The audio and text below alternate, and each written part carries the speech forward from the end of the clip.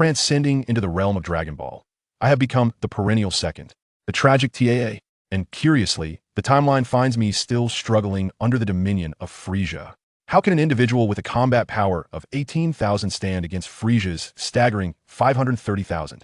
Thus, I must strive to attain the form of a Super Saiyan. Merely becoming a Super Saiyan is insufficient. I shall transcend through 4 forms and ascend to the status of a Super Saiyan God. Let me first set a modest goal to become a Super Saiyan God Super Saiyan. Moreover, I am to secretly learn the destructive techniques of felines. The path to strength indeed appears interminable. Chapter 1. Transcendence as Vegeta. Upon awakening, Chi-Tian's first gaze fell upon a blood-red sky, reminiscent of the crimson hue of blood cascading across a battlefield. He soon realized he was half reclined against a massive rock. How peculiar! Had he not perished? Faint memories lingered of being employed by a faction that feared him, dispatched to South Africa to quell a rebellion. Ultimately, he was betrayed, meeting his demise in a nuclear explosion. Is there a sense of desolation and death? Not exactly. Though a trace of anger remained, he perished not at the hands of a formidable adversary, but rather due to a conspiracy. How could one at the pinnacle of an era succumb to such treachery? He was Chi-Tian, the unrivaled honor of the mercenary realm, boasting a 100 success rate as the world's foremost mercenary. As a mercenary, he had always danced on the precipice of life and death should he fall to a powerful enemy one day. So be it. He was captivated by martial arts, having studied combat techniques extensively even within the illogical confines of the two-dimensional world to enhance his prowess. Is it truly the case that great strength invites persecution? It seems he was not yet powerful enough. Yielding to nuclear weaponry, he accepted his fate. If one day he were to possess an invincible power, surely even a nuclear explosion would hold no sway over him. Yet, to speak of nuclear detonation, such pain possesses a peculiar thrill. Having traversed the tumultuous journey of his past life, Chi-Tian's resolve had hardened like iron. What could possibly disturb him now? My fate is dictated by me, not by the heavens. Now gifted with a chance at rebirth, he vowed never to repeat the same mistakes again. He would undoubtedly seek vengeance, vanquishing every foe that obstructed his ascent to power. Chi-Tian regarded his hands; these were clearly not his own, even with gloves adorning them. So, had he truly transcended? Or was it a soul transfer? Indeed, for the Chi-Tian of reality had long since turned to dust. Gazing towards the distant cacophony, he found himself confronted with an ineffable scene. If he were compelled to describe it, with his limited cultural prowess, he would say it resembled a hellish nightmare descending upon the earth, where countless anguished screams echoed across the barren expanse, punctuated by craters of varying depths. The ruins of shattered edifices lay strewn about, alongside bizarre creatures fleeing in terror. Chi-Tian perceived this as a tragic spectacle akin to the apocalypse, reminiscent of a science fiction disaster film, with the orchestrator of this chaos being a human, wagging his tail. He was a bald giant, his robust physique accentuated by a scruffy beard, donned in peculiar battle attire, laughing maniacally as he wreaked havoc, indulging in plunder and destruction with reckless abandon. Chi-Tian observed, a smile unexpectedly curving his lips as a surge of exhilaration coursed through his veins. The scene was hauntingly familiar, momentarily transporting him back to the tumultuous chaos of South Africa. Beep beep. Chi-Tian noticed a device resembling a detector affixed to his left eye emitting a sound. Instinctively, he pressed the activation button. It seems you refuse to join us? You do not even acknowledge your Saiyan heritage? The words emanating from the detector momentarily stunned Chi-Tian. Suddenly, a name surfaced in his mind. Raditz. Kakarot, we do not need you as a companion. You have become our hindrance. Raditz's voice echoed once more. Kakarot? Chi-Tian mused, rubbing his somewhat bewildered head. The name struck a strangely familiar chord. Listening to the sounds of battle and Raditz's occasional taunt from the communicator, coupled with the hellish scene before him, an avalanche of memories belonging to this Bodis. Original owner flooded Chi-Tian's mind. Planet Vegeta, King Vegeta, Nappa, Raditz, Frieza, the obliterated planets, and now the mention of Kakoti. So, had he transcended into Vegeta? The character from the globally renowned anime Dragon Ball? The perennial second fiddle, always a step behind Son Goku. As he pieced together Vegeta's memories, Chi-Tian realized he was currently alongside his subordinate Nappa, preparing to conquer this planet and profit handsomely from its sale. Most importantly, they were still in service to Frieza. Frieza, Chi-Tian murmured, his emotions swirling with anger, resentment, and regret for his own inadequacies, leaving him in a daze. He turned to see Nappa dragging a dead alien and discarding it at his feet, brandishing a torch as he began to tinker. With Raditz's voice no longer resonating in his ears, only the occasional din remaining, Chi-Tian crossed his arms and leaned indifferently against the rock, observing. System 111 is now online. Host Vegeta. Current battle power, 18,000. Pure Saiyan lineage, 100. Next objective, Super Saiyan 1 activated at 30, a system? Without a hint of surprise, Chi-Tion felt an instant sense of relief. The presence of a golden finger system was an undeniable truth of the universe. Listening to the system's prompt, his emotions remained unfazed. Dragon Ball? Super Saiyan. Henceforth, he would embrace the identity of Vegeta and stir up a tempest in this Dragon Ball world. Chi-Tion, he was Vegeta still aspired to become the strongest being, the pinnacle of glory within Dragon Ball. Even the future Kaioshins, angels, gods of destruction, and Zeno himself would be surpassed, transcended. I can kill my own brother without a moment's hesitation. Would you like to witness it? Just as Vegeta believed the communicator had been severed, Raditz' voice crackled intermittently in his ear once more. This fellow is certainly enjoying himself on Earth. Nappa chuckled upon hearing the arrogant voice of Raditz on the same frequency. Before long, Nappa, while speaking, tore off a segment of the alien's forelimb from the ground and presented it to Vegeta. It's well cooked. With a stoic expression, Vegeta accepted the offering, examined it briefly, and nonchalantly brought it to his mouth for a bite. It was evident that Nappa's culinary skills left much to be desired, as the taste was overwhelmingly dry. Then, Nappa momentarily halted his ferocious gnawing on the alien's thigh as he too heard Raditz's words. How infuriating. To think I would perish at the hands of such a wretch. There exists a miraculous item on this planet known as the Dragon Balls. It can grant any wish of humanity. Naturally, it can also resurrect the deceased. Did you hear that, Lord Vegeta? Raditz's voice, emanating from the scouter, was growing noticeably weaker. You all can await your demise. Relish this year of existence. Ha. The voice from the scouter abruptly ceased. Raditz is dead. Nappa gazed at the distant scene he had wreaked havoc upon, still shrouded in smoke, as if murmuring to himself. Over 1,000 battle power. Vegeta, unfazed, continued to gnaw on the remnants in his hand. Casually muttering, he spat out the splintered bones, rose to his feet, and gazed at the blood-red night sky. If he is dead, then let it be. Weaklings unworthy of existence do not deserve to live. Chapter 2. The chasm between 18,000 and 530,000 in battle power Dragon Balls, capable of granting any wish. Shall we journey to Earth to seek the Dragon Balls and resurrect Raditz? Bardock rose to his feet, casting a curious glance at Vegeta. What a ridiculous notion. Why resurrect that worthless creature? A weakling perishes. It is merely the law of the jungle. Vegeta shrugged, striding towards the spaceship. He was no longer the Vegeta of old. He had no time to waste on Earth avenging Raditz. Moreover, the world of Dragon Balls is teeming with peculiar races, each possessing bizarre abilities. Let us not even mention the martial arts that can ultimately devastate the world. The ability to obliterate a planet in battle is but child's play. The advancement of technology should not be underestimated, such as the creation of androids. And then there is the emergence of magic.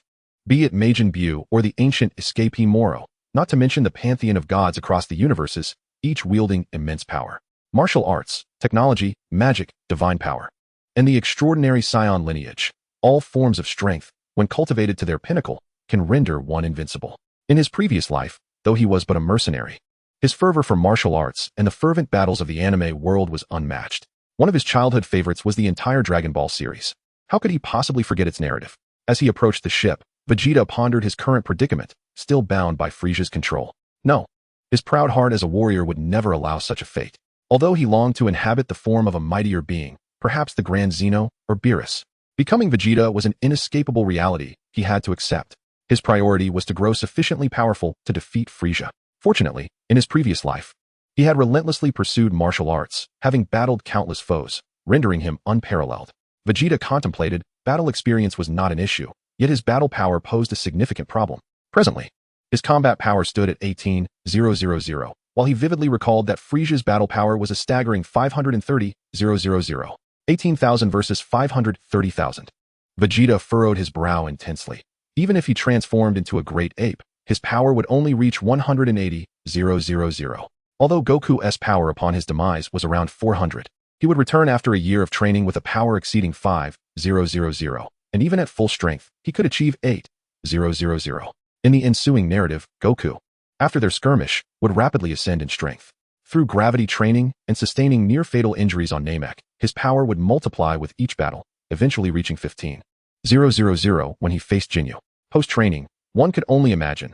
Later, he would ascend to 3 million, and during his battle with Frieza, his Kaioken times 20 would yield a staggering 60 million. Ultimately, upon transforming into a Super Saiyan, his power would soar 50-fold to a mind-boggling 1.5 billion. Vegeta pressed his lips together. In less than a month, he had transcended from the thousands to the hundreds of millions. If not for his innate sensitivity to numbers, one might wonder if it were appropriate to utter the phrase "what a cheat." This hardly seems fair. It feels as though he has been granted an external advantage. Could it be that Akira Toriyama is the father of Kakarot? Is it a cheat? Vegeta pondered the capabilities of his system, questioning if it could elevate his combat power from 18 to over a billion within a month. Such a feat seemed utterly impossible. Utter nonsense. Worthless.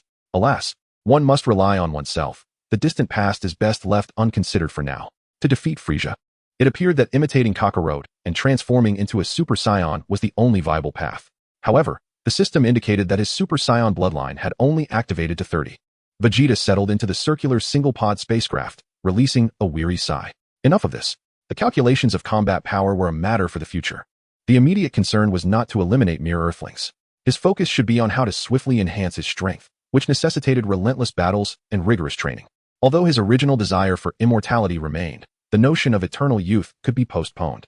He was acutely aware that the Dragon Balls of Earth could grant only one wish. After all, to truly relish the thrill of combat, one's power must be sufficiently formidable. Oh, Kakarot's son appears to possess a combat power far exceeding that of the average Saiyan offspring. Could Raditz have erred? Both of them sat in the circular single-pod spacecraft, ascending beyond the atmosphere into the vast cosmos when Nappa's voice suddenly interrupted Vegeta's thoughts through the scanner. Indeed, Raditz had suffered a significant decline in combat power after a single encounter with that little brat, indicating that half-breeds born of Saiyans and Earthlings possess extraordinary capabilities. With arms crossed, Vegeta's mind was briefly invaded by the image of Bulma. That insufferable woman only hinders his speed in battle. Would such a child not be deemed a Super Saiyan? If he were to sire several half-breeds, might they not dominate the universe? Nappa's lips curled into a smile as he began to fantasize about a glorious future, envisioning himself and Vegeta reigning supreme over the cosmos. Stop rambling. The term Super Saiyan is not to be used so casually. Vegeta scoffed. Let us return. I wish to change my spacecraft. Meanwhile, at the control center on Frieza's Planet 46, several logistics personnel were monitoring the planet's status. A spacecraft had returned. Could it possibly be Lord Frieza? No. It appeared to be a circular single-pod vessel, identified as belonging to Vegeta and Nappa. These two are so arrogant, failing to send us a signal. As if they don't fear being mistaken for enemies and shot down. This fellow still fancies himself as the Prince of Planet Vegeta. Let us not be so harsh. Vegeta's combat power is indeed formidable. His arrogance is only to be expected. One grumbled, though he still obediently instructed the guard squad to prepare for Vegeta and Nappa's arrival. Soon, the spacecraft landed, and the hatch opened, allowing Vegeta and Nappa to disembark in succession. Is Miranado in the research lab? Vegeta asked, not even glancing at the guard standing nearby. As he made his way towards a research facility, following closely behind, Nappa gazed curiously at Vegeta's back and inquired, is your spaceship malfunctioning? Wouldn't it be simpler to acquire a new one? Why go through the trouble of finding Miranado? Vegeta cast a cold glance towards Nappa, his expression unmistakably conveying that he should refrain from further questioning. Miranado, I require a spaceship equipped with a gravity training room. How long will it take? Vegeta swiftly located a tall woman clad in a white lab coat, diligently documenting something in front of a nutrient chamber. He straightforwardly articulated his intent. Chapter 3. The system issues a task. A gravity training room, you say? Miranado echoed Vegeta's words, pondering for a moment before replying. Approximately 1 week, I believe. What do you require that for? I shall retrieve it in a week, Vegeta replied succinctly, choosing not to elaborate further as he departed with Nappa in tow. Observing Nappa's persistent presence, Vegeta waved him away impatiently, stating, you need not follow me. Understood. Nappa nodded and promptly departed, harboring no doubts regarding Vegeta's physique, which appeared unchanged despite the fact that he had assumed control of it. Standing atop a mountain, Vegeta gazed down at the tumultuous waves below, his thoughts adrift. It was unavoidable to dismiss Nappa. Although he had entered Vegeta's body, he had yet to familiarize himself with its full capabilities. This included mastering the utilization of energy and fully comprehending all of Vegeta's techniques. Facing the vast expanse of the sea, Vegeta first closed his eyes in meditation, then attempted to raise his hand, where a faint energy sphere began to coalesce. Kaioken. He hurled the compressed energy towards the ocean, observing as it detonated, creating a massive crater and causing the sea to surge dramatically. He raised an eyebrow in surprise. This energy was far greater than he had anticipated, rivaling the explosive force of a small nuclear bomb. And this was merely a standard attack. Truly, the world of Dragon Ball was extraordinary. Gradually, Vegeta levitated off the ground, bending his legs as he extended his fist and struck with force. The punch unleashed a fierce gust of wind, followed by a rapid kick that rendered his movements nearly invisible as he engaged in an imagined battle with an opponent. After a considerable time, Vegeta descended to the ground, exhaling deeply. The quality of this body exceeded all expectations, far surpassing that of his previous life 1,000-fold. Indeed, he was the legendary Saiyan Prince. The system then announced a task. On the planet Auroras, located near the 76-star region, the monster Alasang wreaks havoc in the Yellow Sand Zone. The host is required to eliminate it. Successful completion of the task will reward the activation of the Super Saiyan bloodline to 50. Failure will result in a decrease of bloodline purity. Vegeta had initially intended to return for rest when a chilling mechanical voice resonated in his ear, causing him to halt momentarily. Is the system capable of such operations? He pondered. Yet, the specifics were secondary, while the monster Alasang's malevolence was noted. It seemed irrelevant to him. Let us not forget, Vegeta was also a formidable antagonist in his own right. Moreover, even without relying on this contemptible system, he could swiftly ascend to the status of a Super Saiyan. Vegeta scoffed at the tasks issued by the system. Such a pitiful mechanism was unworthy of the proud Saiyan Prince. The system, seemingly sensing Vegeta's disdain and rejection, continued to resonate in his ears with its icy voice. The auxiliary system could expedite the host's progress and purify their bloodline. Furthermore, the formidable creature, Auro, was indeed powerful, and the host could strengthen himself through challenges. With the tasks being merely incidental, did the host not desire to enhance his own strength and combat prowess? These tasks were specifically selected to cater to the host's needs. Fighting against the strong? Engaging in battle? Setting aside the Saiyan's inherent pride and power, even the reincarnated Chi Tian was inherently combative. Passion. Combat. This was the essence of Chi Tian's life, and it was now the essence of Vegeta's existence as well. Very well, I shall accept this task. Vegeta promptly turned towards the location where his spacecraft was stationed. All along, Vegeta had understood that Saiyans relied solely on their innate talent and combat experience in battle. He was curious to discover how his training would differ under the system's guidance. In no time, Vegeta boarded his circular single-person spacecraft and arrived near the 76-star region. This region resembled a structure akin to the Milky Way, considerably larger yet structurally similar. In fact, its resources surpassed those of the Milky Way, teeming with diverse life forms on its myriad planets, making it a rare advanced star region in the vast cosmos. Should the 76-star region be put up for sale, it could fetch an astronomical price, and Frieza would undoubtedly covet such a territory.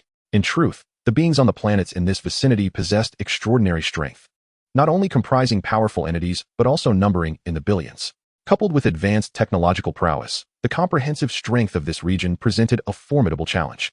Only Frieza himself could lead the Frieza force in a grand offensive. Of course, at present, Frieza was methodically conquering each planet, one by one. After all, in such a prime star region, these planets had no shortage of buyers.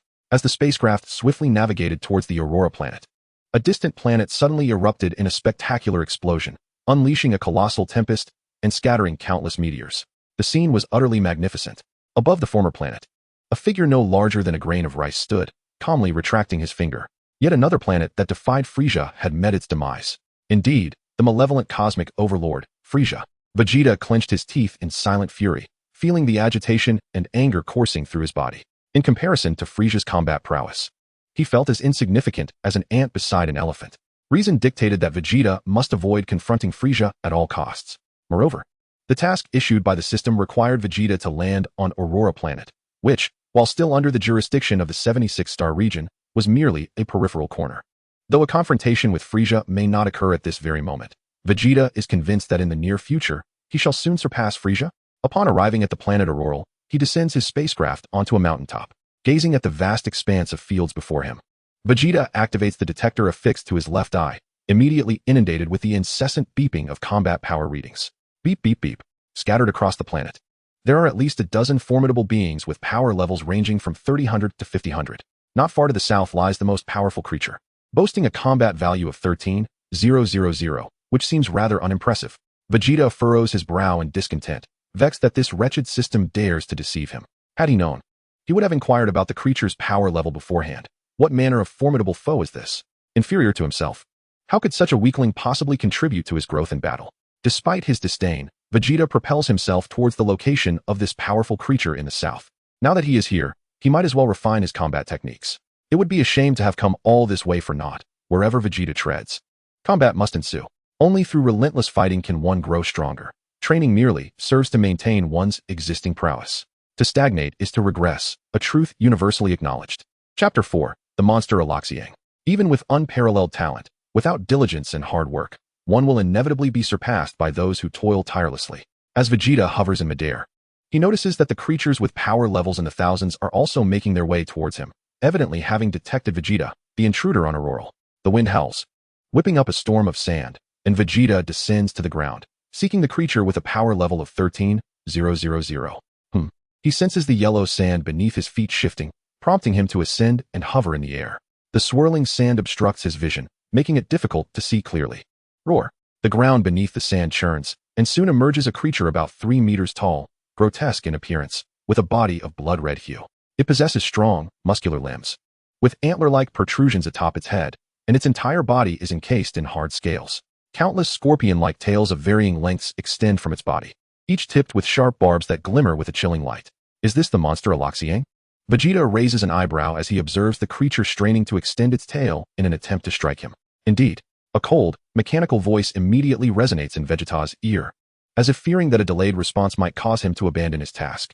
Aloxiang, finding that its longest tail cannot reach Vegeta, roars in fury, scratching at the sandy ground before opening its massive mouth. A ball of red light forms within its maw, shooting towards Vegeta with lightning speed. Vegeta effortlessly swats away the rapidly approaching sphere, poised in midair, his legs slightly bent, ready to attack.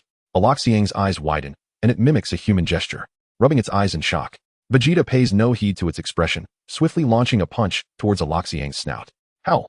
Aloxiang was caught off guard by the sudden blow. Clutching its nose with tears welling in its eyes, a jolt of unparalleled fear surged through its heart. The minuscule creature before it was astonishingly more formidable. Instinctively gripped by fear, Aloxiang's anger erupted into a furious roar laced with resentment. How dare this diminutive being challenge its authority on its own territory? Such insolence could not be forgiven. Aloxiang's frame swelled rapidly in the throes of its bellow, expanding from a height of 3 meters to 10 in the blink of an eye.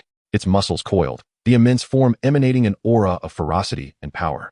The yellow sands beneath it were scattered by this overwhelming presence, revealing a 100-meter expanse of bare earth. Beep beep beep. Battle power, 26. A direct doubling. The scouter Vegeta carried displayed the numbers, and upon receiving this data, a flicker of emotion crossed his otherwise proud and aloof visage. Indeed, it was a pathetic system. It had just reported a power level of 13, and now it had suddenly doubled? The immense pressure emanating from such a colossal form made Vegeta feel like an ant standing at the base of a mountain. Any lesser creature would surely be crushed by this formidable aura. With eyes alight with determination, Vegeta regarded the diminutive Aloxiang below, a slight smirk gracing his lips. What was the point of fighting someone weaker? Now, facing this powerful beast was what true combat was about, was it not? How could he, Vegeta, possibly be intimidated by the mere presence of a monster? At that moment, his eyes brimmed with unquenchable battle spirit. Whether it was the insatiable thirst for victory or the Saiyan's inherent warrior instincts, both were stirring within him. With a swift motion, Vegeta unleashed a fiery energy wave towards Aloxiang. Aloxiang's eyes brightened, resembling a dog eagerly awaiting a meal as it swallowed the energy wave whole.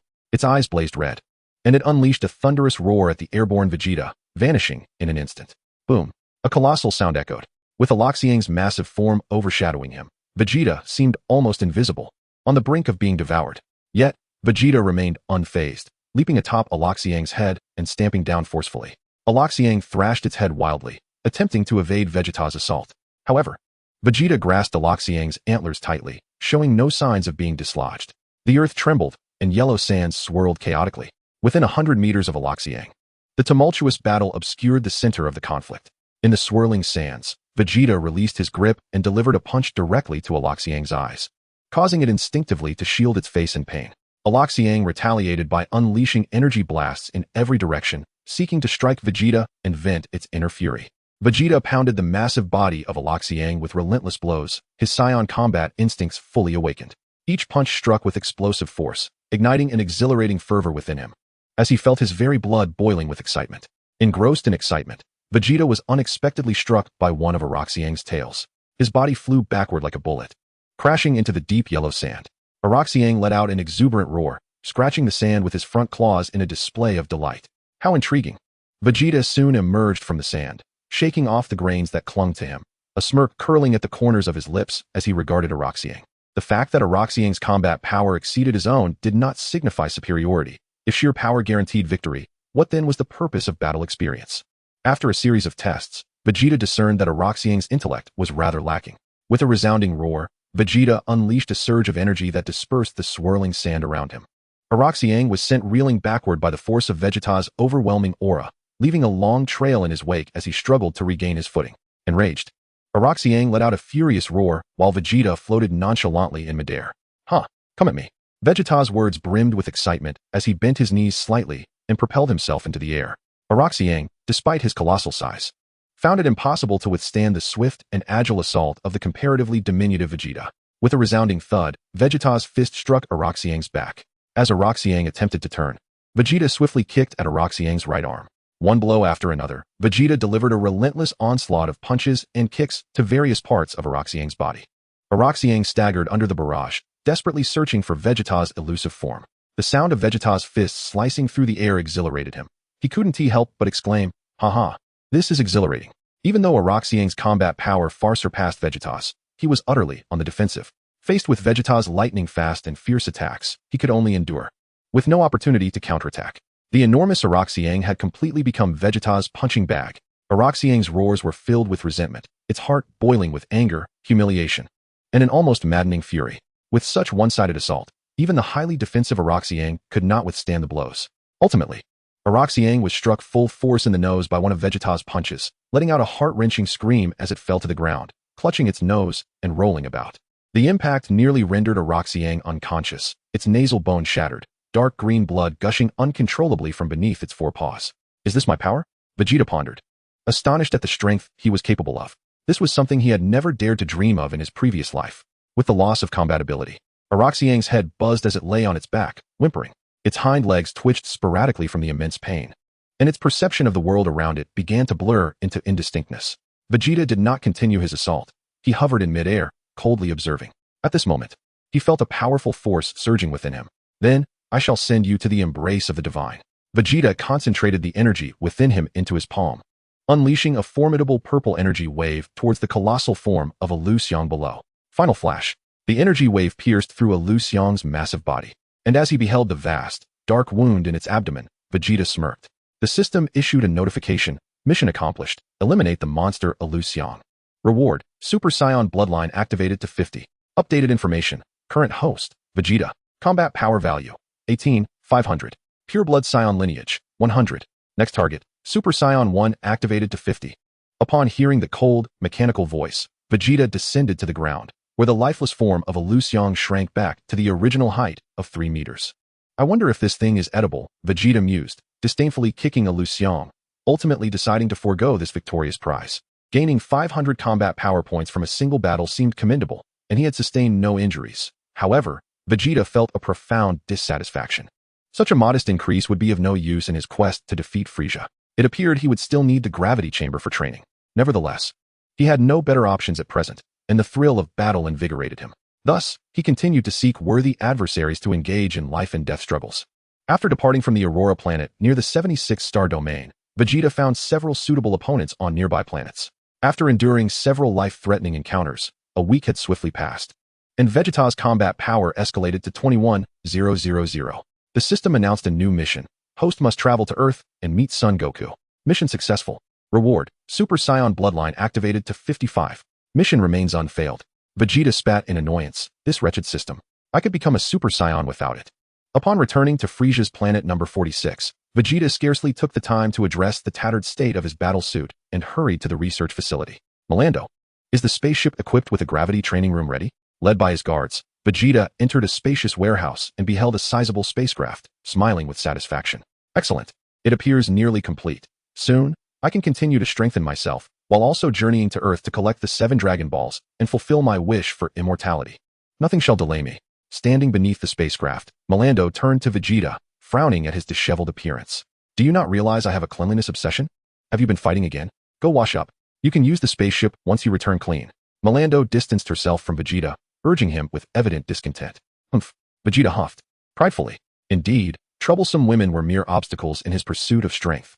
After bathing and donning a fresh battle suit, Vegeta instructed Nappa to meet him at the spacecraft. Where are we headed? Nappa trailed behind Vegeta, as they had not received any further orders from Frieza lately. To Earth. Vegeta led the way, swiftly approaching Miranado. Are you ready? Follow me. Miranado opened the hatch and stepped aboard the spaceship, beginning to introduce various features. This is the gravity training room you requested. It utilizes super strength metal, and even your most forceful attacks will barely leave a mark. After leading Vegeta and Nappa into the training room, Miranado pointed to a series of buttons. Although it's voice-controlled, I believe using buttons is safer. The gravity is set to match the initial gravity of planet Vegeta at 1x, but it can reach a maximum of 500x. Miranado then pointed to some concealed mechanisms in the corner. Additionally, I have included ultraviolet laser devices to enhance your reflex training, as well as light spheres to improve your pursuit speed. Vegeta's forehead throbbed with frustration. He could no longer tolerate Miranado's incessant chatter and promptly dragged him out of the hatch. Nappa, start the spaceship. We're leaving, Vegeta said impatiently, turning back to the ship to issue orders. The spaceship quickly powered up, and the rushing air caused Miranado's lab coat to flap wildly, shielding his face with his hand. Miranado squinted in discontent at the ascending spaceship. Honestly, he doesn't even let me finish my introduction. Damn Vegeta. The top of the warehouse opened, and the spaceship soared into the sky, swiftly breaking through the atmosphere en route to Earth. After setting the autopilot, Nappa watched Vegeta enter the gravity chamber to commence his training. He stifled a yawn. The old habit of feeling sleepy aboard the spaceship struck him again. Before long, Nappa sought a place to nap. The journey to Earth would take a year, providing him with ample opportunity for a long, comfortable slumber. Meanwhile, on Earth, the populace remained silent in the wake of Goku's demise, soon beginning to make their own arrangements. Gohan was taken away by Piccolo for training. Under the guidance of the Supreme Kai, the deceased Goku, disregarding King Yama's advice, embarked on Snake Way to seek training from King Kai. The following day, upon hearing of Goku's death and Gohan's departure with Piccolo, Chi-Chi fainted in shock. Chapter 6, Arrival on Earth. Bulma had repaired the scouter left by Raditz. Following the Supreme Kai's instructions, Yajirobe gathered Krillin, Yamchu, Tien, and Kairatsu to take them to the sacred world for training. During the journey to Earth, Vegeta had spent a full half-month in the gravity chamber, dedicating nearly all his time to training, apart from sleep. He started with 1x gravity and swiftly increased it to 10x, yet this was still insufficient. He understood that Goku had traversed Snake Way and reached King Kai's planet, where the gravity was also set at 10x. Currently, his power level had just surpassed 15,000, remaining around 36,000. Although this was the result of merely half a month's effort, Vegeta was evidently dissatisfied. How long would it take to catch up to Frieza's power level? Although it is said that one must rely on oneself, the relentless pursuit of rapid power enhancement within a short span of time is undeniably arduous. Indeed, seeking the Dragon Balls to make a wish appears to be the only viable solution. One must first attain immortality. With immortality in one's grasp, one could then fully exploit their potential without fearing the repercussions on their body. This would allow for reckless training, transforming oneself into a formidable force. Had it not been for the magical beans, Goku would have perished long ago, and he certainly benefited from Akira Toriyama's influence. Contemplating Goku's apparent advantages, Vegeta grew even more disdainful of his own system. Truly, it is a worthless system. Tasks. Bah. After an intense battle, Vegeta decided to take a shower. As he emerged from the bathroom, towel draped over his head and his body stark naked, his fluffy tail swayed behind him, showcasing his incredibly well-defined muscles. Beep. The detector resting on the counter suddenly beeped. Vegeta picked it up to discover a communication signal from Raditz. Wasn't he Raditz dead? Confused, Vegeta connected the call. Raditz? Huh. On the other end, Bulma, who had been studying the various functions of the detector, was startled to hear a voice that was both cold and indifferent, nearly causing her to drop the device. A woman? Vegeta was taken aback. How could Raditz's detector be in her possession? Who are you? Bulma steadied her emotions, cautiously inquiring. Vegeta placed the detector over his left eye, revealing Raditz's signal position on Earth. He responded with some perplexity. I am Prince Vegeta, the Saiyan. Bulma, having heard of Saiyans before, struggled to recall where she had encountered the term. Are you a prince? She asked curiously. Vegeta found himself at a loss for words. Was she truly this foolish? Having declared himself a Saiyan prince, why ask such trivial questions? Why do you possess Raditz's detector? Vegeta retorted. It suddenly dawned on Bulma that Piccolo had mentioned the Saiyans would arrive on Earth in a year, and the person she was communicating with was none other than the Saiyan prince. Trembling, Bulma abruptly severed the connection. She had just made contact with an enemy. How terrifying. Watching the detector lose signal, Vegeta crushed the device in his hand. If it weren't for this peculiar communication, he might have forgotten the detector's locating and communication functions. He could not allow Frieza to discover his intentions to seek the Dragon Balls on Earth, and he distinctly remembered that it was due to the detector that Frieza had managed to reach Namek before him. He was not yet powerful enough to confront Frieza directly. After destroying the detector, Vegeta returned to his training. Nothing was more important than his cultivation. 10 months swiftly passed.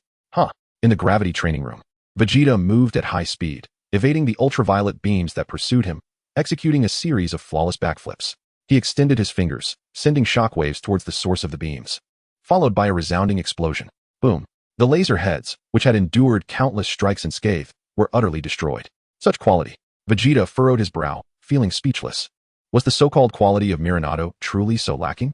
Wasn't it said that no matter how hard he tried, he couldn't destroy them? It seemed he would have to enhance the gravity chamber's quality after all. What was the current gravity? A cold, mechanical female voice echoed in the empty gravity chamber. Currently, the gravity is at 50 times.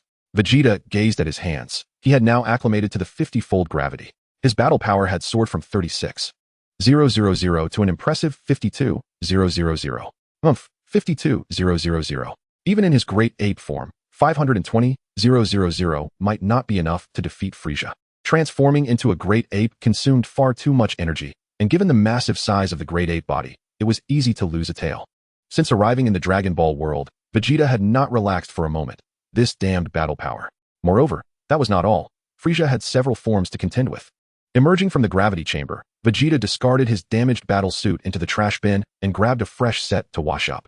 Vegeta, we have reached the galaxy. In 10 minutes, we will land on Earth, Nappa announced, pushing open the changing room door. Just in time for a shower. Vegeta nodded and proceeded to freshen up. The timing was meticulously planned. He had to swiftly locate the Dragon Balls to fulfill his wishes. Earth time, 11:43 a.m. The spaceship landed in the bustling heart of a city on Earth. Towering structures crumbled under the descending vessel, and oil-paved roads cracked open, revealing massive pits. Vehicles along the way collided chaotically, while pedestrians fled in every direction, creating utter pandemonium. What on earth happened? A middle-aged man, seated on the ground, gazed at the enormous pit emitting a wisp of smoke, his voice trembling with fear. Had he moved a moment faster, he might have been reduced to ash. What transpired? A plump woman kneeling beside him wore a look of sheer bewilderment. Terrifying. A suited man, just off work, peered cautiously into the pit with his briefcase clutched tightly. A truck driver managed to halt his vehicle, exhaling deeply. Had it not been for his exceptional driving skills, he would have crashed right into the storefront. The truck driver opened his door, leaning out to investigate the culprit of the pit. It seemed something had fallen from the sky. Wow, it really was. Passers-by, unharmed, gathered to witness the spectacle. Was it a spaceship? Were there truly aliens? Soon, the spaceship's hatch opened, and Vegeta stepped out alongside Nappa, surveying the crowd. Vegeta snorted coldly. Humph. Were they treating them like monkeys for their amusement? Chapter 7. The Gathering of Earth Warriors. Wow, there are actually two of them. Not some bizarre aliens. From a distance, Piccolo and Gohan sensed the presence of these two powerful energies immediately. They have arrived. Piccolo's pupils contracted sharply as he turned to gaze toward Vegeta's location. Gohan's face also bore a serious expression. This energy was formidable. In various locations, as Yamchu, Krillin, and Yajirobe trained, they too were taken aback, sensing the formidable energy emanating from Vegeta and his companion. Tenshinhan. The swift-approaching dumpling pursued Tenshinhan. With a look of astonishment, Tenshinhan swiftly turned anxious. What brings you here? Nappa, where have you landed? Vegeta expressed his disdain for the curious gazes of these insignificant beings. What do you suppose they are doing? A couple in the distance pointed and whispered about Vegeta and his companion. Who are they? Murmurs floated around. Heh, such as Earth in the Dragon Ball world, Vegeta mused, surveying his surroundings, which bore little difference from the Earth of his previous life. Yet, he found their stares intolerable, as though he were a mere monkey in a zoo. I merely wish to choose a lively locale to greet these unworldly individuals. Nappa chuckled, raising his index and middle fingers skyward. Suddenly, a surge of energy erupted around Nappa, obliterating everything in an instant.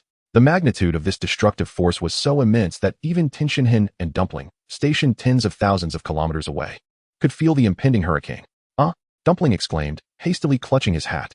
Tenshinhan, equally astonished, squinted towards the direction of the tempest, pondering their actions. Is my greeting not warm enough? Nappa laughed heartily, hovering 3 meters above ground. To be precise, he had not merely leveled the ground. He had excavated it several meters deep. The spaceship, previously nestled in a pit, now stood prominently on the surface, a clear testament to the devastation. Vegeta, arms crossed, surveyed the barren landscape, casting a cold glare at Nappa. You ought to rein it in. Refrain from further damaging the Earth. Oh, are you concerned that the damage might affect its market value? Nappa dismissed with a wave of his hand. What does it matter? If necessary, we can simply find a better planet next time. By the way, Vegeta, let us hasten to seek out those wish-granting orbs. Nappa scratched his bald head, recollecting their purpose for visiting Earth. They are called Dragon Balls. Vegeta retorted, arms still crossed. To collect the Dragon Balls, they would need to locate Bulma. At this moment, the Dragon Balls had already been utilized to resurrect Kakarot. Moreover, each use required a year of cooldown. As this realization struck Vegeta, The veins on his forehead throbbed. How could he have forgotten such a crucial detail?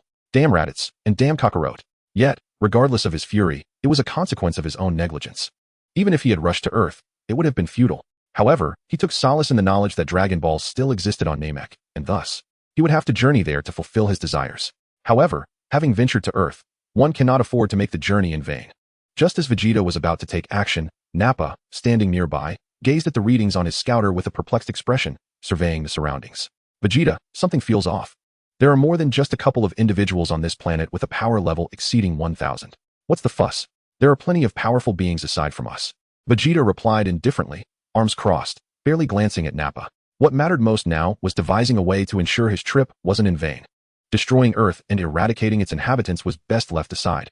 After all, Beerus was waiting for a feast later. Without befriending that wild cat, how could he learn the techniques of a god of destruction? Two formidable energy signatures are approaching us, Nappa remarked. A smirk forming on his lips as he observed the shifting positions on his scouter. They are practically delivering themselves to us. Vegeta shrugged nonchalantly, deciding to wait for that Raditz fellow to arrive, eliminate him, and then seek out the Dragon Balls. As for Piccolo, perhaps he could take this fellow to Namek and help him reconnect with his roots. Two powerful presences were already on their way to the Saiyans. Were they Piccolo and Tien, or perhaps Krillin and Kaiotsu?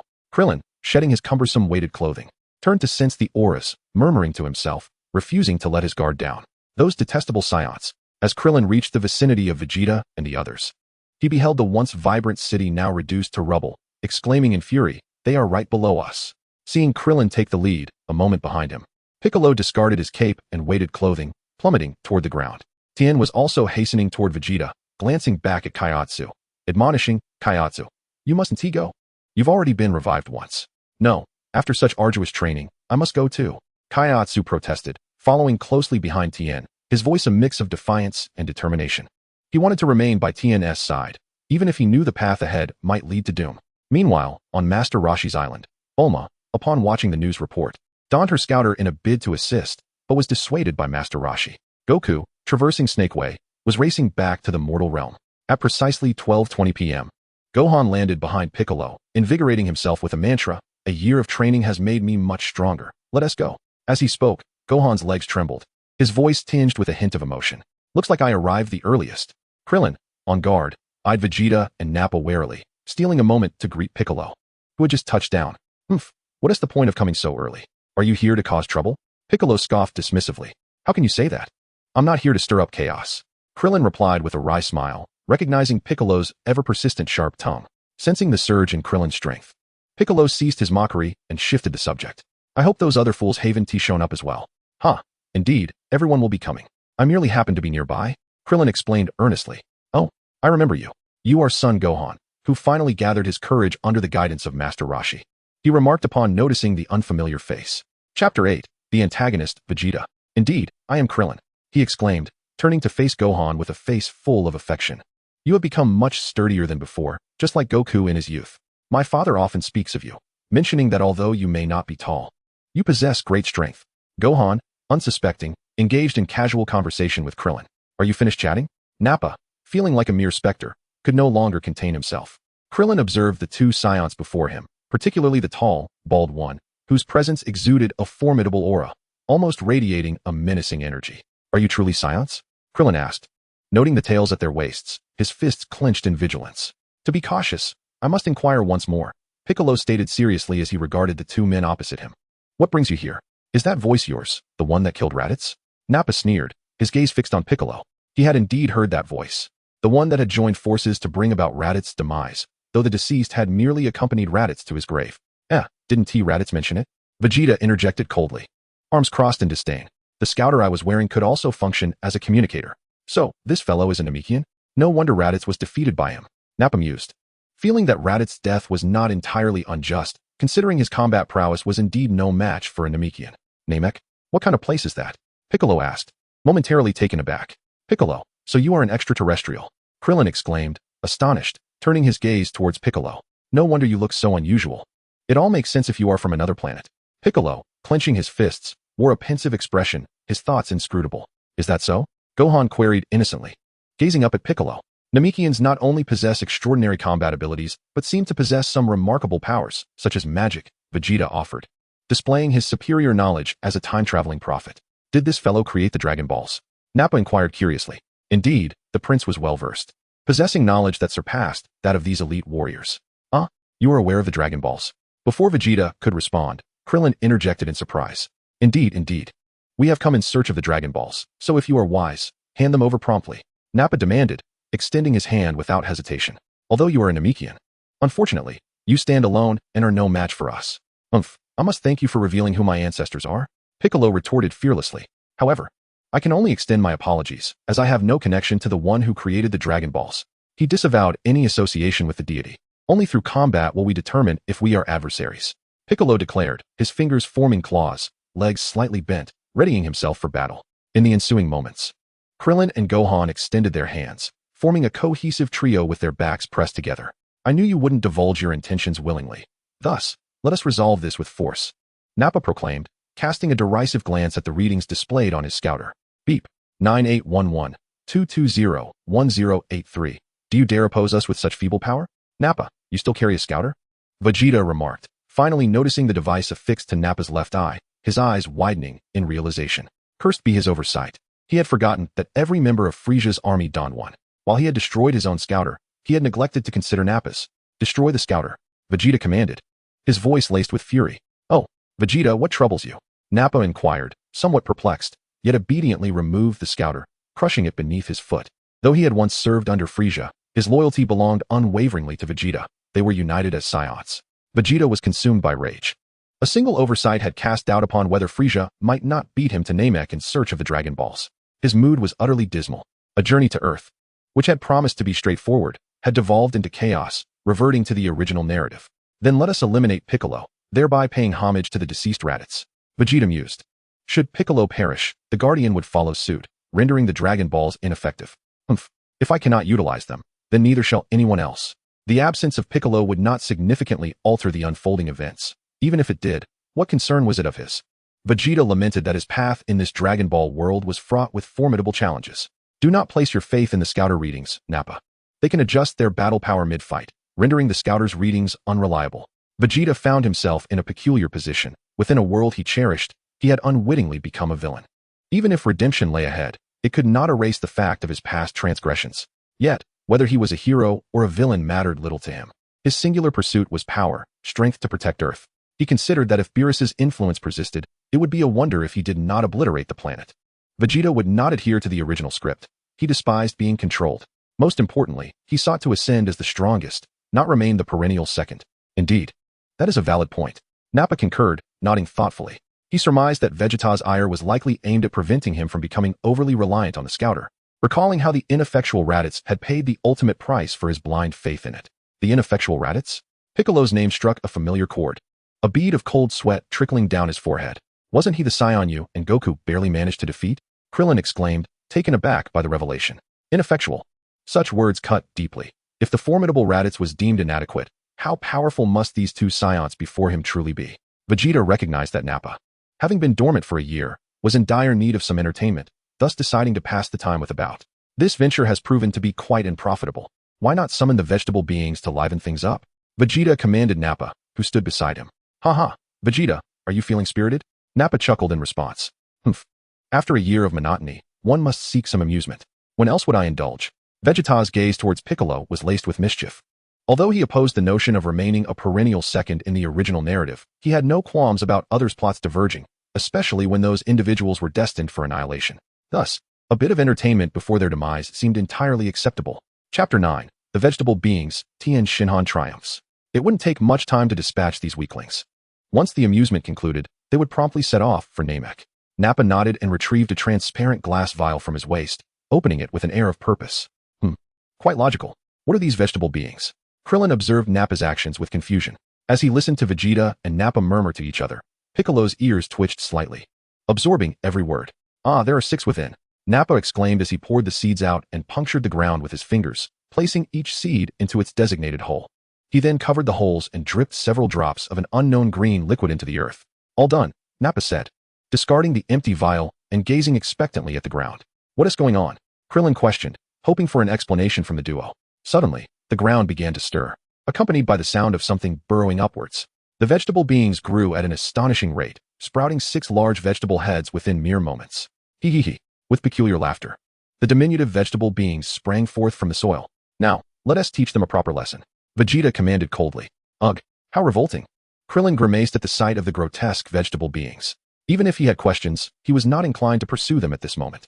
However, they certainly appeared formidable. Sensing the energy of the 6 vegetable beings, Krillin furrowed his brow in seriousness. Piccolo, rarely in agreement with Krillin, acknowledged, indeed. Just as the two sides prepared for battle, Tien Shinhan and Kaiatsu arrived on the scene. Krillin's excitement surged as he spotted them. Tien, Kaiatsu. Hey, how could I be forgotten? Yamcha descended from the sky on the opposite side, addressing Krillin and the others. Did I arrive too late? Huh, more allies have arrived. Nappa sneered at the newcomers, lamenting that they were all but useless. Vegeta cast a cold glance at Yamcha, the former of Bulma. As a matter of masculine honor, I suppose I must eliminate him too. Although Bulma was indeed his wife in the Dragon Ball universe, whether he would marry her in the future or if it would impact his combat prowess was irrelevant.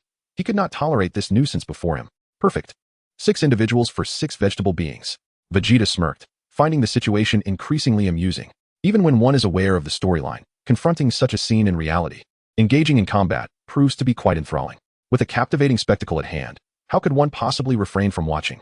It presents a splendid opportunity to study the combat techniques of these fighters and enhance one's own skills. It is often said that even the smallest mosquito is still meat. Those with lesser strength may possess unique moves worthy of emulation. One-on-one combat? How utterly mundane. Piccolo, clenching his fists in dissatisfaction, proclaimed loudly. There's no need for such verbosity. I can handle everything alone. Don't lose your temper. Isn't this all the better? Goku hasn't arrived yet. Krillin hastily gestured to calm the irate Piccolo. This one-on-one format is preferable. It allows us to buy time, especially since Son Goku is yet to arrive, after all. He is Earth's trump card. Very well, I shall step forward first. Tien, fists clenched, took several steps forward to stand before the group. You foolhardy wretch. Nappa scoffed disdainfully, directing a scornful gaze at Tien. Vegeta, arms crossed, remained silent. Indeed, the plot is formidable. The first to take the stage is none other than Tien.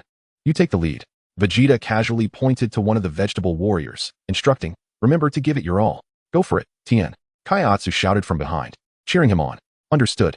Tien nodded, his focus unwavering as he gazed at the vegetable warrior designated by Vegeta. Yeah, the vegetable warrior charged forward with a fierce shout, propelling itself towards Tien. Tien extended 2 fingers, channeling his energy to repel the vegetable warrior, sending it hurtling away. He swiftly followed up with a claw strike to seize the initiative. The vegetable warrior, taken aback by Tien's prowess, executed a backflip to stabilize itself. It then lunged at Tien, its head suddenly splitting open, releasing a strange liquid aimed at him. Swish! Tien narrowly evaded the liquid. Krillin and Piccolo swiftly dodged as well, as the ominous liquid threatened to drench the bewildered Gohan. With quick reflexes, Piccolo lifted Gohan, narrowly avoiding the disaster. Sizzle, sizzle. The mysterious liquid splashed onto the ground, rapidly corroding a long streak into the surface. Whoa! Gohan, jolted back to reality, exclaimed, "That's terrifying." Having avoided the liquid, Tien delivered a powerful elbow strike to the vegetable warrior's still splitting head. The warrior collapsed, rendered incapable of battle. Nappa stared in astonishment, struggling to believe that the vegetable warrior had fallen so easily. Victory! Kaiatsu cheered, waving his arms and legs in the air. Krillin couldn't help but praise. Tien is truly remarkable. Indeed, Tien's combat strength has surpassed that of the vegetable warriors. Vegeta remarked coolly, observing Nappa's surprise. What? The vegetable warriors possess a combat power of 1200. In terms of sheer strength, they are on par with Raditz. Nappa exclaimed, astonished by Vegeta's words. Earthlings are unexpectedly formidable. In this world, how can there be so many impossibilities? After all, circumstances are shaped by human effort. Vegeta cast a puzzled glance at Nappa, bewildered by his arrogance. This world is never short of those who diligently cultivate themselves to become formidable. Moreover, the outcome of a battle often hinges on a single oversight, a minor detail, or even a stroke of bad luck. These can mean the difference between life and death. With a hiss, Vegetable Man number 1 struggled to rise. Tien Shinhan. That guy is up again, Dumpling exclaimed, spotting Tien Shinhan who had just returned to his side. Crack! Vegeta raised an eyebrow and, with a flick of his finger, unleashed a small energy wave that obliterated Vegetable Man number 1 in an instant. Foolish trash that refuses to listen deserves no mercy. To challenge me means death. Gasps of astonishment erupted from the onlookers as they turned their gazes towards Vegeta's actions. Even Nappa was taken aback by Vegeta's sudden fury, while the other standing vegetable men trembled in fear at the sight of him. Chapter 10, Yamcha Falls, Krillin's Fury. That guy's battle power is at least 1800. Engaging this vegetable man is merely a waste of time. Vegeta coldly continued, his words laced with ruthlessness. I stated my intent to go all out. It's evident that this vegetable man underestimated the situation. What purpose does such scum serve? Battle is not a game. It is a life or death contest, where the strong survive and the weak perish. How cruel. Krillin felt a chill at Vegeta's words, sensing his callousness and indifference. Piccolo observed Vegeta in silent astonishment. The people present began to take note of Vegeta. This seemingly small man was far from harmless. Now, who will be next to take the stage? Vegeta urged, his brow furrowed. He had no time to waste on their trivial chatter. While Tien Shinhan was indeed formidable compared to the vegetable man, it was only marginally so. Humph, this time, I shall ensure that you are utterly defeated. Nappa expressed his frustration that the vegetable men were struggling against these earthlings. It was a disgrace to their Saiyan pride, even though only the two of them remained. Very well, Krillin declared, stepping forward, intent on being next. Allow me. However, Yamcha boldly stepped up, exuding confidence. Let me show you how this game concludes. Humph, Vegeta scoffed. Disdain evident in his demeanor. This annoying fool. Let me take the lead. Krillin looked at Yamcha, his excitement palpable. Perhaps he too could dispatch enemies as swiftly as Tien Shinhan did. Without a moment's hesitation, Yamcha rejected the idea. You've already been revived once. If anything goes wrong, you won't have another chance. Humph, such brazen words. Vegeta observed coldly, designating another vegetable man to step forth. Let them witness the true prowess of the vegetable man. Nappa couldn't help but rally his team. The chosen vegetable man gritted its teeth and took a few cautious steps forward. Eyeing Yamcha with wariness, it could not follow the unfortunate fate of number one. Ready? Bring it on. Yamcha clenched his fists and bent his legs, grinning at the imposing figure of vegetable man number 2 before him. As the words fell, Yamcha swiftly dashed toward Vegeta's counterpart, the vegetable man number 2. And their figures vanished from sight. Wow, they disappeared. Son Gohan exclaimed in shock, his voice rising in alarm. Don't be foolish. It's merely due to their incredible speed. Focus and feel the flow of energy. Piccolo, hands on his hips, regarded Gohan with disdain, wondering if this was truly the disciple he had taken under his wing. He found it hard to accept. In the next moment, Yamcha and Vegetable Man number 2 reappeared in another location, entangled in fierce combat. Their punches and kicks were a dizzying display, with Vegetable Man number 2 being forced to retreat, though in truth, both fighters were evenly matched. With a sudden leap, Vegetable Man number 2 found refuge atop a nearby mountain, closely pursued by Yamcha. As Yamcha leapt into the air, Vegetable Man number 2 lunged at him. Yamcha realized he was unable to maneuver mid-air, lacking any leverage. Just as Vegetable Man number 2 believed victory was within his grasp, Yamcha smirked. And in a moment that left his opponent bewildered, his form vanished. Vegetable Man number 2 grasped at nothingness. Under the force of Earth's gravity, Vegetable Man No. 2 began to plummet toward the ground. Turning to witness Yamcha reappearing above him, his eyes widened in disbelief. This defies logic. Yamcha unleashed a powerful energy wave at the descending figure, striking him squarely. With a resounding crash, Vegetable Man number 2 was propelled into the ground. Debris soaring in a cloud of dust. As the dust settled, the earth lay in ruins, with Vegetable Man number 2 buried within, his fate uncertain. Another failure. Naba seethed, wishing he could personally intervene. Yamcha landed beside the fallen foe and, with a triumphant glance toward Vegeta and the others, declared, "These monsters are not as formidable as they seem. Leave the remaining 4 to me." Before he could finish, Vegeta noticed the 3 fingers of Vegetable Man No. 2 twitching in the depression. Humph, this time you were careless. Vegeta scoffed, thinking that mere showmanship required true strength to back it up. Yamcha looked at Vegeta in confusion, but in the next instant, the presumed defeated Vegetable Man number 2 sprang up from the crater, tightly grasping a startled Yamcha. Oh no. The others were equally taken aback by this sudden turn of events. With a mocking expression filled with determination, Vegetable Man number 2 raised his head and then detonated himself. A colossal burst of energy engulfed both warriors. Boom. A thunderous explosion sent rolling clouds of smoke into the air, leaving the onlookers in stunned silence until the haze began to clear. That's the spirit. Vegeta crossed his arms, observing the dissipating smoke, while the now lifeless Yamcha lay on the ground, laughing heartily.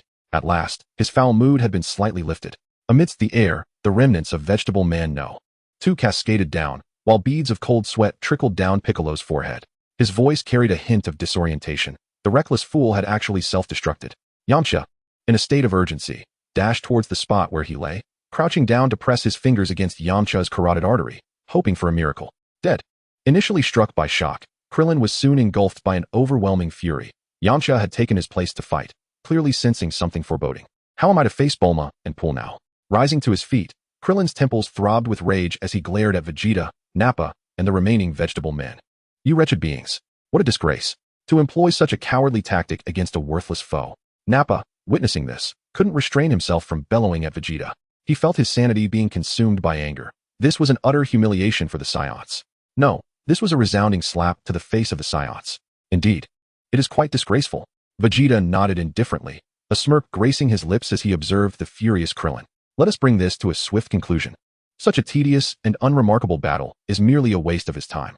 Krillin, directing his attention to Piccolo and the others standing nearby, roared a warning, clear the way. Allow me to showcase my prowess. Energy wave. As he spoke, he extended his hands, gathering a formidable aura between them, and unleashed a tremendous energy wave toward the positions of Vegeta, Nappa, and the vegetable men. Chapter 11, Nappa strikes. Duck for cover. Tien instinctively raised his hands to shield himself while reminding Kairatsu to hasten his escape. If Kairatsu were harmed, he could not be revived. Lacking both strength and speed, what was there to avoid? Piccolo remained motionless, thoroughly dissatisfied by Gohan's panicked retreat. Whoosh. Meanwhile, the remaining 4 vegetable men hastily took to the air to evade Krillin's onslaught. Should they be struck by such a powerful attack, they too would perish. Huh. Observing the vegetable men scramble, Krillin chuckled. His assault would not be so easily evaded. In an instant, he flipped his hands, sending the potent energy wave soaring into the sky. High above, the energy wave fragmented into several streams, simultaneously targeting the 4 vegetable men, as well as Vegeta and Nappa. In an instant, a tempest roared, and debris swirled around. 3 of the vegetable men were obliterated by the energy wave, while Vegeta and Nappa raised their arms to shield themselves from the dazzling light hurtling toward them. Crack! Crack! The sound reverberated like thunder, shaking the very earth. In a moment, smoke enveloped their position, and shards of rock cascaded from above like rain. Floating amidst this spectacular scene, Kaiatsu exclaimed with excitement, "Amazing! Ah, I missed one." Taking a deep breath, Krillin relaxed, feeling quite satisfied with his newly learned technique, despite letting 1 vegetable man escape. Truly impressive. Son Gohan gazed with envy, sensing that Krillin was remarkably powerful, perhaps not inferior to his father. Lost in his musings, he remained utterly unguarded. Concealed within the smoke, the villainous vegetable seized this prime opportunity to launch a surprise attack on Gohan. Alas, the moment Tien Shinhan realized the danger, he could only shout helplessly, unable to intervene in time, as he was at a distance from Gohan. The despicable vegetable had chosen to target the weakest son of Goku. In this critical moment, a hand clamped down on the vegetable's attacking claw, and Piccolo, with an expressionless visage, tightened his grip.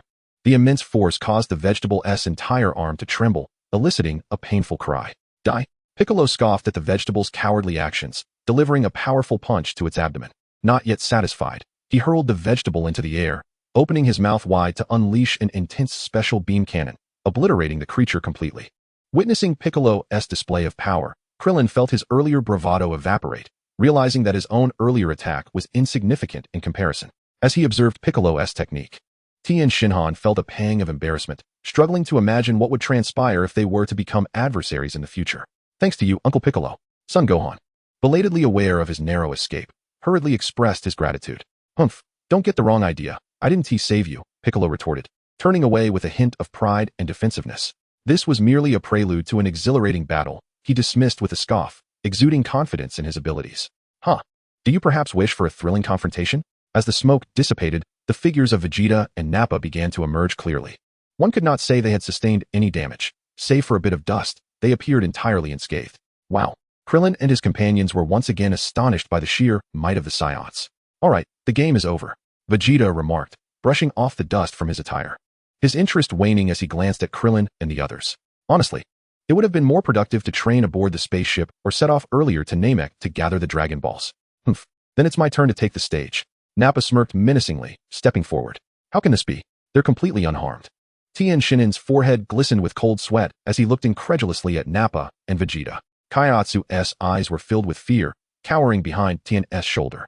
But I gave it my all. Is this truly the strength of a Saiyan? Krillin was acutely aware of the potency of his attack.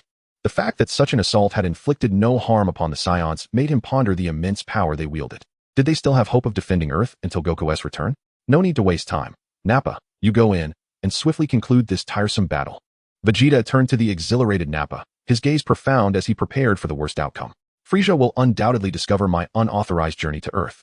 For the members of the Ginyu Force harbor a considerable disdain for me. They have long sought to create trouble for me, and my decision to act independently will surely be seized upon by them. Moreover, in the original narrative, I had subtly mentioned the existence of the Dragon Balls on Namek. which later came to the attention of Frieza before I could fully disclose it. After all, Frieza harbors a desire for immortality. And although he is presently engaged in plunder and devastation near the 76-star region, there is always the possibility that someone might overhear our conversations or witness my clandestine actions and inform Frieza. While the storyline appears unchanged for now, it is not beyond alteration. Nappa, observing Vegeta's palpable impatience, immediately interjected, "I can effortlessly dispatch all 5 of them in no time. Just give me a minute." Vegeta furrowed his brow, aware of Nappa's dissatisfaction with the recent performance of the Namekian, coupled with his eagerness, which concerned his pride as a Saiyan, making a confrontation inevitable. Nappa clenched his fists, unleashing a formidable aura, determined not to allow these earthlings to underestimate the Saiyans. The ground began to tremble, and Tien, astonished, felt the vibrations beneath his feet. "Tien, my psychic abilities are ineffective," Kaiatsu exclaimed, struggling to maintain his form while attempting to use his powers to restrain Nappa. However, the overwhelming energy emanating from Nappa caused Kaiatsu's abilities to dissipate. "Why is this happening?" Krillin shielded his face with his hands, watching as debris lifted from the ground and a whirlwind formed, his eyes wide with disbelief. Nappa radiated an extraordinary energy, visibly expanding with a power that could topple mountains. Remarkably potent, even the typically stoic Piccolo showed signs of alarm, his expression reflecting the sheer intensity of Nappa's released energy. Chapter 12. Kaiatsu's Self-Destruction. "Huh," Nappa bellowed, his body engulfed in energy, casting a wicked grin toward Piccolo and the others, his face adorned with mockery. "So, who shall I strike first?" "Be careful," Piccolo shouted, prompting everyone present to quickly assume defensive stances. Nappa roared as he soared toward them, his first target being Tien. Tien instinctively attempted to block Nappa's approaching fist, but Piccolo, watching in horror, yelled, "Get out of the way." The sheer force was far beyond Tien's capability to withstand. In an instant, the group had no time to react, as Nappa's punch severed Tien's arm in one swift motion. Tien cried out, clutching his severed limb, his scream echoing with anguish. Tien, Kaiatsu, suspended in midair, widened his eyes, tears brimming in his bloodshot gaze. Countdown, 57 seconds. Vegeta crossed his arms, coldly observing as he calculated the time. Nappa, gazing at Tien's agonized and contorted face, raised his fist once more, intent on delivering a finishing blow. "Then it shall be you who meets your demise first." As Tianjin Fan bit down on his molars to suppress the excruciating pain that coursed through him, he propelled himself into the air with a powerful push of his legs, his gaze fixed with seething anger upon the grinning Nappa. How infuriating! Nappa let out a derisive snicker, launching himself upwards in pursuit of Tianjin Fan. He twisted his body midair and unleashed a powerful punch aimed squarely at Tianjin Fan's face, delivering a blow so forceful that it sent him crashing down to the ground. The immense inertia caused Tianjin Fan's body to bounce several times upon impact. Bang! Yaozi, terrified, covered his mouth in shock as he watched Tianjin Fan fall. Tianjin Fan trembled violently, attempting to rise, yet he found himself utterly spent. Remarkably resilient, he was still alive. Nappa, suspended in the air, was taken aback. This weakling was proving to be somewhat more capable than he had anticipated. Son Gohan's body quivered at the sight of the relentless battles and the sacrifices of his comrades. The sheer magnitude of power was horrifying. Piccolo, beads of cold sweat forming on his forehead, spoke with a tone tinged with gravity. The 2 Saiyans who had arrived this time were even more formidable than Raditz had been. Terrifying. Damn it. Krillin gritted his teeth and dashed swiftly towards Tianjin Fan. "Come back." He is beyond saving. Upon witnessing Krillin's reckless charge, Piccolo shouted urgently. "Shut up." Krillin ignored him, driven by fury. "That is our comrade. How can we stand by and let him perish?" "Utterly reckless." Nappa sneered contemptuously, extending 2 fingers towards Krillin in a dismissive gesture. A massive surge of energy erupted, hurtling towards the ground in Krillin's direction. The shockwave from the explosion sent Krillin soaring into the air, while Piccolo hastily shielded himself from the flying debris. Dazed, Krillin collapsed onto the ground, gasping as he stared into the vast, bottomless crater before him, filled with dread. This being's power was unimaginable. Piccolo surveyed the crater, his peripheral vision catching sight of Son Gohan, who had curled up on the ground in a ball. "Yaozi, where are you?" Krillin scanned the surroundings, but found no trace of Yaozi. Had he been killed? Son Gohan trembled as he raised his head, his eyes brimming with tears. "So terrifying. What are you saying?" Tianjin Fan strained to lift his body, searching desperately for Yaozi's figure. 45 seconds left, Nappa. Watch your back. Vegeta, arms crossed, silently counted the seconds while observing the battle, finally offering a warning. Nappa glanced down at Vegeta, who was shouting at him from the ground. But before he could react, Yaozi had already flown to his back. Thud. Nappa turned to see the small Yaozi clinging tightly to him. "Yaozi." Krillin and Tianjin Fan gasped in shock, unable to believe their eyes. "You little brat." Naba reached back, attempting to dislodge the tiny figure from his back. Yaozi, what are you doing? Tianjin Fan roared in anger. Despite Naba's furious attempts to shake him off by crashing against the mountain behind him, Yaozi remained steadfast, refusing to let go. As Tianjin's heart-wrenching cries echoed in the air, he watched as the battered dumpling lay in a pitiful state. No, dumpling. Quickly escape. Farewell. A gentle voice resonated in Tianjin's ear, causing his pupils to dilate with overwhelming despair. At that moment, Dumpling's eyes glistened with tears, a single droplet cascading down his cheek. You won't, will you, Dumpling? Tianjin sensed Dumpling's intentions and desperately reached out towards him. A tremendous surge of energy erupted from Dumpling's being, enveloping him in a radiant glow, followed by a thunderous explosion. The others were taken aback, unable to fathom that Dumpling intended to perish alongside that abominable creature. Their eyes widened in shock as they witnessed the colossal blast. Vegeta, however, smirked, counting down 44 seconds. Dumpling. Tianjin stood frozen, his body trembling, as he cried out in anguish. To self-destruct and perish with the enemy, you reckless child. Piccolo, beads of cold sweat forming on his brow, scolded with a hint of emotion. Tianjin's gaze suddenly faltered as he looked to the sky, questioning why this was happening. Krillin, too, stared at the dissipating smoke, his body trembling in fear. How futile. Naba sneered and scathed, brushing dust from his face and looking down with disdain. It seems you have yet to grasp the extent of our power. One down, and now it's your turn. Naba laughed maniacally, clenching his fists as he directed his gaze at Piccolo, Krillin, and Gohan below. Huh, go die? This is impossible, he-s unharmed. Krillin gasped, retreating involuntarily as he looked up at the invulnerable Naba. Damn it, Dumpling sacrificed everything. He had already used the Dragon Balls to revive Dumpling once. He couldn't do so again. Fury coursed through Tianjin as he clenched his fists, staring at the airborne Naba, his words heavy with regret and bitterness. Dumpling would never return. Fear not. I shall ensure you reunite with that little brat in another world. Thank me. Naba boasted, disdain etched on his face. Chapter 13. Tianjin's Descent into Death. I will not let you go unpunished. Tianjin nearly lost his sanity, screaming incessantly. Hey, listen to me. The moment he begins his assault, we still have a chance. Piccolo whispered to Krillin, who stood nearby. Naba has half a minute left. Vegeta spat on the ground, irritated by the wasted time. Do not look at me. I will not impede your strategy. Vegeta responded indifferently to the gazes directed at him by Piccolo and the others. Stop hesitating. Seize the opportunity. Piccolo was at a loss for how to respond to Vegeta's nonchalance. Veins bulged on Piccolo's forehead, feeling a strong sense of humiliation. You seem quite pleased. But once Goku arrives, you may not be so smug. Is that so? Kakarot is your trump card now. Vegeta scoffed, shrugging dismissively. That guy is hardly worth my concern. At this moment, Naba swiftly soared towards Piccolo and the others. An opportunity had arisen. Piccolo sensed the rush of Naba's energy and quickly lifted his gaze towards the sky. Good. Krillin gritted his teeth, fixating intently on Naba. However, Gohan trembled uncontrollably. He yearned to act and keep pace, yet his body refused to respond. Suddenly, the figures of Piccolo and Krillin vanished, while Tien shouted fiercely. Let me show you our might. Your end is nigh. Naba charged at Tien with a clenched fist, laughing maniacally. In that instant, Naba realized that Piccolo was inexplicably at his side, matching his speed. As Naba momentarily lost focus, Piccolo summoned all his strength and delivered a powerful punch to Naba's right cheek. Naba was caught off guard, and before he could react, Krillin appeared above him, hands crossed, delivering a heavy blow to Naba's back. Stunned, Naba plummeted towards the ground. Gohan, hurry. Strike now. Piccolo shouted urgently, alerting Gohan below. Yet, Gohan trembled, struggling to muster even a sound. He was paralyzed by fear. Gohan. Piccolo glared, incredulous that the child he had trained would falter at such a pivotal moment. I'm scared, Gohan stammered, his body shaking violently, overwhelmed by terror. Do not torment a mere child. Krillin exclaimed, momentarily at a loss for words, dismayed that Gohan was too frightened to attack at such a critical juncture. Piccolo's forehead throbbed with veins, his features contorted with rage. This wretched boy was about to squander a golden opportunity due to some inexplicable fear. Let us take over, Piccolo declared, placing his hands on his hips, eyeing Naba as he fell.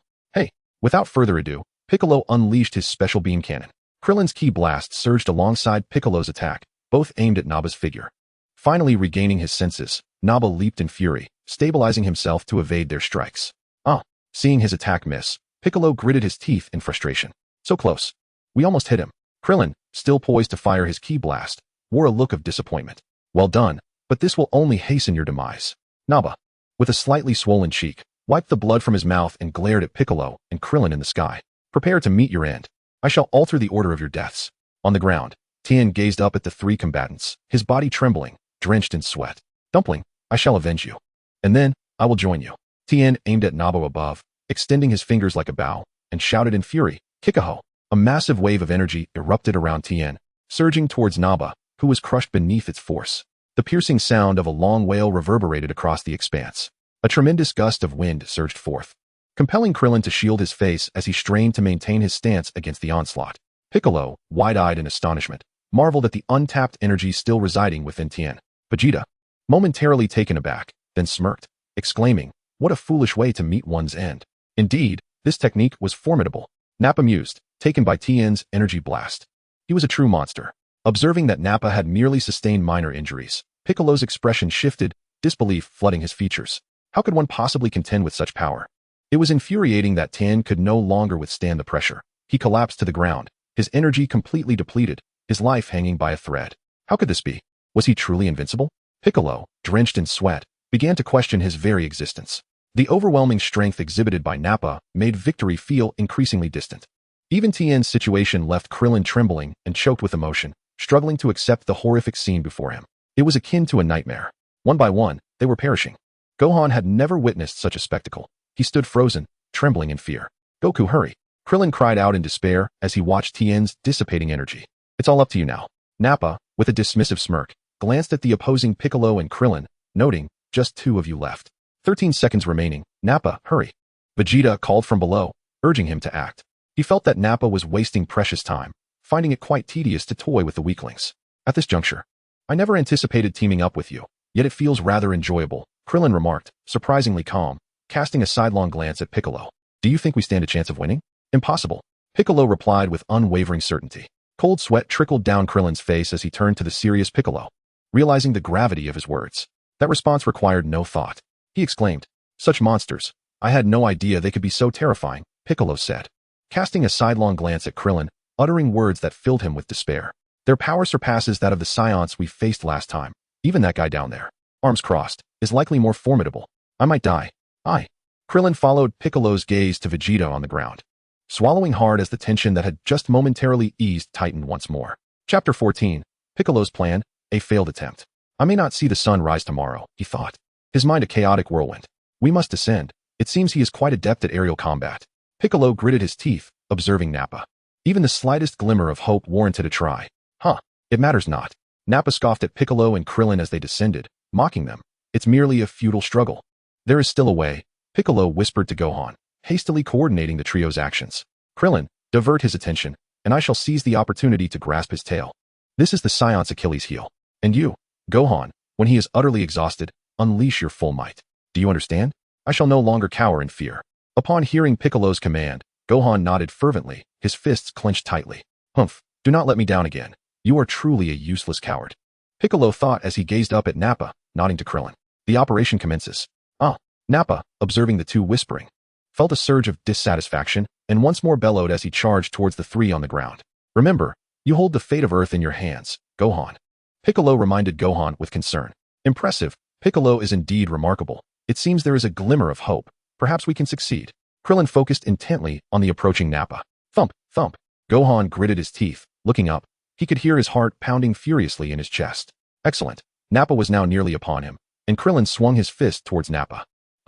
Nappa, momentarily taken aback, thought, how dare this fool confront me head-on? This is sheer folly. Nappa scoffed. 5 seconds remaining. Vegeta, arms crossed, watched with keen interest. Surely Piccolo and Krillin's whispered plans were not so simple. Hey, Gohan mimicked Piccolo, gritting his teeth and focusing intently on Nappa. Distract him, Krillin. Piccolo's forehead was beaded with sweat, tension evident in every fiber of his being. Just as Krillin launched himself at Nappa, he suddenly fired a ki blast downward, propelling his body swiftly into the air. Nappa, caught off guard by Krillin's maneuver, wondered what on earth he was doing. The opportunity has arrived. In that fleeting moment of confusion, Piccolo swiftly moved toward Nappa, seizing his tail with determination. Smack! Gohan, hurry! Piccolo shouted. Hiya! Gohan cried out with fury, sprinting towards Nappa with all his might. Has he caught it? Krillin, suspended in midair, felt a surge of excitement. This time, success seemed possible. How foolish. Nappa delivered a crushing elbow strike to Piccolo's back. Gohan, in a panic, screeched to a halt, mouth agape in disbelief that Piccolo's plan could fail. Piccolo's vision blurred, his eyes instantly bloodshot from the impact. How could this happen? The sudden reversal left Krillin astonished, his eyes wide open. Why was darkness creeping into Piccolo's vision? As he fainted, he murmured, "Is this how it ends?"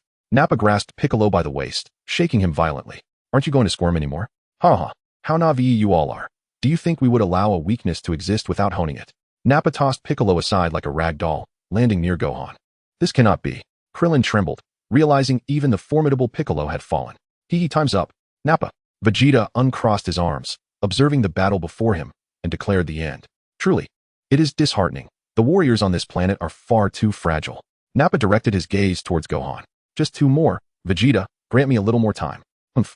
Vegeta snorted disdainfully as the voice of the system echoed in his mind. The system issued a task. The host must wait 3 hours to meet Goku. Success would yield the activation of the Super Saiyan bloodline to 55. The task was not a failure, merely sustained. Vegeta felt a fleeting confusion. Was this truly his system? Bah. What nonsense. He was pressed for time to reach Namek and had no intention of lingering here waiting for Kakarot. Moreover, he had initially forgotten that Kakarot had used the Dragon Balls for resurrection, and that first misstep had already left him exceedingly displeased. Coupled with the fact that the scouter could very well have alerted Frieza to the existence of Dragon Balls on Namek, the blunder was done. Vegeta would not weep like a coward. Absolutely not. He must not allow any further mistakes to occur. He needed to reach Namek before Frieza, to collect the Dragon Balls and fulfill his desires. This absurd system sought to impede him? Wait 3 hours. Not a chance. Haha. Nappa observed Gohan racing towards the unconscious Piccolo, grinning maliciously. Let us start with you, little brat. That is Kakarot's son, bearing the blood of a Saiyan. Yet displaying such cowardice. Do not kill him, Nappa. Vegeta coldly interjected, watching Gohan tremble like a leaf. He felt nothing but disdain. What a disgrace to the Saiyan race. Teach him a proper lesson. Let him understand what it means to be a warrior of the Saiyan lineage. Vegeta smirked, his tone icy. Oh, is that so? Nappa exclaimed, launching a fierce kick towards Gohan, sending him flying. No, don't. Krillin cried out instinctively as he witnessed the scene unfold. Nappa extended his hand, fingers together, slicing down towards Gohan's waist. Swish. Gohan's eyes widened as he was hurled into a nearby mountain, colliding with the rocky surface, which shattered upon impact. Oh no. Gohan tumbled down along with the debris, landing face first on the ground, motionless. Hey, he is not just going to die like that, is he? Is the half-breed truly so fragile? Nappa pondered aloud, perplexed by Gohan's stillness. With great difficulty, Gohan managed to rise from the ground, coughing up a considerable amount of blood. Cough, cough. Clearly, Nappa's blow had inflicted severe internal injuries. As Gohan gasped for breath and wiped the blood from his lips, Nappa nodded in satisfaction. Now that is more like it. Chapter 15, Gohan Run. In the next moment, Nappa launched himself towards Gohan with great force. Krillin had already leaped in front of Gohan, shifting his weight back onto his left leg, and delivered a powerful kick to Nappa's cheek. Damn it!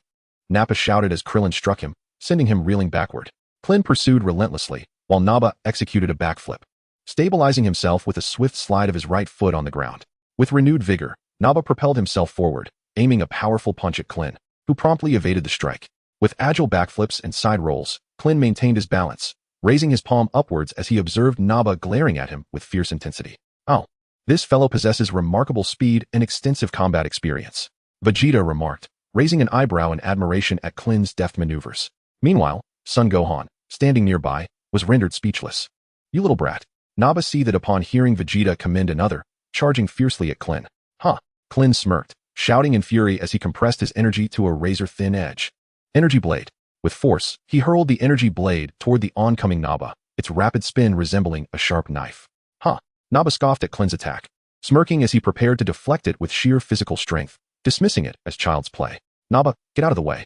Vegeta shouted with a furrowed brow, exasperated by the foolhardiness of Nappa. Surprised, Nappa turned just in time for the energy blade to graze his cheek, leaving a deep cut as it continued towards the mountainside. Boom. The massive mountain was cleaved in two by the energy blade, and as Nappa witnessed the destruction, cold sweat trickled down his forehead. How could you not perceive such a technique? Truly foolish. Vegeta huffed, casting a disapproving glance at Nappa. Frustrated by his missed opportunity and the unexpected turn of events, Krillin felt a pang of regret. Nappa touched his searing cheek, noticing a few drops of blood trickling from the wound, and glared furiously at Krillin. You dare leave a mark on me. Nappa seethed, his rage emanating in waves. Krillin sensed Nappa's power intensifying, tightening his fists in apprehension. Come at me. Nappa dove towards Krillin, raising his arm to unleash a powerful energy blast. Krillin, on high alert, leapt into the air to evade Nappa's attack, the ensuing explosion of energy forcing him to shield his face. Die! Nappa roared, preparing to strike at the unsuspecting Krillin suspended in midair. At that moment, A revived Piccolo, eyes wide open, unleashed a powerful energy wave aimed at Nappa's back. Caught off guard, Nappa felt the scorching pain on his back, unable to locate the source of the attack, and began to jump in frustration. Ugh! Thud! At that moment, Klin, having expended all his energy, plummeted to the ground. Nappa turned to see the wheezing Piccolo, panting yet still capable of retaliating. Damn it, you've regained consciousness. Nappa's anger surged. These insufferable earthlings were as resilient as cockroaches, stubbornly resisting against all odds. Nappa, you've wasted enough time. If you can't handle this, let me take over. Vegeta observed Nappa's disarray with a frown. Do not underestimate Earth. As Piccolo clenched his fists, he gritted his teeth and forced the words from between them. Humph. Then I shall send you to your demise first.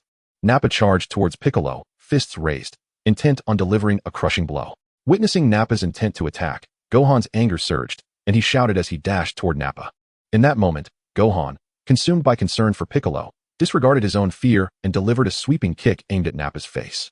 The force of his strike was astonishing, sending Nappa flying and leaving Piccolo in disbelief. Nappa crashed against the mountainside, causing a collapse that buried him beneath the rubble. Gasping for breath, Gohan stared in astonishment at the strength of his own attack. Suddenly, the sound of shifting stones echoed, and from the shattered debris, Nappa emerged, fury etched across his face. Piccolo furrowed his brow in despair.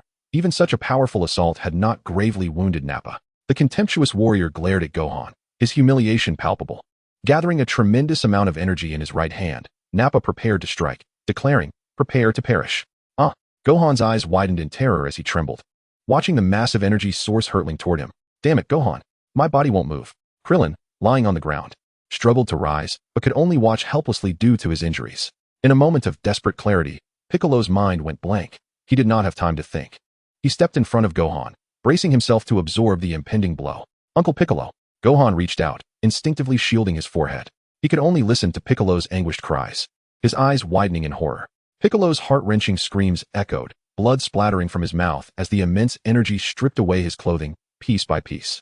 A deafening explosion followed, sending a storm of debris into the air, as if the heavens themselves rained down rocks. As the light faded, a vast scar marred the land before them, and Nappa smirked in satisfaction. Just as he was about to burst into laughter, an invisible grip tightened around his throat, his expression twisting in a grotesque mix of arrogance and shock. Piccolo trembled, gritting his teeth as he shielded Gohan. His tattered clothing barely covered him, and he struggled to maintain his composure. Gohan, you must escape, he managed to utter, glancing back at Gohan with great difficulty. In the next instant, Piccolo collapsed, his fate uncertain. Gohan's eyes brimmed with tears as he stood frozen in fear, trembling hands resting on Piccolo's arms, gently shaking him. Uncle Piccolo, why did you do this? Time seemed to stretch, perhaps an eternity or merely a fleeting moment, as Gohan's tears fell onto Piccolo's arm, choking back his sorrow. Chapter 16. I forgot to mention. My name is Vegeta. Why haven't you fled yet? As Piccolo's eyelids grew heavier and his breath became increasingly faint, an urgent plea escaped from Gohan's lips. Run. Don't die. My father will be here soon. Gohan watched as Piccolo slowly succumbed, his eyes wanting to close. Please, I beg you, don't leave us. It was utterly humiliating. The formidable Piccolo, the Demon King, could hardly comprehend the tears streaming down Gohan's face. With a rare tenderness in his voice, Piccolo murmured, I never imagined that I would be moved to protect a child. It is your innocence that has touched me. He paused, his thoughts lingering. Yet, Gohan, you are the only one in this world with whom I can share my thoughts. That is why I fight so fiercely to protect you. For you alone are willing to converse with me. With great difficulty, Piccolo blinked, attempting to stifle the tears that threatened to overflow. The months we've spent together have not been in vain. Please, don't die, Gohan. His voice dwindled, fading into silence until it was forever lost. Ultimately, his eyes closed for the last time. Vegeta sensed Piccolo's life force extinguish and cast a cold glare at Nappa. Enough. I still intend to eliminate Kakarot's son. Nappa, displeased, turned to Vegeta, urgency lacing his words. Just give me a little more time. Enough. I have given you ample time. Do you refuse to heed my commands? Vegeta rebuked him sharply. In the wake of Piccolo's demise, Gohan rose, directing his fury at Nappa, who was engaged in conversation with Vegeta. Aya! Gohan unleashed a heart-wrenching scream, gritting his teeth as he raised his arms, intertwining them to muster every ounce of strength for a final strike. Mystic flash. Nappa turned in shock, sensing a sudden surge of power. Krillin strained to look over and assess the situation. Is that coming from Goku's son? His energy is formidable. Vegeta marveled at Gohan's transformation. Fueled by rage, Gohan channeled all his energy toward Nappa, launching it with fervor. Nappa bellowed, gritting his teeth as he swung his arm forcefully to deflect the mystic flash. A tremendous explosion erupted. Kid, you've got some skill, Nappa remarked, eyeing Gohan's trembling hand. unable to suppress a grin. My hand is nearly numb. Vegeta, sensing a decline in Gohan's energy, glared at the dazed boy. Looks like that last attack drained him completely. Uncle Piccolo, I am powerless. I cannot avenge you. Nor do I have the strength to escape. Gohan lamented, pressing his hands against his knees, his voice laden with despair as he turned to Piccolo's lifeless form. Damn it. Krillin pounded the ground in frustration, struggling to rise, but to no avail. Ugh. Humph. I will crush you underfoot. I can hardly wait to see Kakarot's face when he learns that you all are dead. Nappa raised his leg, intent on delivering a fatal blow to Gohan. Nappa, withdraw your foot. Vegeta barked, his irritation palpable. Time has already been squandered. The Saiyan lineage had a penchant for defying fate, surviving against insurmountable odds at the last moment. Vegeta, even if I cannot obliterate this planet, allow me to eradicate this fool. Nappa's elevated foot remained steadfast, refusing to budge. Vegeta released his crossed arms and raised his right hand, palm facing Nappa, gathering energy. You have defied me twice already. Thus, I shall reiterate. Your next transgression will lead you to the embrace of the divine. I have no need for insubordinate subordinates. Observing Vegeta's demeanor, Nappa hastily lowered his feet and, though disgruntled, approached Vegeta obediently. Why do I sense something different about you, Vegeta? Nappa grumbled in dissatisfaction. Humph, perhaps you have grown too reliant on your scouter. It's possible that our unauthorized movements have already caught Frieza's attention, and he may even seize the Dragon Balls before us. Vegeta scoffed, surveying the scene until he noticed only Gohan still standing, while Nappa appeared utterly disheveled, his tone laced with disdain. What are we waiting for? Let us hasten to find the Dragon Balls. Upon hearing this, Nappa immediately grew anxious, unwilling to confront Frieza. As for the Dragon Balls of Earth, they are now lost, Vegeta said, pointing towards Piccolo while crossing his arms once more. However, what? Nappa impatiently interjected, perplexed by Vegeta's cryptic tone. There exist Dragon Balls on Namek. He disdainfully regarded Nappa, questioning the decline of his intellect. Oh, and Kakarot's son, as well as that bald-headed boy. You must remember to inform Kakarot upon his return that if he seeks vengeance, he should come to Namek. I shall be waiting for him. And my strength surpasses his by countless measures. I forgot to introduce myself. I am called Vegeta. Turning to Gohan and Krillin, Vegeta smirked with a hint of malice. Let us proceed. He soared into the air first, heading towards the spaceship that had previously landed on Earth. A task notification resonated in his mind. The host must await the arrival of Son Goku on Earth. Successful completion of the task rewards activation of Super Saiyan bloodline to 55. Upon landing before the spaceship, the system's voice echoed in Vegeta's mind, audaciously threatening him. Failure to complete the task will result in the obliteration of your Super Saiyan bloodline. Splendid. Truly commendable. Vegeta snorted, clenching his fist. Can you reveal your true form? Nappa initially gazed at the self-talking Vegeta with confusion, then scanned the surroundings cautiously. Was a formidable foe pursuing them? Without the scouter, he felt utterly blind to the presence of other beings. I want T. Vegeta sensed an unusual tension in the system's typically cold, mechanical voice. You either bring him here now, immediately, or obliterate my bloodline. One day, I shall hunt you down, and it will be to the bitter end. Vegeta snorted again, urging the bewildered Nappa. Hurry, board the spaceship. Is there not an enemy? Who are you speaking to? Nappa scratched his bald head, feeling an unsettling chill creeping down his spine. The system mused that if it had a physical form, it would likely be reduced to ashes by Vegeta at this moment. What sort of weakling had it bound itself to? Pathetic system, your existence is fragile. My prince, it will only take 3 hours. The system contemplated that if rigidity was unfeasible, perhaps it should attempt a more flexible approach. After 3 hours, encountering Son Wukong marked the completion of the task. Although merely activating the 5th bloodline, it was nonetheless a task easily within reach. Chapter 17. I do not follow the plot. Wouldn't you agree? Observing Vegeta's unwavering strides, the voice of the system grew increasingly faint. Very well, if you choose not to meet Son Wukong, should any deviation from the plot arise, this world may collapse, and you shall perish alongside it. Everyone shall perish. Hearing the system's defeatist commentary, Vegeta found himself intrigued by this so-called system. A world collapsing due to a deviation in the storyline? What a flimsy excuse. Vegeta scoffed. Such words might fool a mere toddler. Is the world truly so fragile? Every decision made by anyone at any moment can influence the future, and to speak of a collapsing plot, what is the future but the unknown yet to come? What consequence does a deviation in the Dragon Ball narrative hold? And how does it relate to world annihilation? He was a living being, with a unique consciousness of his own. To expect him to follow the plot was utterly ludicrous. Sensing Vegeta's skepticism and internal derision, the system responded with some frustration. In the original narrative, your battle with Son Wukong represented the pinnacle of conflict, a classic moment in the Dragon Ball universe. Do you not deem it significant? Without your confrontation, the stability of the Dragon Ball world would be profoundly compromised. Ultimately, you must encounter Son Wukong. Then let us proceed to Namek. Vegeta disregarded the system's incessant prattling, promptly sealing the cabin door and instructing Nappa to pilot the ship away from Earth. You absolutely must meet Sun Wukong. The system clamored within Vegeta's mind. System, should you continue to chatter, I might very well wait for Kakarot just to eliminate him. After all, even with a Kaioken X3, his battle power barely reaches 24,000, while mine stands at 52,000. Upon uttering these words, the system's incessant voice fell abruptly silent. How long until we reach Namek? Vegeta crossed his arms, standing behind Nappa. Nappa, grasping the controls of the spaceship, replied, it will take approximately 1 month. During our journey, we will pass by Frieza's Base 79, where we can resupply. Very well, at that time, you may descend to gather the Dragon Balls while I act alone. Your current battle power is far too low. Focus on your training, or you shall no longer be worthy of remaining by my side. Vegeta nodded curtly in acknowledgement of Nappa's cold, unvarnished words before turning towards the gravity training room.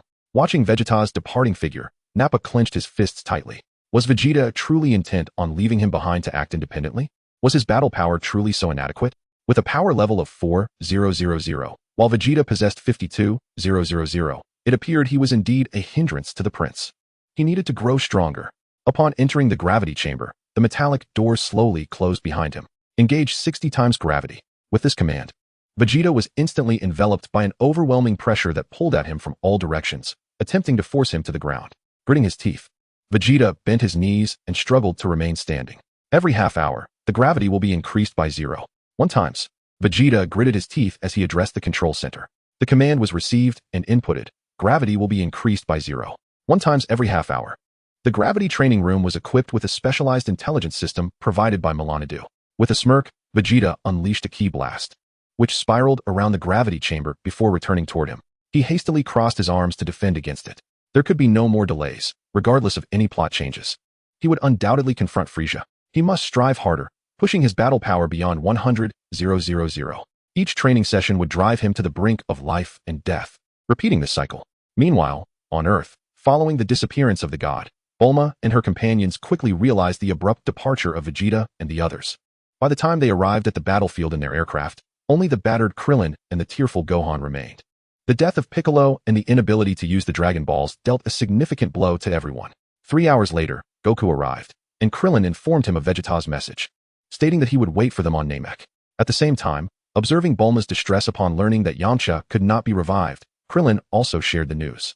Based on Vegeta's conversation with Nappa, it seemed that the deceased could potentially be resurrected, for the Dragon Balls existed on Namek as well. The location of Namek was provided by King Kai, yet Bulma calculated that it would take 339 years and 3 months to reach it with Earth technology. Upon Krillin's suggestion, they decided to modify the spaceship that Goku had used as a child when he came to Earth. Bubbles also recounted the words of the god before his passing, contributing the god's spaceship to Capsule Corporation for research. Bulma gathered everyone at her company. They congregated in Bulma's home, observing her father, Brief, diligently modifying the spaceship in the courtyard. It appeared that the modifications would take about a week, and they could embark on their journey to Namek in approximately a month. With hands on her hips, Bulma looked at Goku and the others, stating that the spaceship was already being modified and they needed to decide who would go. Yes, I must go? Goku nodded, turning his serious gaze to Krillin, who still had his arm in a cast. Are you coming, Krillin? Of course, he replied, furrowing his brow. But doesn't that mean we won't be able to train for an entire month? Krillin was deeply troubled. Recalling Vegeta's words that one must become 1,000 times stronger than Nappa, he was eager to grow even stronger. Haha, Goku grinned at Krillin, putting his arm around his shoulder. Don't worry, I've asked Bulma's dad to set up a gravity training room. By the way, Bubbles, Bulma turned to the quietly standing Bubbles. About going to Namek. Before she could finish, Bubbles firmly rejected the idea. The temple cannot be left unattended for 2 months. What? That's unacceptable. You must go, as long as you understand the Namekian language. Bulma quickly countered. What nonsense. If Bubbles doesn't go, then who will? I will teach you the Namekian language. Bubbles nonchalantly passed the responsibility back to Bulma. Standing nearby, Krillin also turned his gaze towards Bulma, nodding in agreement. Then let Bulma go. If anything happens, you can repair the spaceship and the machinery. No, I won't go. Bulma quickly shook her head. That Saiyan is on Namek too. It's such a dangerous place. What a joke. She was in the prime of her youth. How could a blossoming young woman jeopardize her future? Hey, don't look at me. I absolutely refuse to go. Seated beside them, the soldier Majiro was munching on a chicken leg he had somehow procured. Noticing the heavy atmosphere, he suddenly shouted. Chapter 18. Goku and the others set off for Namek. Who said you had to go? Bulma retorted angrily at Majiro. No one is counting on you. Don't worry, Bulma. We still have Goku with us. There surely won't be any danger. Krillin reassured her. Master Roshi, observing Bulma drooling, chimed in with a mischievous tone. 2 months back and forth on a spaceship. I wish I could join. I want to see the dragon on Namek too. I'll accompany Bulma. As he spoke, his clumsy hands reached for Bulma's backside. You idiot. If you go, I would feel even more endangered. Bulma frowned and delivered a sharp smack to Master Roshi's head. If I go, I need a bathroom, a comfortable bed, and a sound system. Bulma began to contemplate how the spaceship should be modified. I want to go too. Take me with you. Suddenly, Gohan, sitting next to Chi-Chi, shouted. Chi-Chi's eyes widened in shock as she stared at Gohan, unable to believe her ears. Gohan, don't joke around. I'm not joking. I really want to go. Gohan clutched his shirt tightly. What nonsense. It's a 2-month journey. What about your studies? Chi-Chi shouted angrily at Gohan. Come on. Let's stand back a bit. Master Roshi quietly suggested, pulling Krillin a few steps back to avoid any collateral damage. I must go? I want to bring Uncle Piccolo back to life. Gohan lowered his head, his eyes filled with determination. All right, Gohan is right. Goku, standing nearby, voiced his approval. Goku. Chi-Chi turned her piercing gaze towards him. Goku, taken aback, scratched his head and feigned ignorance with a silly grin. You two be quiet. Gohan absolutely cannot go. What if something happens? It's a 2-month trip, and this year has already made me worry sick. Chi-Chi clenched her fists, her voice rising in anger. What about your homework? You're already far behind the other kids. I won't allow you to go. Piccolo's situation has nothing to do with you, Gohan. You're still a child and should act like one. Enough. Gohan suddenly shouted at Chi-Chi. The onlookers were taken aback by his outburst. Gohan, you've gone astray. Chi-Chi's eyes widened in disbelief. Mom, you shouldn't say such things. Everyone is fighting desperately. We have to revive those who have fallen and continue battling the Saiyans. Gohan clutched his clothing tightly, tears streaming down his cheeks. I must go. I must witness Uncle Piccolo resurrect my mother, for he sacrificed himself to save me. I'm sorry, but I must prevail. Chi-Chi. Gohan has grown. The Ox King placed a reassuring hand on Chi-Chi's shoulder, expressing his pride in Gohan's newfound strength. Well done. Gohan, you've matured. Goku approached Gohan, patting him on the shoulder in encouragement. Thus, the group heading to Namek had been finalized. Goku, Bulma, Krillin, and Gohan. During the week of modifications, Bulma was exceptionally busy, not only working alongside Brief to upgrade the spaceship, but also learning the language of the Namekians. Soon, after traversing through the cosmos, the four boarded the spaceship that Bulma and Brief had painstakingly transformed, departing Earth. Oh, how swiftly it disappears, exclaimed Master Roshi, gazing at the ship as it transformed into a mere speck in the sky from his island. Gohan, don't forget to write back, Chi-Chi shouted, cupping her hands around her mouth. In a flash, the spaceship distanced itself from Earth. Once Bulma switched the controls to autopilot, she stood from the pilot's seat, a frown adorning her face as she strode toward her quarters. Is Bulma upset? Gohan wondered, rubbing his sore head and casting a puzzled glance at Krillin. I want to see Earth. Gohan, dressed in a small suit, made his way toward the transparent dome.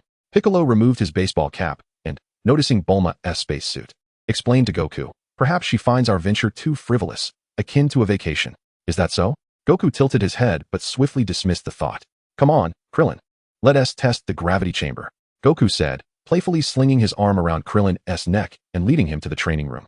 I've heard that Vegeta is incredibly formidable. I must train twice as hard. Goku stretched his arms, eager to begin. Under King Kai's tutelage, the gravity was tenfold. Let us set it to 10 times to start. Goku pressed the central button. Beep, beep, beep. Gohan, now donned in a small Piccolo outfit, followed suit.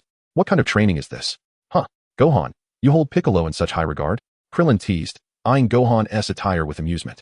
Hee, just like I respect my father. Gohan nodded earnestly. Goku, unfazed, continued to explore the gravity chamber's controls. This one, I remember. After pressing this, I pull the lever up. In the next moment, the tenfold gravity activated. Krillin and Gohan were immediately pressed to the ground by the immense weight, feeling as if a colossal mountain lay upon them. Hey Goku, a little warning would be been nice. Krillin complained, trembling as he pointed an accusatory finger at Goku. Dad, this is so heavy. Gohan cried, his eyes brimming with tears as he looked at Goku. Meanwhile, Goku scratched the back of his head, chuckling. Oh dear, my apologies. After dispatching the immobile Krillin and Gohan, Goku commenced his arduous training. The weight of each step felt as if he were burdened by 1,000 pounds. Thud, thud, 1, 2, 1, 2. Goku gradually began to jog, striving to acclimatize to the gravity room. He incessantly experimented with various exercises, push-ups, sit-ups. I must start with the fundamentals, otherwise I cannot unleash the more formidable Kaioken technique. Goku, drenched in sweat, persevered with unwavering determination. 5 days swiftly passed. Bulma, clad in a tank top and shorts, sprawled on a lounge chair, yawning, surrounded by a chaotic array of comic books, magazines, novels, snacks, and drinks. This is so unbearably dull. Bulma tossed a magazine to the floor and, without a care, picked up a bottle of beverage. I should have installed a long-term sleep device instead. Chapter 19. Goku's Dialogue with the King of Worlds. Bulma glanced at Krillin and Gohan, who were seated in meditation, and remarked, "Why are you engaging in meditation training? Can't you train in the gravity room alongside Goku?" Krillin and Gohan remained silent, beads of cold sweat trickling down their foreheads, their expressions grave. Krillin suddenly opened his eyes, gasping for breath as he looked at Gohan. "You truly are remarkable, Gohan, with Goku's bloodline combined with Piccolo's training. However, Uncle Krillin possesses many impressive techniques as well. I have great admiration for you." Gohan followed suit, opening his eyes and humbly replying, Hey, did you hear me speaking?" Bulma interjected, annoyed, interrupting their mutual flattery. "It's not that we don't want to train in the gravity room. It's simply that Goku's training is too terrifying." The thought of Goku currently enduring 20 times the normal gravity made Krillin shudder. If they were to enter now, they would be crushed and carried out with internal injuries. Is that so? Well, enough of this continuous training. Have you not noticed how messy it is here? Hurry up and tidy up. Bulma finished the last sip of her drink and tossed the bottle to the ground, assertively instructing Krillin and Gohan. Aren't you the one who made this mess? Why should we clean it up? Krillin asked, perplexed. I'm quite busy, you know. I have many thoughts to ponder while you two just sit idly on the ground. Bulma pointed at them with conviction. But weren't you just lamenting about being bored? Krillin looked at Bulma in disbelief. Bulma then unleashed her unreasonable demand, stating, Enough of the chatter. You must be considerate and gentle towards a delicate lady. Oh dear, I am truly swamped. Bulma stretched lazily towards the driver's seat. Krillin, resigned, began to organize the items strewn across the floor, grumbling to Gohan, who was assisting nearby. Look at that. And yet she speaks of being a lady. Where's the decorum in wandering around in shorts? Meanwhile, within the gravity room, Goku, drenched in sweat, was performing sit-ups. Following this, he executed a backflip, landing on the ground, panting heavily. I have adapted to 20 times the gravity. Next, let us increase it to 30 times. As Sun Wukong prepared to rise, the voice of King Kai suddenly echoed in his ears. Wukong, can you hear me? Wukong.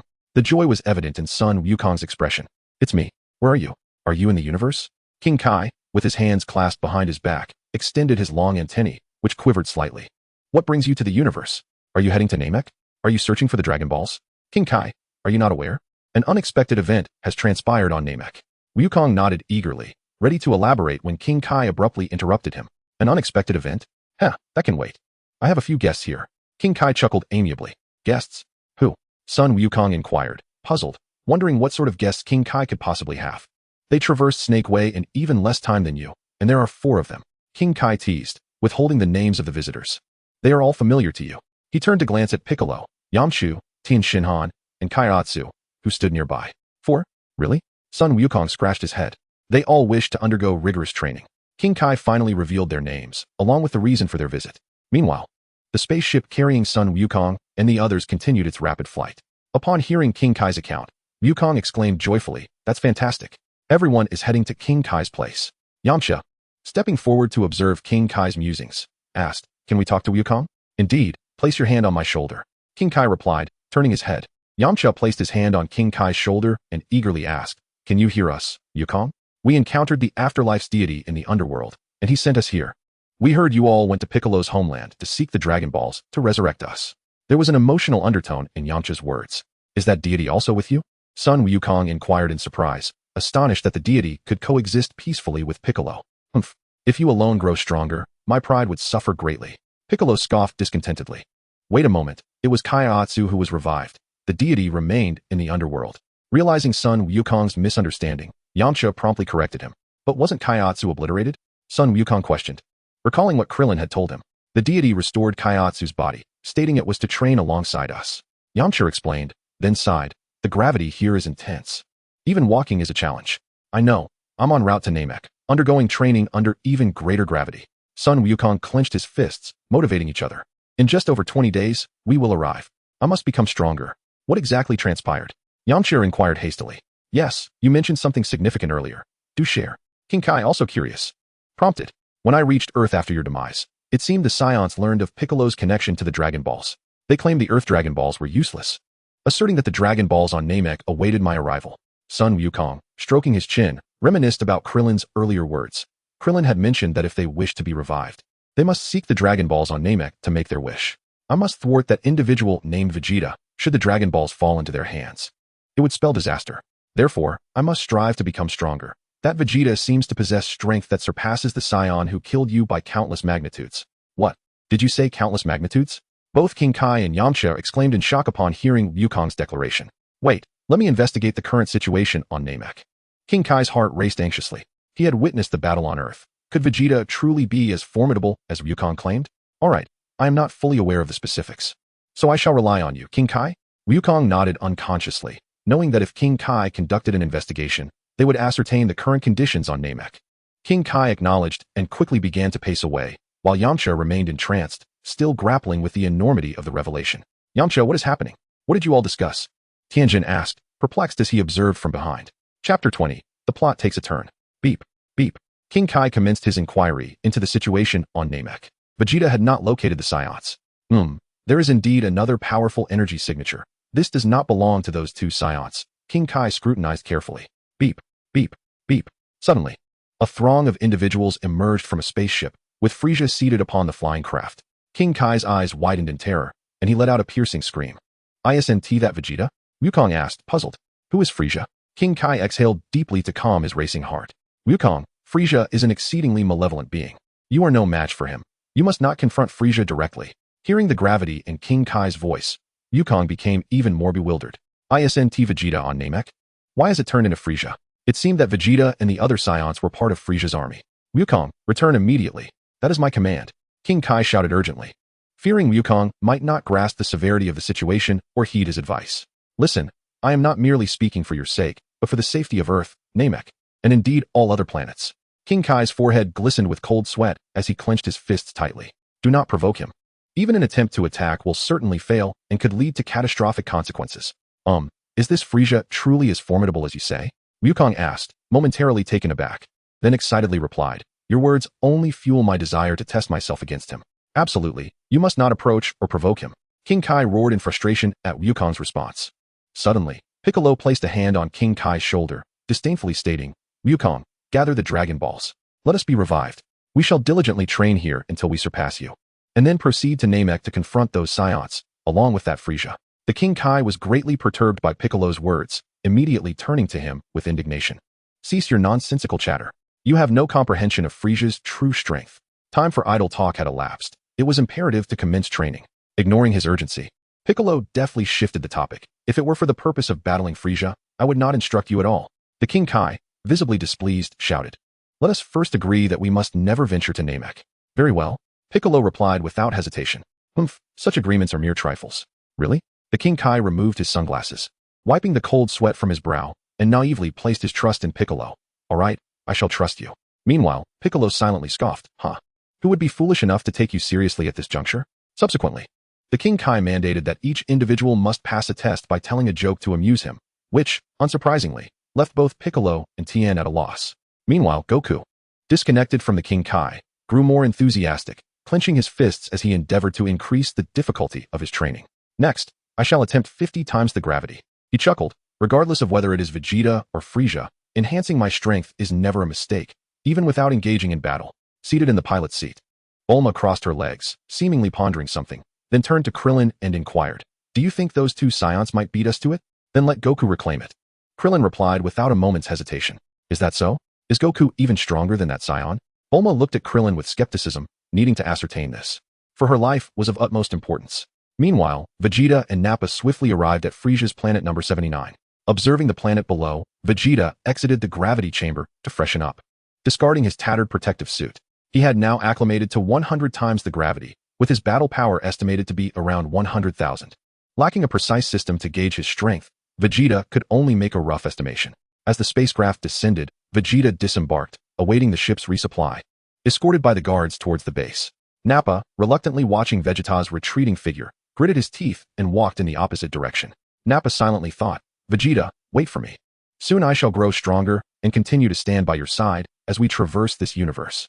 Walking through the corridors of the base, Vegeta intended to retrieve a scouter to ascertain Frieza's current whereabouts, but unexpectedly encountered the obstruction of Kaiatsu.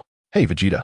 As Vegeta brushed past him, feigning ignorance, Kaiatsu reached out to block his path. Move aside, Kaiatsu. Vegeta disdainfully regarded him, thinking, can such a mere nuisance truly impede me? I simply choose not to stoop to his level. Hey, Vegeta, King Frieza is quite furious about your unauthorized assault on Earth, Kaiotsu remarked, attempting to place a hand on Vegeta's shoulder. Vegeta disdainfully shrugged off Kaiotsu's filthy hand. He cannot dictate my actions. Vegeta snorted coldly. Soon he would become immensely stronger, powerful enough to defeat Frieza. Look at your attitude. How dare you betray Lord Frieza? Such an act is not easily forgiven. Seeing his hand grasping at nothing, Chiou-E remained unperturbed, continuing to smile as he spoke. Lord Frieza believes you are unworthy of seeking the Dragon Balls on Namek. Perhaps you should remain on planet Frieza 79 forever. This is Lord Frieza's command. What do you mean by that? A chill ran through Vegeta's heart. It seemed his worst fears had come to fruition. Frieza had discovered the existence of the Dragon Balls on Namek. He must have eavesdropped on his conversation with Daba. Of course, the information you recklessly gathered has pleased him immensely. Perhaps in the future, Lord Frieza could attain immortality. Chiou-E continued to taunt Vegeta cheerfully. Just now, Lord Frieza went directly from the 76-star region to Namek. He must have already begun collecting the Dragon Balls. Do you also wish to use the Dragon Balls to achieve your desire for eternal life? You might as well abandon that hope. Chiou-E grew bolder with each word, hands on his hips in utter arrogance. Once Lord Frieza's wish is fulfilled, he will surely annihilate all the Namekians. Watching the insufferably arrogant Chiou-E before him, Vegeta's forehead throbbed with anger. This Chiou-E was looking down on him. Stay here, Vegeta. Do you think you can leave so easily? Chiou-E sneered at the furious Vegeta. Chapter 21. Instant kill of Chiou-E. Chiou-E looked at Vegeta with disdain, chuckling. You should take a look at your pathetic fighting power. Today, let's settle this rivalry once and for all. Vegeta glared at him, feeling increasingly agitated as Chiou-E buzzed around him like a fly. Are you suggesting you want to fight me? Then I must show you the true meaning of being a person. Vegeta thought it necessary for Chiou-E to learn a lesson. This is what I learned from Earthlings. Before Vegeta could finish, Chiou-E interrupted him with further mockery. What? Is it a skill for running away? Humph. It is the ability to control my fighting power at will. Vegeta clenched his fists, tired of wasting words on Chiou-E, ready to unleash his fury and strike him down. Control your fighting power? Chiou-E looked at Vegeta in confusion. Use your detector properly and take a good look. Vegeta's veins were bulging as he arrogantly proclaimed. Beep beep. What? How is this possible? Chiou-E stared at the detector as Vegeta's power level soared, astonished to the point of questioning his very existence. Beep beep beep. 1,082,000, 2,000,000, 2. Boom. The detector Chiou-E carried shattered as it exceeded the fixed threshold of 22,000. He gaped in shock at Vegeta, whose energy continued to rise. This was the latest detector. How could your strength not be comparable to mine? Haha, while I strive to grow stronger, you merely follow Frieza around, accomplishing nothing. How can you compare to me? Vegeta scoffed, releasing all of his energy. As I gazed upon the formidable figure of Vegeta before me, a shiver coursed through my being, prompting me to retreat several steps. Wait, Vegeta, let us discuss this, I implored, raising my hands in a gesture of defense. You are truly wasting my time. Vegeta sneered disdainfully at me. In an instant, he propelled himself forward, disregarding any further discourse, and launched a fierce kick aimed directly at my groin. Yet, that was merely the prelude, as he followed with a swift punch directed at my jaw. Caught off guard by this abrupt onslaught, I lost my balance and was sent flying backward. Humph, all talk and no action, Vegeta coldly remarked, relishing in the irony of my situation. Wiping the blood from the corner of my mouth, I struggled to my feet, my indignation directed squarely at Vegeta. I exclaimed, gathering the energy within me to unleash a barrage of energy waves towards him. Observing the devastation around the base and noting Vegeta's absence, I couldn't help but laugh. No matter how high your power level, you must be reduced to nothingness by now. Humph, truly a fool. Only someone as ignorant as you would believe such an attack could annihilate me. Vegeta stood unfazed behind me, arms crossed, mocking my futile efforts. What? How could this be? I turned in shock to behold Vegeta, unscathed and resolute. Well, it seems you are incapable of completing the task assigned by Frieza. So, upon hearing this, I gaped in horror, my body trembling as I contemplated my escape. Without a second thought, I launched myself towards the spaceship, desperate to flee. Thinking of running? Vegeta scoffed, extending a finger towards me, gathering energy to unleash a powerful energy wave. I turned to see the wave hurtling towards me, panic surging within. No, Vegeta. As the energy wave struck, I could barely muster a plea for mercy before being reduced to ashes amidst Vegeta's concentrated assault. Humph. Vegeta let out a cold snort, dismissing the remnants of my existence as he hastened towards his spaceship. The Dragon Balls would belong solely to him. Vegeta. He brushed aside the guards who were leisurely refueling the ship and swiftly boarded, piloting the vessel away toward Namek. Hurry. We cannot allow Frieza to gather the Dragon Balls and fulfill his wish. Meanwhile, on Namek, Frieza and his entourage were amidst a village, surveying the carnage wrought by his subordinates upon the Namekians. A subordinate emerged from a dwelling, cradling a Dragon Ball larger than a basketball. We've found another, Lord Frieza. That is a 3-star Dragon Ball. Frieza exclaimed, his eyes gleaming with delight. Excellent. We have now located 3 Dragon Balls. He nodded approvingly and turned to Dodoria, instructing, Dodoria, ensure the Dragon Balls are secured. Yes. Dodoria replied eagerly, then paused, turning to Frieza with a question. Is Vegeta also searching for the Dragon Balls? Do you know if he has arrived on Namek? How should I deal with the traitor Vegeta? Frieza mused, his interest piqued. This task can be entrusted to Chioe. I wonder if he has dealt with Vegeta on Planet 7-9. There has been no communication from him. Sabo, also known as Sappo, stood behind Frieza, clutching the Dragon Balls. Fear not, their strengths are quite comparable, both hovering around 18,000. Vegeta shall certainly find no advantage. For Dodoria spoke with unwavering confidence. Should a battle ensue, a swift resolution is unlikely, so rest assured, Sabo. Sabo nodded in agreement. Even if Vegeta were to defeat Chioe and arrive on this planet, his meager combat power would be no match for any of us. There is nothing to worry about. That reckless fool, Vegeta, dares to disregard me, acting on his own accord to venture to Earth, audaciously betraying me. Frieza maintained a calm smile, yet his eyes gleamed with a chilling coldness. Suddenly, Sabo noticed a momentary fluctuation on the scanner indicating a formidable force. However, the energy source appeared only fleetingly, leaving Sabo somewhat uncertain. There is nothing extraordinary. This planet is home to many powerful Namekians. Hurry and locate the 4th Dragon Ball. Frieza remained unconcerned, asserting that no one could surpass their might. At that moment, Dodoria pointed westward, indicating a response. There were approximately a dozen Namekians in that direction. Excellent. Let us hope they possess the 4th Dragon Ball. Frieza nodded, contemplating that the Earthlings also had Dragon Balls. Their ambitions might be insatiable, especially if they were drawn in by Vegeta's words. Frieza cautioned, you must proceed with caution. Aside from Vegeta, it seems there are others intent on acquiring the Dragon Balls. Likely those Earthlings. Yes. The gathered individuals responded in unison. Let us depart. Frieza commanded. Chapter 22. Give me the Dragon Ball.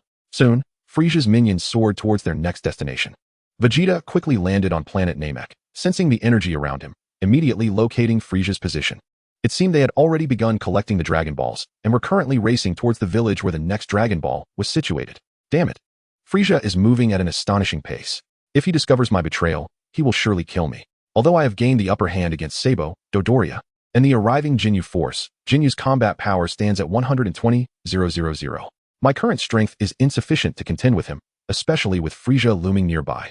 I must first locate the Dragon Balls to fulfill my wish for immortality. Beep, beep. Vegeta clenched his fist, once more attuning himself to the other energies, seeking any surviving Namekian villages. There are 7 Dragon Balls. I wonder how many Frieza has collected. I must hasten my pace and find Dandy, also known as Tian Tian or Dan Dan, or the Grand Elder. As Vegeta continued to sense the energies, he soon detected a village not far from where he had landed. What perfect timing. The system issued a new task. The host is to head to the nearby Namekian village and persuade the villagers to evacuate to preserve their lives. Upon receiving the system's announcement of completing the mission and activating the Super Saiyan 1 bloodline to level 55, Vegeta's brow furrowed in irritation. How audacious of this wretched system to dare issue tasks to him. Currently, the host, Vegeta, possessed a combat power of 113,000, with a purebred Saiyan lineage of 100. The next target was set, as Super Saiyan 1 had only been activated to 50. The host was urged to strive further. 113,000? Vegeta spat disdainfully, finding it miserly that such a task only granted a mere 5 activations. After all his arduous training aboard the spaceship, an increase of less than 10,000 seemed utterly insufficient. The urgency to grow stronger surged within him. Without power, he could only flee from Frieza. With a cold snort, Vegeta gazed at his hands, acknowledging that this pathetic system was only good for reporting accurate combat values. In an instant, Vegeta shot into the sky, a streak of light blazing through the air. He hoped they would come to their senses. Clenching his fists, he furrowed his brow, realizing he must find a way to get ahead of Frieza. As he soared through the air, he suddenly pulled up short, casting his gaze down at the village below. Indeed, it was a Namekian settlement. In the village, several elderly Namekians were teaching children, while others tended to saplings. They were still alive. It seemed Frieza had yet to arrive here. Vegeta descended rapidly, drawing the attention of the villagers. Thud. Vegeta's feet met the ground, and he was met with the curious gazes of the Namekians. Who is he? He appears to be an alien. The surrounding Namekians whispered amongst themselves. Vegeta pondered, recalling that he had heard the Namekians were known for their warmth and friendliness. Would this villainous persona of his be able to communicate with them? I mean no harm. After much contemplation, he softened his tone slightly as he addressed the gathering Namekians. No, There is an aura of malevolence about you. An elderly Namekian, leaning on a cane and appearing frail, suddenly spoke up, staring intently at Vegeta. In an instant, veins throbbed on Vegeta's forehead as he struggled to suppress the anger welling within him. I am searching for a child named Dandy. We have no such child in our village. The old Namekian interjected again, leaving Vegeta momentarily speechless. Growing increasingly agitated, Vegeta realized that he was not suited for negotiation. However, he was not the kind of warrior who would slaughter the weak and helpless. Regardless of the system's tasks, he might see himself as a villain. But he was not devoid of conscience. Let me put it this way. Do you Namekians possess any special means of communication among yourselves? Vegeta, instinctively crossing his arms, began to explain the current situation to them with the last remnants of his patience. If there is such a means, perhaps you could inquire. After all, Frieza's subordinates would not spare any lives. Some Namekians, clutching their children, quietly retreated. Vegeta found their fear exasperating. If he truly intended to act violently, they would not stand a chance. You may not believe me, but surely you can trust your fellow villagers. Utilize your special means of communication to inquire with others in different villages. Vegeta felt an unprecedented level of patience. Were it not for his desire to acquire the Dragon Balls, he would have no inclination to engage in idle chatter with these individuals. He could simply seize the Dragon Balls and depart, especially since the Namekians had placed them conspicuously within their dwellings. The elder could still contact 2 villages, while the remaining ones had gone silent. The younger Namekian, leaning on a cane, spoke urgently. What did you say? The elder turned to him, astonished, then fixed his gaze on Vegeta for a prolonged moment. Young man, have you received some news? Humph. Vegeta scoffed at being referred to as young man. Yet for the sake of his grand scheme, he suppressed his irritation and continued patiently. Frieza has learned that you Namekians possess the Dragon Balls. If he gathers all 7, he can grant a wish. He has already slaughtered the inhabitants of 3 of your villages to acquire 3 Dragon Balls, and he is currently en route to the 4th. Vegeta stated, his countenance betraying no hint of remorse. Indeed, although this information had slipped from his lips inadvertently, it was not his intention to incite such calamity upon their race. Vegeta, with an air of nonchalance, felt no shame for the disaster his careless words might bring upon them. Thus, you must promptly surrender the Dragon Balls to me, and then you should hasten to save yourselves. Vegeta demanded without a modicum of politeness. Then, as if a thought had struck him, he turned to the elder. If you are able to warn the next village that may be attacked, inform them that the device worn on Frieza's left I can accurately locate your positions. Is it not the Dragon Balls that lead them to your villages? The elder was somewhat taken aback by Vegeta's unexpected candor. Indeed, they utilized the device to track others. Vegeta affirmed, growing increasingly impatient as he sensed Frieza's energy drawing closer. How long would this incessant prattling continue? Frieza was on the verge of acquiring the 4th Dragon Ball. Are you not yet prepared to accept my sincerity and cooperate with me? Chapter 23, Frieza appears. Rubuk, hand over the Dragon Balls. The elder turned to the young man who had been contacting other villages.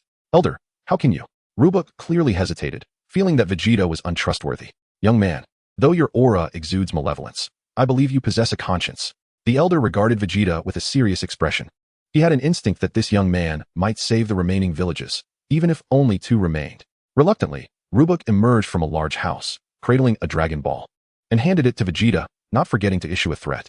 Should you deceive us, the Namekians will not rest until you are met with vengeance.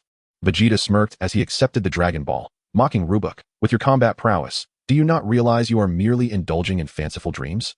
Now, tell me where Dandy is located. Vegeta inquired, directing his gaze at the elder.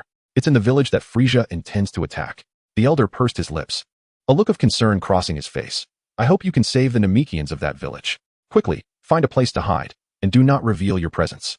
Vegeta furrowed his brow as he uttered these words, propelling himself swiftly into the sky. When it comes to matters he does not feel entirely confident about, Vegeta would not easily acquiesce. How could you hand over the Dragon Balls to him? Broly clenched his fists in frustration. Inform everyone to gather. We must head to safety. Remain on the spaceship and be ready at all times. The elder sighed, watching Vegeta's departing figure with a sense of resignation. We Namekians are bound to suffer significant losses once again. Vegeta cast the Dragon Ball into the depths of a lake, mentally noting the terrain before proceeding to the village where Dandy resided, as indicated by the elder. Along the way, the voice of the system echoed in his mind. Congratulations, host, for completing the task of persuading the Namekians to leave the village and preserve their lives. Task complete. Reward, Super Saiyan 1 bloodline activated to 55. Update, current host Vegeta, battle power 113,000, pure-blooded Saiyan bloodline 100, Super Saiyan 1 activated at 55. TCH, this task was merely a side endeavor. The specifics are inconsequential. It seems the system has become more amenable, yet I still wish to ascend as a Saiyan through my own efforts. As Vegeta approached the village, He cautiously suppressed his energy and concealed himself atop a cliff, surveying the scene below. At that moment, the Namekians in the village, under the looming threat of Sabo and Dodoria, were being gathered before Frieza. Vegeta appeared cautiously over the edge, noting that Sabo and Dodoria each held a Dragon Ball, totaling 3. Damn it, Frieza has already acquired 3 Dragon Balls. The sight pierced Vegeta's heart. If they were to locate all the Dragon Balls, his own aspirations would be lost. Although the Dragon Balls of Namek could grant 3 wishes, he had no faith that Frieza would graciously leave 1 wish for him. Frieza, we have only found 5 individuals. The others seem to have fled. One of Frieza's minions reported as he assembled the remaining Namekians. Hurry up. Those who do not wish to perish, move quickly. The minion shoved a child forward, standing before the elder. That child was Dandy. Vegeta's brow furrowed as he observed the elderly Namekians, noting that only 3 elders and 2 children remained. Quit dawdling. Stand in line. The minion barked, directing everyone to form an orderly queue. The system issued a new task. Host must rescue Dandy. Task completion reward. Super Saiyan 1 bloodline activated to 60. Vegeta raised an eyebrow at this notification, realizing the system's task aligned perfectly with his own intentions.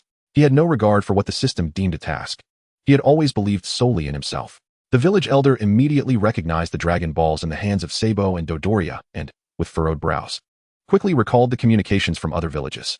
The individuals before him were the very ones who had seized the Dragon Balls and ruthlessly slaughtered their fellow Namekians. Suppressing his rage, the elder resolved to find an opportunity to sabotage these individual scouters. Listen closely, for I am Frieza, in search of your Dragon Balls. Frieza addressed the lined-up Namekians before him with an icy demeanor. It is known that there should be a dozen or even 20 of you present. Where are the others? Where have they fled? Silence enveloped the gathering, as the Namekians remained mute. No words? Frieza felt a sense of being disregarded and, with a disdainful snort, commanded, eliminate them. Let us see if they possess such audacity. The elder, recognizing the need to break the silence, spoke directly in the Namekian tongue. We, do not speak in Namekian. Use a language we can comprehend. Frieza scoffed, his arrogance palpable. Did he think he had not witnessed the vastness of the universe? As the emperor of the cosmos, having conquered countless planets, how could he be unaware of the universal standard tongue? The elder's forehead gleamed with perspiration, realizing Frieza's knowledge was extensive. The others have gone to work. Only us elders and children remain. That is the manner of honest response I seek. Had you done so, there would be no trouble. Frieza laughed boisterously, exuding unrestrained arrogance. Now, continue to answer my inquiries. Do you possess a Dragon Ball? I believe you must have at least one. This, we do not know, the elder replied after a brief pause. Hee. Frieza's lips curled into a menacing smile as he turned his gaze upon the elder, his eyes glinting with danger. He queried his subordinate, Dodoria. What did the individual from the second Namekian village we eliminated convey to us? He mentioned that only those recognized as true warriors are worthy of obtaining the Dragon Balls. Dodoria replied astutely. He was quite obstinate, refusing to divulge information. To compel his cooperation, we had no choice but to eliminate one of his own. Frieza spoke nonchalantly, sending chills down the spines of the Namekians. The elder quickly divulged all he knew, revealing that there were 7 Dragon Balls, crafted by the esteemed Grand Elder of their planet, now safeguarded by 7 elders. Vegeta listened in silence, noting that Frieza's methods were even more ruthless than his own. The claim that only recognized warriors could attain the Dragon Balls seemed ludicrous. Chapter 24. Frieza's modest desire. Frieza chuckled, but his expression swiftly darkened as he ominously declared. He stated that individuals like myself would never attain the Dragon Balls. I had him slain. The prospect of acquiring a single Dragon Ball truly posed a challenge. The 2 Namekian children, upon hearing Frieza's ferocious words, cowered in fright, retreating into the elder's embrace, trembling. How can you? The elder's forehead dripped with sweat as he seethed with hatred towards Frieza. The next 2 Dragon Balls will be effortless. They are quite compliant. Frieza proclaimed, laughing maniacally. It was apparent that such actions were nothing short of extortion, bullying the weak and vulnerable. Vegeta clenched his fists tightly, disdaining Frieza's behavior. Though he saw himself as a villain, he was a villain with principles, one who would never resort to wanton slaughter or oppression of the defenseless. Do not question whether the original Vegeta was also a heartless and cruel individual. He is not the original Vegeta. How obedient. You are simply spouting nonsense. The elder clenched his fists tightly, his sharp nails embedding into his flesh, the pain in his palm insignificant compared to the anguish in his heart. Indeed, the other elders would not so easily relinquish the Dragon Balls to you. An equally aged Namekian standing beside the elder shouted in fury. I have plenty of ways to make them comply. Frieza remained unfazed, instructing his subordinate, Sabo, to demonstrate. Sabo complied, swiftly moving to hover above one of the Namekians, executing a sweeping kick that struck the man's cheek. The surrounding Namekians gasped in astonishment. Thud. The assaulted Namekian was sent flying, crashing to the ground. His cheek caved in. Sabo's kick had shattered his neck, resulting in instant demise. That bastard. An impulsive Namekian, witnessing this, furiously extended his claws to attack Sabo. Stop. The elder called out, attempting to intervene. Sabo regarded him with cold indifference, tossing the Dragon Ball into the sky as the enraged Namekian unleashed an energy wave toward him. With remarkable composure, Sabo leapt aside to evade the attack, regrettably leaving his minion behind to bear the brunt of it. Oh, the minion fell, smoldering on the ground. Meanwhile, Sabo, suspended in midair, raised his hand, and amidst the astonishment of the onlookers, he directed a glowing energy wave at the impulsive Namekian. The sheer force of the blast struck the Namekian, enveloping him in smoke as he fell to the ground, lifeless. Oh, Sabo maintained his signature smile, landing gracefully and catching the Dragon Ball that had returned to his palm. Humph, this Sabo always knows how to show off. Vegeta, peering over the cliff's edge, scoffed disdainfully. So what say you? Can you now behave? Frieza expressed his satisfaction with Sabo's performance, nodding towards the elder.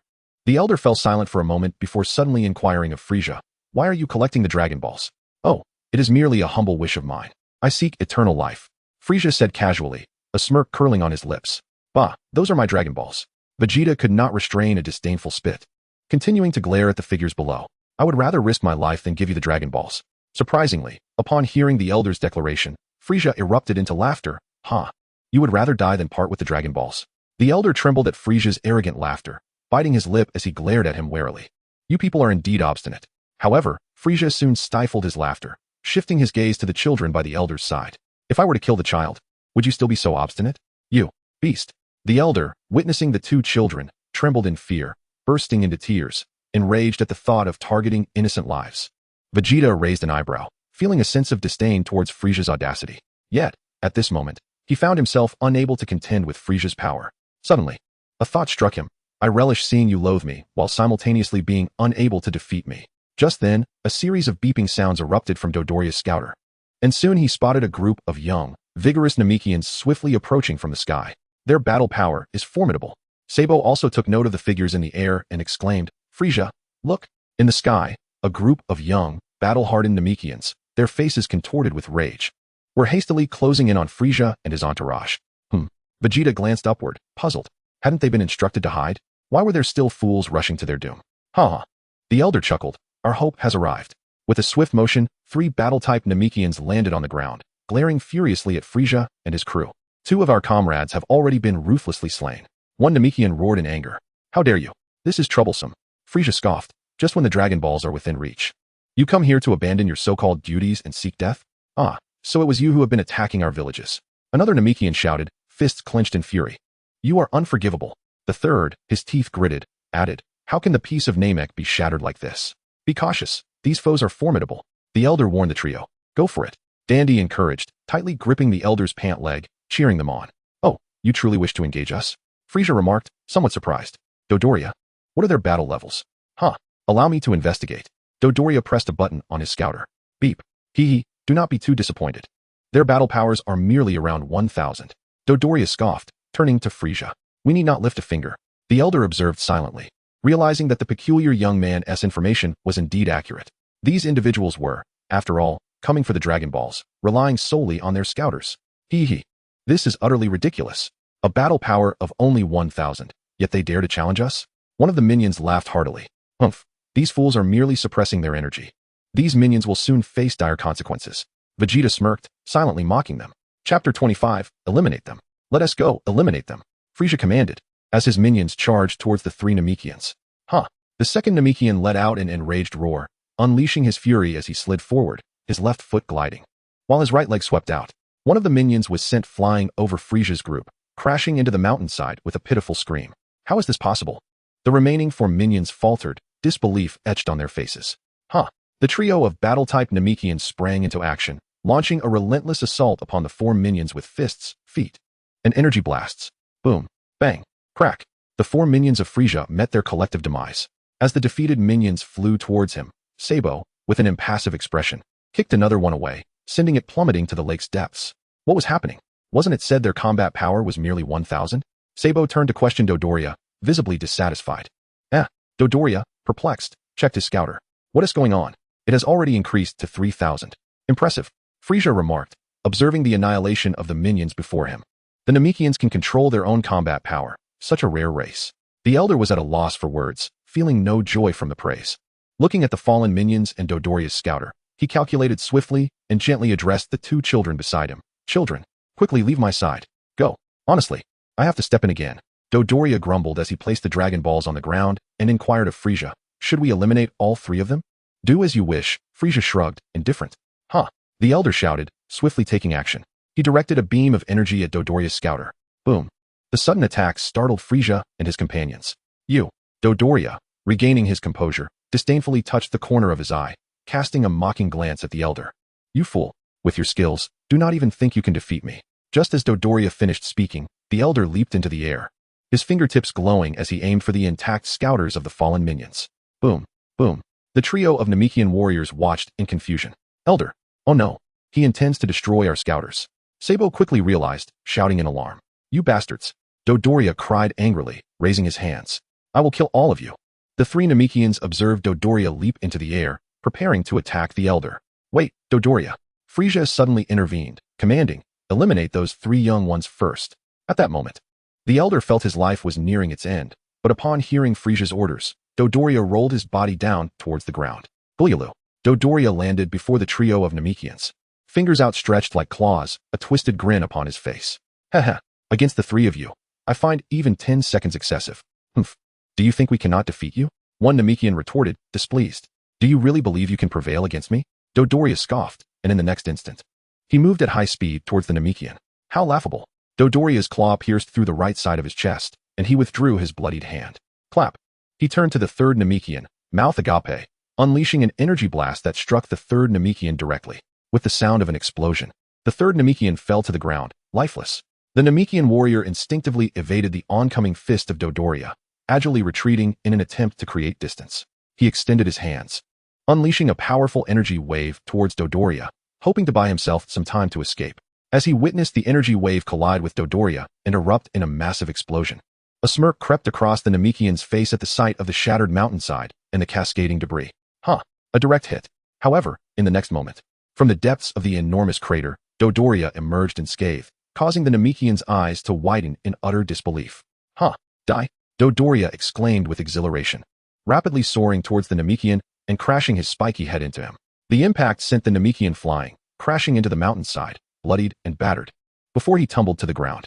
The demise of the Namekian trio only elicited a grin from Dodoria, who gleefully stroked his spiky head.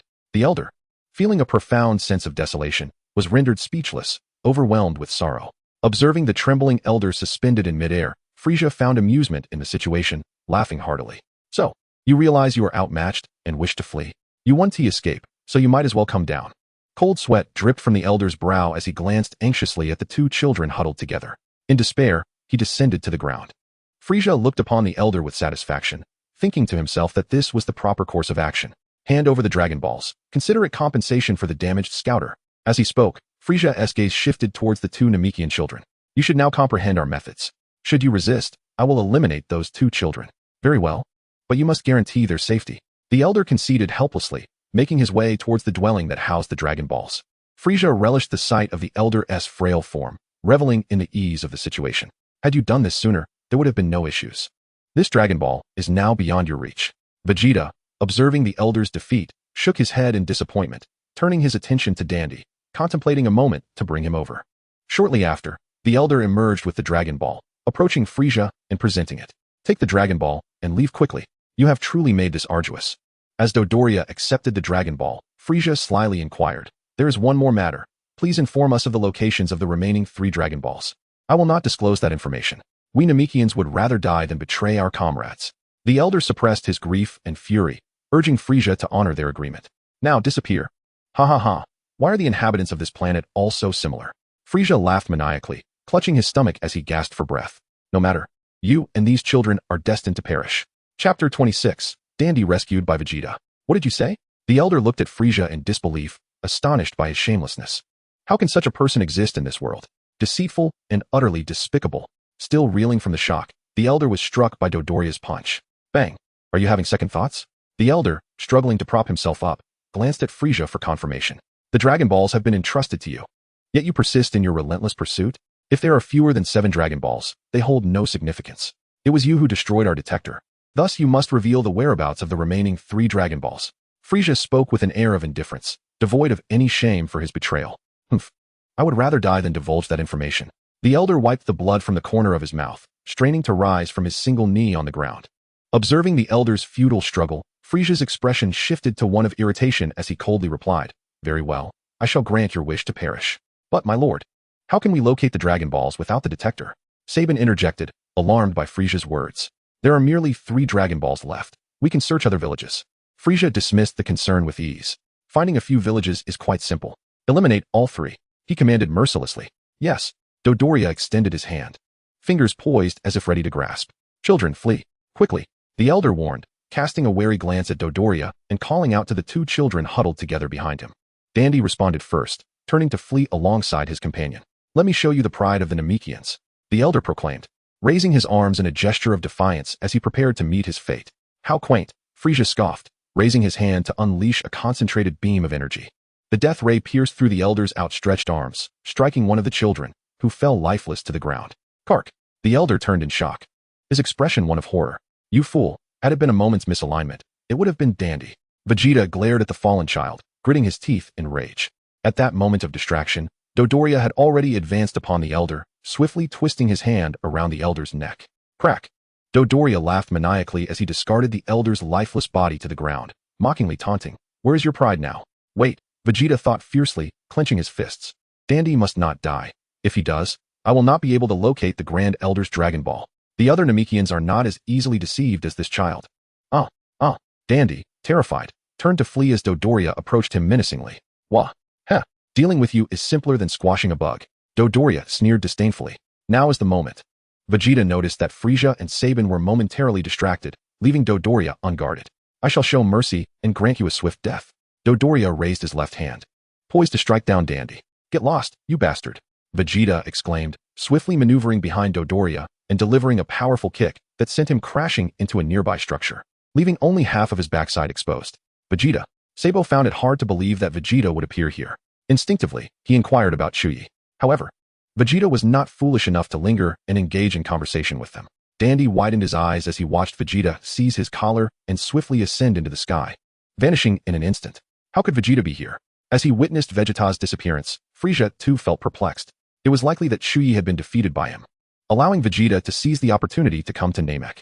Sabo responded with a delayed understanding. "That scoundrel." Dodoria finally managed to regain his composure, clutching his throbbing head and shouting in fury, "Go after him. That bastard Vegeta dares to provoke me." Frieza finally reacted, clenching his fists and shouting in anger. Not only had that scoundrel Vegeta betrayed him, but he also dared to challenge him in such a manner, without Frieza's command. Dodoria had already begun to chase after the direction in which Vegeta had vanished. After a short while, seeing that there was no sign of Vegeta in the air, Dodoria's forehead bulged with veins and frustration. Damn it, Vegeta! When did his speed become so formidable?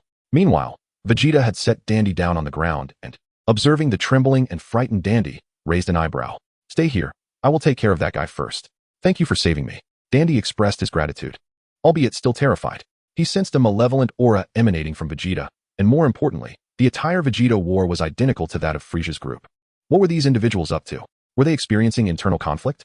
As Vegeta soared into the sky, Dandy scanned the surroundings, spotting a cave in the distance. He was uncertain whether to take the opportunity to flee or remain obediently in place, waiting for Vegeta. Without a scouter, finding the elusive Dragon Balls, or even tracking down that damned Vegeta became an arduous task. How vexing. Dodoria hovered in midair, searching for Vegeta while clenching his fists in anger, shouting defiantly, "Bastard Vegeta, if you have the guts, come out." Just as Dodoria's voice echoed, he felt an immense force pulling him downward, causing him to plummet to the ground. Thud. Vegeta stood on the ground, arms crossed, watching as Dodoria crashed into the lake, a cold smile curling on his lips. In his mind, he heard the system's voice. "Congratulations, host, for completing the mission to rescue Dandy. Mission reward, Super Saiyan 1 bloodline activated to 60. Update, current host Vegeta, battle power 113,000, pure-blooded Saiyan bloodline 100. Super Saiyan 1 activated at 60. Vegeta chuckled softly. Has it reached 60? Gurgling sounds echoed as Dodoria, submerged in the lake, struggled to swim toward the shore. Ugh. Soon, he managed to crawl up from the bank, his eyes meeting Vegeta, who stood nearby, mocking him with a sneer. Chapter 27, Vegeta versus Dodoria. "Vegeta!" Dodoria shouted furiously, drenched from head to toe as he stood up, glaring at Vegeta. It has been quite some time, Dodoria. A wicked smile spread across Vegeta's face as he gazed at him, the darkness in his eyes surging with intensity. You've truly grown bold, haven't you? Dodoria clenched his fists in anger, discontent etched on his features. Humph. You and Zarbon have always trailed behind Frieza. It would indeed be challenging for you to face me alone. Vegeta crossed his arms, his mocking gaze unmistakable. Without Frieza's backing, you are nothing but trash. Damn Saiyan. Do you not fear your own tongue will slip? Do you believe I could strike you down to the point where your father wouldn't recognize you? Dodoria was displeased by Vegeta's attitude, and in the midst of his exaggerated laughter, he remarked, I almost forgot that your father, King Vegeta, has been dead for many years. Haha. By the way, where is your scouter? Hand it over to me. As Dodoria chuckled, the thought of the scouter crossed his mind, and he quickly reached out to demand it. That sort of device. I haven't needed it for quite some time. Vegeta shrugged, disdain evident in his voice. Stop spouting nonsense. Are you not also seeking the Dragon Balls? Dodoria was entirely skeptical of Vegeta's claims. If you truly lacked a scouter, how would you know Frieza's position and that of the Namekians? Vegeta, unfazed by Dodoria's ignorance, kindly offered an explanation. Regrettably, I genuinely do not possess a scouter. I learned long ago how to sense a foe's power and location without one. You could say it's something I acquired from Earthlings. Vegeta mused that had he not encountered the Dragon Balls, he might have relied on the scouter for his actions. Should he be grateful for Earth's technological shortcomings or the innate martial prowess of its people? Dodoria was momentarily at a loss for words. What did it mean to locate an opponent without a scouter and discern their combat strength? With the right technique, such feats are easily accomplished. Observing Dodoria's bewildered expression, Vegeta, feeling benevolent, displayed more patience. Although I once shared your blind faith in the scouter's judgment, such behavior was utterly foolish. Dodoria remained silent, feeling that while Vegeta's words lacked significant harm, they bore a sting of humiliation. Are you so frightened of me that you cannot even speak? Vegeta taunted, knowing he had left Dodoria speechless. Do you find yourself unable to utter a single word while standing there like a fool? Do not belittle me. Dodoria roared in fury, his eyes bulging with rage. Do not look down on me. Dodoria raised his hands high, gathering energy to unleash a massive energy wave directed at Vegeta. Boom. Aware that Vegeta's strength was nearly on par with his own, he dared not underestimate him, launching wave after wave of energy. Ha ha ha.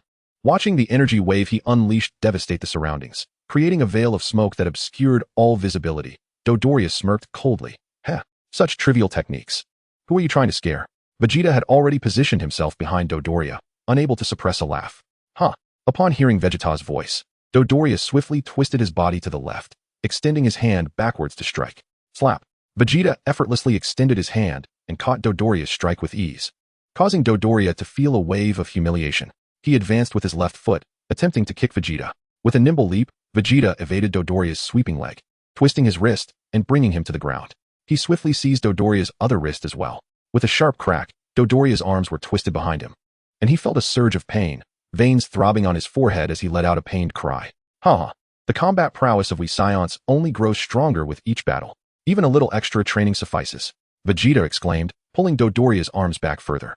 The mightier our opponents, the more powerful we become. Your laziness has rendered you utterly pathetic. Perhaps it would be best for you to perish early and be reborn. Vegeta cast a disdainful glance at the corpulent Dodoria. Wait, Vegeta, don't you want to know a secret? Dodoria hastily interrupted, the agony of his restrained arms evident. The planet of the Saiyans, planet Vegeta. What are you blabbering about? Vegeta retorted, maintaining his grip with disdain. Are you implying that planet Vegeta was not destroyed by meteoric impact, but rather annihilated by Frieza? Don't be foolish, Dodoria. I have known this long ago. With that, Vegeta exerted force and snapped Dodoria's arms in two. Shifting his weight to his left foot, he raised his right leg and delivered a powerful kick to Dodoria's back. As Dodoria was propelled into the air, Vegeta unleashed a powerful energy wave directed at him. A brilliant beam of incandescent energy engulfed Dodoria's form, erasing it inch by inch until nothing remained but ash. Merely a weakling with a battle power of 22,000 dares to negotiate with me. Vegeta scoffed, then soared towards the location where he had discarded Dandy. With Frieza's devices malfunctioning, he would not allow them to gather the 7 Dragon Balls again. He needed to locate the remaining 2 swiftly. As he flew through the air, laughter erupted from him. His opportunity had arrived. Along the way, he sensed the presence of several Namekians and a thriving village. Although the system had not assigned him a task this time, Vegeta employed his usual tactics to persuade the Namekians to part with their Dragon Balls. Please, save the Namekians, pleaded the village elder as Vegeta prepared to leave with the Dragon Balls. I am not a deity. I am powerless. Vegeta turned his back to them, glancing at the elder. Even a god would not heed your prayers. One must rely on oneself to navigate life. As he spoke, He recalled the destructive cat-like god of destruction, Beerus, and then the supreme Kai and angels. If even the gods do not come to save you, what hope is there for a villain like me? He advised them to hide quickly, adding, as for your fallen kin, someone will find a way to resurrect them. Chapter 28, Vegeta shifts blame. Vegeta, upon uttering this, swiftly seized the Dragon Balls and took to the skies. He would divulge no more. This was the extent of his mercy. Presently, he possessed 2 Dragon Balls, and with Dandy's assistance in locating the Grand Elder, he planned to devise a means to procure the 4 Dragon Balls from Frieza. With these, he could summon the Eternal Dragon. As he soared through the air, a sense of delight unexpectedly washed over him. Frieza and his minions were utterly oblivious, akin to the blind, which amused him greatly. However, a thought struck Vegeta. He felt uneasy about the Dragon Ball he had carelessly discarded at the bottom of the lake. Consequently, he made a swift turn to retrieve it. With 2 Dragon Balls in hand, he arrived at the location where he had left Dandy, only to find it devoid of any presence. Where could he be? Vegeta's mind raced. Could it be that Dandy had seized the opportunity to flee while he was away? Attuning himself to the energy signatures, Vegeta discerned a cave on the other side of the mountain, faintly resonating with Dandy's aura. Upon entering the cave, he beheld Dandy curled up in a corner and called out, "Hey, you Namekian child, take me to your Grand Elder."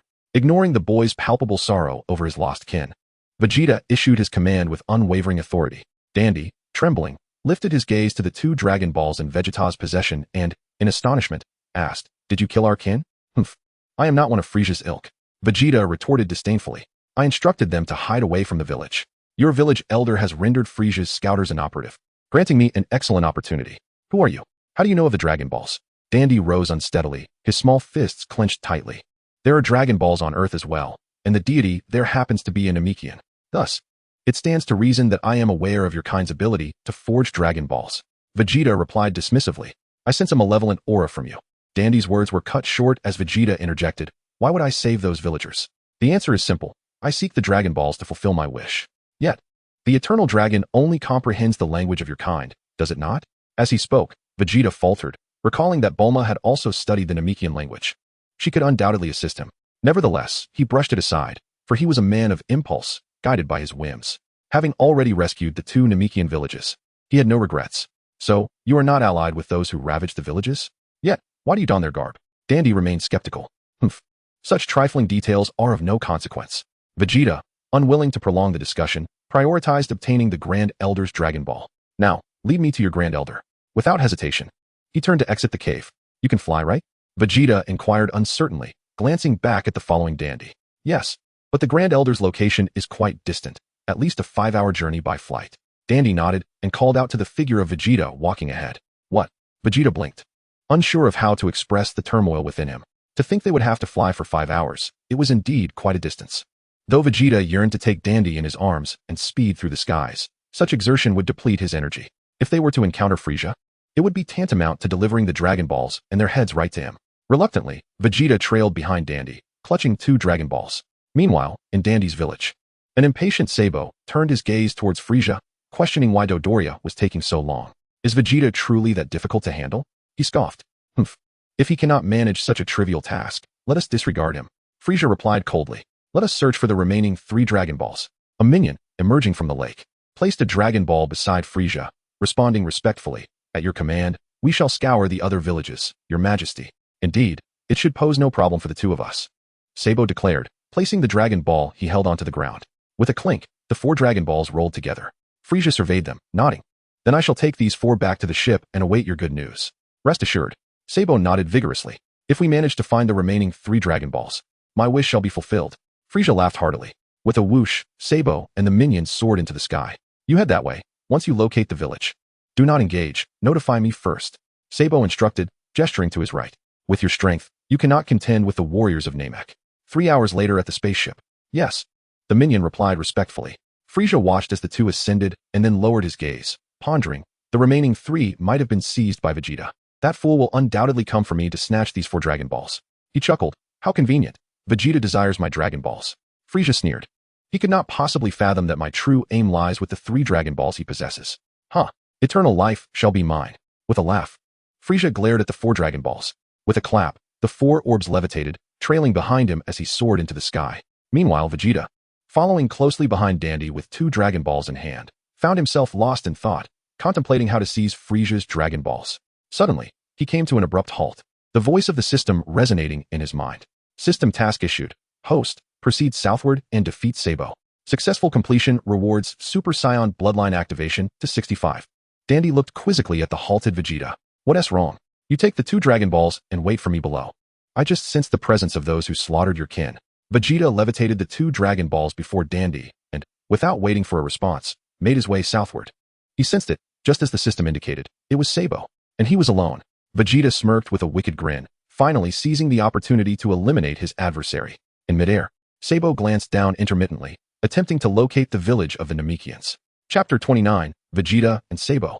He sighed deeply. If only the scanner were still functional. Finding the village would be effortless. Alas, the scanner had been destroyed by those accursed Namekians.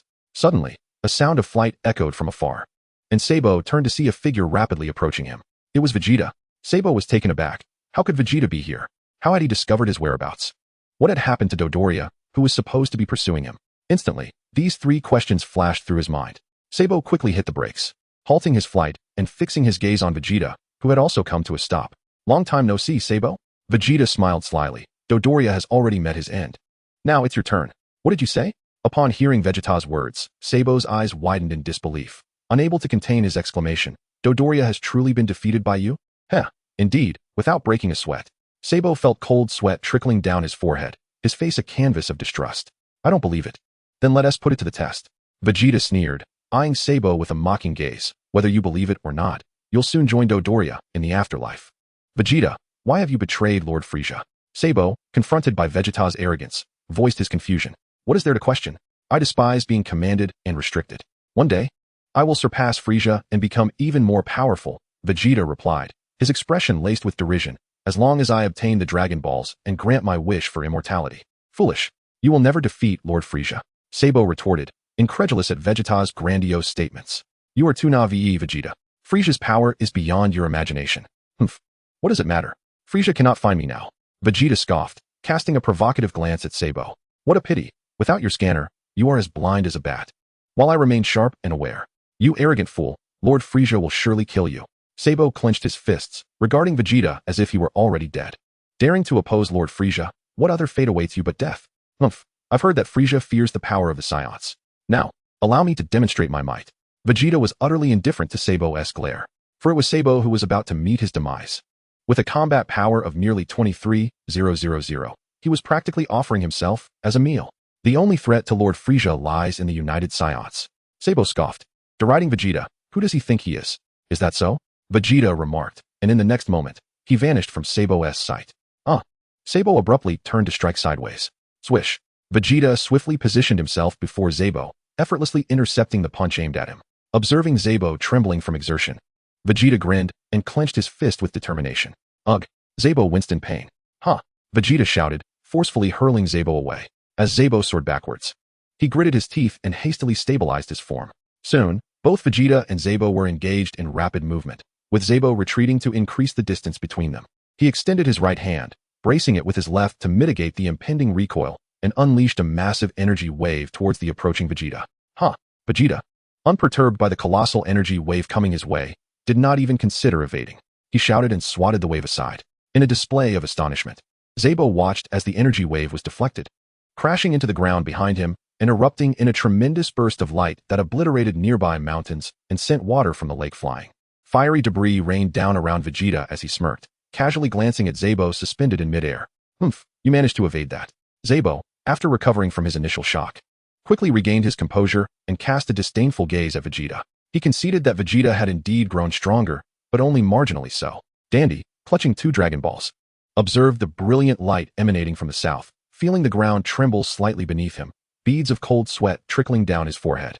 Who was he truly battling? Fortunately, he had chosen not to flee. Otherwise, it would have been his turn. Vegeta proclaimed as he soared swiftly towards Sabo, delivering an elbow strike aimed squarely at Sabo's face. Humph. Sabo, caught off guard, was struck directly, his fury igniting as he glared at Vegeta and unleashed a flurry of kicks in retaliation. Slap, slap, slap.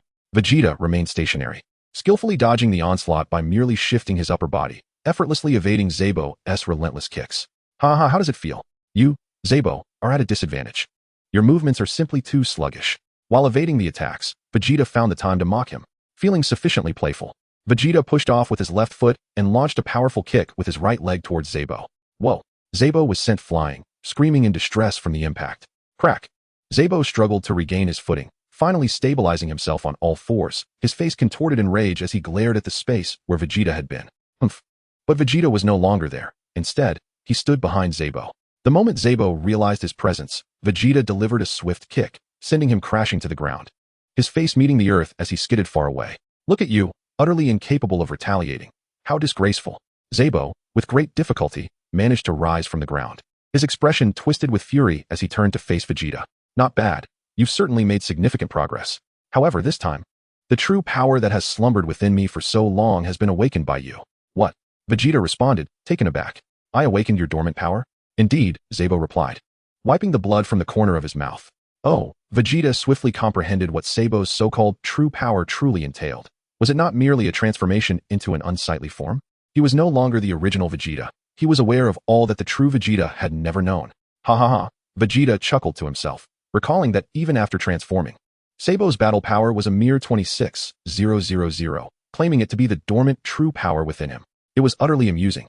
Yet, Zabo no longer seethed with anger.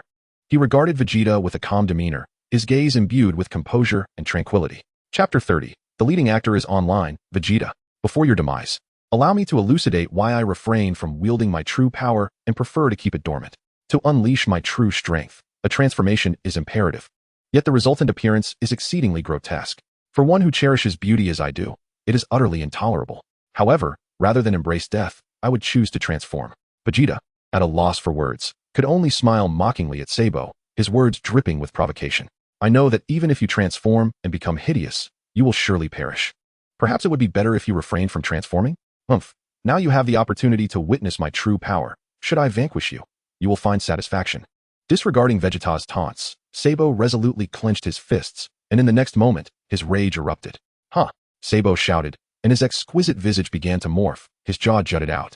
His body became pockmarked, and he grew in size, transforming into a grotesque figure. Indeed, a sight most distressing. Vegeta felt not a shred of surprise, viewing Zabo with indifference. Zabo extended his mutated, bulked-up hand and forcefully propelled himself towards Vegeta. Enough of this. I've grown weary of playing with you, Vegeta thought as he prepared to kick Zabo away. However, he suddenly recalled the original plot of Dragon Ball, where Vegeta was nearly defeated and Zabo took him aboard Frieza's spaceship to enter a healing chamber. The spaceship housed 5 Dragon Balls in the narrative. Yet now only 4 remained. Would this not mean that acquiring the last one would require minimal effort? As this realization dawned upon him, Zabo's attack was already upon him. Zabo seized Vegeta's head with both hands and forcefully squeezed, preparing to collide their foreheads. Vegeta, in a moment of compliance, attempted to scream. Ugh! To his astonishment, it was Zabo who bled from a cut on his forehead, yelping in pain first. Vegeta, stifling his laughter, was thrown into the air by Zabo. Ugh! He feigned a furious roar before stabilizing himself and diving towards Zabo on the ground. Zabo, however, smiled confidently and forcefully pushed off the ground, charging towards Vegeta in return. Ugh! Vegeta braced himself for Zabo's fist to connect with his cheek, the sheer power of Zabo's punch stirring a formidable gust that sent debris flying. In the depths of his mind, Vegeta silently grumbled. You fool, your attack is as ineffective as a mosquito. Moments later, Vegeta was struck by Zabo's kick, sending him hurtling backward. Vegeta gasped for breath, glaring fiercely at Zabo, his expression conveying shock at Zabo's unexpected strength. Huh. It seems you're quite astonished by my transformation as an alien, Zabo sneered, dismissing Vegeta's heavy breathing. Vegeta, feeling a surge of dissatisfaction, thought to himself, if it weren't for the 4 Dragon Balls belonging to Frieza, who would entertain you here? He was well aware that Zabo could transform and that Frieza was also a shape-shifting alien. Huh, what a ridiculous boast. By the way, let me share a little secret with you, a keepsake for you before your demise. Observing Zabo's fervent claims of being able to kill him, Vegeta feigned cooperation, clenching his fists and shouting in rage, damn it. The grotesque Zabo arrogantly declared, I've heard that King Frieza is also a transforming alien. What? Vegeta's eyes widened in shock once more. However, internally he scoffed, you fool. I not only know that Frieza can transform, but I'm also aware of his 3 forms, along with his final form, Frieza 100, Mecha Frieza, and Golden Frieza. Do you really think you can contend with the mighty King Frieza, someone I cannot even defeat? As Zabo finished his taunt, clearly enjoying Vegeta's bewilderment, he unleashed a ki blast towards him. Vegeta managed to dodge the attack with a slight movement. Realizing that Zabo had swiftly moved behind him, yet he chose not to resist. Zabo reached out and ensnared Vegeta, who who was startled and shouted in surprise. And then Zabo burst into laughter as he dove towards the ground. Ugh! Vegeta feigned a struggle to make his defeat appear genuine, then let out a dramatic scream. You! Just as they approached within 10 meters of the ground, Zabo released his grip, stabilizing himself while maintaining a dispassionate gaze on Vegeta as he continued his descent. Vegeta altered his trajectory slightly and dove into the depths of the lake, crossing his arms as he awaited Zabo to retrieve him. Bubbles emerged from below, gone without a trace. Has he perished? Zabo muttered uncertainly, observing the still surface of the lake, though he considered the possibility that Vegeta might still be alive. In the next moment, Zabo transformed back into his handsome male form, a charming smile gracing his lips, a stark contrast to his previous hideous visage. If Vegeta somehow survived and witnessed the disparity in their strengths, he would surely abandon any thoughts of rebellion. Well, I might as well inform King Frieza of this development, Zabo proclaimed as he soared towards Frieza's spaceship, reluctant to plunge into the water and wet himself. Such a nuisance. As Zabo's energy faded into the distance, Vegeta leaped from the lake's depths to the surface, a look of confusion and bewilderment etched on his face. Could my crossing over have triggered a butterfly effect? Why isn't Zabo following the storyline and bringing me back when my life hangs in the balance? Vegeta gazed at the sky, a cool breeze sweeping past, leaving him with a sense of desolation. Had he merely performed for nothing? Just as Vegeta reflected on the unexpected turn of events, on the other side, a soldier from Frieza's army stumbled upon a village inhabited by Namekians, yet it was eerily deserted, devoid of any trace of the Dragon Balls. What could have transpired? We have not even reached this place, so where have the villagers vanished? Could it be that they are hiding? The soldier was perplexed, and the situation grew increasingly troublesome. The task of locating the village had already become arduous after losing the detector, and now the Namekians had evidently received word to conceal themselves. Could it possibly be the work of Vegeta? No, I must urgently inform Lord Frieza. Having reached this conclusion, the soldier took flight, determined to report this strange occurrence to Frieza. Meanwhile, Frieza, aboard his spaceship, remained suspended above the ground, his arms crossed, gazing silently at the scenery beyond the transparent dome. Chapter 31. Frieza's concern. He was uncertain of his own thoughts, perhaps pondering nothing at all. Yet, he harbored a clear and intense premonition. Lord Frieza, this is Zarbin. A voice called from outside. The haughty Frieza remained unmoved, still fixated on the view, responding indifferently, "Come in." With a whoosh, the door opened, and Frieza finally descended to the floor, turning to Zarbin with impatient curiosity. "Have you found the village?" "No, I have yet to discover any village. But I have defeated that scoundrel Vegeta," Zarbin replied. Only then did Frieza notice the blood at the corner of Zarbin's mouth and the multitude of injuries adorning his body. He smirked wickedly. "Oh, is that so? You must have undergone a long-awaited transformation then? Does this mean Vegeta is dead?" Zarbin shook his head slightly. "No. While I have not confirmed his corpse, if he still lives, he must bear significant injuries. Why did you not ascertain this before returning?" Frieza inquired, his expression revealing dissatisfaction. The question startled Zarbin, who responded with a quavering voice. "Be because he was submerged in water. Then you could have dived in. You merely loathed getting wet, and were too lazy to verify," Frieza remarked, a look of discontent directed at Zarbin, whom he knew well. "I sincerely apologize. I will confirm immediately," Zarbin stammered, cold sweat dripping from his forehead. "Lord Frieza, I have discovered a village." At that moment, a soldier rushed to the doorway, shouting frantically at Frieza inside. "But there is no one there, and the Dragon Balls are absent. I suspect it is the work of Vegeta. I found unique footprints from our Frieza force, yet we have never been there." "What did you say?"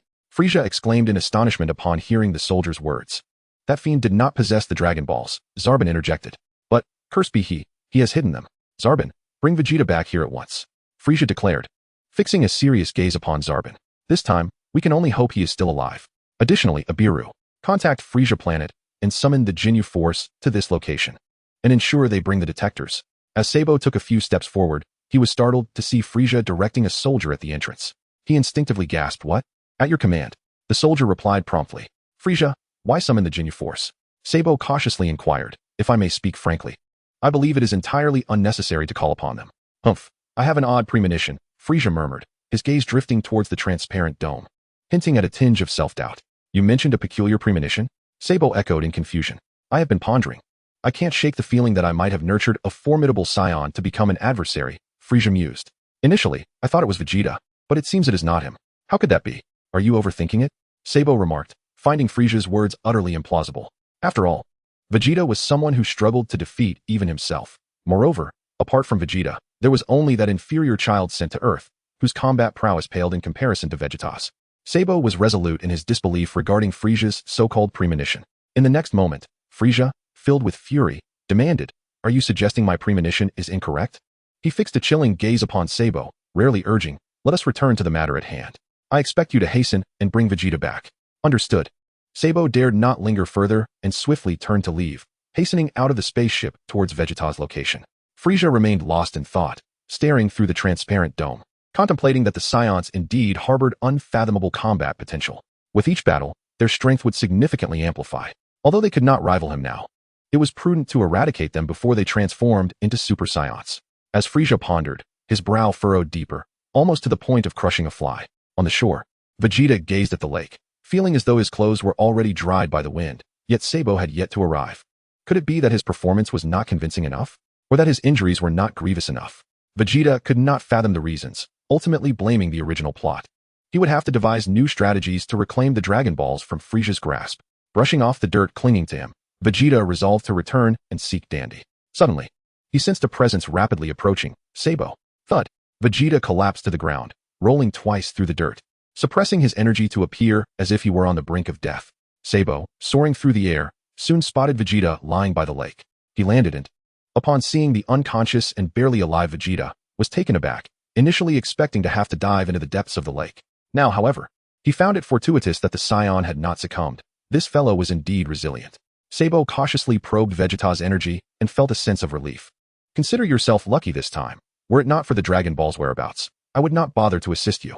Sabo grasped Vegeta's arm, pulling him up and dragging him skyward towards Frieza's spacecraft, murmuring under his breath, "Just this once. Once you're healed, I shall not concern myself further." Vegeta, eyes closed, scoffed disdainfully within his mind, "I certainly do not require your oversight." Meanwhile, 29 days after departing Earth, Goku and his companions finally arrived at Namek. We've arrived. We've arrived." Krillin and Gohan pressed against the transparent dome, gazing down at the planet below. Bulma joined them, nudging the two into a corner, exclaiming, "Wow, is that Namek? It's truly beautiful. So stunning. Go summon Goku. You two, take your seats. I shall land directly." Bulma returned to the cockpit, turning to urge the two still standing by the dome. "Prepare for landing appropriately." She pressed several buttons and pulled the control lever. Whoosh. The spacecraft plummeted straight down. Huh. Goku, still in the gravity chamber, was throwing punches and kicks when he lost his balance and flew up to the ceiling. Chapter 32. Goku and his companions arrive at Namek. What is happening? Goku rushed out of the gravity chamber, initially fearing an enemy attack on the ship. To his surprise, he found Bulma joyfully raising her arms, exclaiming, "We have successfully reached Namek." "Hooray!" Krillin half-heartedly echoed, "Awesome." Gohan was the first to approach the transparent dome, continuing to gaze outside. "Wait a moment. Let me check the atmospheric conditions." Bulma stood from the pilot's seat, fiddling with the instruments she had brought. "We need a thorough scan of the environment. It would be ideal if there is a sufficient level of oxygen. Although we have oxygen masks prepared, time is still limited." As she spoke, Bulma noticed that the spacecraft's hatch had already opened, and Goku stood with one hand on his hip and the other shielding his brow as he surveyed the surroundings. Ugh, Bulma collapsed in exasperation. These reckless individuals. Gohan had already stepped onto Namek's soil. "Is this where we battled the Saiyans?" "Perhaps it's instinct," Krillin remarked, scanning the area. "You fools. Why didn't you consider anything before rushing out?" Bulma scolded Gohan and Krillin, shoving Goku aside. "Quickly, go find the Dragon Balls," she grumbled, pressing the radar. "Why is she angry again?" Goku whispered quizzically to Krillin. Krillin, at a loss for words, glanced at the oblivious Goku. "I suppose it's because we didn't listen to her and just disembarked." Haha. Gohan hesitated, unsure how to respond. "Well, he is still just a child." Beep. Several points flashed on Bulma's Dragon Ball radar, and just a short distance away, 2 Dragon Balls were present. She excitedly waved to the 3. Look. There's a response. There are indeed Dragon Balls here. Ah, this is wonderful." Bulma joyfully grasped Krillin's hand and began to dance. "But what about that Saiyan named Vegeta?" Goku's expression turned serious, for he could distinctly sense the presence of countless life forms across the entire planet.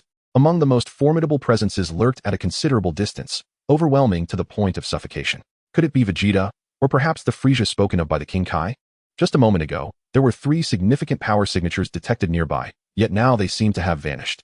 Frieza's 2 henchmen were scouting the area, and one of them, puzzled, inquired whether it could be the Namekian. Could it indeed be the Namekian? Sensing the aura, Krillin anxiously turned to Goku. What is that?" The Frieza soldier ventured around the mountain and spotted the spaceship occupied by Goku and his companions from afar. Bulma was the first to notice the approaching Frieza soldier and quickly ducked behind the spaceship in fright. "They bear no resemblance to Piccolo whatsoever," Goku exclaimed, scratching his head in bewilderment. "If they are not Namekians, then who could they possibly be?" The soldier, gripping a ray gun, grumbled in dissatisfaction. Regardless, our orders from Lord Frieza are to eradicate all life on this planet. The soldier, with a tone of confidence, glanced at Goku and his companions, preparing to strike. They looked just like Saiyans. Gohan was astonished by their attire, which resembled that of Vegeta and Nappa. Krillin maintained his composure, noting, but they are not Saiyans. Look, they clearly lack tails, yet they emanate the same annoying aura as Vegeta and the others. Of course, do they look like friends? Bulma, hiding behind the spaceship, clenched her fists and shouted anxiously at Krillin and the others. Hurry up and deal with them. The two Frieza henchmen slowly ascended into the air, flying towards the group across the river. Beep. The soldier's scouter flashed with combat readings, and he scoffed, just a bunch of worthless weaklings. They appear to be ordinary travelers. If they managed to escape, it would be utterly disgraceful. Let's destroy that spaceship first. The soldier directed his companion, lifting his laser gun, preparing to fire. Goku squinted at the actions of the two in the sky, sensing their malicious intent. In a burst of speed, he darted behind them, delivering two swift strikes. The two Frieza soldiers plummeted from the air. Beep beep. In that instant, Goku's actions caused the Frieza soldier's scouter to explode. Incredible, Dad! Gohan exclaimed joyfully upon witnessing the two fallen soldiers, looking up at Goku in admiration. What is there to be joyful about? Bulma shouted in discontent as she headed towards the spaceship. This place is far too dangerous. I want to return to Earth. Wait. Perhaps we should look for the Dragon Balls first. Seeing Bulma, who was about to return to the spaceship with the Dragon Ball radar, Krillin quickly intervened. Oh right. Bulma realized, placing the radar into Krillin's hands. Just not far from here, there are two Dragon Balls. Krillin pointed out to Gohan, who had come closer. Then I'll go take care of the strongest energy signature over there. Goku said excitedly, trembling with anticipation, eager for a battle against a powerful opponent. You fool. What if you encounter Vegeta or Frieza while you're gone?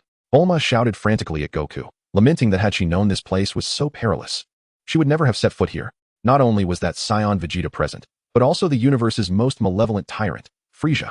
Goku, wearing a look of disappointment, suggested they first seek the Dragon Balls to resurrect Piccolo and the others. Krillin concurred with Bulma's sentiments. If Goku were to leave, they would surely meet an untimely end at the hands of Vegeta. Very well, Goku replied, resigned. Deep down, he silently hoped to encounter either Vegeta or Frieza soon. He was eager to ascertain just how formidable he had become after enduring 100-fold gravity training. As Goku and his companions landed, only Frieza's two minions noticed their arrival, and even Vegeta remained oblivious. At that moment, he had completely suppressed his energy, awaiting the arrival of Zebon to take him aboard Frieza's spaceship. Soon, Zebon dragged Vegeta into the medical room, where the medical staff promptly fitted him with a mask and placed him into the medical pod. Observing Vegeta within the pod, Zebon crossed his arms, expressing his dissatisfaction with a scoff, lamenting the need to treat a traitor. Zebon turned to the medical personnel observing and inquired how long it would take to extract the whereabouts of the Dragon Balls. Chapter 33, Seizing Frieza's Dragon Balls. Vegeta's energy was faint. It appeared he had sustained severe injuries. To regain consciousness, I estimate it will take at least 30 minutes. I shall report this to the king, Zebon declared. Upon hearing the lengthy wait, he promptly headed towards the open door. He had no intention of lingering for such a duration. He would rather inform Frieza post-haste. Hey, said the medical staff, hands on hips, casting a derisive glance at the unconscious Vegeta. No matter how formidable you are, before King Frieza, you will have no choice but to divulge the location of the Dragon Balls. Meanwhile, Vegeta, already vexed from being dragged by Zebon, found himself further irked by the taunts of the impertinent medical staff. He decided against feigning unconsciousness any longer, with a sudden burst. He opened his eyes and unleashed a ki blast directly at the medical personnel, creating a gaping hole in the pod and flooding the room with nutrient solution, while the staff member was obliterated in an instant. I am truly grateful, Vegeta spat disdainfully. Just as Zebon arrived before Frieza, he was interrupted by a tremendous crash from outside. What was that sound? Could it be? Zebon and Frieza hurried towards the medical room, exclaiming, "That fool Vegeta?" Upon witnessing the wall of the medical room shattered, Zebon gasped in shock. This is bad. He has escaped. Hiding, Vegeta spotted Frieza and swiftly slipped into the corridor, making his way towards Frieza's chamber. Those two fools could never fathom that I would dare to remain aboard the ship. Quick, pursue him. Frieza bellowed angrily at Zebon. If that cursed Vegeta got away, how would he ever gather the Dragon Balls? That wretched scoundrel, Zebon seethed, his eyes filled with rage. He truly knows how to stir up trouble. As the two conversed, Vegeta had already dashed into Frieza's chamber, beholding the Dragon Balls within, a satisfied smile gracing his features. The Dragon Balls had been located, and with the Elder's Ball added to the mix, his wish would soon be fulfilled.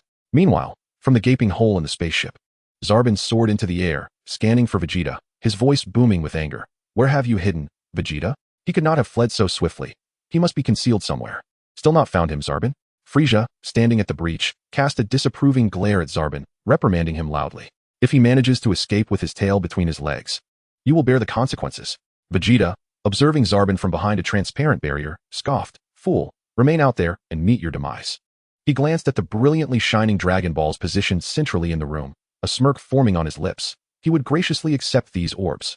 However, the size of the Dragon Balls posed a challenge. Escaping with 4 at once would be quite the endeavor. Vegeta frowned, pondering how much easier it would be if they were as diminutive as those on Earth. Zarbon, on the other hand, implored that he be allowed to proceed without hindrance. Vegeta crept to the door, calculating the positions of Zarbon and Frieza in the medical bay. He extended his hand through the door, unleashing a wave of energy towards the ship's propulsion system. What? Zarbon and Frieza turned their attention to the explosion emanating from the ship's engine. Zarbon hurriedly flew inside. Vegeta, watching the smoke billow from the blast, promptly fired another energy sphere at the transparent barrier. Now's my chance, he thought, swiftly seizing the Dragon Balls from the ground and hurling them outward. At that moment, Frieza belatedly realized that the Dragon Balls in his chamber might be Vegeta's target.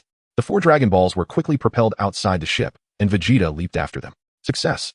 A clean getaway. When Frieza and Zarbon arrived in the chamber, they beheld the shattered barrier and the empty floor where the Dragon Balls had once been. That scoundrel. Zarbon's anguished scream pierced the air. Vegeta has toyed with me. Mocked me. He darted out through the breach of the transparent barrier, anxiously scanning for Vegeta, who had once again vanished. Frieza. He couldn't possibly still be aboard the ship, could he? Zarbon pondered, recalling Vegeta's clever diversion. He swiftly turned to glance back into the transparent chamber. Hurry and search. Frieza bellowed in a fit of rage. Vegeta, concealed behind a massive rock, peered out at the frantic Zarbon above, a cold smile curling at his lips as he extended his foot toward the lake's surface. Humph. I am not so foolish as to fly in the sky or swim in the water. Let these 2 imbeciles find their doom. Once he made his wish with the Eternal Dragon, he would return to eliminate them both. With Frieza's ship now in ruins, contacting others for assistance would take at least 3 or 4 days, given the distance. This was indeed a rare opportunity. It was utterly disgraceful. Not only had he allowed Vegeta to escape, but he had also lost the Dragon Balls. Frieza, fearing the cunning of Vegeta, called out to the hovering Sab outside. It was inconceivable that he could vanish with the 4 Dragon Balls in an instant. Sab, conduct a thorough search outside, including beneath the spaceship. Yes, Sab promptly replied, unable to withstand Frieza's wrath. You know what will happen if you fail to bring Vegeta within an hour. I shall personally end your life, Frieza hissed through clenched teeth. At this moment, Vegeta had already swum far away like a nimble fish. He leaped out of the water, gasping for breath. He had almost succumbed to drowning. He must grow stronger, for he could not endure such a humiliating escape again. Once ashore, Vegeta scanned his surroundings, recalling that he had tossed the Dragon Balls nearby. Ha ha ha, I found them, he exclaimed, marveling at his precise control even in such dire circumstances. As he gazed at the 4 scattered Dragon Balls, he laughed triumphantly. Serves you right, Frieza. Ha ha. The saying a bird in the hand is worth 2 in the bush perfectly described Frieza's plight. At last, I have reclaimed the Dragon Balls he pilfered. With the final Dragon Ball from the Grand Elder, my wish for immortality shall be realized. Vegeta gathered the Dragon Balls one by one.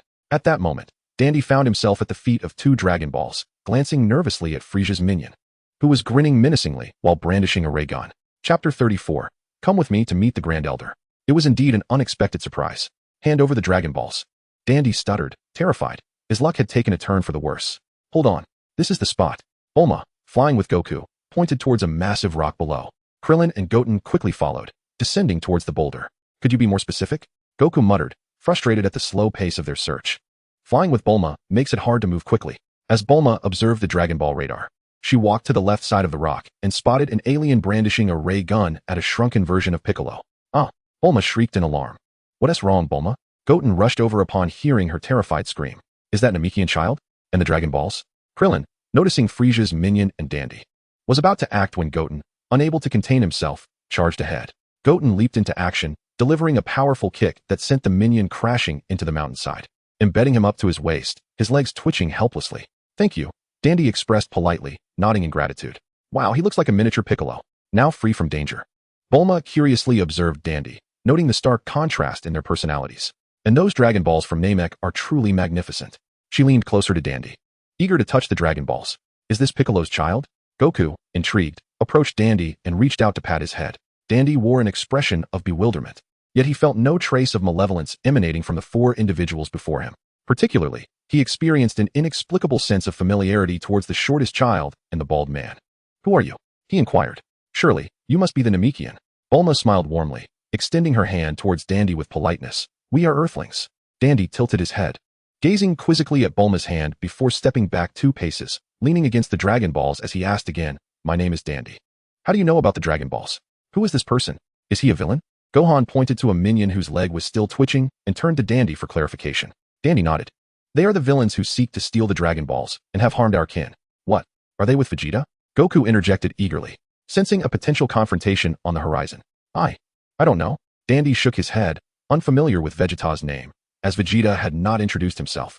Gohan hesitated regarding the 2 Dragon Balls. Although Dandy felt a certain fondness for the people before him, he remained somewhat cautious and tentatively asked, are you also searching for the Dragon Balls? What do you want them for? We wish to gather the Dragon Balls to resurrect our fallen comrades. Krillin began to explain the situation to Dandy. You see, the Guardian is also a Namekian who sought refuge on Earth. We hope to harness the power of the Dragon Balls to bring back our deceased friends. If wishes can truly be granted, then the Dragon Balls on Earth can resurrect as well. Gohan chimed in eagerly. So that is how it is. Dandy finally understood why he felt such a sense of kinship with these individuals. They were all kind-hearted souls. I am waiting for someone. I must await his return so we can visit the Grand Elder together. Dandy explained, clenching his tiny fists. You are all good people and can accompany us to see the Grand Elder. Huh? Bulma looked at Dandy with confusion. Does this child not possess any sense of caution? The Grand Elder? What is that? Dandy explained. All Namekians are born from the Grand Elder.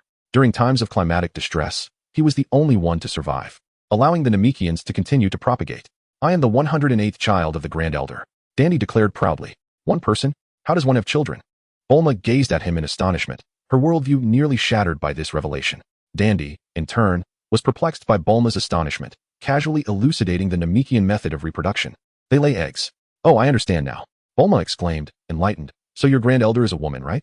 This time, it was Dandy who appeared confused. A woman? What is that? Don't Namekians have 2 genders? Like your father and your mother? Bulma struggled to articulate her thoughts clearly, aiming for simplicity in conveying her message to Dandy. Dandy blinked in confusion. Huh? 2 genders? No, that's not it. Did you hear that? There are no distinctions between male and female. Bulma's focus became entirely fixated on this issue as she turned to Krillin, exclaiming, what a dull planet this is. Krillin was at a loss for words, pondering why such matters held any significance. Observing from the sidelines, Sun Wukong seized the opportunity to interject, inquiring about their purpose for visiting the Elder. Fortunate for me, I am not one of those Namekians. Bulma sighed in relief. Son Gohan suddenly found himself at a loss for words. The villain who had attacked their village had already acquired 4 Dragon Balls, while the one who had aided him possessed 2. Could you assist me? Vegeta still exuded an aura of malevolence, causing Dandy to harbor reservations about trusting him. Dandy pointed toward the Dragon Balls behind him and voiced his concerns, unable to bear witnessing the demise of his fellow Namekians, who were dwindling in numbers. So, does the Elder possess another Dragon Ball? Krillin quickly connected the dots. Indeed, Dandy affirmed with a nod. Krillin glanced at the Dragon Ball radar in his hand, pondering whether the 4 Dragon Balls clustered together indicated the presence of the fiend responsible for the deaths of his kin. However, the energy signature emanating from that location was far more formidable than the one at a distance, as Sun Wukong furrowed his brow, sensing a discrepancy with Dandy's account. Look, those 4 Dragon Balls are approaching us. Bulma, having resolved her earlier dilemma, pointed excitedly at the radar. That energy belongs to Vegeta, Son Gohan remarked, observing the powerful aura rapidly drawing closer. Vegeta? Sun Wukong exclaimed in astonishment as he turned towards Son Gohan, incredulous at the revelation. Whoosh! Vegeta, with 4 Dragon Balls in tow, sped toward Dandy's location, growing ever nearer. Chapter 35, The Annihilation of Sabo. Alas, Sabo could not locate Vegeta. Hovering amidst the vast expanse of sky, he turned his gaze outward, fists clenched in frustration. If only he had a detector, the search would be much simpler. Sabo darted up and down, incessantly scanning his surroundings. Should he fail to find him soon, his life would be forfeit. Suddenly, he caught a fleeting glimpse of a figure not far ahead in the air, accompanied by 4 Dragon Balls. Vegeta? Sabo gasped in surprise, only to be inundated with a torrent of fear. Fear of being slain by Frieza and humiliated by Vegeta. Gritting his teeth, he glared in the direction Vegeta had vanished. Damn you, Vegeta! In an instant, Sabo disappeared from his position, racing toward Vegeta with fervor. Finally, I found you. You shall not escape. Vegeta sensed a disturbance behind him and turned to investigate. Someone was tailing him. Who could it be? Furrowing his brow, he wondered if carrying 4 Dragon Balls made him too conspicuous. Disconcertingly, he suspected it was Sabo, a nuisance he had hoped to deal with later. Given that Sabo had come to him, it was time to eliminate the pest. Last time, he had deliberately lost to Sabo, who would undoubtedly be overconfident now, leading him to underestimate his opponent. Yet, The line between victory and defeat often hinges on a mere thought. For Sabo, this distinction could mean the difference between heaven and hell. Vegeta abruptly halted, landing on the ground with the 4 Dragon Balls in hand, bracing for Sabo's arrival. Humph. Vegeta, how dare you toy with me, Sabor, as I descend to the ground. He cast a cold glance at the arms-crossed Vegeta, letting out a disdainful snort. You've caused King Frieza to doubt my capabilities. Do you wish to reclaim the Dragon Balls? By all means, give it a try. Vegeta mocked Sabor, who had indeed grown rather arrogant. Huh, you truly seem to be courting death.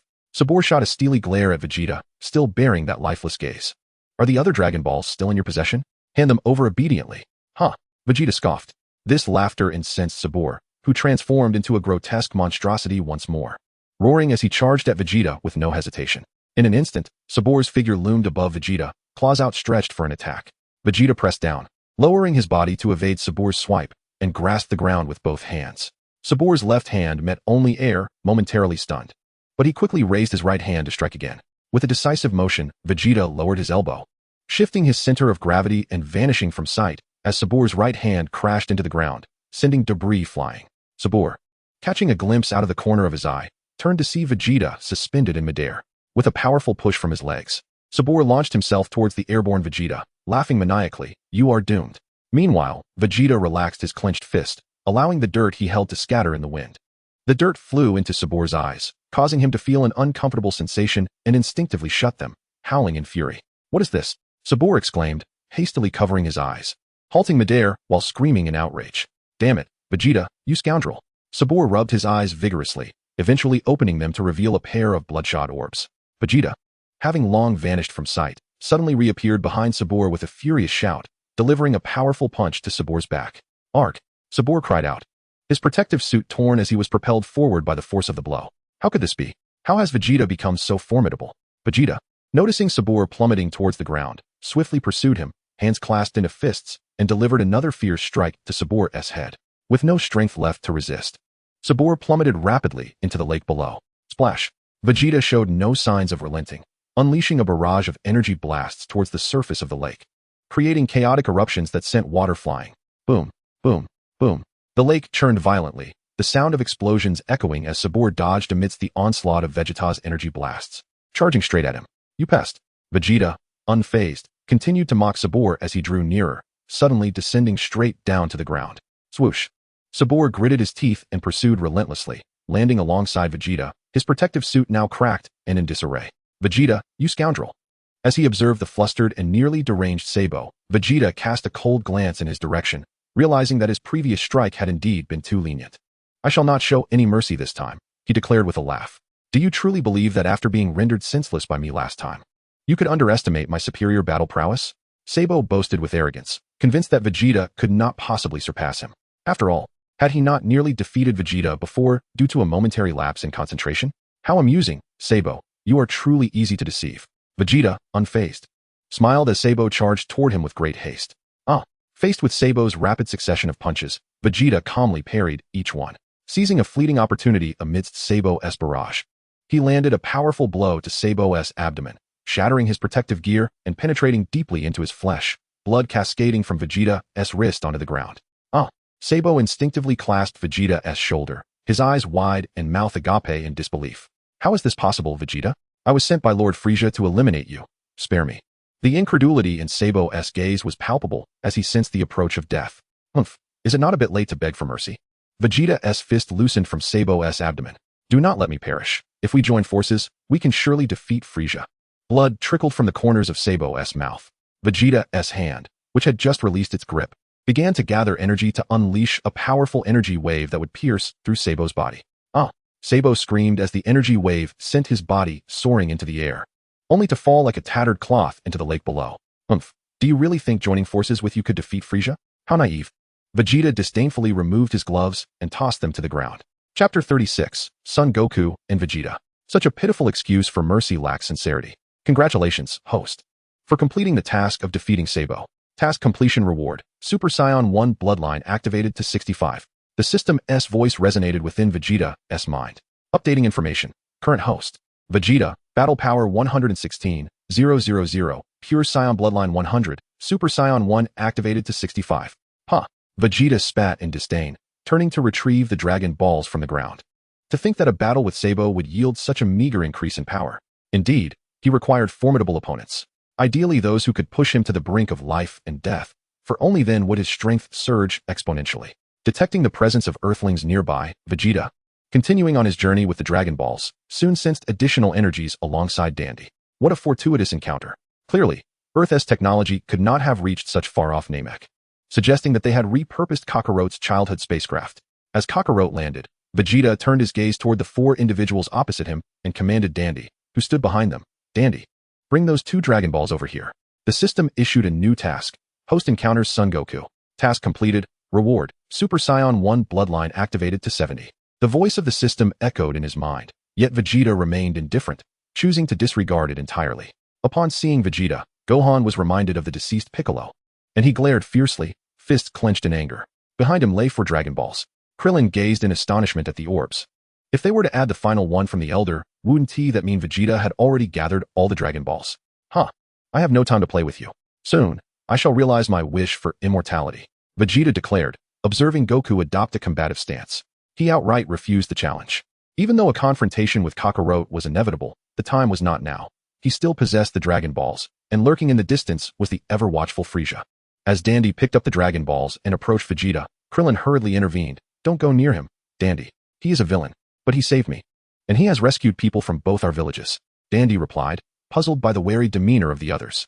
Vegeta offered no explanation, patiently awaiting Dandy's approach with the Dragon Balls. He had completed his collection, rendering Krillin's Dragon Radar useless. He now held absolute power.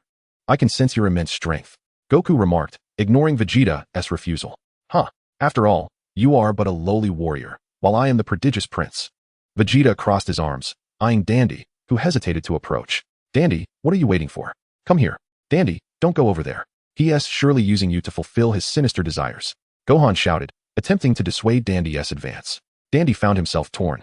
One side representing familiarity and the other a life-saving figure. A genius, you say? With relentless effort, one can catch up to genius. Goku's gaze towards Vegeta brimmed with excitement. Huh, how laughable. Vegeta scoffed, irritation evident as he observed Dandy's indecision. It seems I must deal with you. With that, Vegeta slid his left foot forward and propelled himself towards Goku with a swift kick. In response, Goku leaped, extending his finger to strike at Vegeta's face. Vegeta deftly dodged, countering with a punch aimed at Goku's forehead. Goku quickly raised his right hand to block, while Vegeta's right fist targeted his ribs, which Goku intercepted with his elbow. Their initial bout of mutual probing concluded, both retreated to reassess. Why not take this opportunity to quietly seize those Dragon Balls? Bulma whispered, placing her hand to her mouth and leaning closer to Krillin. 6 Dragon Balls. How do we manage that? Gohan's eyes sparkled with enthusiasm, fully endorsing Bulma's suggestion. What about Bulma? Should she stay here? Krillin turned to inquire. If he and Gohan were to take the Dragon Balls and escort Dandy to the Elder for the last one, Bulma would have to remain, exposed to the fallout of the impending clash between Goku and Vegeta. Ah, you all act as if I never spoke. Upon recalling that scene, Bulma hastily tightened her grip around Krillin's neck, resolutely refusing to release him. She yearned to survive long enough to witness Yamcha's resurrection. In the next moment, Goku thrust his right foot back, propelling himself toward Vegeta with another punch. Vegeta shifted his weight backward, evading the strike with a deft sidestep. Not to be outdone, Vegeta raised his left leg and launched a flying kick at Goku, who narrowly dodged and countered by striking Vegeta's right neck. Vegeta instinctively bent his arm, using his elbow to repel Goku's advance. With a swift motion, Goku soared into the air, glancing down only to find Vegeta had vanished from his sight. Soon, he sensed Vegeta materializing behind him, swinging a punch. In a split second, Goku compressed his body downward to evade. Vegeta's punch met nothing but air, while Goku retaliated with a fierce kick aimed at Vegeta's chest. The two warriors engaged in a fierce struggle, descending from the sky to the ground, momentarily retreating to reassess their positions. What is going on? Kakarot, is this all you can do? Vegeta sneered at Goku, questioning whether he had truly reached his limits. Could it be that Goku was unable to best him? Bulma, anxiously observing the battle unfold, turned to Krillin with trepidation. Just as Bulma's words faded, Goku and Vegeta clashed once more. Vegeta mockingly dodged Goku's punches, delivering a powerful kick to Goku's abdomen. Are you not going to show me your true power? After landing his kick, Vegeta swiftly followed up with a barrage of blows to Goku's back. Goku executed a series of backflips to regain his footing, gritting his teeth as he faced Vegeta, beads of cold sweat trickling down his forehead. It was evident that Vegeta possessed remarkable strength. He had yet to unleash his full potential, yet he already surpassed Goku. Vegeta, arms crossed, perched atop a high rock, regarded Goku below with a cold gaze. With a fierce roar, Goku clenched his fists, channeling his energy as a fiery aura enveloped him, visibly augmenting his strength, speed, attack power, and defense. Kaioken. Chapter 37. Not inferior to Goku. Vegeta too sensed the sudden surge in Goku's combat power. What the hell, Toriyama, can't you be more consistent? According to official stats, when Goku reached Namek, his battle power was 90,000, yet he never faced me on Earth. We underwent the same gravity training. Goku's rapid power increase is one thing, but using Kaioken to double his strength is outrageous. With a determined gesture, Goku unleashed a wave of energy, shattering the rock upon which Vegeta stood. Vegeta propelled himself upward. Goku followed suit, his speed amplified by the Kaioken, reaching Vegeta in the blink of an eye. With a thunderous impact, Goku's fist connected with Vegeta's chin, leaving him momentarily dazed. Is this the power of the Kaioken? In rapid succession, Sun Wukong unleashed a flurry of punches, striking with a harmonious and swift precision. Vegeta, momentarily bewildered, pondered the extent of Sun Wukong's battle power, as Sun Wukong sent Vegeta flying with a powerful kick. The latter gritted his teeth and turned to confront his approaching rival. He refused to be outdone by Kakarot. Surprised, Sun Wukong was caught off guard by Vegeta's retaliatory kick, prompting him to perform a backflip to create distance. Humph. Vegeta wiped the blood from the corner of his mouth, feeling his blood boil with intensity. He sensed that a clash with Kakarot would undoubtedly elevate his power, a notion he felt instinctively. Sun Wukong, sporting a smile, looked at Vegeta with excitement. It was exhilarating to witness such prowess. What are you laughing at? Do you think that an increase in battle power will enable you to defeat me? Vegeta maintained a calm facade, though beads of cold sweat trickled down his forehead. Defeating Kakarot in this battle seemed an arduous task, despite all his efforts. Typically composed. Vegeta felt a flicker of anger. Why must the secondary character always fall short of the protagonist? With a fierce shout, he unleashed a formidable aura that caused the ground to tremble and the air to swirl violently. Such overwhelming energy. It felt as if even the heavens were quaking. Sun Wukong raised a hand to shield himself against the forceful onslaught. Vegeta thrust his hands back, causing the rocks beneath him to collapse, prompting Krillin to swiftly whisk Bulma into the air. Dandy and Gohan hovered nearby, their eyes wide with astonishment at the unfolding battle. It's my turn now. Vegeta surged forward, his speed significantly augmented from the previous moment. He charged headlong into Sun Wukong, using his head to strike and sending the astonished warrior hurtling away. With a swift movement, Vegeta vanished, only to reappear above the airborne Sun Wukong, delivering a devastating elbow strike to his back. Ugh! Sun Wukong plummeted towards the ground, scrambling to stabilize himself just before impact, and he looked up to locate Vegeta's figure in the air. Yeah, fool, I'm right behind you. Vegeta stood behind him, delivering a kick to Sun Wukong, who was still searching for him. As he neared a mountainous structure, Sun Wukong quickly leveraged his foot to redirect his momentum, ascending the slope. Crack! Sun Wukong grimaced, feeling the pain in his back, and again turned to search for Vegeta. Meanwhile, Vegeta had already soared into the sky. He unleashed a wave of energy towards Sun Wukong, who shouted and leaped to evade the attack. Double Kaioken. The mountain erupted under the force of the energy wave, smoke billowing forth, while Sun Wukong, suspended in midair, gazed in astonishment at the massive explosion below. At that moment, Vegeta had gathered another surge of energy in his palm, directing it towards Sun Wukong. As Sun Wukong swiftly evaded the energy source that shot towards him, he barely managed to sidestep it. Quite impressive, you escaped swiftly, Vegeta remarked, clenching his fists and casting an appreciative glance at Sun Wukong. The fabric of Sun Wukong's attire, barely grazed by the energy, had torn, and he gasped for breath, tearing off the remnants of his upper garment. Upon landing, he faced Vegeta, his expression filled with frustration. The power and speed of his opponent were infuriating. Even the double Kaioken could not compare. He would have to resort to the quadruple version. Is that all you can boast about? Vegeta crossed his arms, glancing at Sun Wukong with dissatisfaction. Was the protagonist's aura truly so formidable? Vegeta refused to accept such a notion. Meanwhile, Krillin, holding on to Bulma, hovered in the air with Dandy and Gohan, observing the fierce battle below. The devastation of the mountains left Bulma in awe, exclaiming how terrifying it was, akin to a nightmare.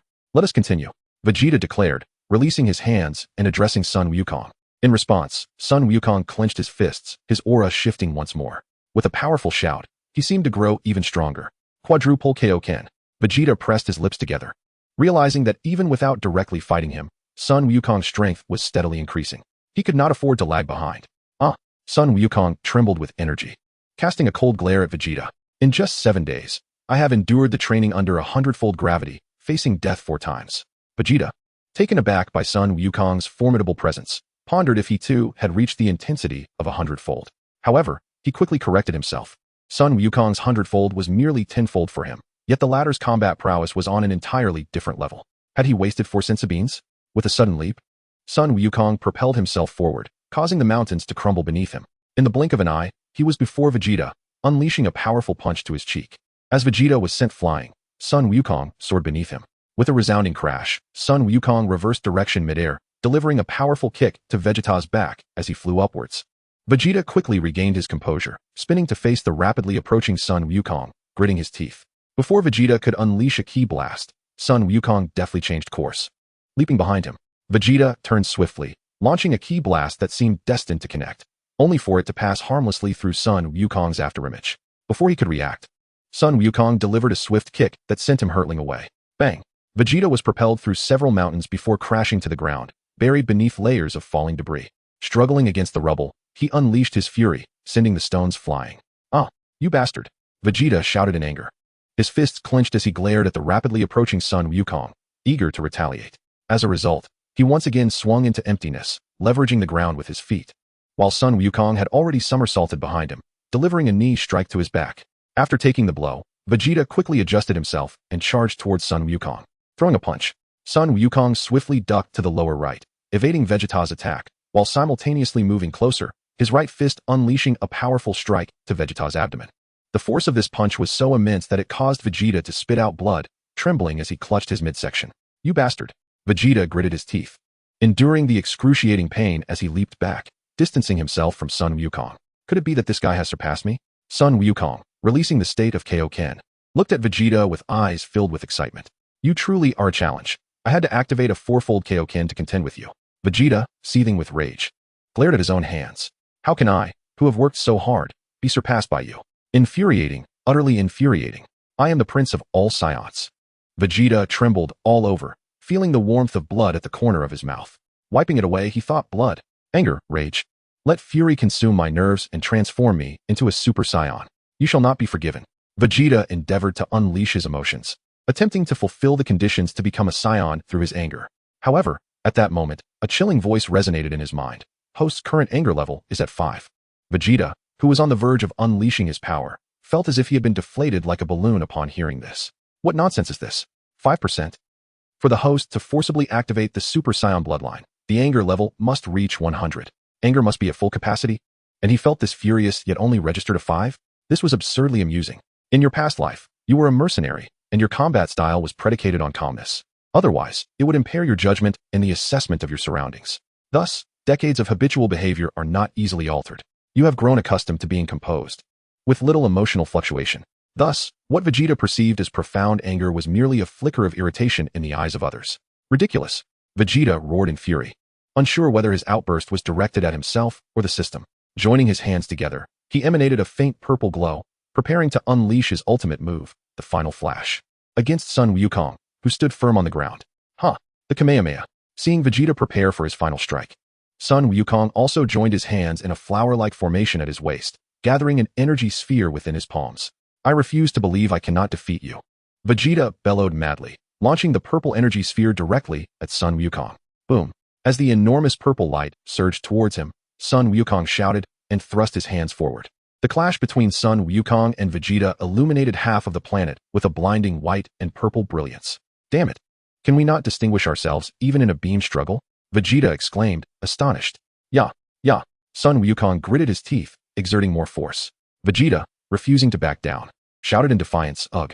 The entire land was ravaged by the shockwave, cracking apart and being lifted into the air, reduced to mere fragments. The endless tempest churns the very atmosphere, as if intent on unleashing apocalyptic calamity upon the entire planet. Alas, the clash between the two figures resembles a colossal, searing fireball, akin to the sun plummeting to the ground. An inexhaustible surge of energy erupts, and an overwhelming shockwave bursts forth, causing Sun Wukong's initial support to falter, instantly piercing through the atmosphere before vanishing into nothingness. Gasping for breath, Vegeta plummets from the sky, landing on a rocky summit, where he collapses, struggling to catch his breath. In a previous life, he had endured countless battles, possessing vast combat experience and martial prowess. Yet he finds himself evenly matched against a mere lower-class Saiyan warrior. "Father!" Son Gohan cries out, swiftly flying to Sun Wukong's side, lifting him with concern. "Wukong, I shall avenge our fallen comrades." At this, Krillin attempts to approach Vegeta. Chuckling softly, Vegeta gradually regains some composure, struggling to rise to one knee. No. At that moment, Dandi swiftly positions himself before Vegeta, raising his hand protectively while glancing at Krillin. Why? Krillin gazes at Dandi in disbelief. He is a villain. Though he exudes an aura of malevolence, he has saved me. Dandi retorts, turning to the battered Vegeta and shouting at Krillin. He also rescued our Namekian village. He is a villain with a conscience. Dandi promptly places his hand on Vegeta's shoulder, attempting to heal him. Bulma watches in disbelief. What does it mean to be a villain with a conscience? Feeling a warmth envelop him, Vegeta gazes at the diminutive Dandi, an inexplicable emotion stirring within him.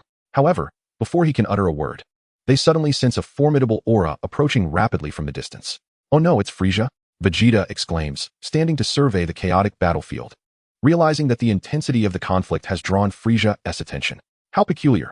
Could it be the battle between Vegeta and Zabo? Yet, the ferocity of this fight is undeniable. Frieza, aboard his spacecraft, hastens toward the source of the immense light. Where are the Dragon Balls? Vegeta searches the devastated ground, anxiously calling out to Krillin, Baldy, quickly use your Dragon Ball radar. Did he just mention the Dragon Ball radar? Bulma stares incredulously at Vegeta, her mind racing with questions. This fellow seems to possess knowledge of everything. Moreover, he fought quite gallantly just moments ago. Listen, you must heed my words. Frieza at present is beyond our capability to confront, especially after our recent battle, leaving us far from peak condition, Kakarot. Vegeta urges Krillin, who remains unyielding. Furthermore, we harbor no irreconcilable enmity. Do you not wish to gather the Dragon Balls to wish for their resurrection? Chapter 39. Women are trouble. Sun Wukong purses his lips, intently sensing the formidable energy rapidly approaching from afar. It is overwhelming, capable of besting even his tenfold Kaioken. Frieza must not be allowed to seize the Dragon Balls, otherwise we shall all perish. Vegeta's patience waned with each utterance. Just as he intended to snatch the Dragon Radar, Goku suddenly interjected, Krillin, locate the Dragon Balls. Reluctantly, Krillin, having witnessed the tragic demise of Tien and Piccolo, hesitated. I cannot contend with that, Frieza. Goku's brow furrowed deeply. We cannot permit him to take the Dragon Balls. Very well, Krillin exclaimed, digging through the rubble to retrieve the Dragon Balls. The group swiftly soared towards the Grand Elder's location, feeling the distance between them and Frieza steadily increase. Vegeta discreetly exhaled in relief. Frieza arrived above the battlefield where Goku and Vegeta had fought, gazing at the crumbling cliffs, lost in contemplation. Who could it be? Who fought here? Frustrated by the absence of his scouter, he lamented, This is quite inconvenient. I have arrived too late. After searching for an extended period without encountering any sign of life, he pondered, could it be the remnants of a battle between Zarbon and Vegeta? Did they reach a stalemate? After lingering in thought, Frieza turned his gaze skyward. The Ginyu Force should be arriving soon. After a prolonged wait with no signs of conflict, he decided to return to his spaceship, uncertain if Zarbon might return there. To tend to the injured Vegeta, they found a place to recuperate. Once healed by Dend, Vegeta, noticing his disheveled state, prepared to wash by the lakeside. At that moment, he witnessed Bulma press a button on a capsule, conjuring a house. Vegeta was left speechless, contemplating whether he should marry her after all. She was an invaluable companion for any journey and a technological innovator. Having wholly betrayed Frieza, he realized that meeting with Melanadu was now impossible, and no one would provide him with a gravity training room. After a period of recovery, the group enjoyed a meal, bathed, and had a restful night's sleep. The following day, Vegeta rose early, sitting by the sofa, awaiting the sluggish ones. He wondered how many more days the Grand Elder could endure while these individuals remained so leisurely. Once prepared, they set off again, and after 2 days of flight, they were nearing the Grand Elder's abode. The 2-day journey was largely due to Bulma's incessant distractions, significantly impeding their progress. She could not withstand the intense pressure and high winds of rapid flight. Not only that, but she frequently complained of hunger and the dryness of her skin from the wind, insisting on applying facial masks. What should have been a few hours of swift travel was excruciatingly extended to 2 days, during which Vegeta struggled to suppress the urge to eliminate her. Indeed, that wretched woman not only hindered his speed in combat, but also obstructed his path to becoming stronger. Finally, after seizing the opportunity to intimidate her with his words, Bulma insisted that Goku must take her back to the spaceship, specifying him alone, as he was the strongest among them. This demand left Vegeta irked for quite some time. However, at last, the miserable ordeal of 2 days came to an end. At this moment, the swift travelers were Sun Wukong, Krillin, Vegeta, and Dandy. Which direction are we headed? Krillin turned to Dandy and inquired. Just a bit to the left up ahead. Dandy quickly pointed towards the summit of a towering mountain, indicating, there, on that prominent rock. Oh, Sun Wukong spotted a small house perched atop the peak and directed his gaze to Dandy's finger. Is it over there? Dandy turned to them and nodded. The elder is inside that house. Wow, that's quite a distance. Krillin remarked, feeling a bit overwhelmed. They had been flying at high speed for nearly 2 hours. However, in such a conspicuous location, it was merely a matter of time before they were discovered. Vegeta landed on the ground, crossing his arms and surveying the surroundings. What if they have already been eliminated? Hearing this, Dandy was taken aback, his steps halting as he looked at Vegeta, struggling to respond. How could that be possible? At that moment, the door of the house gently swung open, and a Namekian resembling Piccolo stepped outside. Mr. Nail, Dandy exclaimed in delight. Thank goodness you are safe. You have finally arrived, Dandy. Nail, with his hands clasped behind him, regarded Dandy with a serious expression. The elder is already aware of the situation at hand. Indeed, the elder possesses remarkable foresight, Dandy thought, feeling somewhat embarrassed. Realizing the elder knew everything, then, it should be easier to discuss matters. Krillin felt the pressure mounting as he looked at the figure before him, whispering to Sun Wukong. But he looks just like Piccolo. Even though he understood that Piccolo had perished, the resemblance still weighed heavily on him, especially given that expression and demeanor. Sun Wukong replied softly, a hint of sorrow flickering in his eyes. Please, come in to meet the elder, Nail said as he turned to enter the house. Observing Nail's movement, Dandy cautiously asked, if you already have a grasp of the situation, why have you not left? The elder is aging and has sensed that his time is near, Nail explained, turning back to Dandy with an indifferent tone. I can only quietly remain here to protect him. Dandy wanted to say more, but Nail had already stepped inside the house. This individual is significantly more powerful than the other Namekians. His strength is imposing, Krillin remarked, furrowing his brow. He had never encountered a Namekian as formidable as this one. He wondered who was stronger between him and Piccolo. That is merely a reflection of your own weakness, Vegeta retorted, entering the house behind him. Finally, Krillin stepped inside. Witnessing Nail floating upwards, Dandy nodded in acknowledgement, while Vegeta stood to the side, and Sun Wukong followed closely behind Dandy. Elder, Dandy has brought guests, Nail announced as they landed on the second floor. Krillin gazed in astonishment at the colossal Namekian before him, whose size dwarfed even Nail. Chapter 40, Meeting the Elder. The Last Dragon Ball. The elder sat in an enormous armchair, his age rendering his eyelids so droopy that it was impossible to discern whether his eyes were open or closed. Welcome, Earthling. You are a hybrid of Earth and Saiyan, are you not? He gazed at Krillin, while Vegeta and Gohan exchanged astonished glances. It was indeed surprising that a Saiyan, who relentlessly pursued power, would find himself alongside Earthlings. Vegeta suddenly snorted, realizing that his desire to fulfill a wish had become such a convoluted affair, now entangled in collaboration with these Earthlings. It was all due to Akira Toriyama's overwhelming protagonist aura bestowed upon Goku, Kaioken, multiplied battle power. I must first express my gratitude to you for saving my child, Dandy. The elder's voice was frail, tinged with a profound sense of mortality. Oh, no need for thanks. It was merely a trivial matter, Krillin quickly interjected. And thank you as well, Saiyan, for without you, my children on this planet would have been slaughtered by those villains. He directed this statement pointedly at Vegeta. I merely acted out of convenience. You need not thank me. I am by no means a virtuous individual. Vegeta found it peculiar to be on the receiving end of gratitude for the first time. The elder's words were laden with fatigue as he struggled to articulate his grief for his deceased children. It appeared that the perpetrators had sought the Dragon Balls. The Dragon Balls symbolized the wisdom and strength of the Namekian people, and it was unimaginable that such calamity would ensue. His tone was steeped in sorrow, a testament to the heart-wrenching loss he felt for his departed offspring. Then let me be blunt. May I borrow the Dragon Ball atop your head? Krillin, seizing the moment before Vegeta could respond, looked earnestly at the elder. Vegeta's gaze towards Krillin deepened. This fellow. I too implore the elder, Dandy nervously chimed in. If these Earthlings can fulfill their wishes, perhaps the Dragon Balls on Earth can be restored as well. What? The elder's expression shifted, a flicker of surprise crossing his features. Earth also possesses Dragon Balls. Indeed, or rather, it once did, Krillin explained, nodding. When a crisis befell this planet, I heard that Namekian children fled to Earth. It was the child of Katas, the elder remarked, astonished that such a young child could have arrived safely. After a moment of reflection, the elder composed himself. Reminiscing about the past, that child indeed had the ability to create Dragon Balls, a prodigy of the Dragon Clan. How remarkable. But alas, that genius met his demise. Was it a peaceful end or a murder? Faced with the elder's inquiry, Krillin noticed Vegeta's gaze and deftly altered his response. He was killed by someone. What kind of person could slay that prodigious child of the Dragon Clan?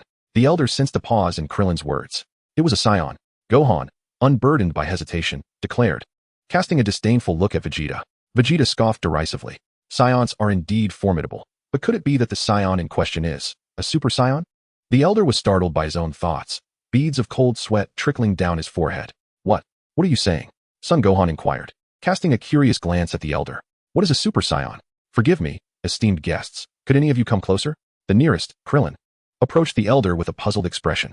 The elder placed his hand upon Krillin's bald head, saying, "Allow me to delve into your past." Krillin gulped nervously, glancing apprehensively at the elder's hand enveloping his entire head. What past? The past that was invaded by evil, thus splitting into two.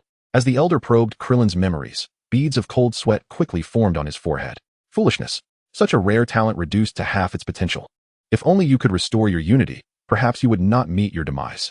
Listening to the elder's words, Krillin remained in a daze, confused by the notion of unity. Well, I suppose it would not be amiss. Your wishes are remarkably pure, and your courage throughout this journey is commendable. Vegeta, however, found himself utterly bewildered. Courage along the way? Where does that courage come from? They merely picked up what was already at hand. Had it not been for the 3 wishes of the Dragon Balls, I would have been tempted to eliminate these unexpected interlopers. As the elder spoke, he lifted the Dragon Ball from the back of his chair and placed it into Krillin's hands. Here is the Dragon Ball for you. However, I hope you act swiftly. Otherwise, you may find your wishes unfulfilled. Why? Krillin asked, bewildered as he grasped the Dragon Ball. Regrettably, my lifespan is but a few days remaining. Can you fulfill your wishes within this time? For once I pass, the Dragon Balls will vanish along with me. Indeed, the Elder's spirit seemed quite frail. Yet they were not prepared to abandon hope. The group fell silent, listening intently to the Elder's words. I entrust this to you. I can no longer leave this place. If Frieza arrives, not even I, nor Nail, may be able to protect the Dragon Balls, the Elder said, tilting his head back. Din remained silent, his heart heavy at the sight of the Elder, who appeared on the brink of death. The atmosphere was thick with silence. Vegeta turned to Krillin. Hurry. Bald-headed one. Take the Dragon Ball outside and swiftly make your wish. Before Din could respond, the Elder suddenly addressed the group. I sense a tremendous power approaching Namek. Krillin furrowed his brow, confused. What? A tremendous power is approaching? Vegeta and Gohan simultaneously lifted their heads, channeling their energy to sense the presence. Could it be that Goku has returned after delivering Bulma? Gohan exclaimed, clenching his fists in excitement. What an overwhelming force. Din could not help but voice his astonishment. As they contemplated venturing outside, the Elder, recalling something, spoke to the departing group. By the way, there lies a remarkable power within each of you. It is a pity that some of that power remains dormant, yet to be awakened. Allow me to rouse that strength within you. Dormant power? Krillin was utterly bewildered.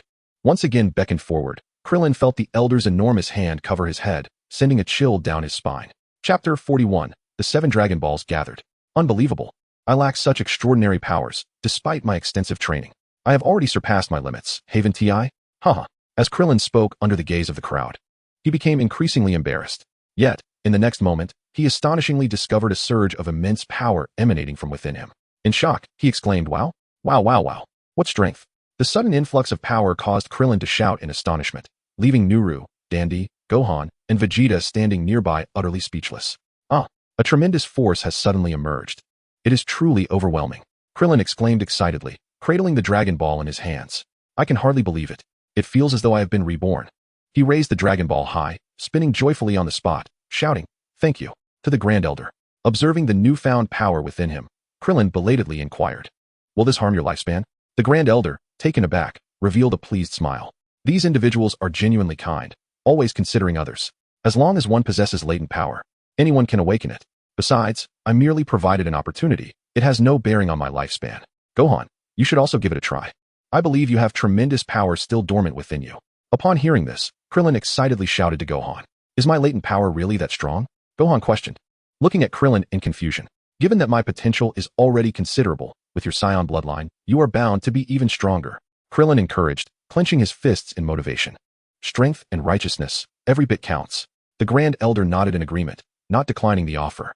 Observing Krillin and Gohan excitedly jumping and holding hands, Vegeta awkwardly approached the Grand Elder and said, I would like to partake as well. I can sense the bloodlust within you. Yet there seems to be a flicker of conscience. You are a contradiction, the Grand Elder remarked, studying Vegeta before gently placing his hand atop Vegeta's head. Are you human or something else? The Grand Elder seemed to probe into Vegeta's past, yet he did not clarify. Soon, Vegeta gazed at his hands, feeling something deep within him shatter, followed by a powerful surge of energy. You must find a way to escape their deadly grasp. The Grand Elder warned the group with concern. Then we shall take this Dragon Ball, Krillin said, lifting it high and nodding his gratitude to the Grand Elder. Go forth. The future of this planet and the universe rests upon your shoulders. The Grand Elder bid farewell to the group. Gohan was the first to step outside, gazing at the deep blue sky, sensing the powerful force the Grand Elder had mentioned. Wait, this energy is not just my father's. There's more than one presence. Could it be the Ginyu Force? Vegeta furrowed his brow, meticulously scanning the area. 1, 2, 3, 4, 5, indeed. Those ruffians have arrived so swiftly. Vegeta internally scoffed, realizing that Frieza had dispatched the Ginyu Force. Thankfully, following his battle with Goku, his combat prowess had significantly improved. This narrative is indeed stubborn. It seems Frieza is infuriated by the tricks I have played on him. The opponent's speed was astonishing. Hurry and make a wish. Vegeta shouted to Dandy beside him. As he gazed at the Dragon Balls on the ground, Krillin felt a surge of emotion. This moment had finally arrived.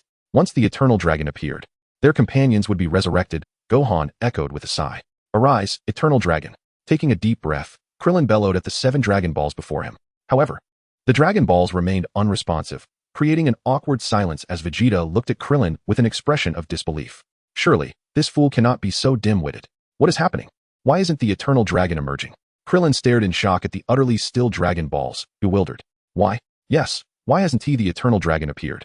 Did we perhaps mispronounce the incantation? Gohan quickly caught on, turning his gaze toward Dandy. Dandy, summon the Eternal Dragon quickly. The Ginyu Force is almost here, Vegeta urged Dandy. His tone sharp, demanding that his wish be granted first without delay. Before Vegeta could finish his sentence, Krillin interjected vehemently. No, we must first save our comrades. Krillin shouted angrily at Vegeta. Dandy, uncertain, extended his hand and glanced at the bickering duo. Do you have any sense of decency? I collected the Dragon Balls. So why should you get to wish first? Vegeta scoffed at Krillin, incredulous that he would assert any entitlement in the order of wishes.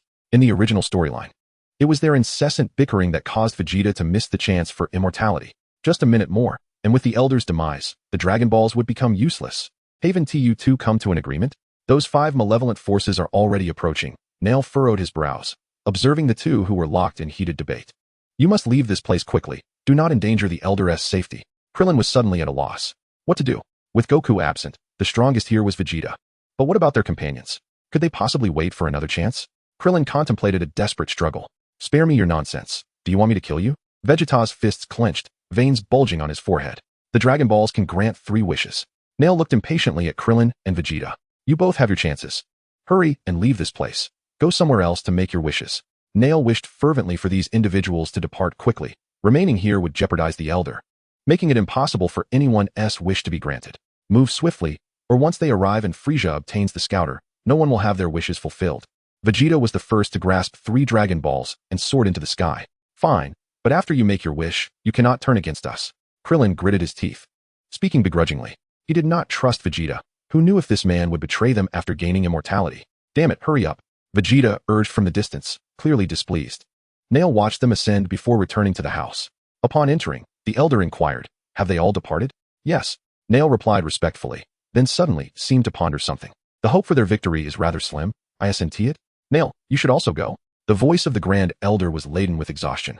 Yet it was infused with concern as he remarked that perhaps they could lend a helping hand. Chapter 42, Summoning the Divine Dragon Purunga. However, Naru was exceedingly reluctant. The matters concerning those individuals paled in comparison to remaining by the Grand Elder's side. He yearned to accompany the Grand Elder on his final journey. I am fine. I can endure for a while longer. The Grand Elder chuckled lightly. With a sense of resignation, Naru bowed his head once more, affirming, yes. When Bulma arrived at the landing site of the spacecraft, accompanied by Goku, she watched him swiftly depart again, and she couldn't help but express her thoughts. Ah, Goku. I never imagined he would become such an extraordinary figure while I constantly bicker with Yamcha. Did I make the wrong choice? The circular single-person spacecraft of the Ginyu Force had also reached Namek. Frieza peered through the shattered transparent shield at the ground, which bore 5 deep craters. A pleased smirk gracing his lips. The Ginyu Force has finally arrived. It took them such a long time. They had landed. Vegeta, Krillin, Gohan, and Dan descended onto the ground, a considerable distance from the Grand Elder, exchanging glances. Hurry up, Dan. Call forth the dragon. Vegeta urged urgently. As Frieza soared out through the hole in the transparent shield, the hatches of the spacecraft in the craters swung open. Whoosh. The members of the Ginyu Force ascended from their ships. Swish, swish, swish. Thud. They landed upon the spacecraft, striking their signature battle poses before Frieza. Guldo. Berta, also known as Buddha. Jeez. Ginyu. Altogether, the 5 shouted in unison, proclaiming their identity as the Ginyu Force. A chilling breeze swept through as Frieza regarded their ostentatious display with evident disdain. Soon, he regained his composure and, with dissatisfaction, addressed the Ginyu Force. Humph. You have kept me waiting for far too long. My sincerest apologies. Ginyu quickly interjected, taking responsibility for the delay. Lord Frieza, please entrust this mission to us. The Dragon Balls I collected have been seized by the traitor Vegeta. As Frieza outlined the current situation, he commanded, "Bring him back to me, alive. Let him reveal the whereabouts of the Dragon Balls." "Consider it done," Jinyu responded eagerly, pressing the device on his left eye. "We have already tracked Vegeta's movements. He is not far from here, accompanied by 3 others, 2 of whom possess considerable combat power, while the other is nearly powerless." 3. Since when does Vegeta have companions? Frieza scoffed. "Capture Vegeta alive, and eliminate the rest." "Understood. Then let the game commence." Jinyu replied. "Lord Frieza, here is the device you requested." Jis presented a box to Frieza with both hands. Frieza nodded and accepted it, expressing his gratitude. "You have worked hard. Now, let us proceed." As Jinyu turned, he and the other 4 formed a circle, encouraging one another with clenched fists. "Let us go." "Yes." In the next moment, the 5 members of the Jinyu force swiftly ascended into the air, heading towards the location of Vegeta and his companions.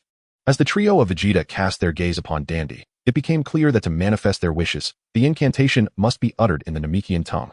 Krillin, suddenly enlightened, nodded in acknowledgement. "Hurry, summon the Eternal Dragon." Vegeta urged anxiously. Dandy raised his hands towards the Dragon Balls, reciting the Namekian incantation. With a whisper, the orbs began to glow, and Gohan watched in delight as they illuminated the surroundings. "Yes," he exclaimed, only to soon notice the sky darkening, mirroring the phenomenon occurring on Earth. Krillin, too, marveled at the unfolding events. The light from the Dragon Balls intensified, prompting everyone present to shield their eyes. "Is the sky turning dark?" Goku, soaring through the air, halted mid-flight, glancing around with joy. Could it be that Gohan and Krillin were already making their wishes to the dragon? "I must hurry." Goku's figure streaked across the night sky like a comet. "What is happening?" Frieza observed the sudden onset of darkness from his spacecraft, bewildered. Could such a strange occurrence be a phenomenon of Namek? Meanwhile, on King Kai's planet, excitement surged among the gathered individuals at his exclamation. "Aha! Wishes can be granted," Yamcha exclaimed with enthusiasm. At that moment, Gohan and Krillin gazed in awe at the emerging dragon. The Namekian dragon appeared vastly different from the one on Earth, being larger and reminiscent of the dragon from Aladdin's lamp, known as Purunga. "This is enormous. Far larger than the Earth-S dragon," Krillin exclaimed, a mix of shock and fear evident in his voice. "Wow, this is the dragon," Gohan added, equally astonished. "His name is Purunga, meaning dragon of dreams," Dandy explained calmly, revealing that it was his first encounter with such a being. "State your wishes, possessors of the 7 Dragon Balls." Purunga's deep voice resonated as he addressed Dandy. "Within my power, I can grant you 3 wishes." "3 wishes?" Krillin gasped in surprise. Is the Namekian dragon truly that formidable? "Indeed, 3 wishes can be granted at once," Dandy confirmed. "Enough chatter. First, grant me the wish of immortality." Vegeta interrupted impatiently, aware that the Jinyu force would soon arrive. "Let us speak first." Krillin turned to Dandy, requesting, "Revive all the Earthlings slain by the Saiyans." "Humph." Vegeta dismissed any contention, aware that squabbling would only waste precious time. Watching Vegeta's lack of opposition, Dandy spoke the Namekian incantation to Purunga. "That is impossible. Only one person can be revived at a time." Purunga unexpectedly rejected their request, leaving everyone astonished. "What?" Krillin was taken aback. Gohan echoed his disbelief. "No way. Only one at a time?" King Kai, who had been observing the wishes from afar, sighed in disappointment. "One?" Yamcha and Tien, standing behind him, shared in the surprise. "I want to communicate with Gohan. Please." Piccolo called out to King Kai at that moment. Chapter 43. The fulfillment of Vegeta's wish. What's the matter? "Within my capabilities, I can grant you 3 wishes." Noticing Dandy's silence, Purunga inquired. "It's quite frustrating. Being able to resurrect only one person at a time is rather stingy, isn't it?" Krillin cast an unhappy glance at Vegeta. "It's all this guy's fault. When they arrived on Earth, they had already destroyed a large city." "Humph, take your time deliberating." "Dandy, grant my wish first. I desire eternal life." Vegeta disdainfully disregarded Krillin's furious gaze. "Ah, so if we consider that even 3 wishes can only bring back 3 individuals, who should be resurrected first?" Gohan remained troubled, uncertain about whom to prioritize for revival. Dandy nodded, aware that the Dragon Balls had been gathered by Vegeta. He then directed his voice upward, shouting in Namekian towards Purunga. "Very well," Purunga replied, fixing his gaze intently on Vegeta. Vegeta felt a subtle transformation beginning within him. His cells were undergoing a slow yet rhythmic change, as if experiencing an extraordinary alteration.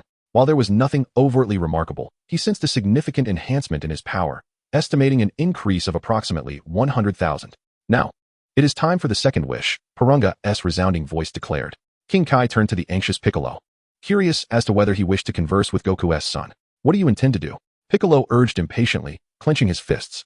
"Oh, very well. Place your hand on my shoulder and speak," King Kai instructed. "Thank you." Piccolo quickly extended his hand. In the brief moment of conversation, Vegeta had already attained his wish. A wicked smile gracing his lips as he crossed his arms, feeling an unprecedented sense of satisfaction. Gohan, did you hear that? It's Piccolo. Piccolo shouted urgently. Piccolo, no way, where are you? Krillin, having heard Piccolo's voice, turned around, searching for his presence. Uncle Piccolo. Gohan also scanned the surroundings. I am communicating with you through King Kai, Piccolo explained. The king, feeling disgruntled with his shoulder being touched, muttered, you should address me as King Kai. Huh. What's this mind talk? Krillin was momentarily taken aback. I know one wish can only resurrect one person. Listen closely, revive me first. Piccolo quickly stated. If that's the case, the god can be revived, and the Dragon Balls on Earth can regain their miraculous powers, potentially saving everyone. Indeed, that's a splendid idea. Hearing Piccolo's words, Krillin joyfully uttered to Gohan. I understand now, Uncle Piccolo. Gohan nodded enthusiastically. Meanwhile, Dandy and Vegeta could not hear Piccolo's words. Dandy looked perplexed at the two jubilant individuals. Vegeta, indifferent, moved to sit on a nearby rock, thinking that these folks were still chattering about wishes. Just wait until the Ginyu Force arrives. Let us see how they handle that. Tian Shinhan, listening to Piccolo, nodded in agreement. This idea is truly remarkable, Yamcha thought, appreciating Piccolo's cleverness. The second wish, disregarding the exaggerated remarks of those around him, was articulated by Piccolo as he placed his hand upon King Kai's shoulder. Allow me to return to Namek. I must confront Frieza. He has slain so many of my brethren, and through my training here, my strength has significantly increased. I am certain I can defeat him. Please, grant me this. Very well, Uncle Piccolo, exclaimed Gohan, who swiftly turned to Den to convey the remaining two wishes. It's all up to you. The third wish, you can decide. Unbeknownst to Piccolo, while he spoke with King Kai, the first wish had already been utilized by Vegeta. All right. No problem, responded Purunga, and immediately after, he declared, your wish has been granted. With that, the halo above Piccolo's head vanished under the gaze of the onlookers. Subsequently, Piccolo joyfully shouted, I have been revived. Quickly, send me to Namek. Meanwhile, within the temple on Earth, Bubbles observed the sudden appearance of the Guardian with a thrill of excitement coursing through him. Wow, the Guardian. Humph, Piccolo is quite clever, the Guardian remarked with a smile. The final wish was to transport the resurrected Piccolo to Namek. Gohan clenched his small fists and shouted at Dando. Understood.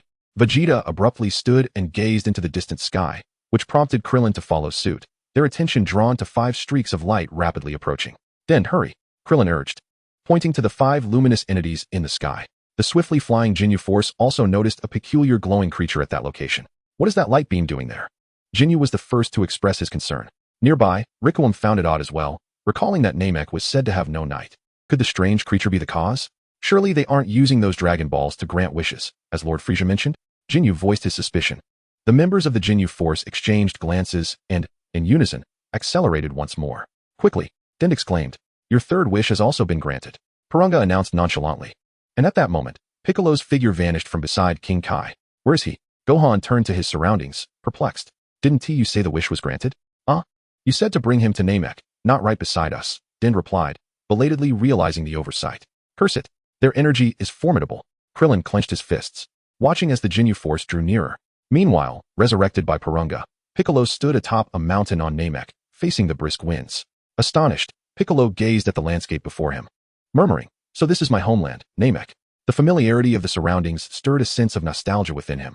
Perhaps it is because the blood of the Namekians flows through my veins. Quickly, he turned to survey his surroundings. There's no time for reflection now.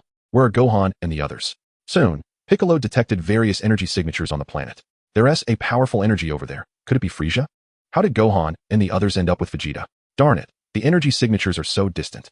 Chapter 44, The Arrival of the Ginyu Force. Whoosh. Piccolo soared into the air, swiftly heading towards Gohan's location, as 5 formidable energy signatures approached them. Well, your 3 wishes have been granted, so farewell, Purunga declared, emanating a faint glow. In an instant, he transformed into a speck of light and ascended into the sky, while the once luminous Dragon Balls morphed into spherical stones, plummeting from above. Bang! Bang! Vegeta gazed at the stone that fell beside him, his expression impassive, while Dandy, upon seeing the stone, exclaimed in shock, Ah? The Grand Elder is dead. The creator of the Dragon Balls has perished. Dandy's spirits sank into despair. They're here. Vegeta stepped in front of Dandy and called out, Go hide and weep slowly. At that moment, 5 streaks of light descended to the ground. Ginyu, facing Vegeta, spoke first, Hello, Vegeta. Gohan was astonished by the formidable strength of the Ginyu Force. Their speed is astonishing. Krillin's expression mirrored his shock. The system announced a mission, defeat the Ginyu Force. Completion of the task would reward the activation of Super Saiyan bloodline to 95. As soon as Vegeta laid eyes on Jinyu, the system's voice echoed in his mind. This task's reward is exceedingly miraculous. A direct increase of 25, meaning after defeating the Jinyu force, I can immediately transform into a Super Saiyan. Naturally, defeating Frieza will be a cinch. Updated information. Host Vegeta, combat power 580, 000, purebred Saiyan bloodline 100, Super Saiyan 1 activated at 70. Such a high combat power? It makes sense. During my initial battle with Goku, I was severely injured, so a noticeable increase in my power is only natural. At that time, I must have had over 200, 000, and with the Grand Elder's assistance in unlocking my potential, I could easily possess an additional 100,000. Adding the combat power boost from my wish for immortality, this amount is entirely reasonable. Are those spherical stones the Dragon Balls? Guys looked at the round stones on the ground, puzzled. Berta frowned, glancing at Jinyu with uncertainty. Captain, can these stones still be used after they've been utilized? I don't know. I'll take them back to Lord Frieza and let him decide. This is up to you. Jinyu strode boldly towards the now useless Dragon Balls, asserting their ownership. Vegeta scoffed disdainfully. These Dragon Balls are merely stones now. If they wish to take them, let them. I couldn't care less. These guys are terrifyingly powerful, Krillin thought, clenching his fists as he warily observed the Jinyu force. We're no match for them. He scrutinized Jinyu, realizing he was likely the strongest among the five, while the diminutive Guldo seemed insignificant. Why is he with them? Krillin sensed that things were not as simple as they appeared. Obey without resistance. Otherwise, I shall show you no mercy. Vegeta? Jinyu observed Vegeta, who showed no intention of seizing the Dragon Balls, with a hint of curiosity. It matters not. Vegeta shrugged indifferently. How obedient you are, Vegeta. It seems you possess a keen self-awareness. Jinyu chuckled, arms crossed. Now, let us discuss how to deal with you. Jinyu smirked mischievously. It's been a while since I've had a good workout. What a splendid opportunity this presents. In other words, we shall teach them a proper lesson and display our might. Jees, standing behind Jinyu, chimed in. Jinyu shot him a disgruntled glance. Silence. What shall we do, Vegeta? Krillin turned to the composed Vegeta, arms crossed and unfazed. What shall we do? We fight. Vegeta dismissed the concern, unconcerned by Jinyu's battle power of merely 120, 000. What a joke. Then I shall leave you to me. You handle the other two. Jinyu commanded his four companions. Where's Dad? Gohan, feeling the pressure from the formidable opponents before him, clenched his fists anxiously. Meanwhile, Goku was swiftly flying away, en route with Piccolo. I object, Captain. The first to voice dissent was Berta, followed by a disgruntled gulk. It's always you who steals the spotlight. Indeed, Gerudo grumbled.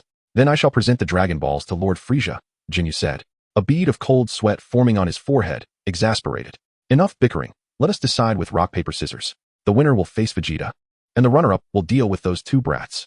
Just as Jinyu was about to take the Dragon Balls and depart, he suddenly turned back, saying, Oh, and there's a weakling hiding behind that rock. Don't forget to dispose of him. Oh, splendid. Upon hearing Jinyu's decision, the other four raised their hands in excitement. No objections now, I presume? Jinyu smirked. All right, rock, paper, scissors. The four teammates gathered together to play. Paper. A tie. Let's do it again. Observing the raucous scene, Gohan whispered to Krillin, let's make our escape while they're distracted. He knew he could not contend with the formidable foes before him. Vegeta paid no heed to the two, confident that even alone, he could easily overpower the Jinyu force. Rock, paper, scissors. Jees, seeing a victor emerge, shouted in frustration, what bad luck. Vegeta is mine. Riku shouted with glee. Ugh, this is so dull. Gerudo complained. Lord Frieza is immortal, after all. They watched as Jinyu floated away, clutching the incapacitated Dragon Balls. Vegeta nearly burst into laughter, eager to witness Frieza's reaction upon seeing these stones. Let us spare Jinyu for now. He will inevitably meet his demise at the hands of his own subordinates. Do you wish to fight? If not, I can let them all come at you together. Vegeta turned to Gohan and inquired.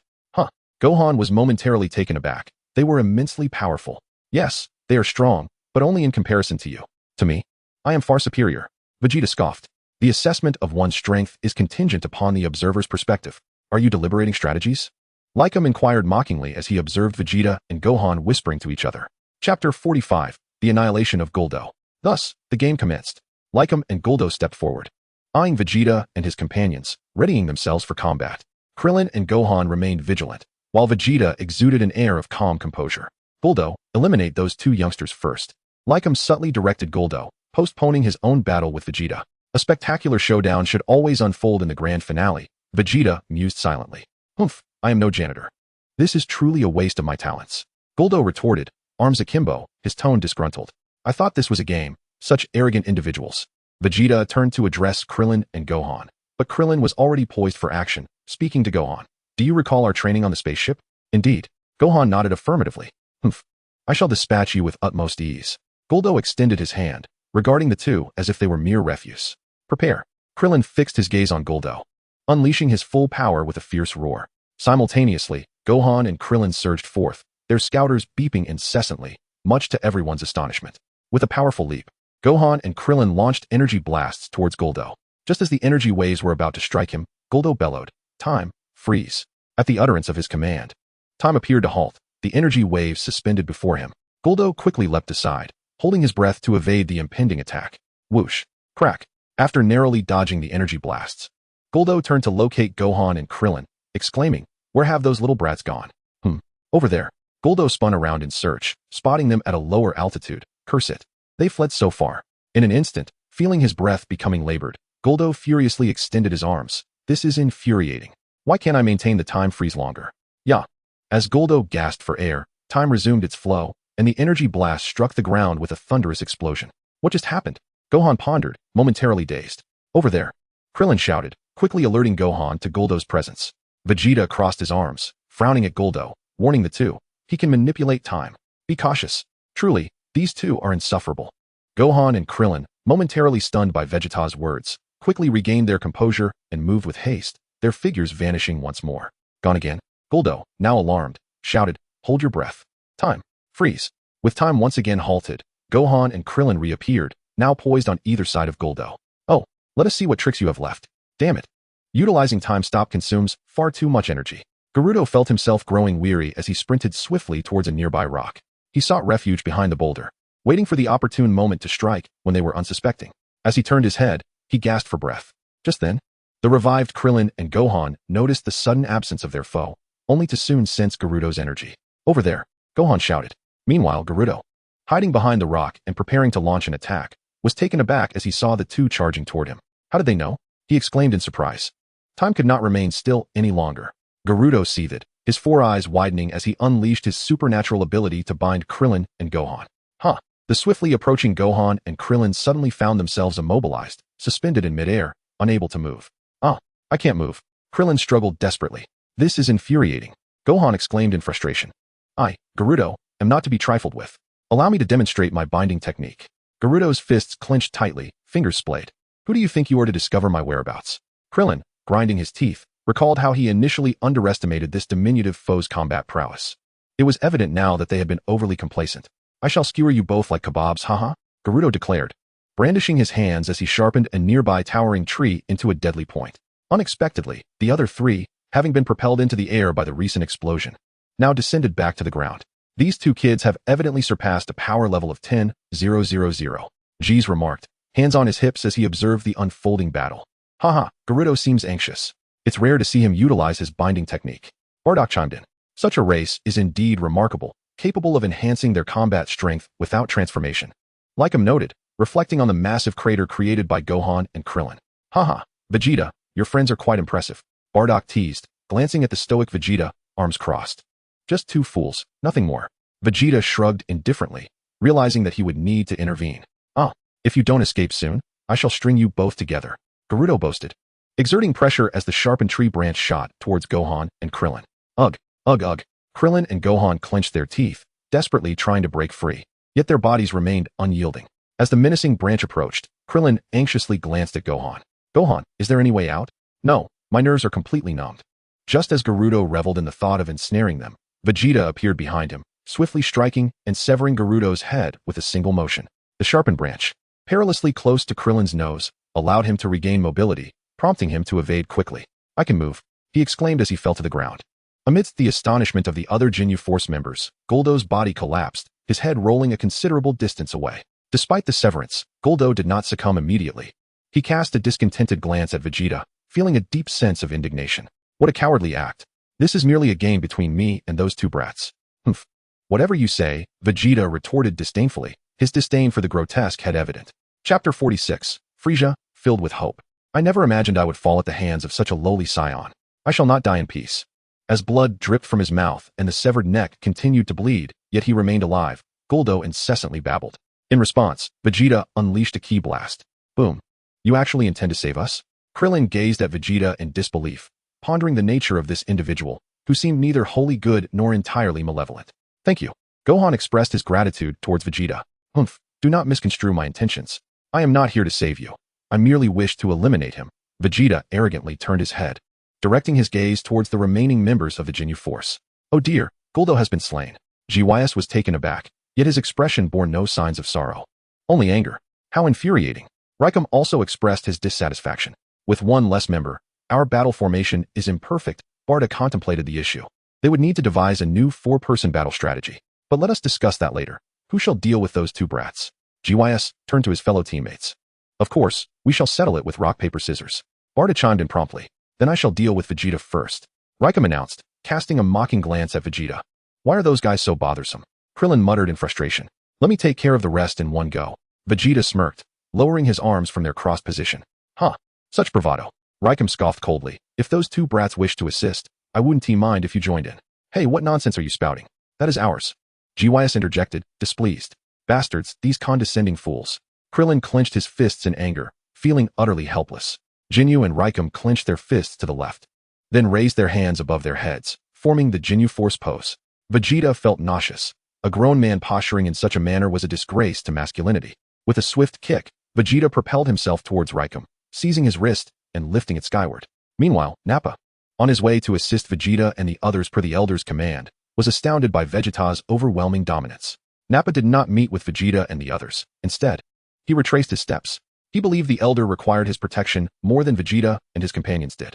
Upon returning, he found the Elder had already passed away. On the other side, Ginyu returned to Frieza with the 7 Dragon Balls transformed into stone. Frieza gazed coldly at the 7 spherical stones on the ground. Captain Ginyu, is this the Dragon Ball? Frieza cast a cold glance at Ginyu. Indeed, we snatched it from Vegeta's grasp. However, it seems they have utilized this Dragon Ball to summon Ginyu. Noticing the dangerous glint in Frieza's eyes, Ginyu hurriedly explained. Damn that scoundrel Vegeta. Frieza seethed, his fists clenched, veins bulging on his forehead. What use is this stone now? It certainly cannot be a one-time use. We can have that Namekian restore it. Ginyu, observing Frieza's furious demeanor, quickly put forth his suggestion, eager to avoid Frieza's wrath for their perceived incompetence. That makes sense, Frieza conceded, forcing himself to suppress his anger as he reached for the device he carried. But we have nearly exterminated the Namekians. The 2 Namekians from Vegeta's villages are nowhere to be found. Perhaps Vegeta knows something. I am uncertain whether there are any surviving Namekians on this planet. Do not let them kill Vegeta. Frieza commanded Ginyu, pointing the device towards him. Beep, beep, beep. In the area 882-9401, it appears there is still one surviving Namekian. Frieza exclaimed, his fist clenched in excitement. Excellent. We have yet to attack that location. Let me go? I will extract the method to transform the stone into a Dragon Ball. Ginyu quickly volunteered, hoping to placate Frieza's fury. No, I shall go personally. Frieza turned to Ginyu, rejecting him outright. Only I know how to deal with them. Captain Ginyu, you are tasked with safeguarding these stones. Yes. Ginyu raised his hand above his head in affirmation, assuring him, rest assured. Frieza's spacecraft soared into the sky, racing towards the Elder's location, his exhilaration palpable as he shouted, Ha! Let us hurry. His speed would soon bring him to the Elder's position. Meanwhile, the battle continued on Vegeta's front. How dare you disrupt my elite squad? Rickon, having been thrown into the air, steadied himself with fury as he scanned the ground. Yet, there was no trace of Vegeta. Hey, look where. I am right behind you. Vegeta extended one hand, delivering a powerful punch to Rickwam's back, sending him plummeting. Boom. Rickwam, unable to resist, crashed to the ground, causing an explosion as the earth shattered. When the smoke cleared, a broken figure lay in the massive crater. Isn't that kid's combat power just over 20,000? Jeez crossed his arms, perplexed. Bardock was equally astonished, left speechless. Beep, beep, beep. Jeez observed the erratic fluctuations on the device, wondering if it had malfunctioned. What is happening? Bardock quickly turned to see Vegeta standing with a smirk. When did you arrive? Bardock stammered, confused. Hearing Bardock's exclamation, Gohan and Krillin turned their gaze. This guy, Vegeta. Krillin's eyes widened in disbelief as he struggled to comprehend. It seems you have all underestimated me. Vegeta extended his arms, unleashing his aura, which sent both of them staggering backward. Bardock glared furiously at Vegeta, his feet carving a long mark into the ground as he struggled to steady himself with one hand pressed against the earth. Damn it, that hurt. Do you really think you can defeat me with such a blow, you accursed Vegeta? Raikum roared, rising angrily from the pit, his fists clenched in fury. Krillin tightened his grip, contemplating as he watched Vegeta's silhouette. This guy is becoming increasingly formidable. I can barely perceive Vegeta's movements now. What will happen if he decides to invade Earth in the future? Gohan also stared at Vegeta in astonishment, realizing that this person's strength surpassed his expectations. I wonder if Dad can still defeat him. Chapter 47. Annihilating the remaining members of the Ginyu Force. You bastard! Raikum shouted in rage. Adopting his signature stance and preparing to attack, he raised both hands high, unleashing an explosive aura, his invincible technique. Humph! Vegeta launched himself at Raikum, delivering a powerful elbow strike to his abdomen. Your stance is riddled with flaws. Raikum's eyes bulged in shock, the whites of his eyes turning bloodshot. What the thud? With that, Raikum collapsed, unconscious, onto the ground. Gohan and Krillin stood in stunned silence, while Geese and Bardock were utterly astonished. Oof, that's one down. Vegeta smirked, extending his hand to unleash an energy blast upon the unconscious Raikum, ensuring his demise. He won so effortlessly. Cold sweat trickled down Krillin's forehead, his voice trembling slightly. To think Raikum would fall so easily. Geese stared at the scouter in disbelief, perplexed as to why the readings remained around 20,000 without any fluctuations. Moreover, he couldn't believe Raikum lost to such a simple maneuver from Vegeta. Bardock's forehead was drenched in sweat. Raikum's combat power was comparable to ours. Even witnessing Raikum's death, Geese refused to accept the reality before him.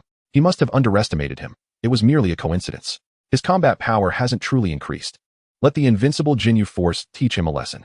Prepare to strike. Geese yelled. Huh. Vegeta smirked disdainfully, watching as the two rushed towards him. Geese shouted arrogantly, Listen, Vegeta. Our Ginyu Force is not to be trifled with. With a swift motion, Vegeta launched a punch that caught Geese squarely in the face. Wow! Bardock exclaimed in surprise. Geese instinctively covered his face, glaring at Vegeta with fury as he noticed the blood on his palm. You bastard! Are you looking down on me? Geese retaliated with a fierce kick. Simultaneously, Bardock, positioned behind Vegeta, aimed an elbow strike at the back of his head. Vegeta effortlessly extended both arms, blocking their attacks with his elbows. As he deftly handled their onslaught, he thrust his hands forward, unleashing a powerful force that sent them both flying. Huh! What the hell is happening? Geese shouted in rage, stabilizing himself midair. What did he just do? Bardock was equally bewildered, his expression tense. Truly pathetic, Vegeta scoffed. What a nightmare. You have consistently maintained a battle power around 20,000. Jisoo, with clenched fists filled with fury, observed Krillin, whose brow was furrowed in disbelief. Internally, Krillin exclaimed that the battle power had not truly changed. It was Vegeta who could only elevate his power at the moment of attack. In order to conserve energy, he concentrated all his abilities solely at the instant of offense. This guy Vegeta is truly terrifying. His battle power is astonishing. How infuriating it is to be toyed with by someone so inferior. Barda continued to press his detector, urging Jisoo to unleash an explosive sphere against him and wait for him to dodge. How about it? Jisoo inquired, reaching for the detector. I will strike from behind. My speed is unparalleled in the universe. He cannot escape. Barda's voice crackled through the device. As you say, I shall proceed accordingly, Jisoo replied. In the next moment of explosion, an energy sphere coalesced in Jisoo's left hand, which he propelled backward as if spiking a volleyball. Ball. Haha. Prepare to meet your end, Vegeta. Barda smirked, his lips curling into a disdainful smile. To the astonishment of Gohan and Krillin, Vegeta stood unfazed as the explosive sphere inched closer. Barda began to fret for him, urging, Why aren't you dodging? Quickly evade. However, with a casual flick of his hand, Vegeta effortlessly swatted the energy sphere away. Ah! Barda yelped, hastily dodging as the sphere hurtled in his direction. How infuriating. It was deflected. Jisoo shouted in rage. Humph. Barda turned his gaze toward the ground, only to catch a glimpse of Vegeta still standing behind him. Huh. How did you? Jisoo gasped in shock, his mouth agape. How could Vegeta have grown so powerful?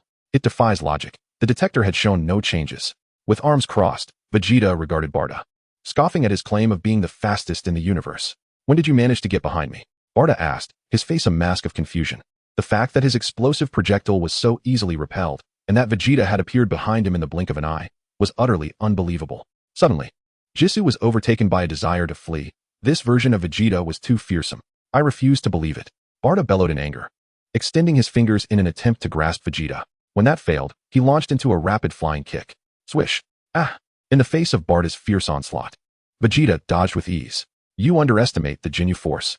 Jisoo was startled by his own sudden thoughts, and he angrily lunged at Vegeta. Whoosh. Crack. Against the dual assault from Jisoo and Barda, Vegeta remained unfazed. You two are quite bothersome.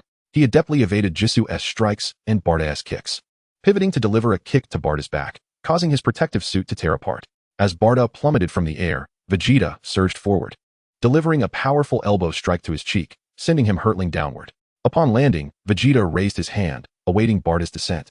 and unleashed a ki blast that pierced through Barta's body. Barta was propelled upward by the ki blast before crashing to the ground, lifeless. Oh. Son Gohan and Krillin stood in stunned silence, overwhelmed by Vegeta's brutality. Even after vanquishing their foes, he sought to extinguish their very lives. With their last breath hanging by a thread, why pursue total annihilation? Krillin exclaimed, his teeth clenched in confusion.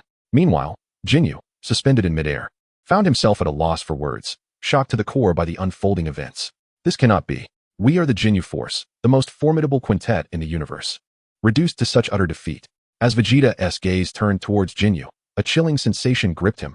It was as if he were ensnared in a nightmare. Utterly powerless to retaliate. You bastard! Jinyu bellowed, pivoting to flee with great haste. Wait, he is escaping. Gohan gasped, momentarily taken aback, expecting the adversary to display more resolve in battle. Chapter 48, Son Goku and Jinyu. Think you can run? Vegeta taunted, extending his arm and unleashing a powerful energy wave in Jinyu's direction. No. Jinyu's form was instantly engulfed by the energy wave, leaving no trace behind. How cruel. They were already on the brink of death, Krillin observed, his voice tinged with anger at Vegeta's merciless actions. Vegeta scoffed. It seems only Captain Jinyu remains alive now. After Goku's departure, Bulma, seated aboard the ship, sipped her drink and continued eating her meal with fork and knife, grumbling. What are they doing? When will they return? Honestly, lingering in a place like this is quite detrimental to my skin. Captain Jinyu, arms crossed and boredom etched on his face, surveyed the 7 stones before him when suddenly his scouter beeped. Beep, beep, beep. Someone is approaching rapidly. Who could it be? A power level of only 5,000? Jinyu mused with curiosity, pondering the information displayed on the scouter.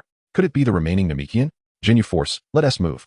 Jinyu struck a pose, yet he felt an acute loneliness, realizing the momentum and spirit seemed to reside solely within himself. Had those fools still not dealt with Vegeta and the others? Growing dissatisfied, Jinyu soared into the sky. Meanwhile, Dandy emerged from the rocks, having witnessed the battle's conclusion. A formidable energy is approaching the Grand Elder's location. That is Frieza, Vegeta exclaimed, sensing the presence. Is Dad not here yet? Gohan inquired, reaching out with his senses. Krillin, surprised, turned to Gohan, who had just aligned his energy with another. That is Frieza's spaceship. Truly a sinister turn of events. Without a glance at Gohan and Krillin, Vegeta shot up into the air, heading straight for the spaceship. Hey, wait for us! Krillin yelled, quickly grabbing Dandy and Gohan to pursue Vegeta. What about the Grand Elder? Dandy asked, looking up at Krillin, who was propelling them through the air. Krillin focused ahead. The Grand Elder is already dead. Even if Frieza were to inquire, he'll glean nothing. Please, Mr. Nail, Dandy fervently prayed, hoping that Nail, upon realizing the Grand Elder's time had come, would choose to flee. At that moment, Frieza, flying at great speed, had spotted the Grand Elder's dwelling. There it is. In midair, Sun Wukong suddenly halted, casting a wary gaze at the figure blocking his path. Jinyu. You're not a Namekian. Who are you? Jinyu regarded Sun Wukong with curiosity, pondering how this individual could possibly appear on Namek. His combat power was not insignificant. He could not merely be a traveler of the cosmos. Sun Wukong noticed the device on Jinyu's wrist. Are you one of Frieza's minions? With a scoff, Jinyu disregarded Sun Wukong's identity and charged at him, delivering a swift elbow strike to his cheek. Taken aback by the sudden onslaught, Sun Wukong was caught off guard and struck. The impact sent him hurtling backward. But Jinyu pursued, intent on launching another assault. Hey, you scoundrel! How dare you strike without provocation? Sun Wukong executed several backflips, landing gracefully on the ground as Jinyu soared behind him, aiming a vicious knife hand strike towards his neck. With a quick pivot, Sun Wukong narrowly evaded the blow, countering with a swift kick aimed at Jinyu's face, which Jinyu adeptly dodged. The two engaged in a fierce exchange, testing each other's abilities before simultaneously leaping back to the ground. Sun Wukong rubbed his cheek, glaring at Jinyu. You brute. That hit was quite hard. Impressive, my friend. You possess remarkable skill, far beyond the detected power level of 5,000. Jinyu, hands on his hips, exclaimed excitedly. Your true power must be around 60,000. Then, who exactly are you? I am merely an ordinary earthling. Sun Wukong assumed a combat stance, pondering internally. It seemed imperative to conclude this battle swiftly, for time was of the essence.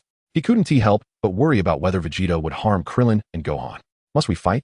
I am in quite a hurry. Sun Wukong inquired tentatively. You should remain here and await Frieza's return to deal with you.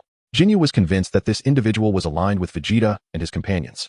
Very well, it appears I must defeat you without delay. Sun Wukong sighed helplessly. How audacious. It's the first time someone has spoken to me in such a manner. Jinyu scoffed at Sun Wukong. Do not be arrogant. Soon you shall find yourself unable to rise again. A mere fighter with a power level of 60,000 could never be my match. My own combat power can increase, Jinyu declared as he unleashed his energy, extending his palm towards Sun Wukong. Not good. Sun Wukong reacted instantly, springing into the air. Boom. Jinyu cackled maniacally as a devastating energy wave erupted from his palm, creating cataclysmic explosions within a kilometer radius. In an instant, dust and debris filled the air, and the winds howled fiercely. Sun Wukong leaped above Jinyu, attempting a downward kick, which Jinyu dodged with ease. Huh. Jinyu retaliated with a swift wave of his hand, causing Sun Wukong to dart away, using his momentum to launch another kick at Jinyu. As their battle raged on, Jinyu bent his arm to block, and the two swiftly maneuvered across the ground, locked in a fierce struggle. Jinyu first leaped into the air, closely followed by Sun Wukong, who swiftly surpassed him. Jinyu gazed in astonishment at the figure of Sun Wukong flying past him, silently impressed by his speed, realizing it exceeded his own. A ki blast was launched from Jinyu's palm, but Sun Wukong effortlessly evaded it. Jinyu, dissatisfied, remarked, "It seems you have yet to unleash your true power. Are you saving your strength for a duel with Lord Frieza?" Jinyu scoffed, "I wager your battle power is barely around 85,000. Huh, then you might want to take a closer look at your scouter." Sun Wukong wiped the blood from the corner of his mouth, clenching his fist. "Kaioken. Huh." Jinyu smirked, watching the scouter's readings fluctuate wildly, refusing to believe that this young warrior possessed such formidable strength.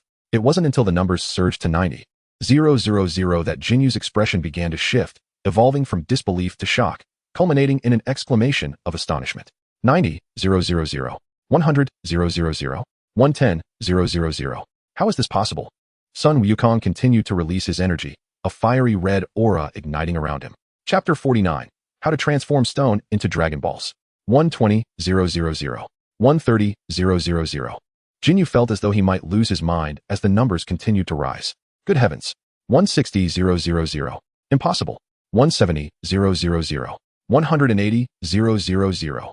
Jinyu's eyes widened, his jaw nearly dropping in disbelief. Incredible. This is your true strength. Jinyu trembled in fear, realizing his own battle power was merely 120,000, while this individual was far superior. Who on earth could possess such strength?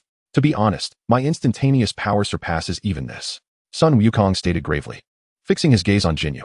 No way. How can this be? Jinyu began to question his very existence, unable to accept that all of this was real. Therefore, you cannot defeat me. I have no desire to waste my energy, Sun Wukong continued. You should step aside. What did you say? Are you serious? Jinyu was once again taken aback, astonished that such a person could exist. Indeed, I do not wish to indiscriminately kill, Sun Wukong affirmed, nodding to demonstrate his sincerity. Heh.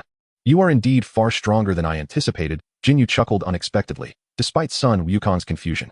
Meanwhile, Frieza had arrived at the Grand Elder's dwelling, confirming that there were still surviving Namekians. Stepping down from his spacecraft, Frieza surveyed the house. The door floated open, and Nail, sensing the malevolent aura, emerged to confront Frieza. Who are you? I am Frieza, and I have been gathering Dragon Balls in hopes of fulfilling my wish. However, it seems they have turned to stone, as if someone has already utilized them. Frieza inquired of Nail. I have come to ask how I might restore the stones to their original form. Leave. Evil beings like you are unworthy of such knowledge, Nail retorted impatiently, attempting to dismiss Frieza. You would do well to think carefully. I possess numerous methods, Frieza warned, his smile fading. The Grand Elder, the one who created the Dragon Balls, is dead. No matter how you ask, the outcome remains the same. Nail scoffed, clenching his fists tightly. The Grand Elder? Frieza was taken aback as he turned to gaze through the transparent, dome-like windows of the house. Ascending into the air, he beheld the enormous Namekian seated in a chair. Observing the clearly lifeless Grand Elder, Frieza shifted his attention to Nail. It seems you are not lying. But that does not necessarily validate your claims. Frieza rejected the harsh reality presented by Nail. If the stone could not revert to the Dragon Balls, what would become of his wish for immortality? This is the truth, Nail responded, suspended in midair, his expression devoid of emotion. No, you are certainly concealing something from me. It appears I must teach you a lesson. Frieza roared in anger. Humph, I will make you willingly divulge the secrets of the Dragon Balls, you fool. Frieza clasped his hands behind his back, veins bulging on his forehead. You will regret not telling me sooner. Nail clenched his fists in fury, casting a silent glance at the corpse of the Grand Elder within the house. Then let us change the venue for our battle. Having failed to protect the Grand Elder until his last breath, Nail felt an overwhelming frustration with no outlet. With a swift motion, the two figures soared far into the distance before descending to the ground. Nail discarded his outer garment with a flourish, while Frieza let out a derisive laugh, surprised by the number of those seeking their demise. Nail wasted no time in unleashing his fury. Impressive. Your power level is actually 42,000. Frieza remarked, taken aback by the reading on the scouter. You are indeed different from other Namekians, possessing commendable combat prowess. You are truly a warrior. Let me share my power level with you. Consider this carefully. Mine stands at 530,000. But fear not, I shall not employ my full strength against you. Upon hearing Frieza's words, cold sweat instantly beaded on Nail's forehead. How about this? I shall fight you using only my left hand, Frieza proposed with a smile, extending his hand. Scoundrel! Nail's forehead throbbed with rage as he gritted his teeth and charged at Frieza. Ha! Meanwhile, Vegeta sped through the air, followed closely by Gohan and Krillin, who was carrying Dent. They were the first to spot Frieza's spaceship, and then the sight of Goku locked in battle with Jinyu in midair. Why aren't you making a move? Goku queried, puzzled. Because you are exceedingly powerful. Your battle strength far surpasses my own, Jinyu replied with a smirk. Goku's confusion deepened. Then why are you smiling? Shouldn't you concede or surrender? Clearly, you are outmatched. So why the smile? Jinyu cackled as he fixated on Goku, removing the scouter he wore. Suddenly, he thrust his right hand into his abdomen, inflicting a grievous wound upon himself, blood gushing forth, leaving Goku in shock. What is the meaning of this? I am quite fond of your robust physique.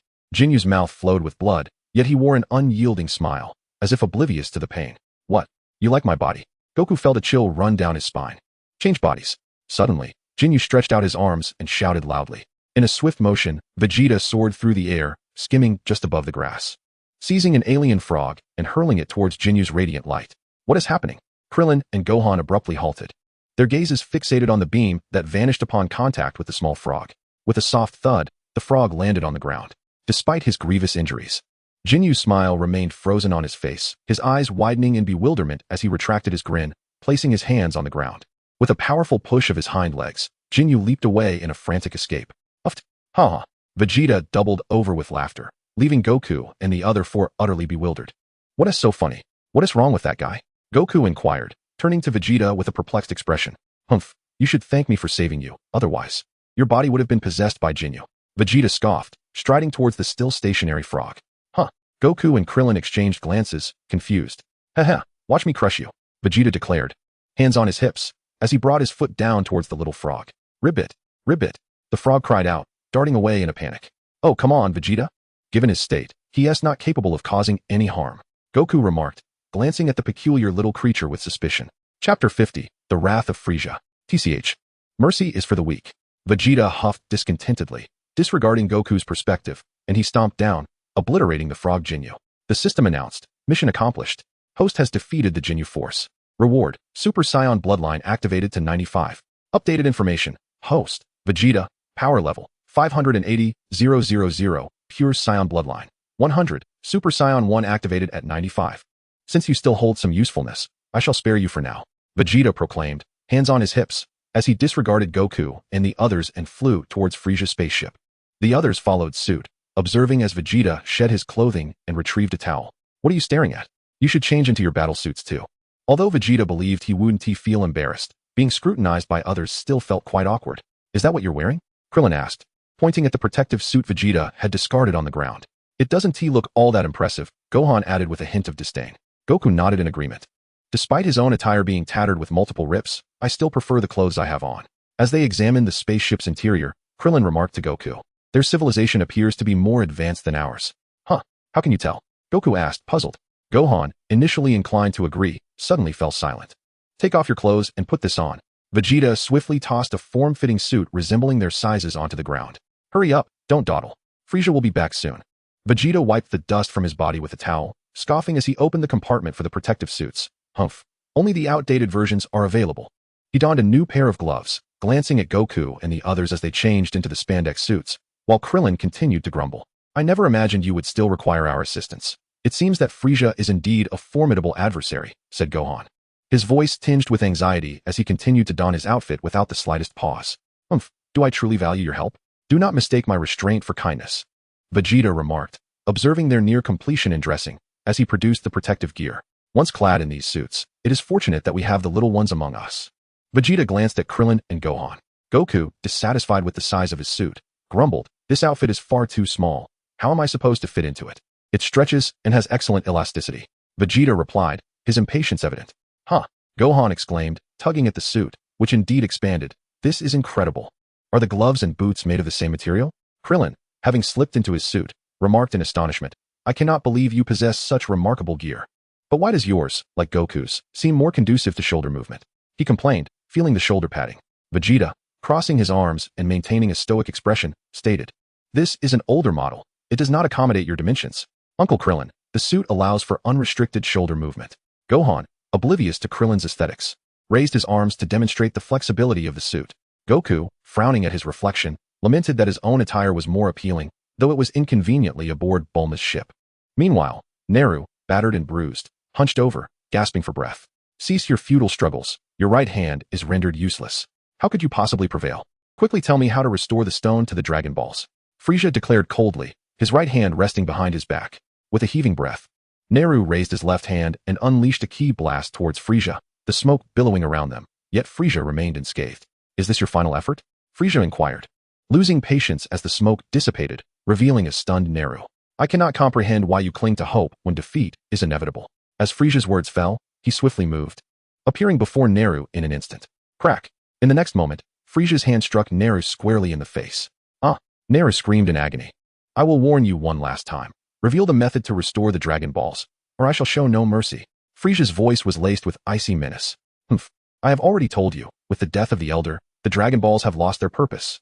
Naru, bloodied and lying on the ground, spoke with vacant eyes, murmuring, Kill me, I shall join the Elder. It is because of you that I could not protect him until his last moment. These accursed outsiders. Huh, do you wish to die? Frieza laughed heartily. Then let me ensure you suffer first.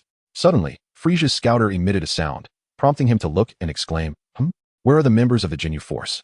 Frieza, undeterred by the demise of his adversary, swiftly ascended towards his spaceship, seething with rage. The audacity of Vegeta and those insufferable Earthlings to seize his Dragon Balls and fulfill their wishes ignited a desire for vengeance within him. Suddenly, he sensed an approaching presence. Below, Gohan stood alongside Dandy, engaged in conversation, when he abruptly turned and shouted, Is that? Krillin, sensing the same, turned to confirm. It was indeed Frieza. The last surviving Namekian's words rang true. The Dragon Balls were rendered useless.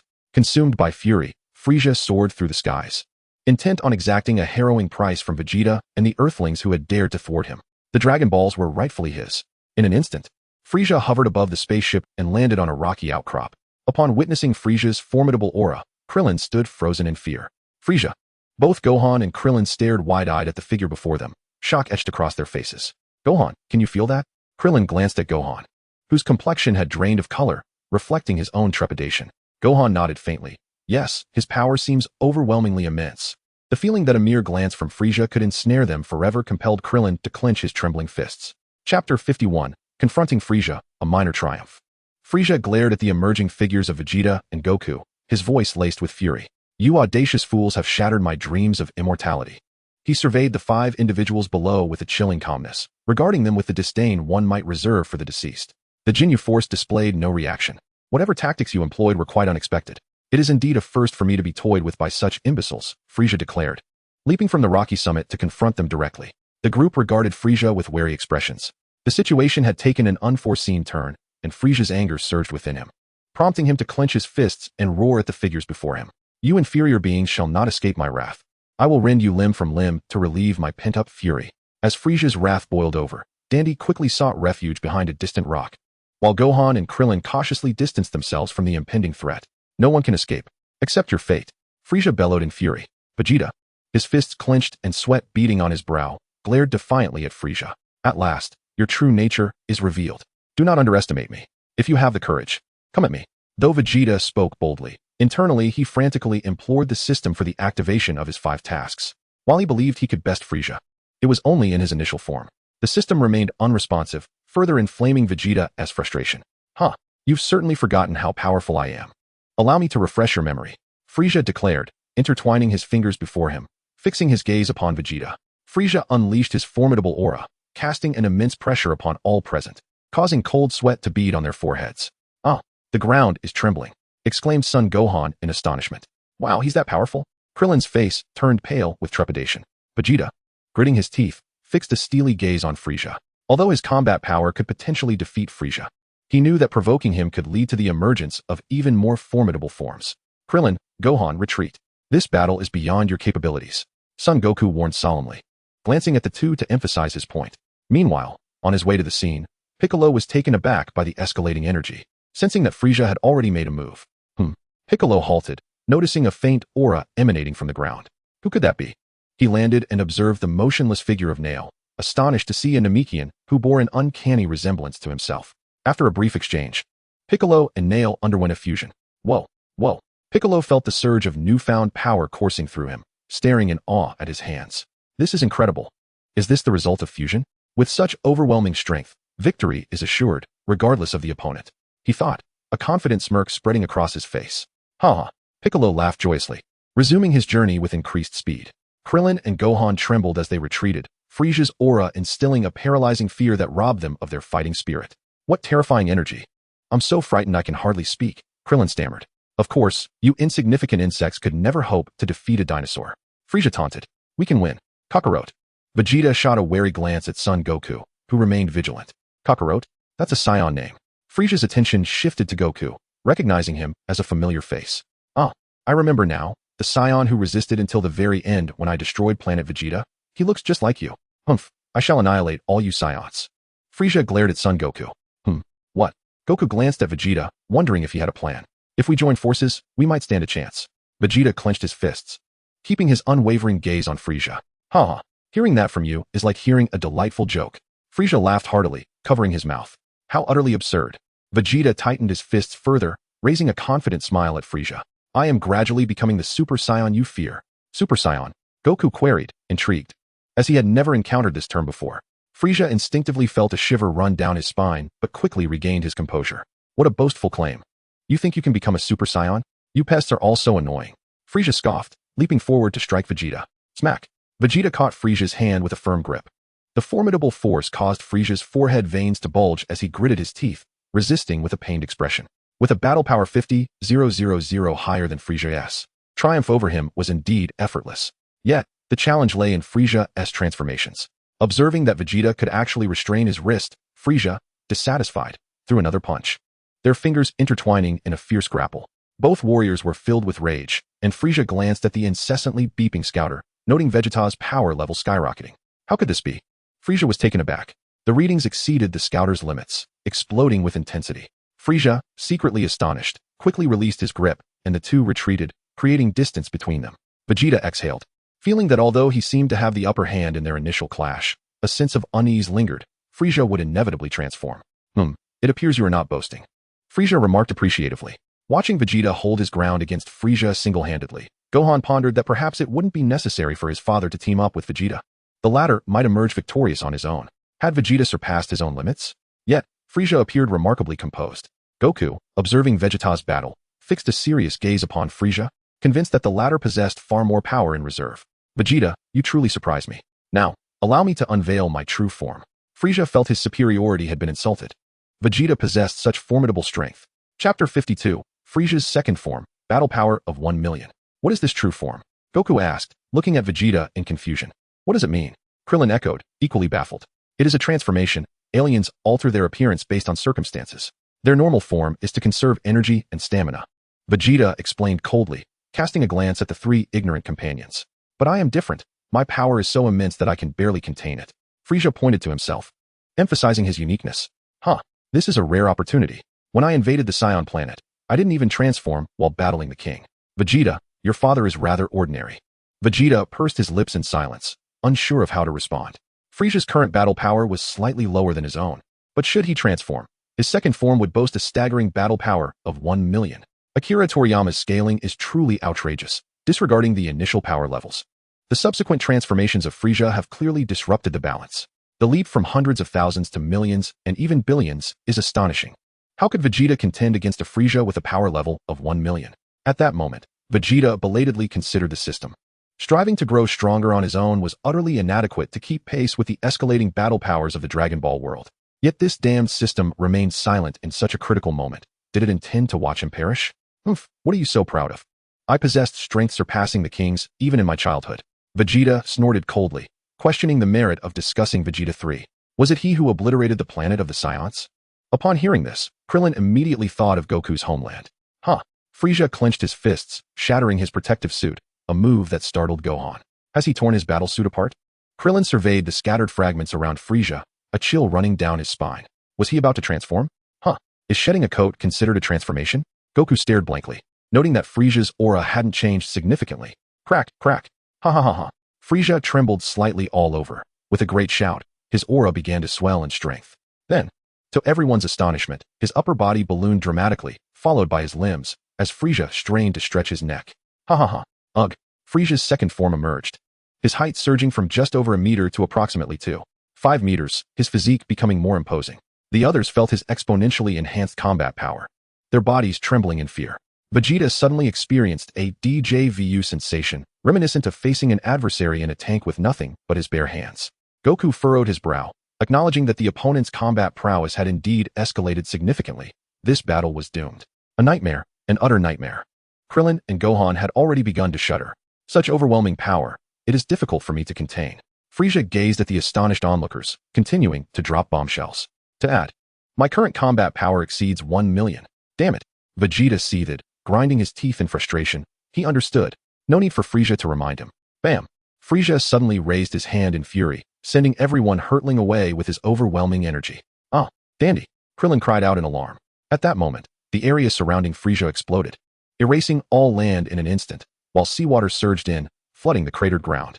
Bang, bang, bang. The group found themselves precariously suspended in midair, watching debris rain down into the ocean. Vegeta quickly steadied himself. Goku, cradling Gohan, also stabilized beside Vegeta. Gohan poked his head out, scanning the surroundings. Uncle Krillin, dandy, we are here. A faint voice from behind Goku reached their ears. Humph, quite the agile escape. The area was now engulfed by raging waters, with only Frieza standing firmly on solid ground, hands on his hips, gazing at the figures suspended in the air. This is merely a greeting. Now, you should comprehend that my power is beyond your imagination. Frieza spoke to himself, his gaze flitting back and forth among them. Whom shall I deal with first? It shall be you. As Frieza soared into the air, the others were caught off guard by his swiftness. In the blink of an eye, he appeared before them, one of his horns piercing Krillin's left abdomen. Ah, Dandy fell from his grip, gasping in shock. Krillin and Goku glared at him in fury. Damn it, too fast. Uncle Krillin. Klin's body trembled as it was pierced by Frieza's horn, the excruciating pain escaping his lips in a desperate cry. Ah, how unfortunate it is that such overwhelming power is beyond even my control. Frieza's insincere apology dripped with hypocrisy. With a swift motion, he flung Klin's body away, sending it plummeting into the sea. Splash! Klin.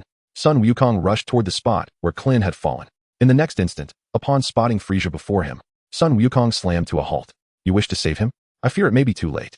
Frieza remarked, his gaze laced with mockery. You should focus on your own well-being. With a determined glare, Sun Wukong aimed a kick at Frieza's cheek without a moment's hesitation. Thud! As Frieza touched his cheek, he performed a backflip, creating distance between them, and suddenly flashed a smile. Ha. With a pointed finger, Frieza unleashed a beam of red energy, his expression dripping with disdain. Look out, Kakarot! Vegeta shouted in alarm. The laser beam shot toward Sun Wukong at an astonishing speed. With his hands crossed, Sun Wukong skillfully deflected the onslaught. How could you possibly repel Frieza's attack with your bare hands? Frieza observed, slightly taken aback. Vegeta, too, was secretly astonished, realizing Kakarot's prowess had reached extraordinary heights. What level of power does he possess now? Surely it surpasses my own. This scoundrel has progressed at an alarming rate, despite barely engaging in battle. You pest, Sun Wukong declared, launching a punch at Frieza. As Frieza intercepted the blow with his elbow, Sun Wukong retaliated with a swift kick, but Frieza dodged by tilting his head aside. Chapter 53. Sun Wukong's Trial. Sun Wukong swung his fists again, only to have them evaded once more. Observing Frieza raising his long leg to kick, Sun Wukong quickly retreated to create distance. Frieza shot beams from his eyes toward the retreating Sun Wukong. With agility, Sun Wukong evaded, disappearing from Frieza's line of sight. In the next moment, he reappeared above Frieza's back, aiming a knife hand strike downward. Crack! Frieza, catching sight of the incoming attack, vanished just as Sun Wukong regained his footing. He then witnessed Frieza leap from the water, launching an energy wave toward him. Sun Wukong extended his hands to catch the wave, but the force propelled him backward, his feet scraping against the ground, leaving long, deep marks. Gah! Sun Wukong gritted his teeth, struggling to maintain his balance. Yet he was relentlessly pushed back by the overwhelming force. It was only when he crashed into the mountainside, splitting it in two, that he finally managed to stabilize the energy wave, hurling it skyward. So hot, it hurts. Sun Wukong continuously blew into his palm, causing debris to tumble around him. The onlookers were left speechless, astonished by Sun Wukong's reaction. I am truly surprised. Your strength appears to surpass that of Vegeta by a considerable margin. Frieza remarked, arms crossed, gazing at Sun Wukong. But you shall not defeat me. Is that so? How can we know without a contest? Sun Wukong replied, clenching his fists as he locked eyes with Frieza. Ever since King Kai had urged him, he had been eager to challenge Frieza. The excitement was palpable. Uncle Krillin. Sun Wukong heard his son Gohan's voice, turning to see Dandy pulling Krillin from the sea. It's all right, he is not dead. Dandy called out to Gohan. Meanwhile, Piccolo, racing towards the scene, gritted his teeth and flew swiftly. Gohan, hold on, I'm coming. Humph, quite the bravado. Very well. Frieza's eyes widened, and the ground beneath Sun Wukong erupted in an explosion. In an instant, Sun Wukong found himself airborne above Frieza, who was gazing up at him. Now attack. Sun Wukong's eyes flared with intensity, launching Frieza downward towards the ocean. Just as Frieza was about to crash into the water, he vanished from sight. He actually evaded my strike. Sun Wukong exclaimed, swiftly turning to see Frieza launching a kick towards him. Sun Wukong was sent flying into the ocean, and the immense force created a swirling vortex in the water. Ouch, that hurts. Sun Wukong plummeted through the water, stabilizing himself, crossing his arms and holding his breath to think. Come on up, that blow won't harm you. Frieza taunted from above, surveying the calm surface of the sea. Sun Wukong quickly devised a strategy, realizing that Frieza seemed unable to sense his position through ki, relying solely on sight. Meanwhile, Vegeta, observing from the air, clenched his fists, mentally urging the system, when will you issue my final task? I'm at 95. Can I receive a Super Saiyan transformation? At 100, I could activate Super Saiyan. But there is no transformation available. Vegeta felt frustrated by the system's response. Why aren't you rising? Are you afraid? Frieza mocked, eyeing the eerily still ocean surface. Prepare. Attack. Sun Wukong raised his right hand, unleashing a ki blast that soared up from the sea. Sensing the disturbance, Frieza instinctively pursued it, narrowly brushing past the energy blast. Not that one. Over here. Frieza observed another commotion on the water's surface, stretching out his hand to strike, only to be met by another ki blast soaring upwards. As Frieza barely dodged that blast, he found himself unprepared for Sun Wukong, who launched a kick directly at his back. Boom. Crack. The unsuspecting Frieza was struck forcefully, crashing into a massive mountain, penetrating through it, and leaving a deep gouge along his path. Wow. Gohan exclaimed in awe. Impressive. Krillin, lying on the ground as Dandy tended to him, marveled at the unfolding battle. We did it. Sun Wukong cheered joyfully. Vegeta clenched his teeth, fixating intently on Frieza as he was sent hurtling away. Indeed, Kakarot had surpassed him in strength. Despite his relentless training, what had gone amiss? Hissing, Frieza rose from the rubble, bending over and twisting his neck. Huh. So, you are indeed formidable, something I had not anticipated. Aside from my parents, you are the first to soil my form. This exhilaration is unprecedented. How shall I deal with you? Frieza's gaze turned towards Goku. A chill of sweat trickled down Goku's forehead. Could Frieza become even stronger? It appeared he would need to train with utmost seriousness.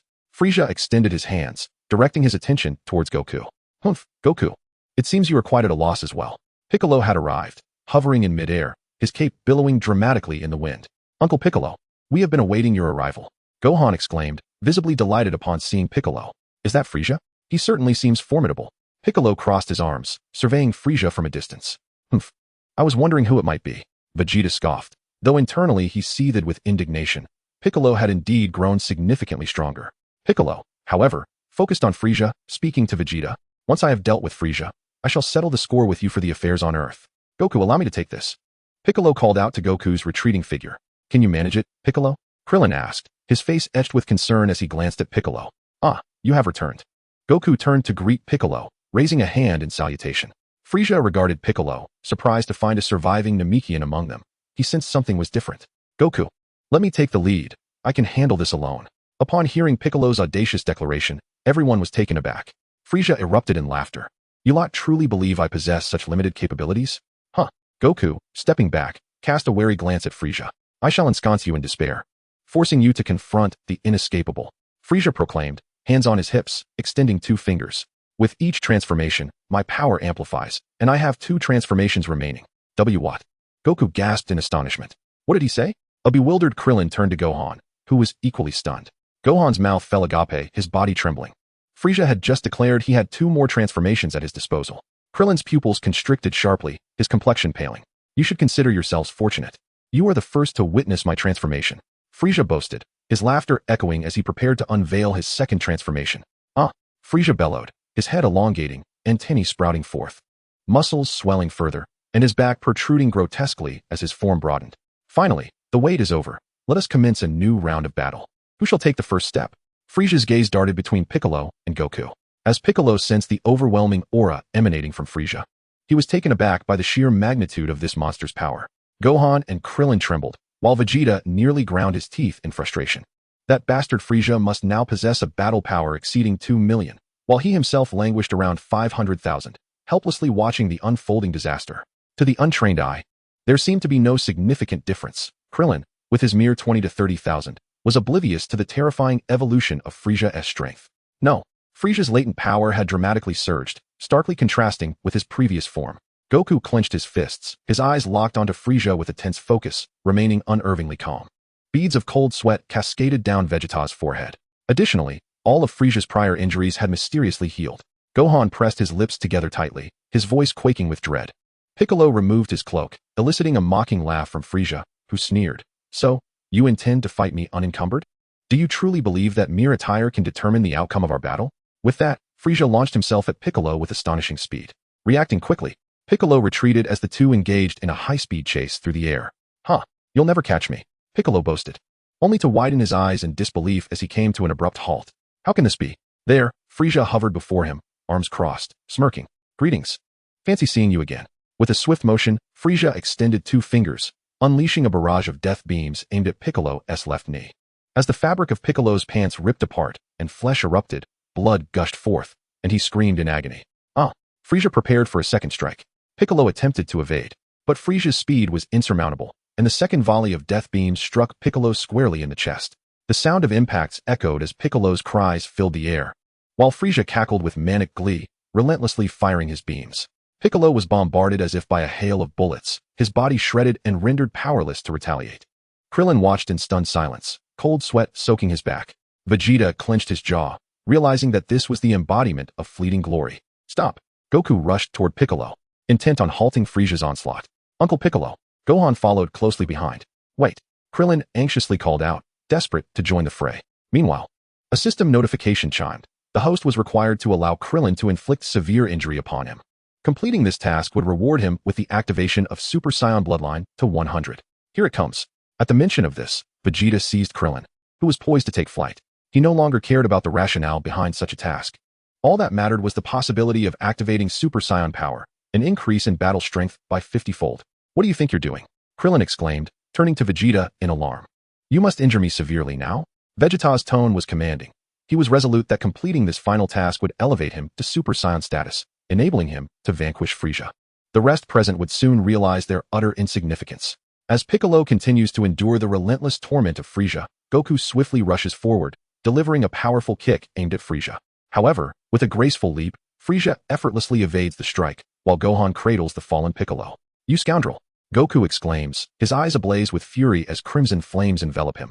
With his hands positioned at his waist, Goku unleashes the Kamehameha wave, a colossal energy beam hurtling towards Frieza, pressing down upon him with formidable force. Frieza struggles to withstand the onslaught. Wah! Huh! Goku exerts all his might, striving to obliterate Frieza in a single blow. The intensity of the energy wave sends Frieza plummeting downward, nearing the ground as the beam stirs up clouds of smoke. Go for it, Goku! Krillin shouts, shielding himself from the swirling smoke, encouraging Goku with fervor. Just as Gohan, holding Piccolo, believes Goku is on the verge of success, the tide shifts dramatically. Frieza, with an unexpected display of strength, retaliates, using both hands and feet to send the Kamehameha back towards Goku. Goku yells, narrowly dodging the returning energy blast, gasping for breath as he gazes at Frieza. Huff, huff. You wretched creature, how can you possess such power? Frieza trembles, having expended his full strength to block the attack. Damn it, the Kamehameha has been thwarted. Goku's expression reveals his frustration. These Saiyans must be eradicated. I won't grant you even a fleeting chance to transform into Super Saiyans. Frieza, observing his trembling hands, grits his teeth. If that is the case, I shall finally reveal my true form. You should consider yourselves fortunate. Upon hearing this, Vegeta seizes Krillin by the collar. You fool, don't you realize the nature of Saiyans? Each time we escape death, our power surges. He urges Krillin, quickly, injure me. A mere scratch will suffice. This is a surefire way to become a Super Saiyan. Vegeta bellows, confident in his unyielding resilience. Though uncertain of the extent of his immortality, he plans to annihilate Frieza once he transforms, seeking vengeance for the fallen Saiyans he constantly remembers. Thereafter, he would no longer be the perennial second. As Frieza begins to unleash his ultimate transformation, Krillin, biting his lip, fires an energy blast at Vegeta under the latter's impatient insistence. Hurry, with that. Krillin's chest is pierced through. You idiot. Can't you at least give a warning first? Chapter 55. Overwhelmed by Frieza. Gohan notices the energy emitted by Krillin, turning in surprise. What? Meanwhile, Dandy, hiding at the foot of the mountain, is left dumbfounded. What is happening? Why is Krillin suddenly attacking Vegeta? Is this really the right moment for such a confrontation? Haha, I am about to become a Super Saiyan. Vegeta laughed heartily, blood gushing from his mouth as his body collapsed to the ground. The voice of the system echoed in his mind. System task. Host has allowed Krillin to inflict severe injury. Task completed. Reward. Super Saiyan bloodline activated to 100. The host can transform into Super Saiyan form at will. Meanwhile, Frieza seethed with rage, the sound of cracking bones resonating throughout his body as he swiftly transformed into his final form. Why is Uncle Krillin attacking Vegeta? Gohan asked, his face etched with confusion and disbelief. Gohan, we must leave this place quickly.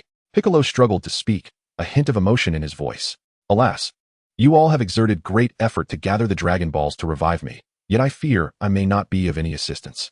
Gohan, aiding Piccolo in his arduous movement, reassured him, do not worry, Uncle Piccolo, Dandy will find a way to heal you. As Gohan watched Vegeta approach with a trembling gait, clutching a gaping wound in his chest, fear washed over him, rendering his face pale. Hurry, save me. Vegeta gasped, darkness clouding his vision as desperation filled his voice. He had initially thought that if his Super Saiyan power proved inadequate, he could simply endure more blows from the bald boy, but the pain was excruciating. Oh, seeing Vegeta fallen, Dandy rushed forward. I do not understand what that fellow Vegeta is scheming, suddenly insisting I injure him, claiming that Saiyans grow stronger upon death and resurrection. Dandy! Gohan shouted urgently at the sight of Dandy tending to Vegeta. Please, also heal Uncle Piccolo. A powerful aura suddenly erupted from Frieza's location, radiating with an intensity akin to the blazing summer sun. Damn it, what has happened to Dad? Gohan gritted his teeth, his fists clenched in fury. Krillin wore a look of dread, muttering, that monster, it's simply a beast, the power is terrifying. Bastard! Goku glared at the now even more formidable Frieza, popping a Senzu bean into his mouth, noting that only 2 remained. Frieza extended his finger, unleashing his death beam with lightning speed. He had just witnessed that it was the diminutive Namekian who had come to save Vegeta and Piccolo. Just as Piccolo and Gohan stood up, alongside Krillin, they turned to see Dandy, engulfed in smoke, lying lifeless on the ground. Dandy! Gohan cried in despair, rage boiling within him. We only saw a flash of light. We did not even witness his attack. Piccolo shouted in fury. Now, you shall not recover from your injuries. The fiend. He has killed Dandy. Gohan clenched his fists tightly. He must have realized that Dandy could heal us. Piccolo seethed, grinding his teeth in anger. Frieza scoffed dismissively, turning to face Goku, who rushed to save the fallen. I have grown weary of such battles. The time for resolution has arrived. I shall offer you a chance. Would you serve me? He sneered. It would be a pity to destroy you. You could surpass even Vegeta, perhaps even Captain Ginyu. In your dreams. I would never accept. Goku, filled with wrath at failing to save Dandy, glared at Frieza, resolutely refusing without a moment's hesitation. The Saiyans are indeed inherently obstinate. You are left with no other option but to meet your demise, Frieza remarked coldly, casting a disdainful glance at Son Goku. It won't be so easy for you to bring about my end. Goku retorted defiantly. Ha ha ha, Frieza scoffed, arms crossed. I can reduce you to mere cosmic dust using only half of my power. As the two continued their verbal sparring without engaging physically, Krillin found himself utterly perplexed. What could possibly be causing their delay in combat? Son Gohan and the prone Piccolo exchanged glances of exasperation. They are simply biding their time, Gohan noted. Turning his gaze towards Goku, Piccolo, in a weak voice, expressed his frustration, remarking on the overwhelming pressure that left them, the onlookers, utterly intimidated. My father will undoubtedly prevail, Gohan declared, clenching his fists as if to bolster his own resolve. It is difficult to comprehend. We cannot even fathom their level of mastery. Piccolo bluntly shattered Gohan's optimism.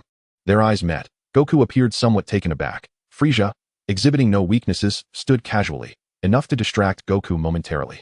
In an instant, Frieza darted forward, delivering an elbow strike aimed at Goku's jaw. Goku staggered but quickly regained his footing. A hint of blood trickled from Goku's mouth as he regarded the unmoving Frieza with a mix of astonishment and disdain. What an act! Frieza glanced at Goku with a smirk, and in the next moment, swept his leg to attack Goku, who barely managed to evade. Yet, Frieza's tail ensnared Goku's neck, tightening its grip. With no mercy, Frieza struck Goku's chest with his elbow, prompting a pained scream from Goku, who bit down fiercely on Frieza's tail in retaliation. Frieza winced, anger flashing in his eyes as he glared at Goku. Meanwhile, Goku swung his fist, positioning himself behind Frieza, who, without needing to look, shifted his weight, and delivered a powerful kick to Goku's face. The impact sent Goku flying, crashing through a mountainside and leaving a deep scar upon the earth. Gasping for breath, Goku trembled as he rose, feeling the warm blood streaming from his nose. It appears you are nearing your limit. Frieza taunted mockingly. Krillin gaped, at a loss for words. The disparity in their strengths was insurmountable. Piccolo struggled to turn his attention back to the battlefield. My goodness, even King Kai, who was also observing the fight, was trembling as he realized just how formidable Frieza truly was. Do not worry, Goku will win. Tien shouted confidently, arms crossed. Let us not forget about the Kaioken. Goku can now endure a tenfold Kaioken. Indeed, Yamcha nodded, fists clenched, showing no signs of concern. Regrettably, King Kai's expression darkened as he uttered words that shocked everyone. He had been employing the tenfold Kaioken all along. What? The crowd was struck as if by lightning. I had warned him against confronting Frieza. The current Frieza has yet to unleash even half of his power. King Kai's forehead glistened with cold sweat. Chapter 56, Super Saiyan Vegeta. This universe is doomed. Crack. Sun Wukong was once again sent flying by Frieza's elbow, his body hurtling through the air. With a thud, he struggled to rise, but Frieza merely smirked, his finger glowing with a crimson beam as he waved it toward Wukong's location. Alarmed, Wukong swiftly shielded his face and leapt to evade, debris scattering around him. When he finally dared to look, he beheld a long, narrow chasm stretching into the abyss, with water from the distant sea continuously pouring into its depths. Wukong was astounded. What a formidable technique. I have already told you, I can obliterate this planet. It is I, Frieza, who can bring destruction to planet Vegeta, he sneered. This is disastrous, Wukong muttered through gritted teeth. I cannot defeat him. With a fierce determination, he clenched his jaw, summoning all his rage, preparing to unleash a 20-fold Kaioken. Sensing Wukong's power surging once more, Frieza was taken aback. This warrior still had the potential to grow stronger. Ah! Wukong roared as he charged towards Frieza, landing a solid punch on the distracted tyrant. As Frieza was sent reeling, Wukong pursued relentlessly, placing his hands at his waist. Kamehameha. A colossal wave of energy shot forth towards Frieza, who extended a hand in an attempt to block it. Ugh, no. Frieza gritted his teeth, resisting valiantly, but soon, his form was engulfed by the Kamehameha wave. Breathing heavily, Wukong trembled. The strain of the 20-fold Kaioken was too much for him to bear. He stared into the air, watching as the brilliance faded and the smoke cleared, revealing Frieza still hovering, albeit with minor injuries. This is bad. Wukong's pupils dilated in horror. The 20-fold Kaioken had seemingly had no effect. Gohan, overwhelmed, was left speechless, disbelief etched across his face. It's truly inconceivable that Wukong's previous strike was so powerful yet failed to harm Frieza. Krillin, feeling unsteady, knelt on one knee, despair lacing his words. Father's energy is waning, Gohan whispered, numbed by shock, cold sweat trickling down his forehead, soaking his eyes. How can there be someone so formidable in this world? Krillin's body began to tremble, fear gripping him deeply. It's over, Piccolo grimaced, his gaze fixated on Frieza. The words of the Kaioken echoed in his mind. Regardless of the circumstances, one should never confront Frieza. Wukong, unable to withstand the backlash from the 20-fold Kaioken, struggled to support himself on the ground, his body quaking. That was perilously close. Frieza, floating above, mused, gazing down at the struggling warrior. He then glanced at the wounds on his arm, his fury igniting as he clenched his fist. Saiyan. Frieza dove down, landing before Wukong, who was barely managing to stand. You've caused me pain, boy. Frieza charged at Wukong with lightning speed, colliding forcefully with him. Now you shall experience the taste of suffering.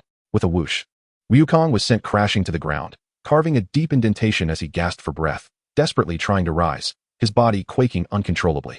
Frieza approached Goku with an elegant stride, lifting his leg to deliver a swift kick, initiating a one-sided assault. The sound echoed, thud, crack. Just a moment ago, he had been so arrogant. What had changed? With disdain, Frieza gazed down at Goku, who lay half-conscious on the ground, his brow furrowed in annoyance. Bastard! Shouted Gohan in anger, charging towards Frieza with a fierce roar. Watch out!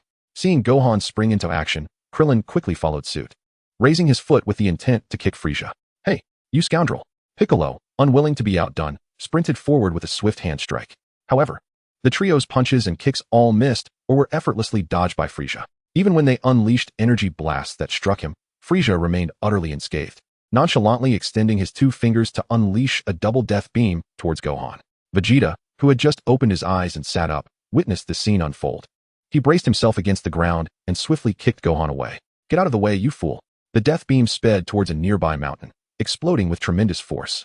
I can't see his attacks, Krillin murmured, beads of sweat forming on his brow as he watched the beam whiz past him. Gohan, lying on the ground, stared wide-eyed in shock. Vegeta could indeed see Frieza's attacks. He had grown even stronger. A cold sweat trickled down Piccolo's cheek as he silently marveled at this revelation. "Thank you for saving me," Gohan said, rising from the ground. Yet Vegeta did not spare him a glance, fixated solely on Frieza. "Don't get the wrong idea. I never intended to save you. I merely wish for you to witness my splendid performance. Do you have confidence in defeating Frieza?" Piccolo turned to inquire. "Heh. You all step aside and do not hinder me." Vegeta took a few steps forward, smirking at Frieza. "You seem quite confident, Vegeta. Is it not merely a result of overwhelming fear clouding your mind?" Frieza scoffed at Vegeta's arrogance. "Do not be so cocky. I have become the Super Saiyan you fear the most," Vegeta proclaimed, clenching his fists with pride. Frieza was momentarily taken aback, but quickly regained his composure. Laughing mockingly at Vegeta. "Ha ha ha, you must be joking." With a mighty roar, Vegeta ceased his banter and began to power up. His hair transformed into a golden hue, enveloped in a fiery yellow aura, his eyes shifting to a light green. The system announced a task. Host must defeat Frieza? Completing this task will reward the activation of the Super Saiyan bloodline to 30. Updated information revealed. Host Vegeta, normal battle power 1. 16 million. Super Saiyan battle power 58 million. Super Saiyan 1 progress bar full. Reward. Normal state 2 million battle power. Normal battle power now 3. 16 million. Super Saiyan form total battle power 158 million. Super Saiyan 2 progress bar activated. Current status 0. When Vegeta heard the initial part of the system's announcement, he momentarily faltered. After taking that hit from Krillin, his battle power had indeed doubled. If it weren't for the system's granting of 100 million, he might not stand a chance against Frieza's final form. Wow, is the soft life truly that appealing? Chapter 57, Vegeta versus Frieza indeed. The power dynamics within the Dragon Ball universe are precarious. Goku, with sheer tenacity, engages Frieza employing the Kaioken technique. Vegeta reflects on his earlier claim of achieving a power level of 100 million within a month, realizing that such an assertion was, in fact, a somewhat absurd exaggeration. The allure of shortcuts is undeniable, and he contemplates the tasks that the system may issue in the future. His thoughts swirl as he casts aside all doubts. Excitement coursing through him as he clenches his fists and directs his gaze towards Frieza. The tyrant, taken aback by the astonishing transformation of Vegeta, questions how such a change occurred. Wasn't the Saiyan race only capable of transforming into great apes? Behold, I have now ascended to the status of a Super Saiyan. Vegeta declares, arms crossed, his expression laced with derision. Tremble, Frieza. In an instant, he dashes forward, appearing before Frieza with remarkable speed. Frieza, stunned, raises his hand to deliver a blow, but Vegeta effortlessly seizes his arm, proclaiming, "It is time for the universe's throne to change hands." Struggling to break free from Vegeta's grip, Frieza retreats, disbelief etched across his face. "How could you suddenly become this powerful? Could it be that you truly..." "Frieza, the Saiyans you feared have transformed into Super Saiyans. All those you slaughtered, those you enslaved to seize our planets. I demand retribution for the blood you have spilled." Vegeta's smile is menacing as he tightens his fists, ready to fulfill the original owner's unfulfilled desires. Having usurped another's body, it would be remiss not to avenge deep-seated grievances, especially with newfound strength. Ha ha ha. Vegeta unleashes a barrage of ferocious punches towards Frieza. Is this the power of a Super Saiyan? Goku observes, brows furrowed, recognizing the terrifying strength on display. Krillin and Gohan assist Goku, offering him a Senzu bean to replenish his strength. "What a fearsome power," Piccolo remarks, wide-eyed. As Frieza is propelled into the air by Vegeta's assault, the Saiyan charges after him, delivering a series of devastating blows to Frieza's back. Frieza crashes down, creating a massive crater in the ground, howling in fury as he shakes off the debris that clings to him. Gradually ascending, he hovers before Vegeta, challenging him with words that resonate with irony. "Is it justifiable to declare that those slain by the Saiyans deserve their fate? Do you truly have the right to utter such words, Vegeta? The Saiyans perished because of you. It was I who annihilated them. I harbor a deep-seated disdain for the Saiyan race." Frieza laughs, devoid of remorse. "And now, it is my turn to obliterate you." Vegeta's gaze is wild, infused with a blend of mania and exhilaration. "Obliterate me? You truly overestimate your capabilities. Have you forgotten? You were once my defeated foe." Frieza dismisses the notion that Vegeta could surpass him, confident even in the face of Vegeta's transformation. "Even if you are indeed a true Super Saiyan now, you cannot hope to defeat me." Frieza's bravado is met with the harsh reality of the situation. The scene unfolds with the unyielding Vegeta unleashing a relentless barrage of punches upon Frieza. Goku and his companions find themselves compelled to retreat in the face of Vegeta's overwhelming aura. "Damn you, Vegeta, you scoundrel!" Frieza bellows, unable to locate the fast-moving figure of Vegeta.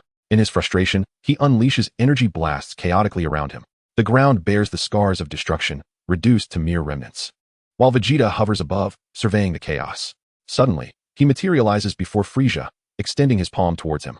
Admit it, Frieza, you cannot defeat me. With that declaration, Vegeta sends Frieza hurtling away with a forceful surge of energy. Frieza, struggling to regain his balance after being struck, glares at Vegeta through gritted teeth. Vegeta smirks. And in an instant, he appears before Frieza once more, delivering a rapid punch to his cheek. Before Frieza can react, Vegeta deftly pivots and lands an elbow strike to Frieza's jaw. Staggered by the pain, Frieza watches as Vegeta prepares to launch another sweeping kick, prompting him to execute a backflip to evade the blow. Remarkable. Goku and his companions observe from a safe distance, suspended in midair. As Frieza executes his backflip, Vegeta channels his power, crashing his head into Frieza's back, eliciting a pained scream from the tyrant. Ugh. Frieza's eyes widen in fury as he desperately attempts to retaliate with punches and kicks, all of which Vegeta effortlessly dodges. Realizing his attacks are futile, Frieza retreats, panting heavily, and extends a finger toward Vegeta, unleashing a death beam. Vegeta regards the beam with indifference, and just as it nears him, he deftly sidesteps to the right. What? You actually dodged it. Frieza exclaims in disbelief, launching a flurry of death beams. How is this possible? Each of Frieza's attacks is evaded with ease by Vegeta. If you were hit, you would surely be dead. Frieza seethes, his body trembling with rage. Then why don't you manage to hit me? Vegeta scoffs. The audacity of Vegeta's taunt leaves Frieza momentarily stunned, as if he were being slapped by an invisible hand. What did you say? You dare to be so arrogant. I will make you understand the meaning of regret. Frieza, undeterred, fires another death beam at Vegeta. This time, Vegeta stands his ground, allowing the beam to strike his face. He tilts his head back from the impact, yet the attack merely grazes his chin, drawing no blood. See, even when you hit me, it amounts to nothing. Vegeta taunts, a smirk playing on his lips. Frieza's jaw drops in disbelief, trembling as he gazes at the figure before him. Who are you? Are you stunned? Vegeta mocks, his disdain palpable. As I mentioned earlier, I am the Saiyan Prince who endured humiliation, driven by the desire to one day vanquish you. My hatred for you has awakened the legendary warrior within me. I am the Super Saiyan, Vegeta. Clenching his fists, Vegeta roars, as if to silently affirm his resolve, his aura surging with newfound intensity. Frieza gritted his teeth, fixating his gaze on Vegeta, realizing that he indeed bore a semblance to a Super Saiyan. Suddenly, Frieza let out a piercing howl, furiously shaking his fists. Scoundrel! Scoundrel! Chapter 58, Frieza's utter defeat. He glared fiercely at Vegeta. No one had ever dared to humiliate him in such a manner. For years, Vegeta had been like a dog begging at his feet. Now, reduced to such a pitiful state by a mere dog, how could it be possible for him to transform into a Super Saiyan? Impossible. This must be a nightmarish delusion. He, Frieza, was still the mightiest emperor in the universe.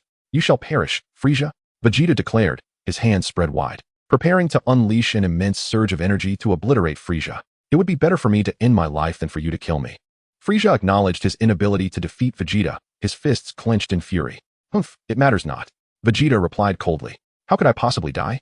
Frieza raised his hands high, energy coalescing between his palms. As the energy surged, the gathered power grew ever more formidable. The luminous sphere expanded, radiating brilliance, as Frieza roared. You should be the one to die. In an instant, Vegeta's astonishment faded. He swiftly dodged as the colossal energy sphere crashed into the ocean's surface, unleashing unimaginable devastation upon the planet. Even from the fringes of space, one could witness a brilliant glow emanating from a specific point on the planet, as the figures of those present were gradually engulfed by the radiance. As the light began to dissipate, a vast chasm appeared in the boundless ocean, crackling with countless sparks of lightning, as seawater rushed into it, soon draining away. You actually managed to evade it, Frieza remarked, tinged with a hint of regret, but quickly shifted his tone to one of triumph. However, this planet will not survive much longer. Humph, what does that matter to me? I have no homeland. Vegeta shrugged indifferently, for his own homeland had long been annihilated by Frieza. No, you misunderstand. This planet is destined to explode, and I will endure in the universe. What about you, Super Saiyan Vegeta? Frieza cackled with glee. Vegeta spat disdainfully. You still possess that same penchant for annihilating planets, Frieza. I merely need to eradicate you before the planet meets its demise. He raised his hand, revealing a wicked grin. Humph, only I shall survive. Frieza shouted. Prepare to witness my true power. You are fated to fail, just as you always have. I am now a Super Saiyan. Vegeta snorted with impatience, urging, hurry and unleash your full strength. He felt that if he did not defeat Frieza at his peak, his efforts would be futile. He sought to render Frieza speechless. The sky darkened, the ground howled with gusts of wind, and earthquakes erupted in rapid succession, creating a scene reminiscent of the apocalypse. Gohan, you and Krillin head back. I fear Bulma may be in danger alone. Goku turned to his son, Gohan, giving him instructions. But Dad, what about you? Gohan asked, concern evident in his voice. I shall remain for the time being. Should Vegeta vanquish Frieza, we shall return. Uncle Piccolo. Gohan turned his gaze towards Piccolo. Go ahead. Without looking back, Piccolo's voice resonated, his eyes steadfastly following Vegeta. I shall annihilate you. Ha ha ha. Frieza clenched his fists, his muscles bulging with intensity, veins protruding on his forehead, and his aura growing increasingly formidable. He chuckled. At last, you are about to unleash your full power? Vegeta observed silently. Why does that fool Vegeta not attack while he gathers energy? Krillin and Gohan flew towards the spaceship, occasionally glancing back. Perhaps they wished to gauge the true might of Frieza in his full form. Gohan looked back as well. You Saiyans truly excel at boasting, Krillin remarked, expressing his dissent. Frieza's combat power continued to surge, reaching 8590. Heh, is this the full power of the universe's strongest Frieza? I am eager to witness it. Vegeta crossed his arms, unperturbed. He understood that Frieza's full power was 120 million, an official figure that paled in comparison to his own, which hovered around 150 million. Today, let him teach Frieza a lesson in what it means to be human.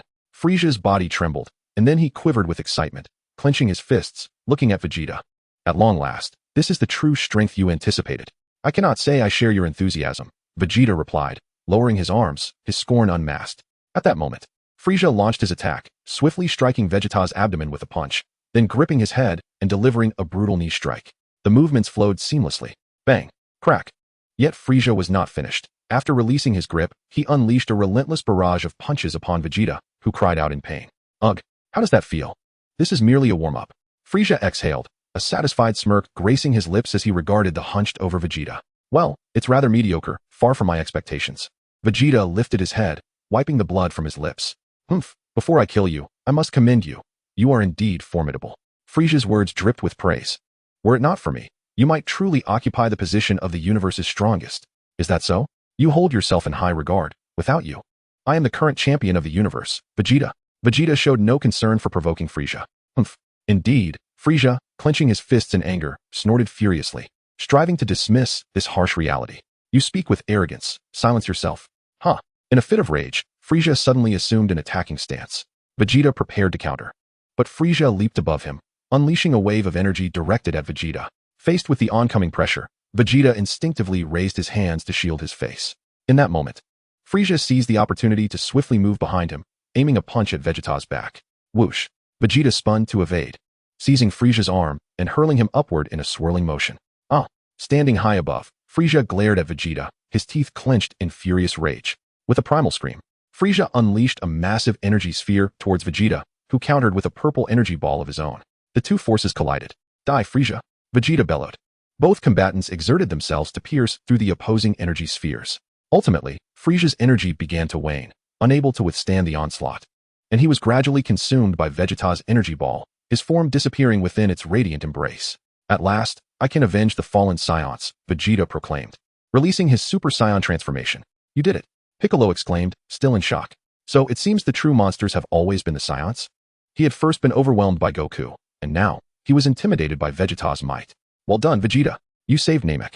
Goku cheered, his excitement palpable. Humph, Vegeta replied, crossing his arms in a proud manner as he regarded Goku. This fool, blissfully unaware, had nearly lost his protagonist's glow to him. Kakarot, you too can become a Super Saiyan if you unleash your rage. Vegeta suddenly felt a pang of pity for Goku. Perhaps he should offer a kind word of advice. Reflecting on the narrative's trajectory, Vegeta considered suggesting that Kakarot travel to Yardrat, given that instant transmission was his ultimate technique. By the way, there's a circular single-pod spaceship left by the Ginyu Force over there. You could head to Yardrat. You might encounter unexpected surprises. With that, Vegeta flew off, not sparing a glance at the remaining two. After all, his benevolence had its limits. Whether Kakarot took the advice was entirely his own affair. Host, why don't you accompany Goku to Yardrat to learn instant transmission? It's such a convenient technique. The system interjected. If I were to learn, I'd prefer something even more advanced than instant transmission. Vegeta replied nonchalantly. For instance, spatial manipulation. The system, if it had a face, would surely wear an expression of embarrassment. Do you really think there's a place where you could learn that? Spatial manipulation. The system contemplated assigning Vegeta a challenging task to curb his lofty ambitions.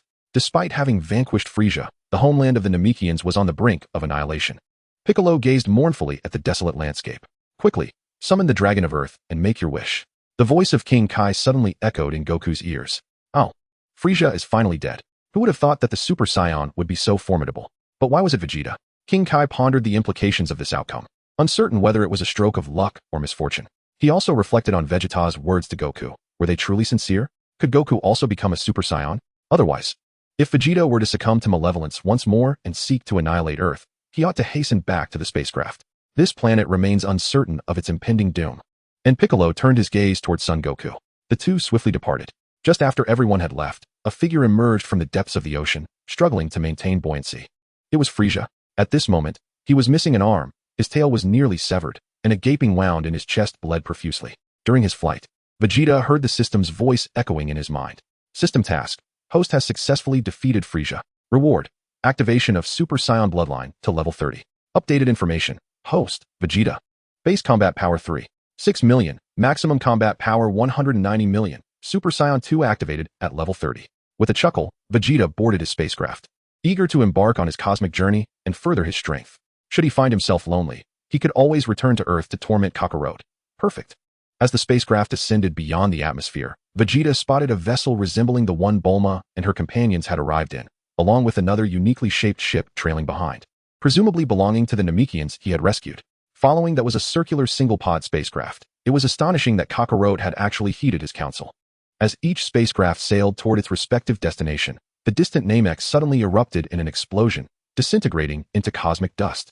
Subsequently, under the wish granted by the dragon, all the Namekians who had perished at the hands of Frieza's minions were resurrected and temporarily resided on Earth near Bulma. Bulma and her group also returned safely to Earth. Everyone learned that Son Goku had ventured alone to Yardrat, prompted by Vegeta's suggestion. Though some were concerned, there was little they could do. Later, with the assistance of the Porunga Dragon, Tien, Kaiatsu, and Yamcha were resurrected one after another. As time passed, the Namekians made a wish with the Porunga Dragon to find a suitable planet and were collectively transported away. Meanwhile, Vegeta piloted his spacecraft to the nearest Frieza planet, replenishing his supplies before making his escape. He then activated the autopilot and entered the gravity chamber for training. The 500 times gravity limit would undoubtedly prove insufficient for his future endeavors. He needed to return to Frieza's planet 46 to seek modifications from Milanadu. After all, Frieza had already been vanquished by him. System prompt. Frieza is not dead. While engaged in 200 times weighted training, Vegeta paused, taken aback by the strength of this narrative. However, it appeared Frieza's tenacity was formidable. The system issued a new task. Host must travel to the 32nd star domain, Gromar Star, and defeat the planet's sovereign, King Grey. Upon completing the task, the reward would be activation of Super Saiyan Bloodline level 2 to 40. Just as Vegeta emerged from his shower, drying his damp hair, he received the system's announcement. What in the world? This seemed entirely unrelated to the plot of the Dragon Ball universe. Why issue such a task? King Grey was a brutal tyrant, and the host was required to defeat him to rescue his daughter from suffering. Vegeta donned his attire. And your words make me seem like a virtuous individual. As for saving anyone, I am truly incapable of such deeds. He had already resolved to embody a villain. This task is merely a triviality, and it is conveniently along my path, merely an incidental matter. Upon hearing the system's words, Vegeta sensed that it was not as simple as it appeared. You wouldn't be considering introducing a woman into my life, would you? Women only hinder my ascent to power. The system fell silent. Vegeta was uncertain if his suspicion was correct, yet he would unequivocally reject any other woman. Fine, I shall accept the task, but for anything else, you can forget it. After finishing his meal, Vegeta returned to the pilot's seat. Setting, Gromar Star in the 32nd star domain. A week swiftly passed, and Vegeta's spacecraft touched down on Gromar Star. As the hatch opened, he suddenly recalled something and inquired of the system. What is the battle power of the King of Grey Star? Approximately on par with mine. You will relish this life and death confrontation. Chapter 60, The Mighty Star King, Grey. Vegeta smirked. It seems this system is quite perceptive. However, during my initial arrival, I had been led astray by this very system. What sort of individual is this? The place where Vegeta landed was not particularly remote, and soon, patrolling soldiers on hovering vehicles appeared on the horizon. What a nuisance. Vegeta aimed at one of the hovering cars and unleashed a blast of energy. The vehicle exploded, and its occupants were hurled away by the tremendous shockwave, crashing to the ground, their fates uncertain. Over there, indeed a formidable display of energy. Vegeta's body gradually ascended into the air, swiftly flying eastward. In a short time, he arrived at a castle overlooking a bustling city below. From the towering fortress emerged a tall man, approximately 2-3 meters in height, with deep blue skin, pointed ears, and a mane of thick hair cascading into a long beard. His muscular physique was clad only in a pair of shorts, draped with a cloak, exuding a wild air. Who are you? What is your purpose here? Grey inquired, his tone laced with suspicion. Vegeta crossed his arms, casually assessing the man before him. Are you the king of Greystar? Indeed, I am the king of this realm. Grey replied proudly, nodding. Are you an extraterrestrial? What are your intentions? Nothing much. Just here to kill you.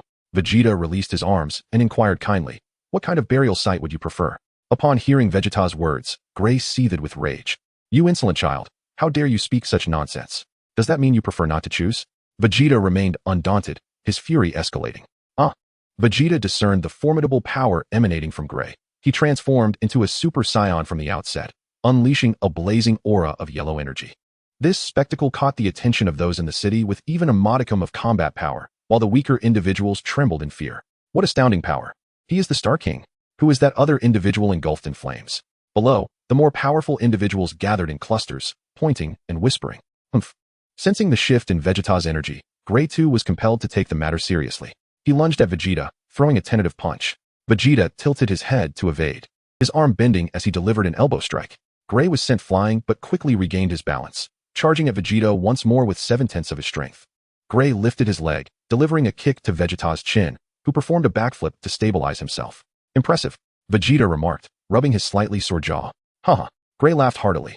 Vegeta swiftly threw a punch, but Grey dodged his attack, launching a fierce kick towards Vegeta's chest. Vegeta quickly sidestepped, maneuvering behind Grey, and aimed a left hook at his head. To Vegeta's surprise, Grey seemed to possess an awareness of his surroundings, crouching down to evade. Vegeta's right hand followed, aiming a knife hand strike at Grey's neck, but Grey pivoted to the left, sweeping his leg to strike Vegeta's waist. Vegeta was knocked back, executing a backflip and using the height of the castle's spire to propel himself towards Grey again. The two became entangled once more in a fierce battle, both evenly matched. Soon, Vegeta created distance between them, raising his left hand to channel energy for a Big Bang attack. Ahaha! Grey spread his legs to stabilize his stance, bending forward as he shouted, using his telekinetic powers to seize Vegeta's energy wave and redirect it back toward him. What? Vegeta exclaimed, alarmed. Was this the ability to manipulate energy? He swiftly dodged the energy wave, watching it vanish into the sky, his brow furrowing in concern. Is this what the system meant by being evenly matched? The reputation of Frieza as the Emperor of the Universe seems somewhat exaggerated. Grey, the King of the Greystar, possesses the ability to control energy waves. I neglected to inform the host. Please opt for physical attacks. The system's voice echoed in Vegeta's mind. Damn it. Such crucial information should have been conveyed sooner. Vegeta observed Grey charging toward him and quickly crossed his arms in defense. The two exchanged punches and kicks, plummeting from the sky to the ground, causing the onlookers who had been watching the aerial duel to scatter in fear. Remarkable. I never expected you to be this formidable. It has been a long time since I encountered an opponent of equal strength. Grey shouted with excitement. You bastard. Vegeta gritted his teeth, feeling a sense of distress. This guy is even stronger than Frieza. He truly is my match. Yet without using energy waves, relying solely on physical prowess makes it difficult to defeat him. However, the stronger the opponent, the more I can rise to the challenge. Vegeta felt no fear. Rather, the blood of a Saiyan within him began to boil with exhilaration. He raised his fist and, with a powerful push from his legs, charged at Grey, landing a forceful blow that sent Grey flying, demolishing buildings along the way. As smoke filled the air, Grey's figure suddenly appeared behind Vegeta. Sensing the danger, Vegeta leapt into the air. Grey followed suit, chasing after him. Are you a coward? All you do is hide. Oh. Vegeta, high above, clenched his fists in fury, feeling his strength surge once more. Is that so? Are you prepared for what is coming? Below, Grey smirked, soaring directly toward Vegeta. He swung a powerful punch towards Vegeta's lower body, but Vegeta, with his hands crossed, blocked the attack. Seizing the moment when Grey retracted his fist, Vegeta retaliated with a swift strike aimed at Grey's face. Grey extended his arm to defend, yet Vegeta unleashed an energy blast with his other hand, forcing Grey to hastily evade. The blast struck the city below, resulting in a deafening explosion that left the landscape utterly devastated. The inhabitants, once captivated by the spectacle, screamed in terror and fled in all directions. Distracted by the chaos beneath, Vegeta found himself momentarily vulnerable, and Grey's elbow collided with his jaw. A sharp pain shot through Vegeta. This scoundrel deliberately targeted his chin. Grey then delivered a fierce kick to Vegeta, sending him hurtling from midair to the ground, where he skidded for several meters before regaining his footing. Wiping the blood from the corner of his mouth, Vegeta charged at Grey once more, and the two engaged in a fierce exchange of blows. With each confrontation, Vegeta grew more ferocious, landing several punches to Grey's face that left him battered and bruised. Both combatants, weary and scarred, momentarily retreated to catch their breath. Grey, feeling the warmth of blood on his nose, roared in fury. Ignoring Grey's futile exclamations, Vegeta intensified his assault, and kicked out with tremendous force. Chapter 61. Intercepted Foe. Child's Play. Gray, still brimming with anger, was sent flying by Vegeta's kick, crashing into a nearby structure, leaving a trail of destruction and billowing smoke in his wake. Their battle had turned the entire city into a wasteland. Vegeta clenched his fists, exhilaration coursing through him. This was the hand-to-hand combat that Saiyans cherished. "Yeah," he roared, releasing the pent-up excitement within him, causing the very planet to tremble under his formidable aura. "Run, run!" The crowd, now 500 meters away, watched in terror as the powerful golden energy swirled at the center of the vortex above, retreating further in fear. Amidst the ruins, Gray gritted his teeth and charged forward. His jaw clenched in disbelief as he observed Vegeta. This peculiar individual seemed to grow stronger with each clash. How could such a being exist? He, Gray, the king of Gray Star, had lived for millennia, yet he found himself on the verge of defeat. This was unacceptable. He could not afford to lose, for failure would cost him both his throne and his life. With fierce determination, Gray raised his hand, manipulating the debris of the shattered buildings, launching them at Vegeta. Whoosh! Whoosh whoosh! Vegeta effortlessly dodged the incoming projectiles, while Gray seized the opportunity to close the gap, shattering a massive boulder before him. He then brandished a sharp stone, aiming to pierce Vegeta's abdomen, their proximity so close that it was almost intimate. Vegeta smirked, gathering energy in his palm, unleashing a ki blast that surged towards Gray's body, wounding the enemy 800, yet injuring oneself 1,000. Did Gray forget that he had once unleashed a ki blast himself? Gray, consumed by his own arrogance, failed to heed the passage of time, resulting in his abdomen being pierced by a ki wave, creating a gaping hole from which green blood gushed forth.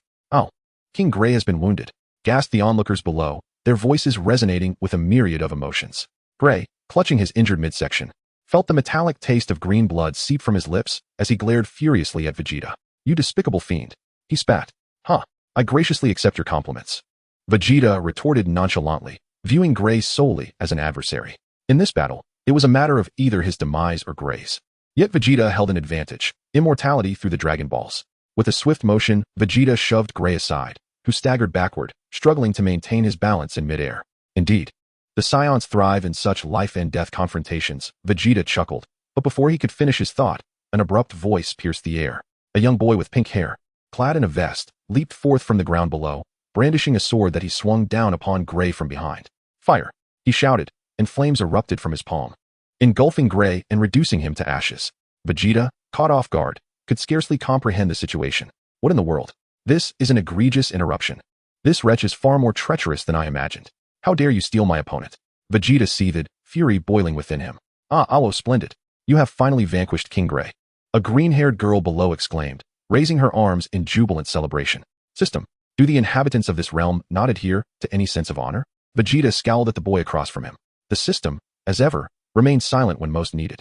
The boy Awo's palm still radiated flames, and Vegeta discerned that it was not merely a ki blast. System task complete. Host has defeated King Gray. Task reward, Super Saiyan bloodline activated to level 40. Vegeta's forehead throbbed with pulsing veins. "This feels utterly absurd. I demand a genuine battle." The outcome appeared to be little more than a jest. Damn it. Why did he trust the system? "You are the savior of our planet.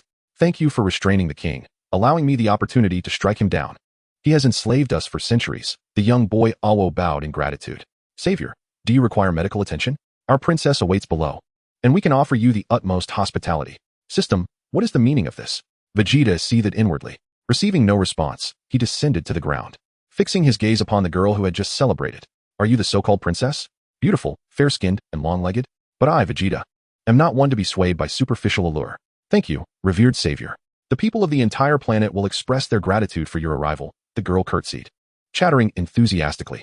"You have liberated us from our oppression." "Silence, woman. Was that deceased wretch not your father?" Vegeta exclaimed, astonished by the implications. "No. He was the villain who murdered my father and usurped the throne," the girl hastily denied. Vegeta's eyes widened in disbelief. "Then why do you still act like a princess?" "Because I have my warrior, and that is Ahua. Therefore, no one can usurp my position as princess." The young girl tilted her head in astonishment, as if baffled that Vegeta was unaware of such a basic truth. Coughing, Vegeta spat blood in exasperation, placing a hand on his wounded abdomen. Listening to the system's directives for this task felt utterly ludicrous to him. It was ironic, disgusting, and a source of shame. "Deliver, please come to our palace for treatment." Ahua descended from the air, standing behind the young girl. With a resigned nod, Vegeta followed them, aware that his spacecraft lacked a medical bay. This was one of the reasons he yearned to return to Frieza's planet 46 to seek out Milaneta. He certainly did not possess the luxury of senzu beans like Kakarot, which he consumed as if they were mere candy. Do you have a medical bay? Vegeta asked, refusing assistance and merely clutching his wound as he trailed behind the two. A medical bay? The girl turned back, perplexed, then glanced at Ahua. Do you know what that is? We don't have such a thing. But we do have doctors. Ahua quickly guided Vegeta to a bed and called for a physician. Disinfection, medication, suturing the wound, and bandaging ensued. Vegeta contemplated returning to his ship. Although devoid of a medical bay, it at least contained some medical equipment. With such severe injuries, he would require merely a week to recuperate. In this barren, scientifically regressive planet, he would have to remain here for at least half a month to fully recover. Princess, Ahua. Just as Vegeta was about to express his desire to leave, he caught sight of the two gazing at each other with deep affection, leaving him utterly speechless. Chapter 62. Seeking help from a woman. What a joke. Host, look how beautiful their love is. Upon hearing the system's voice, Vegeta's irritation surged. Damn system. Are you trying to torment me or merely make a fool of me? I'm leaving. Vegeta pressed the blood-soaked bandage against his wound, disregarding the two lost in each other's eyes as he rose from the bed. But your injuries are still severe? Ahua struggled to shift his gaze towards the rising Vegeta, attempting to persuade him to stay. Not a problem. Vegeta flew out the window, heading towards the location of his spacecraft without looking back. He could not endure such individuals. Was their world solely filled with love and romance? The system issued a task. Host, proceed to Earth and engage with Bulma to develop a romantic relationship. Task completion rewards the activation of Super Saiyan Bloodline Level 2 to 60. Updated information. Host Vegeta, normal battle power 4. 8 million. Maximum battle power 240 million. Super Saiyan 2 activated at 40. Get lost. As Vegeta made his way back to the spacecraft, he heard the system's voice and shouted without a second thought. This wretched system sought to obstruct his path to strength. Go to Earth? Attempting to force a woman upon him? He aimed to become the mightiest man and return to Frieza's Planet 46. All notions of living off others or relying on the system could roll away. Indeed, he preferred to rely on himself. Upon returning to his spacecraft, Vegeta swiftly tended to his wounds before activating the ship, eager to escape from the abhorrent planet. What a detestable place. It truly revolted him. Once his injuries had healed, Vegeta promptly resumed his training in the gravity chamber. Now accustomed to a staggering 150 times the normal gravity. With the ability to transform into a Super Saiyan, he intended to push himself to a relentless 200 times gravity. Days later, he arrived at Frieza's Planet 46. After scouring the entire planet, he discovered, to his dismay, that it was deserted. Melanado and the others had long since evacuated, likely in response to the news of Frieza's demise, or rather, his disappearance on Namek. It seemed even Frieza's parents had joined the fray. Despite returning empty-handed, Vegeta felt no disappointment. He continued to pilot his ship aimlessly through the cosmos. As he passed by Earth, however, the gravity chamber of his ship malfunctioned due to years of neglect. The cold, mechanical voice of the system suggested that his true destination lay on Earth, where Bulma would be his destined companion. Yet, to Vegeta, it felt as if the wretched system was mocking him. Reluctantly, he descended to Earth, oblivious to the fact that nearly 10 months had slipped by since the events concerning Frieza. Upon landing in a desolate field, several familiar faces sensed Vegeta's presence. Krillin, Piccolo, Gohan, Yamcha, Tien, and Kaiatsu stood before him. What brings you here? Krillin inquired, his tone laced with familiarity. You're not thinking of destroying Earth again, are you?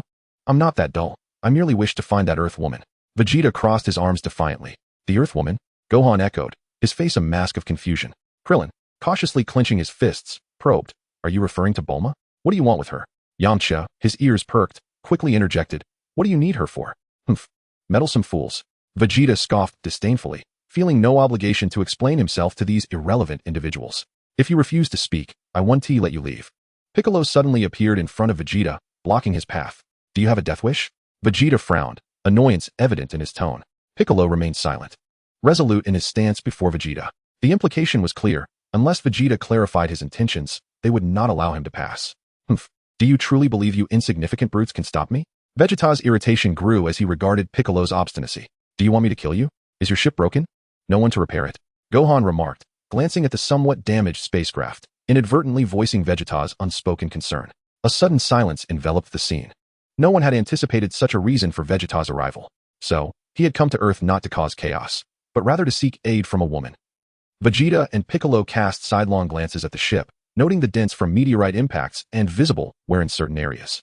Soon, a group of individuals, seemingly providing protection, were actually monitoring Vegeta as he made his way to Bulma. Upon finding her, they approached the spaceship in her aircraft. After exchanging knowing glances, the Earth warriors leisurely departed. Ultimately, Yamcha pulled Bulma aside for a whispered conversation, gesturing towards Vegeta with concern. Be careful. This guy certainly has ulterior motives. Listening to Yamcha's words, Bulma turned her gaze towards Vegeta. The man, Vegeta, crossed his arms and scoffed disdainfully, thinking it absurd that Yamcha spoke so loudly, assuming he couldn't hear. How laughable. Was he truly such a shallow individual? Realizing that Vegeta was merely there to repair the spaceship and posed no threat to her life, Bulma's confidence grew, and she no longer feared him as she had on Namek. After a thorough examination, Bulma informed Vegeta that the repairs would take 5 days and that she needed to return to her home for the necessary equipment. Seated atop a protruding rock, Vegeta munched on tasteless food without responding. Hey, you have nowhere to go on Earth. Why not come stay at my house? Bulma exclaimed, hands on her hips. Vegeta frowned slightly. This wretched woman had the audacity to address him so casually, setting aside his noble lineage as a prince and his past as Frieza's subordinate. He had always been treated with utmost respect. Yet here was this utterly defenseless woman daring to call him hey. It was infuriatingly bold of her. Vegeta would not indulge her simply because she was a woman, even if she was to become his future partner. Don't you want to know about Goku? I could tell you a great deal about him. We've known each other since childhood. Despite Bulma's words, Vegeta remained unmoved. Did he truly need this woman to explain things to him? Chapter 63, Frieza, Earth on the Brink of Peril. He was more knowledgeable about everyone's techniques in the Dragon Ball world than any character within it, possessing a godlike perspective. Yet, the reality was that he was living aboard the spaceship, which now needed to be transported to Bulma's home. Thus he had no choice but to accompany it. Reluctantly, he conceded to stay at Bulma's house for the time being. 5 days would pass swiftly. Vegeta was aware that Bulma was a scientist, as was her father, Dr. Brief, and their family was among the wealthiest in the world. Her mother was a homemaker, always smiling at everyone. He recalled the first time Mrs. Brief had seen him, warmly greeting him. Oh my, are you Bulma's new boyfriend? What nonsense. While residing at Bulma's house, Vegeta would indeed require sustenance. The Saiyans possess an insatiable appetite. Even the formidable Vegeta, with his thick skin, occasionally feels a twinge of embarrassment when confronted with their voracious consumption. Yet, to his surprise, the hosts remain unfazed, preparing as much food as one might desire. This level of hospitality and the provision of anything one wishes evoke in Vegeta a particular phrase, living off others' kindness. For this reason alone, he feels a semblance of warmth towards this family. At the very least, he cannot regard them with indifference. After a brief respite of 2 days, boredom overwhelmed him, prompting Vegeta to approach Bulma with a request. He found her diligently repairing the spaceship alongside Brief. Woman, is my gravity chamber ready? He inquired. The gravity chamber? It's quite advanced and rather complicated to repair, Bulma replied, her head buried in her work, tools in hand. If you can tolerate 500 times Earth's gravity, it will be ready by tomorrow. Brief, with a cigarette dangling from his mouth, glanced up at the impatient Vegeta. Without a word, Vegeta turned on his heel and departed, resigned to training in the desolate wilderness or by the seaside for the day. The path to strength must remain unbroken. The following morning, after a night of hard work, Brief fulfilled Vegeta's request. However, much to the Saiyans' dismay, it was merely a gravity training chamber set at 500 times Earth's gravity. Upon entering, Vegeta felt a wave of dissatisfaction, but settled for the meager offering while eagerly awaiting the completion of his spaceship. On the 5th day, as the repairs concluded, a faint smile graced Vegeta's lips. Finally, he could embark on his cosmic journey.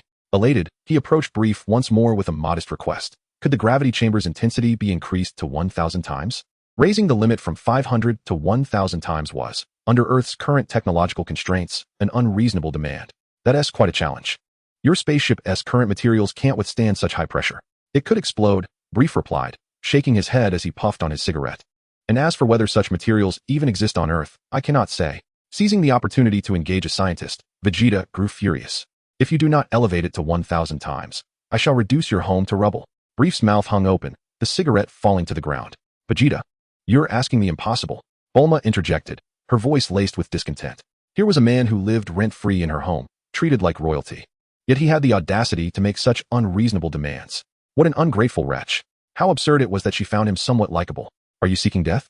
Vegeta shot a sidelong glance at Bulma, who stood defiantly with her hands on her hips. The audacity of this wretched woman to argue back was infuriating. Sensing Vegeta's growing impatience, Brief quickly interjected. If you insist on 1,000 times, you cannot hold us accountable for any mishaps. Vegeta neither agreed nor disagreed. And with a huff, he strode away. Due to the alterations in the gravity chamber, Vegeta found himself compelled to remain on Earth for 6 days, during which he had minimal interaction with Bulma. He was preoccupied with his quest for greater strength, while Bulma focused on repairing the spaceship. However, on the following day, an unforeseen catastrophe struck during the testing of the gravity settings. The machinery malfunctioned, resulting in a catastrophic explosion. Despite his formidable power, Vegeta was grievously injured while attempting to protect the two researchers, and the immense blast obliterated a third of Bulma's property. What transpired thereafter was beyond Vegeta's knowledge, as he succumbed to unconsciousness. When Vegeta regained consciousness, he found himself confined to a bed, wrapped like a mummy, unable to move, with excruciating pain coursing through his body. "You're awake?" He heard Bulma's hoarse voice, her bloodshot eyes catching him off guard. Humph. Could this woman be so fearful of his wrath for damaging her spaceship that she has been watching over him? He dismissed her concern, regarding her as a woman of little capability. This predicament was vexing. Lying here, when would he ever be able to stand? Frustration simmered within him. Yet his immobility prevented any outward expression. Thus, for nearly half a month, Vegeta languished in a haze, constantly reminiscing about the medical pods from Frieza's army. Eventually, unable to endure such a pitiful existence, he reluctantly set aside his pride. "I say, woman, could you fetch me a Sensibine? I inquired about it the day after your injury, but it has yet to grow," Bulma replied, her astonishment evident. She never anticipated that the haughty Vegeta would humbly request something from her. Vegeta pursed his lips. "Will my spaceship be reparable?" Observing Bulma as she prepared to feed him, he reluctantly accepted the bowl and utensils, his face etched with difficulty. Resigned, he thought he might as well endure a little longer. During the initial week of his immobility, Bulma tended to all his daily needs. Her incessant chatter was Vegeta's first impression of her. She would prattle on about Kakarot while feeding him. "It can be repaired, but it won't be as good as your previous one. You'll likely need to return for maintenance every 6 months, she informed him. Moving aside to peel a fruit, her hands, though clean, bore a roughness that starkly contrasted with her smooth complexion. While she lacked combat prowess, her intellect made her a competent fighter in her own right. Vegeta, inattentively pushing his food around, found his gaze fixated on Bulma's hands. Suddenly, his movements halted as he sensed a powerful energy rapidly approaching Earth. Could it be that fool Kakarot? He discarded his bowl and, fueled by rage, shattered the bandages binding him. Chapter 64, The Terrified Warriors of Earth. No, it was not just one energy signature. Frieza was among them. Without a moment's hesitation, Vegeta tore through his bindings, donned his clothing, and stormed out. "Hey, your injuries aren't healed yet," Bulma called out frantically, watching as Vegeta disappeared. Within the confines of a spacecraft hovering above Earth's atmosphere, the mechanized figure of Frieza gazed at the planet below, pondering. "So this is Earth. That scoundrel Vegeta dares to betray me and consort with these Earthlings." Behind him stood King Cold, Frieza's father, who rested his chin upon his hand, exuding an air of confidence as he remarked, "Such a diminutive planet. A single punch could obliterate it. That would be far too merciful for them. I must demonstrate to Vegeta just how formidable my powers have become." Frieza flicked his tail in anticipation. Meanwhile, the other warriors on Earth hastened towards the location where Frieza's ship was destined to land. It was expected to descend in this vicinity. Vegeta arrived first at the scene, arms crossed, brimming with anticipation. It seems that whenever something is lacking, someone is eager to provide it. Vegeta was keenly awaiting Frieza's arrival, especially since he had just run out of his own spacecraft. One after another, the warriors arrived, with Yamcha being the second to reach the site.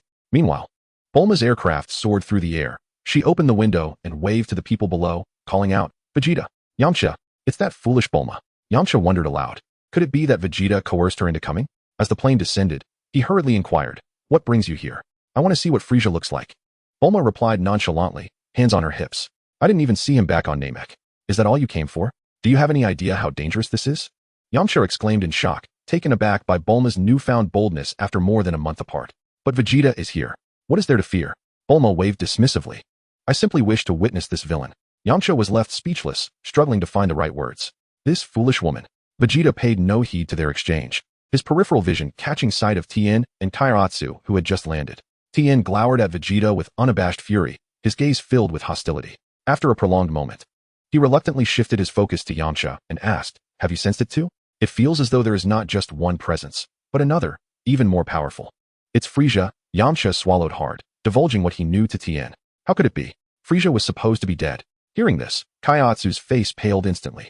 Vegeta remained unfazed, hands casually tucked into the pockets of his sweatpants, awaiting the landing of Frieza's ship. "Where's Dad?" Gohan, flying closely behind Krillin, clenched his fists.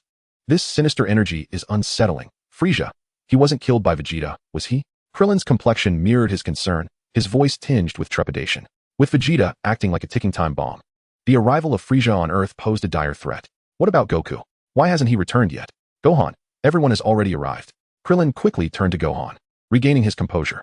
Uncle Piccolo is here too. It seemed they all sensed the ominous energy. Gohan, immersed in his own thoughts, looked down at the assembled warriors and greeted them. Hello, everyone. Hi. Bulma waved casually at Krillin and Gohan, appearing as if she were merely on a leisurely sightseeing tour. At this moment, Frieza's spaceship appeared high in the sky, causing everyone to gaze anxiously in its direction, except for Piccolo, whose attention was fixated on Vegeta. It seemed that Vegeta's power had significantly increased after more than a month of absence. Did you not kill him completely back then? Piccolo inquired. His brow furrowed as he finally turned to Vegeta. Humph, were you not present at that time as well? Vegeta retorted with dissatisfaction. Indeed, Frieza has somehow survived. Gohan was drenched in cold sweat, still haunted by the battle from a year ago. Krillin gritted his teeth, aware that another individual accompanied Frieza. We must approach on foot. Under no circumstances should we fly. Piccolo cautioned the group, uncertain if Vegeta would aid them this time. He was not like Goku, who bore the responsibility of protecting Earth. The fact that Vegeta had not annihilated the planet was already a miracle. Tien Shinhan was astonished by Piccolo's cautious demeanor, considering how formidable he had become. The energy emanating from that spaceship was even more powerful, rivaling Frieza himself. Is Frieza truly that powerful? Yamcha's face mirrored his unease. He has become stronger. Gohan clenched his fists, gritting his teeth in determination. Can we even defeat him? The group held no hope in Vegeta, recognizing that they were not allies. What about Goku? Has he not returned yet? Piccolo's brow furrowed. Was there nothing left to do but pray for Goku's timely arrival? Back then, Vegeta had mentioned something to Goku regarding a clandestine scheme on planet Yardrat. It was hard not to think this way, for Vegeta was hardly a virtuous individual. His strength was far too formidable for them to contend with, especially since Frieza had an accomplice. Yamcha extended his hand towards Piccolo, uttering words that undermined his own authority. We cannot possibly stop them. So, are we to await our demise here? Everyone was acutely aware of the gravity of the situation as Piccolo fixed his gaze on Vegeta. That intense scrutiny was not lost on Vegeta. He turned to Piccolo with a mocking expression. Do you wish for my assistance? Kneel and beg me. Piccolo clenched his fists, torn between his pride and the unwillingness to witness Earth's destruction. It seems the end of Earth is nigh. Vegeta remained nonchalant, his hands in his pockets, observing the collective gaze of those around him. Surely, they understood that even if Piccolo were to kneel and plead, he would not intervene. Yes, his freeloading son would arrive to rescue them, but he chose not to divulge this. How amusing it is to witness this pitiful group in a state of panic. Ignoring them, Vegeta soared to the mountaintop, gazing down at the descending spaceship. The hatch of Frieza's vessel opened, and a throng of individuals emerged. Frieza surveyed the surrounding scenery, noting the pleasant environment. Is Vegeta also on this planet? King Cold asked, arms crossed. Frieza flicked his tail. Indeed, I checked the Legion's ship coordinates. That fool has been on Earth for over a month. Humph. Betraying me while continuing to enjoy the spoils of my Legion. Truly a Saiyan trait. King Cold scoffed. Vegeta seems quite fond of mingling with Earthlings. It appears his affections run deep. If that is the case, let us eradicate all Earthlings and make him taste the bitterness of despair. Accept your fate, Vegeta. Haha. Piccolo, stealthily appearing not far from Vegeta, could not suppress his inner turmoil and rushed over. Overhearing the conversation, he turned his gaze toward Vegeta, realizing that action was inevitable. It seemed that Frieza and his minions were indeed searching for him. Vegeta remained noncommittal. Killing Earthlings is simple, but our primary focus must be on utterly annihilating the Super Saiyans. King Cold's face darkened, venomous words spilling from his lips. We, the Ice Race, are the most powerful in the universe. He must be exterminated, along with the remaining Saiyans. Frieza nodded in agreement. Feeling the overwhelming aura emanating from Frieza, Yamcha, hunched over in despair, mumbled to himself, damn it, just revived and already facing death again. Frieza turned to the dozens of soldiers accompanying him, issuing a command. Now, go and slaughter every Earthling. A young boy suddenly appeared before Frieza, who looked at him with disdain. Earthling, what do you want? I am Trunks from the future. I will annihilate you. Trunks declared with a serious expression, devoid of emotion. King Cold and Frieza were momentarily taken aback. What an audacious little brat. You wish to eliminate us? Such bravado. Frieza regained his composure, mocking Trunks. I know who you are, Frieza, Trunks replied, maintaining a stoic demeanor. You are Frieza, correct? Frieza was quite surprised. This young man actually recognized him. It was astonishing that he had gained such notoriety, even on this distant planet. What an honor. To be known throughout the galaxy. Frieza exclaimed, his tone dripping with pride. However, you are still unaware that I am the strongest in the universe. He turned to one of his soldiers, commanding, go and dispose of him. The soldier immediately complied, yes. He stepped forward, raising his energy gun to aim at Trunks, mocking him as he read the power levels displayed on his scouter. A mere 5? What a worthless fighter. Boom. The energy gun fired a beam. Yet as it reached Trunks, he effortlessly swatted it away. Smack. What? The soldier's eyes widened in disbelief, his face a mask of shock. Isn't he supposed to be a weakling? At that moment, Trunks sprang into action, sending the soldier flying. The remaining soldiers charged at him en masse. Ah! Trunks displayed no signs of panic. Instead, he drew his sword from behind him. Clang! Trunks dashed through the ranks of soldiers with astonishing speed, and they fell to the ground before they could react. Bang! Bang! Meanwhile, Krillin and the others, standing across a mountain, were taken aback. Vegeta crossed his arms, a slight smile gracing his lips. So he has arrived. The future Trunks. My dear son. He rose and headed towards the direction of future Trunks. What's the matter with you all? Bulma inquired, observing Vegeta soar into the sky while the others remained frozen in place. Just moments ago, an immense power had surged, only to vanish in an instant. Krillin's forehead glistened with sweat. What is happening? Yamcha echoed his confusion. It seems something has occurred beyond the mountains, Krillin said, furrowing his brow deeply. Upon landing atop the peak, Vegeta beheld future Trunks boldly confronting Frieza and his minions. I will annihilate you in the blink of an eye. Do you understand?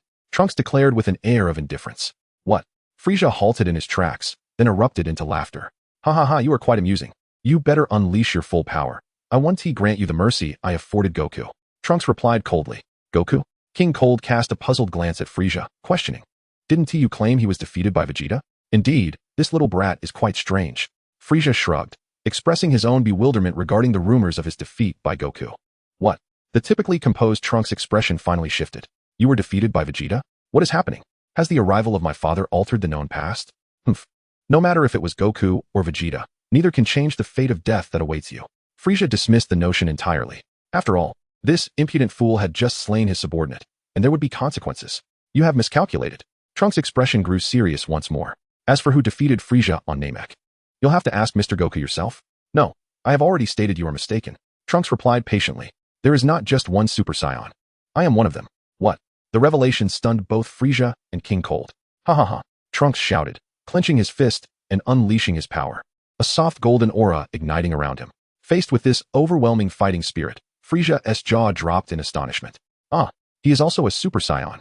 King Cold frowned at the transforming Trunks. Prepare to meet your end, Trunks declared, unwilling to engage in further trivialities.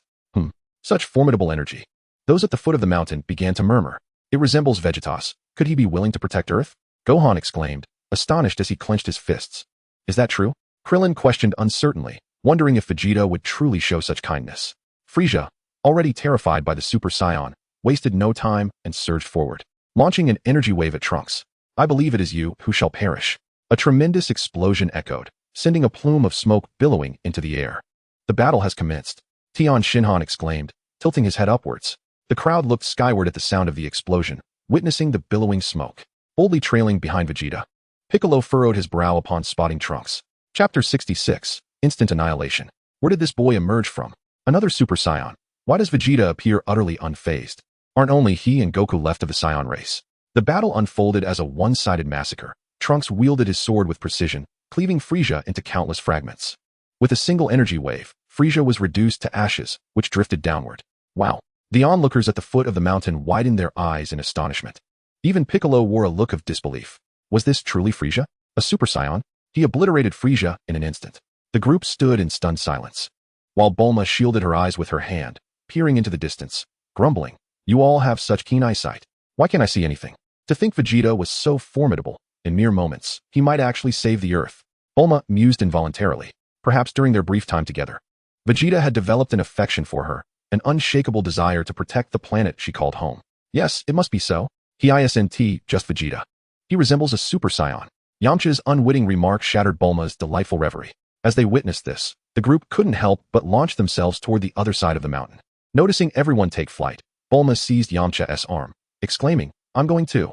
With a decisive strike, Trunks and King Cold descended to the ground. King Cold wore a grim expression, his gaze fixed on Trunks, before a smile crept onto his lips. Impressive. You've exceeded my expectations by dispatching Frieza so swiftly. Why not take his place as my son? King Cold offered, extending his hand. You are the strongest in the universe.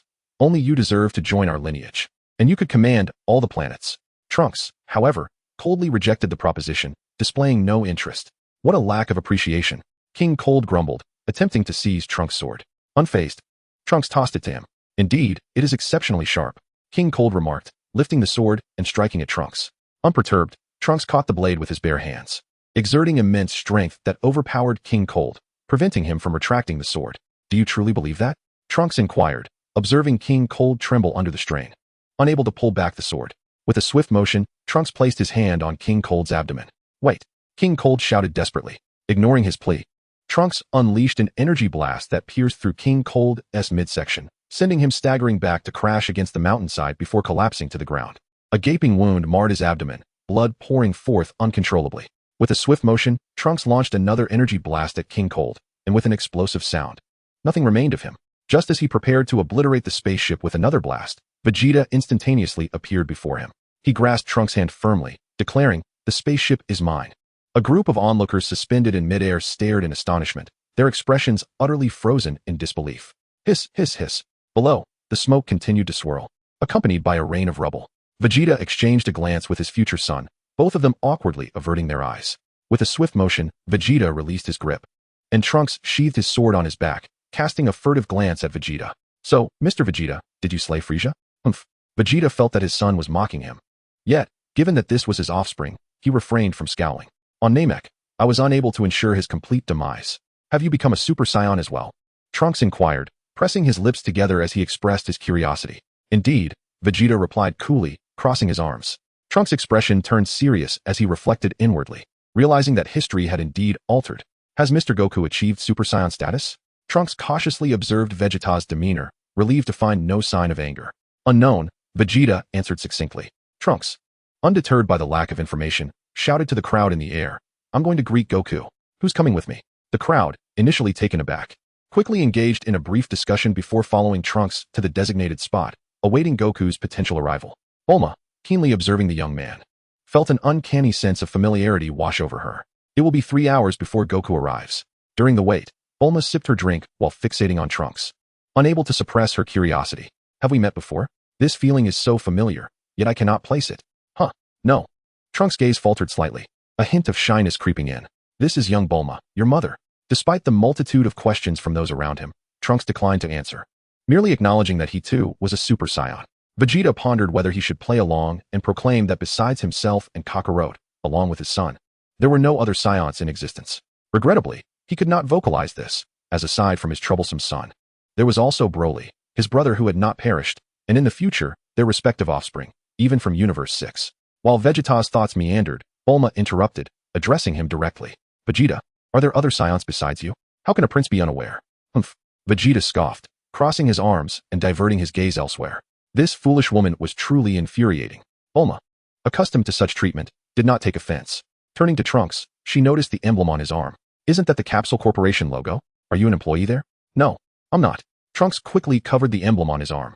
Vegeta raised an eyebrow, internally scoffing. "Of course he isn't. He is the future president of your company. Why the secrecy? Must we keep even our names and ages a secret?" Bulma's curiosity was piqued, the insatiable thirst for knowledge of a scientist stirring within her. "I am 17, but I mustn't disclose my name." Trunks, however, failed to notice that this youthful mother lacked the composure he had encountered elsewhere. The very notion of withholding one's name struck Tien as rather peculiar. Yamcha, with his hands on his hips and a frown upon his face, echoed the sentiment. There was truly no need for such secrecy. Chapter 67. This child is so sensible, polite, and composed. Hey, let us not put him in a difficult position. After all, he is the one who saved the earth." Bulma interjected, glancing at the pallid expressions of those around her. Eager to defuse the tension, the group retreated to various corners, awaiting the return of Sun Wukong in 3 hours' time. Gohan was conversing with Piccolo when Krillin suddenly turned to Bulma and inquired, "That guy didn't cause any trouble at your house, did he?" "Oh, indeed. My home nearly got blown to smithereens. Thankfully, no lives were lost. However, he did sustain severe injuries, lying incapacitated for over half a month," Bulma replied, her gaze drifting toward Vegeta. "Why do I feel like this guy is becoming more handsome?" Vegeta, sensing her gaze, cast a disdainful glance in her direction. Did this foolish woman not know how to speak in hushed tones?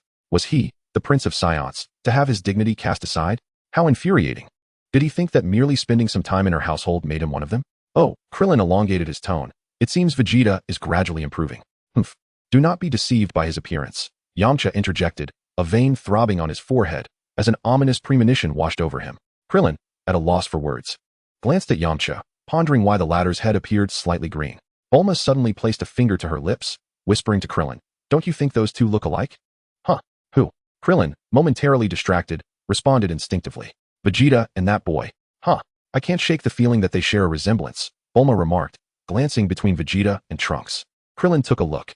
Indeed, there was a slight resemblance, yet their personalities were entirely different. This child appeared so composed, sensible, and courteous.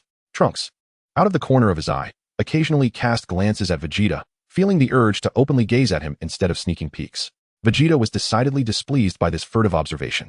How could they not resemble one another? This lad is my future son. How could it be otherwise? However, the temperament of this son was a matter of concern.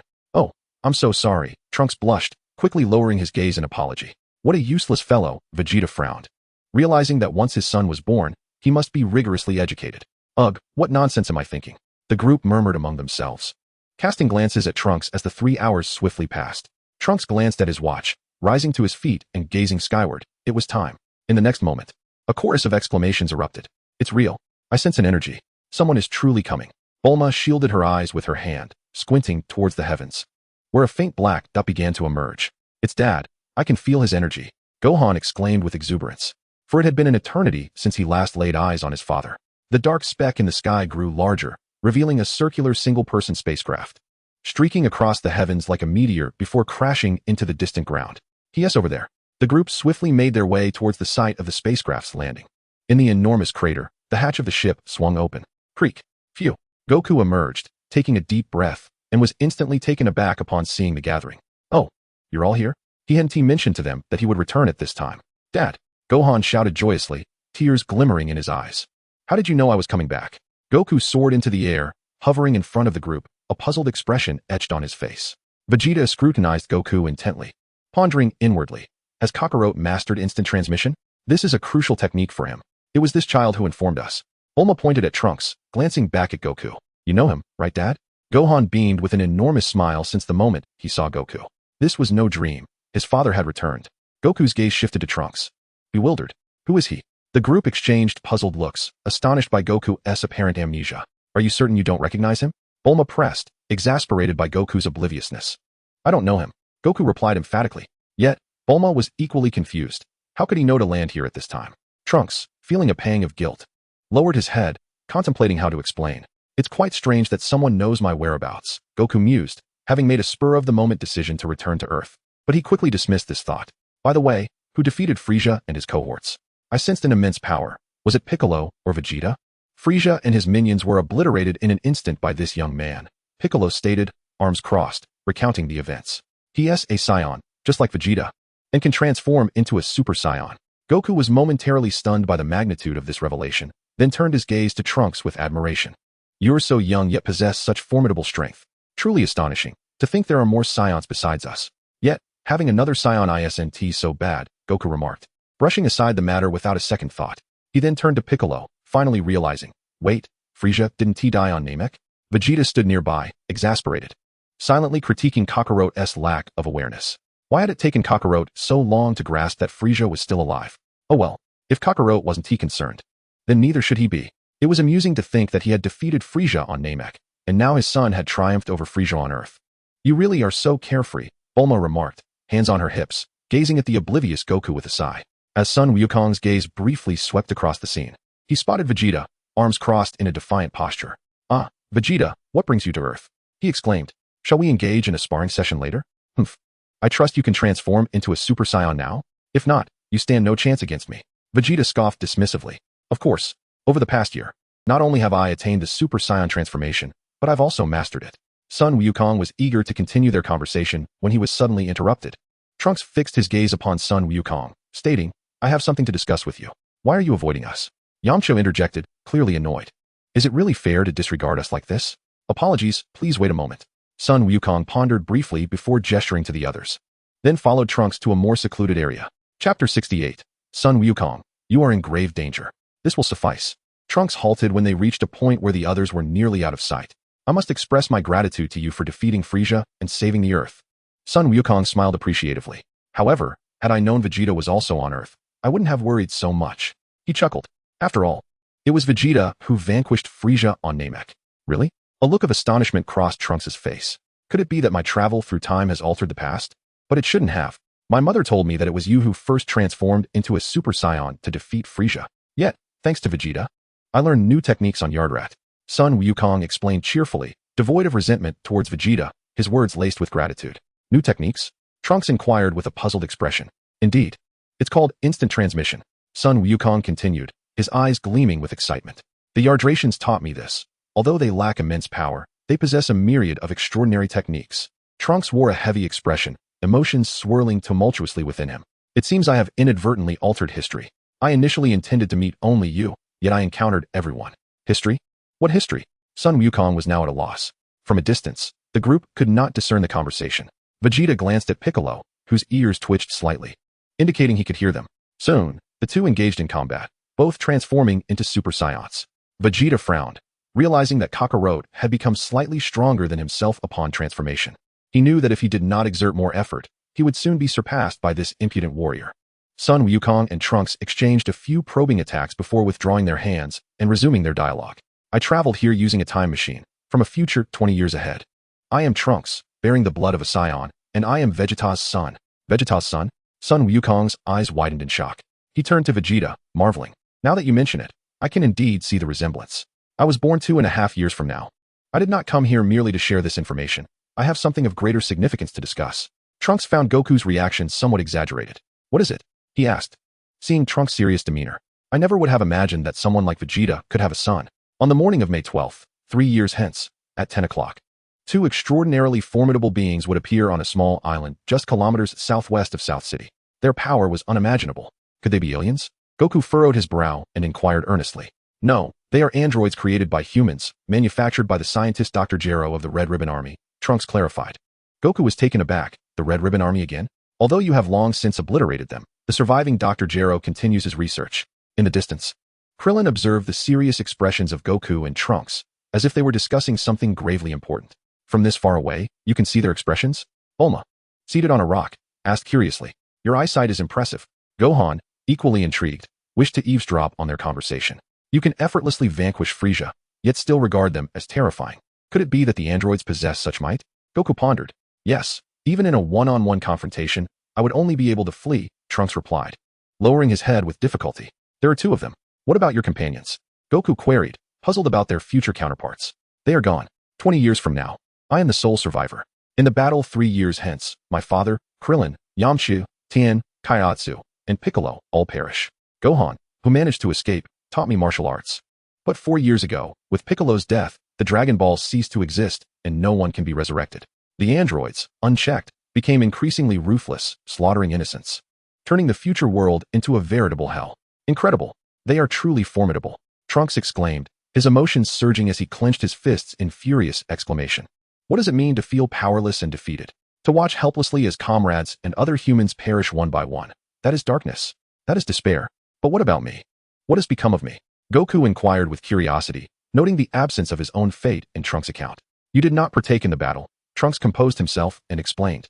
You fell gravely ill shortly thereafter and then passed away. Now it was Goku's turn to be taken aback, rendered speechless at the revelation that he did not die in battle but succumbed to illness.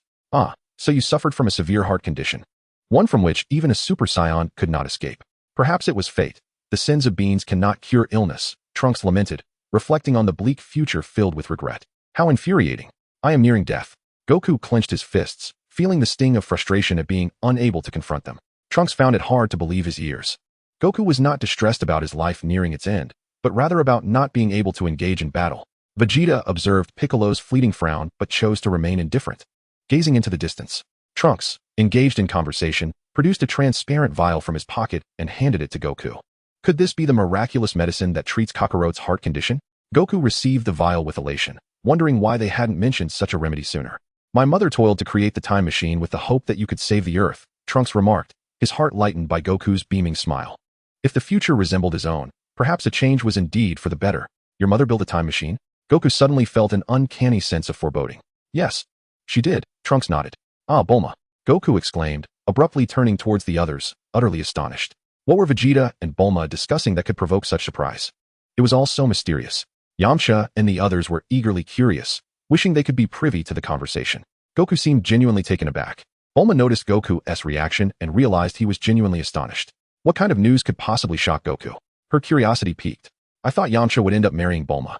Goku mused, glancing at Vegeta and then back at Bulma, confounded yet feeling an inexplicable certainty about it. Strangely, both of them were gazing in their direction, prompting Yamcha to voice his confusion. Puar nodded in agreement, smiling brightly. Soon, Trunks bid farewell to Goku and soared into the sky. Why has that boy left? Goku pondered with a furrowed brow, contemplating how to inform everyone. This matter was of utmost importance. Piccolo, arms crossed and expression stern, deliberated on Goku's behalf. Huh, you heard that? Goku exclaimed in astonishment. From now on, if we wish to preserve our lives, we must train diligently. Under Piccolo's explanation, the group soon learned everything except Trunks' lineage. The revelation left everyone astounded, while Vegeta remained aloof, arms crossed, choosing to observe the commotion at his leisure. This journey had yielded impressive insights. Frieza's spaceship was nothing short of astonishing, and he was from the future. Yamcha, hands in his pockets, chuckled skeptically. What future person comes to the past? It wasn't until Trunks waved from the time machine high above, vanishing in the blink of an eye, that they truly grasped the gravity of the situation. I need to train. Tien Shinhan stammered, visibly shaken. Me too. Krillin echoed, equally stunned. So Kakarot, what new skills did you learn on Yardrat? Piccolo inquired, already aware of the answer. Haha, I owe my thanks to Vegeta. Goku grinned excitedly, scratching the back of his head. What technique is it? Do tell. Bulma chimed in with great curiosity. I learned a technique called instant transmission. Instant transmission? The group gasped in unison, eagerly urging Goku to demonstrate the newfound skill. As Sun Wukong instantaneously transported himself to the distant Kame house. Donning the sunglasses of Master Roshi amidst the astonished gazes of onlookers, Vegeta found himself at a loss for words. How utterly juvenile. Yet, why did he feel a twinge of regret for not having learned the technique of instantaneous movement? Tien, after a brief moment of surprise, promptly inquired about the specifics regarding their gathering 3 years hence. Given the formidable nature of their adversary, those lacking confidence should refrain from participating. Piccolo cast a sidelong glance at the assembly, warning that failure to do so could bring misfortune upon others. I concur. Yamcha nodded in agreement. Vegeta, upon hearing this, felt an irritable surge. Was it not the perpetually insecure who stood before him? Back on Namek, Piccolo had made the grandest entrance. Yet he had also suffered the most grievously. What right did he have to utter such words? Should Vegeta choose not to attend 3 years hence? Would that not imply a lack of confidence? Cowardice? Such a notion was unacceptable. What did you say? Do you dare to challenge me? Piccolo retorted defiantly. Enough. Stop the bickering. Before Vegeta could interject, Sun Wukong hastily intervened. I have a splendid idea. Why not eliminate Dr. Gero, the creator of the androids, right now? Bulma suddenly suggested, proposing to summon the Eternal Dragon for assistance in locating him. That's a brilliant idea. Krillin chimed in before Bulma could finish. But Dr. Gero hasn't done anything yet. Sun Wukong frowned, feeling that such an action may not be prudent. He yearned to ascertain the true prowess of the androids, to engage in combat with formidable foes. Why? This concerns the very survival of Earth. Do you not all share this sentiment? Bulma glared at Sun Wukong in indignation. But I crave battle, Sun Wukong meekly confessed, gazing at Bulma, whose emotions were visibly heightened. You fool. I see no reason to indulge this scion. They are inherently combative. Bulma shouted, turning her attention to the others. If we perish this time, there will be no resurrection. Huh, you foolish woman possess quite the insight. Vegeta scoffed, taken aback by Bulma's clarity. Scions are indeed born warriors. We exist solely for the thrill of combat. I too wish to test my strength. Tien observed Bulma's fervor, beads of sweat forming on his brow. It is not solely scions who relish battle. I, a mere earthling, also yearn for the fight, even if it leads to death. Why are you all like this? Bulma was aghast. Are you truly willing to die just to face a powerful enemy? You must all be insane. Once, we were all adversaries, Krillin remarked, wearing Master Roshi's sunglasses with an inscrutable expression. I once despised Wukong, but in order to resist formidable foes, we had no choice but to ally ourselves. With time, we became friends. I cannot comprehend your ramblings. Bulma replied, her displeasure evident as Krillin babbled nonsensically. Leaning close to Bulma, Krillin whispered, without a common enemy, Piccolo should be fine. But what of Vegeta? It is difficult to say. Perhaps we shall meet our demise sooner. Bulma was taken aback upon hearing this. Indeed, it is only because of the spaceship that Vegeta is currently coexisting peacefully with her. And not far off lies Frieza's abandoned ship. Uncle Krillin, you are quite right, she mused, but Gohan, who stood nearby, was intent on explaining. Enough with the nonsense. Am I mistaken? Krillin interjected, crossing his arms, unapologetically interrupting Gohan. This is the truth. Very well, do as you please. Though Bulma was dissatisfied, her solitary dissent was futile. Foolish woman, stop chattering and come with me to see if Frieza's ship is operational. If he had known the timeline would unfold this way, he would not have come. It had nothing to do with him, apart from acquiring a spacecraft. Vegeta cast a dark glance at Bulma, who was still chattering with the others, and commanded her to follow. After speaking, he turned away and strode towards Frieza's ship in the distance. Humph. We mere commoners have no choice but to be at your beck and call. Bulma muttered under her breath as she matched Vegeta's pace. Chapter 70. Yamcha is to be green. Then let us fight for the peace of the future, Goku declared, raising his fist high without regard for anything else. Hooray! Gohan and Krillin enthusiastically raised their hands in response. Yamcha and Poor exchanged glances, while Tien and Piccolo were completely uncooperative, and Kairatsu simply stared blankly at Tien. He also desired to train and fight alongside Tien. On the morning of May 12th, 3 years later, all those with confidence gathered at the designated location. Goku gazed into the distance, his voice resonating. The group exchanged farewells and quickly dispersed. As they departed, Goku called out to Bulma, who was returning to find the spaceship. Farewell, Bulma. Wishing you a healthy little baby. Huh. Bulma was left bewildered by Goku's nonsensical remark. A little baby? Bulma, are you pregnant? Krillin exclaimed in surprise, questioning how she and Yamcha had progressed so swiftly. No. What nonsense is Goku spouting? Bulma quickly denied, insisting that her relationship with Yamcha was innocent, merely holding hands. He must be suggesting we get married soon and start a happy family. Yamcha, standing nearby, wore a smug smile, laughing heartily. Even he believed it. Vegeta, observing Bulma's interaction with Yamcha and that blue cat, let out an annoyed hiss. TCH. As Bulma inspected the condition of the spaceship's equipment, Yamcha finally mustered the courage to ask, how long do you plan to stay at Bulma's house? Vegeta, without even glancing at him, moved aside to lean against the door, closing his eyes to rest. Who would talk to such trash? He deemed it beneath him to engage with someone like Yamcha. Even if Bulma were to be with Yamcha in the future, Vegeta had no particular feelings about it. He had spent his life fighting for survival. To him, emotions were a hindrance, something trivial and dispensable. However, Vegeta found himself perplexed by a lingering discomfort he could not quite comprehend. Half an hour later, after Bulma had conducted a cursory examination of the spaceship, she approached the hatch and addressed Vegeta. Most of the equipment is operational, save for a small damaged hull that requires repair. There are no significant issues, although the gravity chamber is absent. There is, however, a medical pod. May I take it back? I'd like to study it with my father. Whatever, Vegeta replied dismissively, his eyes opening. He was indifferent to these matters. His primary concern lay in whether a gravity chamber could still be constructed. Hurry back and expedite the construction of the gravity chamber. Of course, the medical pod must remain as well. Future life or death battles necessitated an enhancement of his combat prowess. As for the Senzu, his pride forbade him from soliciting such things from these earthlings. Bulma transformed the spaceship back into a capsule and piloted it back to West City. During the return journey, Puer discreetly inquired of Yamcha, what if we just stayed at Bulma's place? After all, they are two young adults cohabiting. Yamcha nodded, feeling that under such circumstances, it was only a matter of time before he would need to don a green hue atop his head. Yet, within a week, Brief and Bulma had constructed a gravity chamber aboard the ship, albeit limited to a maximum of 1,000 times Earth's gravity. After the previous ordeal, Vegeta was reluctant to express dissatisfaction with such a gravity chamber. He secretly contemplated waiting until they could reach a more advanced location to make further modifications. With his eyes closed, resting against a tree, Vegeta was approached by Bulma, who held a tablet. I have reviewed the principles behind the gravity chamber you desire. We can indeed manufacture it. However, I lack the super compressive materials required. She gestured towards the tablet, recalling the navigation records from the ship. I remember seeing that such materials exist on a planet called Baburi. Presently, Earth was incapable of reaching such distant locales, and even if they did, environmental factors might hinder their collection efforts. Do you have a photo of the materials? I can make the journey myself. Vegeta cast a cold glance at Bulma, acutely aware that she was attempting to exploit him. She knew he was dissatisfied with the current gravity chamber, yet chose not to inform him sooner. Oh, I do have the photo. While you're there, could you also gather the materials for me? It would be convenient, as they are located on that very planet. Bulma flashed a slight smile at Vegeta. That insufferable woman, so brazenly taking advantage of me. Bulma, a woman of swift action, promptly prepared the photographs and a list of materials to place in Vegeta's hands. So, when do you intend to depart? She asked, wiping the sweat from her brow with the back of her gloved hand. Vegeta gritted his teeth. We leave immediately. So soon? Brief, who was making final adjustments while smoking, looked surprised. He felt like a failure as a scientist, having barely made progress on the medical pod. Vegeta was about to set off with the spaceship equipped with the medical pod, and he had not conducted any research during this period.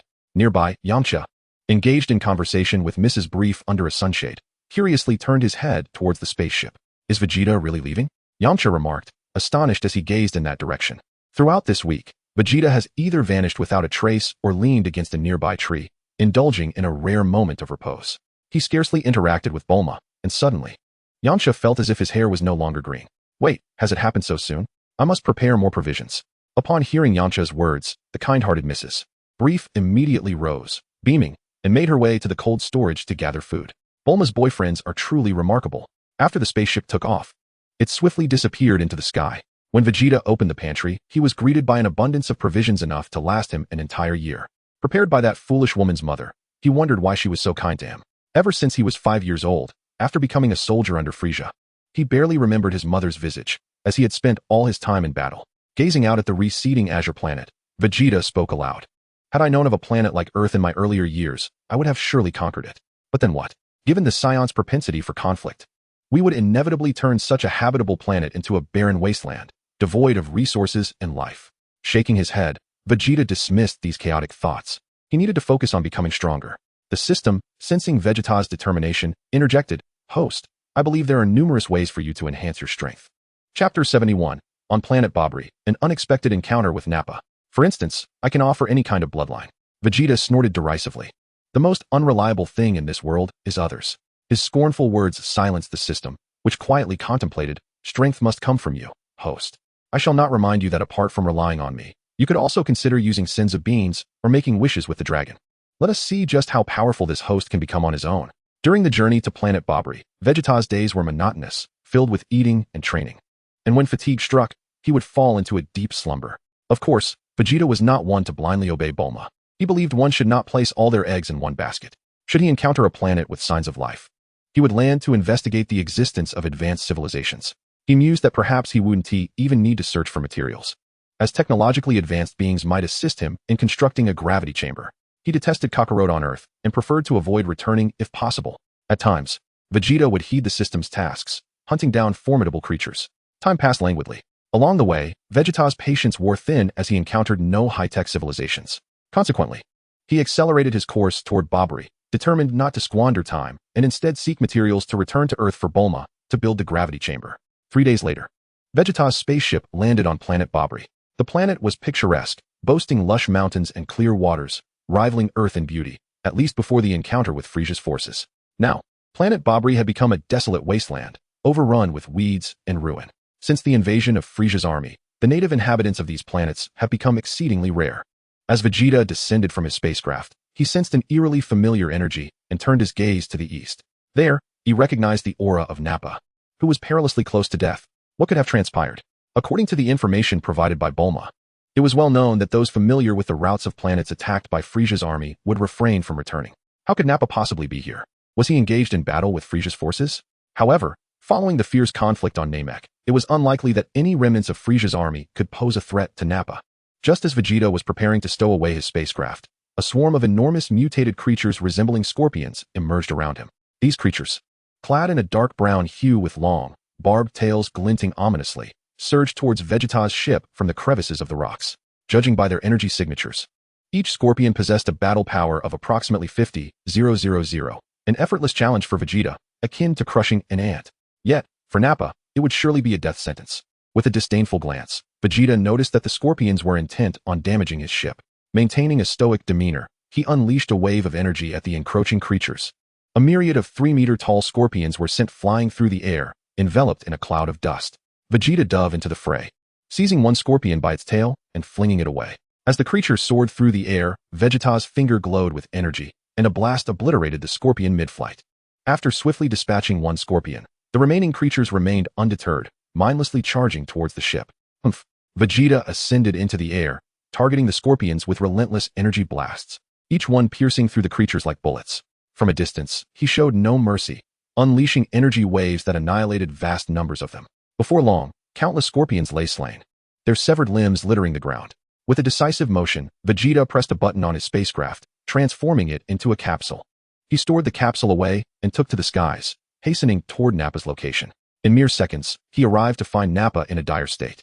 Kneeling at the edge of a cliff in tattered clothing, confronted by a multitude of enormous, blood-red creatures reminiscent of cockroaches. Behind Nappa stood a woman draped in a brown-red cloak, cradling a wailing infant in her arms. Her anxious gaze fixed on the advancing beasts without a thought for soothing the child. "Damn it!" Nappa roared, launching energy blasts at the cockroach-like monsters. The explosions reverberated relentlessly, yet they seemed completely unaffected, pressing forward with relentless determination. Preoccupied with the woman behind him, Nappa was forced to defend himself with his fists, his energy waning as he fought solely on sheer willpower. Vegeta was astonished. Over the years, although Nappa's combat power had risen to over 30,000, He surprisingly had yet to achieve the transformation into a Super Saiyan. The woman stepped back, the cliff behind her crumbling as loose stones tumbled to the edge with each of her movements. What will Naba do? There is no way to retreat. Her voice tinged with despair. It is my fault. I should not have recklessly left the tribe to find you. Nonsense. I, Naba, will certainly protect you with my life. Distracted by his words, Naba was struck by the antenna of a cockroach beast, sending him tumbling backward, rolling several times upon the ground.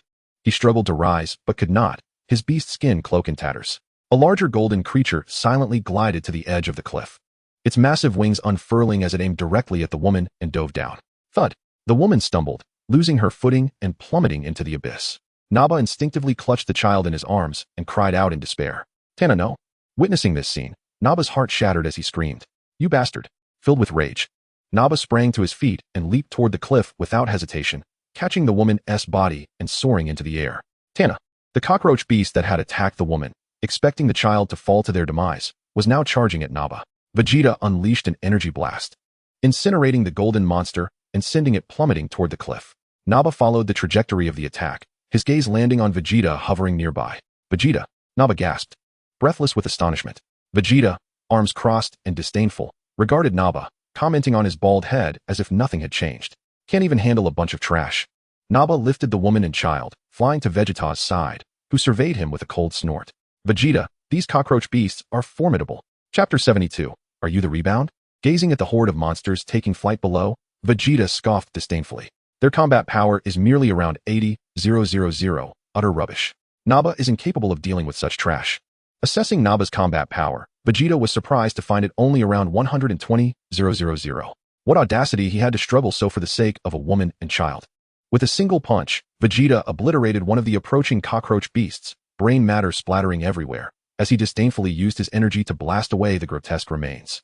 One punch per beast, soon the ground was littered with headless cockroach corpses. Vegeta, you have grown much stronger, Naba remarked, his lips pressed together as he looked at Vegeta, his eyes reflecting the comfort of an elder and a hint of envy for the strong. Vegeta, irritated, shot a glare at Naba. Wipe that disgusting look off your face. What are these creatures? They are remnants of the previous research department. They specialized in developing mutated organisms, Naba explained, surveying the carnage around him. Rodents, Vegeta frowned.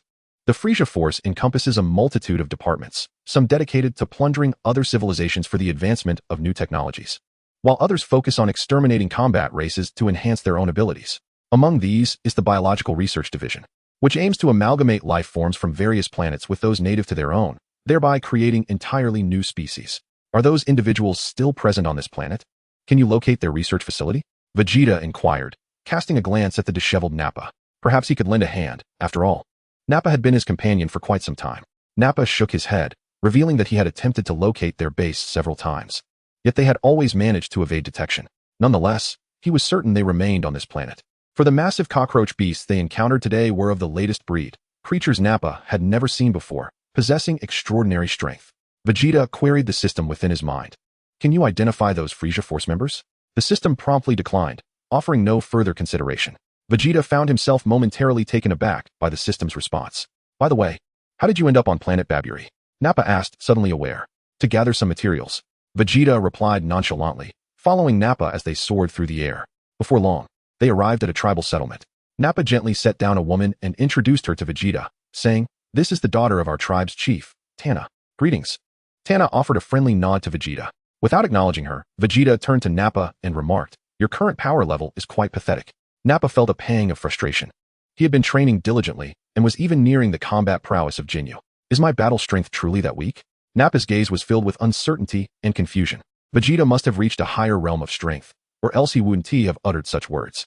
Without responding, Vegeta smiled slyly, then unleashed his rage, enveloping himself in a fiery golden aura that transformed his hair into a brilliant hue. Super Saiyan. Nappa was taken aback by Vegeta's overwhelming energy, trembling uncontrollably as he instinctively stepped back. Even the villagers quaked in fear, too intimidated to venture outside.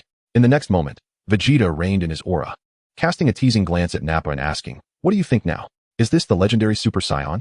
Nappa stammered, feeling as if he had just emerged from the depths of water, his body shaking as he looked at Vegeta.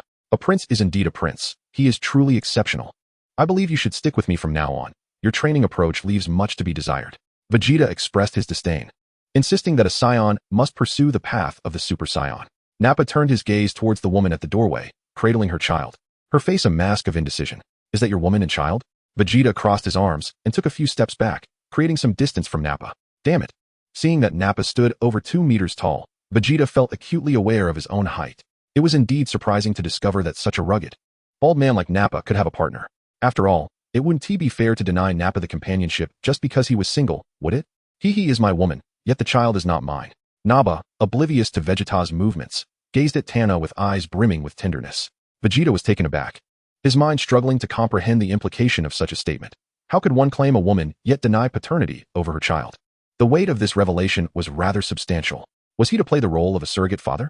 They had no children of their own. This child was merely an orphan from the fallen members of the tribe. Observing Vegeta's somewhat rigid expression upon hearing Nappa's words, Tana quickly interjected with an explanation. Vegeta inwardly scoffed, recognizing Nappa as the same clumsy oaf who could never articulate himself properly. Vegeta, how long do you intend to stay on this planet?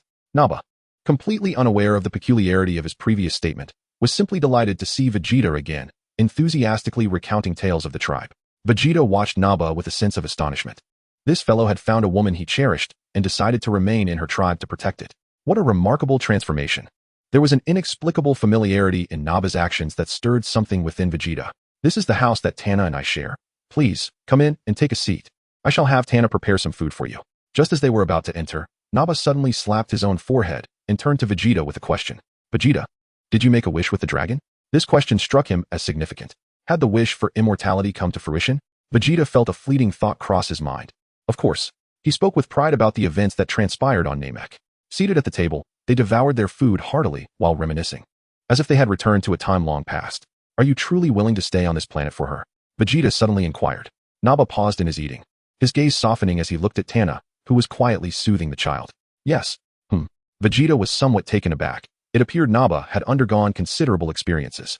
I want to protect her. Nappa continued, swallowing his food while his eyes remained fixed on Tana, his tone unwavering.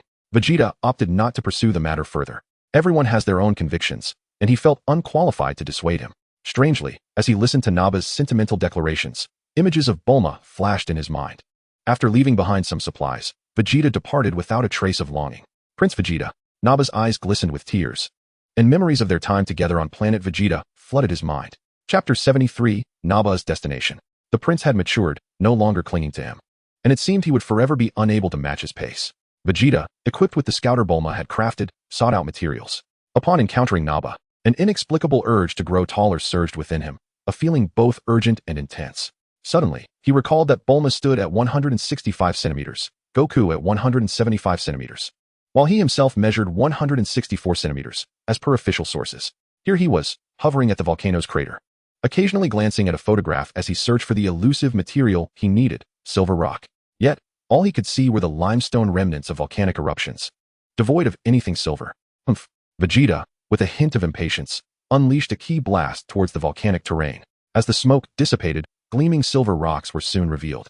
A smirk graced Vegeta's lips as he wielded his hand like a blade, deftly slicing through the lower rocks. A silver boulder, as large as a house, was neatly severed from its surroundings, and Vegeta dragged it along, only to discover that the materials Bulma required were located on the opposite side of the planet. How troublesome, he muttered under his breath, yet still ascended towards the north, carrying the silver rock. Upon nearing the indicated location, Vegeta cast the silver boulder onto the ground, where it thudded into the snowy expanse. The surroundings were shrouded in a blanket of white, with the northern winds howling and snowflakes cascading onto Vegeta's hair. Suddenly, a white figure charged towards him. A furry creature, with its mouth agape, lunged at Vegeta's shoulder, revealing a set of sharp teeth poised to bite down. Soon, 2, 3, and countless more fluffy beings swarmed over Vegeta. With a slight furrow in his brow, Vegeta seized one of the furry balls, its beady eyes hidden within the white fur. This diminutive creature, no larger than a mouse, possessed remarkably sharp teeth capable of puncturing Vegeta's protective suit. The creature squeaked in distress, struggling to escape Vegeta's grip, baring its teeth in defiance. What a nuisance! Vegeta flung the creature away, unleashing a burst of energy that sent the rest scattering and obliterated them. He flipped through 2 overlapping photographs, swiftly identifying the items Bulma sought.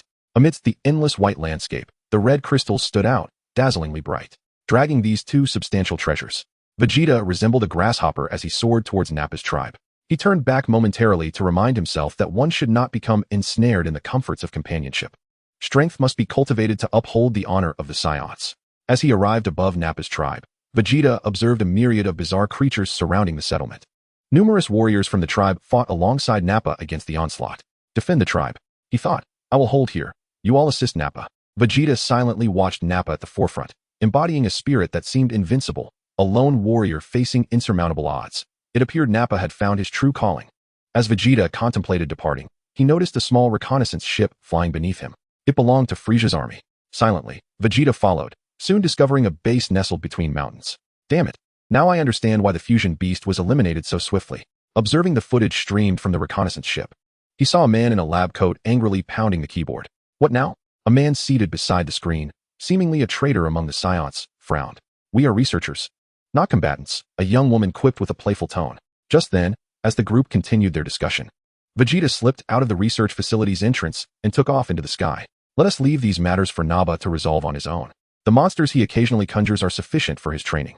Vegeta lifted the colossal materials and propelled them into the sky. After casting a capsule and observing the ship's dimensions, he meticulously sliced the materials into countless fragments with his energy, transporting them aboard the vessel. This endeavor concluded flawlessly. For Nappa, this was indeed advantageous. With the materials at hand, he could finally possess a gravity chamber, one to be installed on the ship and another at Bulma's residence. Eagerly anticipating the new gravity chamber, Vegeta promptly set the course and entered the chamber to engage in self-training. Previously, on Earth, he had narrowly escaped death due to an explosion within the gravity chamber, which had dramatically doubled his power level to a standard of 10 million, with a Super Saiyan battle power of 500 million. Coupled with a year and a half of rigorous training and challenges across various planets in the universe, his Super Saiyan battle power had ascended to a remarkable 700 million, corresponding to a standard of 14 million. Although he found some aspects unsatisfactory due to a slight delay, the results were nevertheless commendable. Upon completing his training, Vegeta took a shower and inquired of the system, what is the current activation level of my Super Saiyan 2 bloodline? The system updated him. Host Vegeta. Standard power level 14 million. Maximum battle power 700 million. Super Saiyan 2 activated at 60. Vegeta calculated that during this year and a half, he had vanquished no fewer than a dozen opponents. While the encounters had been relatively effortless, the system was notoriously stingy, granting him only 1 or 2 points each time. The system issued a task. Host must engage with Bulma on Earth and develop the relationship into romance. Upon completion, reward. Activation of Super Saiyan Bloodline 2 to 80. At that moment, the system seemed to sense Vegeta's reluctance to undertake this task, which he had consistently avoided. Previously, he had scoffed at observing others in love. Now, witnessing Nappa's relationship, could Vegeta remain indifferent? The system quietly lamented, look at this. When I offer you high rewards, you are disinterested, and when I present lower rewards, you dismiss them. Truly a difficult host to please. Vegeta's mind quickly conjured Bulma's image, recalling her earnest expression while repairing his ship. Enough, he exclaimed, shaking his head. After setting the course for Earth, he returned to his chamber and promptly fell into a deep slumber. In the early morning, Bulma was somewhat bewildered. As she sat up in bed, she observed Vegeta's ship descending into her backyard. The enormous noise startled her awake. Could it be that Vegeta had returned? Bulma blinked in surprise, feeling an unexpected thrill. She had presumed that after such a long absence, he would never return to Earth. Her heart raced at the thought, and she hastily threw off the covers. Why have you been gone for over a year? I thought you would never come back. In the next moment, she dashed to confront Vegeta. Where are the materials? Chapter 74, An Intimate Exchange. Have you been drinking? As Vegeta descended from his ship, he spotted Bulma clad in her pajamas, a faint scent of alcohol lingering around her. Drinking? Yes, I broke up with Yamcha. That guy is always flirting around. Fickle as the wind. Bulma clenched her fists in indignation at the thought. Oh, Vegeta displayed a distinct lack of interest, gesturing towards the spacecraft and asserting, everything is inside. Hurry and get it ready. Of course, he would never confess to Bulma his disinterest in returning. Over the past year, he had not encountered any advanced civilizations. Such thoughts would remain unspoken. Mr. and Mrs. Brief were away on a trip this week, enveloping the house in a serene silence from day to night. The backyard tranquil and still. Enforced by Bulma to take a bath, Vegeta leaned against the familiar tree trunk, resting his eyes. In the early hours, Bulma emerged from her laboratory, finding the tasks daunting without Mr. Brief's assistance. Exhausted, she spotted Vegeta beneath the large tree in the garden. I'll continue tomorrow. Are you hungry? I'll shower, and we can have dinner together. Vegeta remained silent, his eyes closed, content to focus solely on constructing a gravity chamber that would meet his standards. After her shower, Bulma stepped onto the balcony and observed Vegeta, who remained motionless. Bathed in moonlight, he exuded an aura of distant indifference, coupled with a regal air that rendered him untouchable, strikingly handsome, and immensely powerful. Bulma smiled and summoned the servants to bring forth some food, lifting her glass of red wine and calling down to Vegeta, "Would you like a drink?" Vegeta snorted. Soaring up to the balcony, disregarding the wine glass Bulma extended. Instead, he grabbed food from the table and began to eat. "Have a drink," Bulma insisted. Her gaze fixed on him as she held onto her wine glass. Vegeta cast a cold stare in her direction, reluctantly accepting the glass as his fingers brushed against Bulma's warm, damp ones, sending an unexpected shiver through him. Noticing Vegeta's sudden stiffness, Bulma chuckled lightly. "What's wrong? You better not be toying with my heart." Vegeta dismissed her playful expression with disdain, mentally cursing this foolish woman. In his worldview, there was only the pursuit of strength. Women held no place in his thoughts.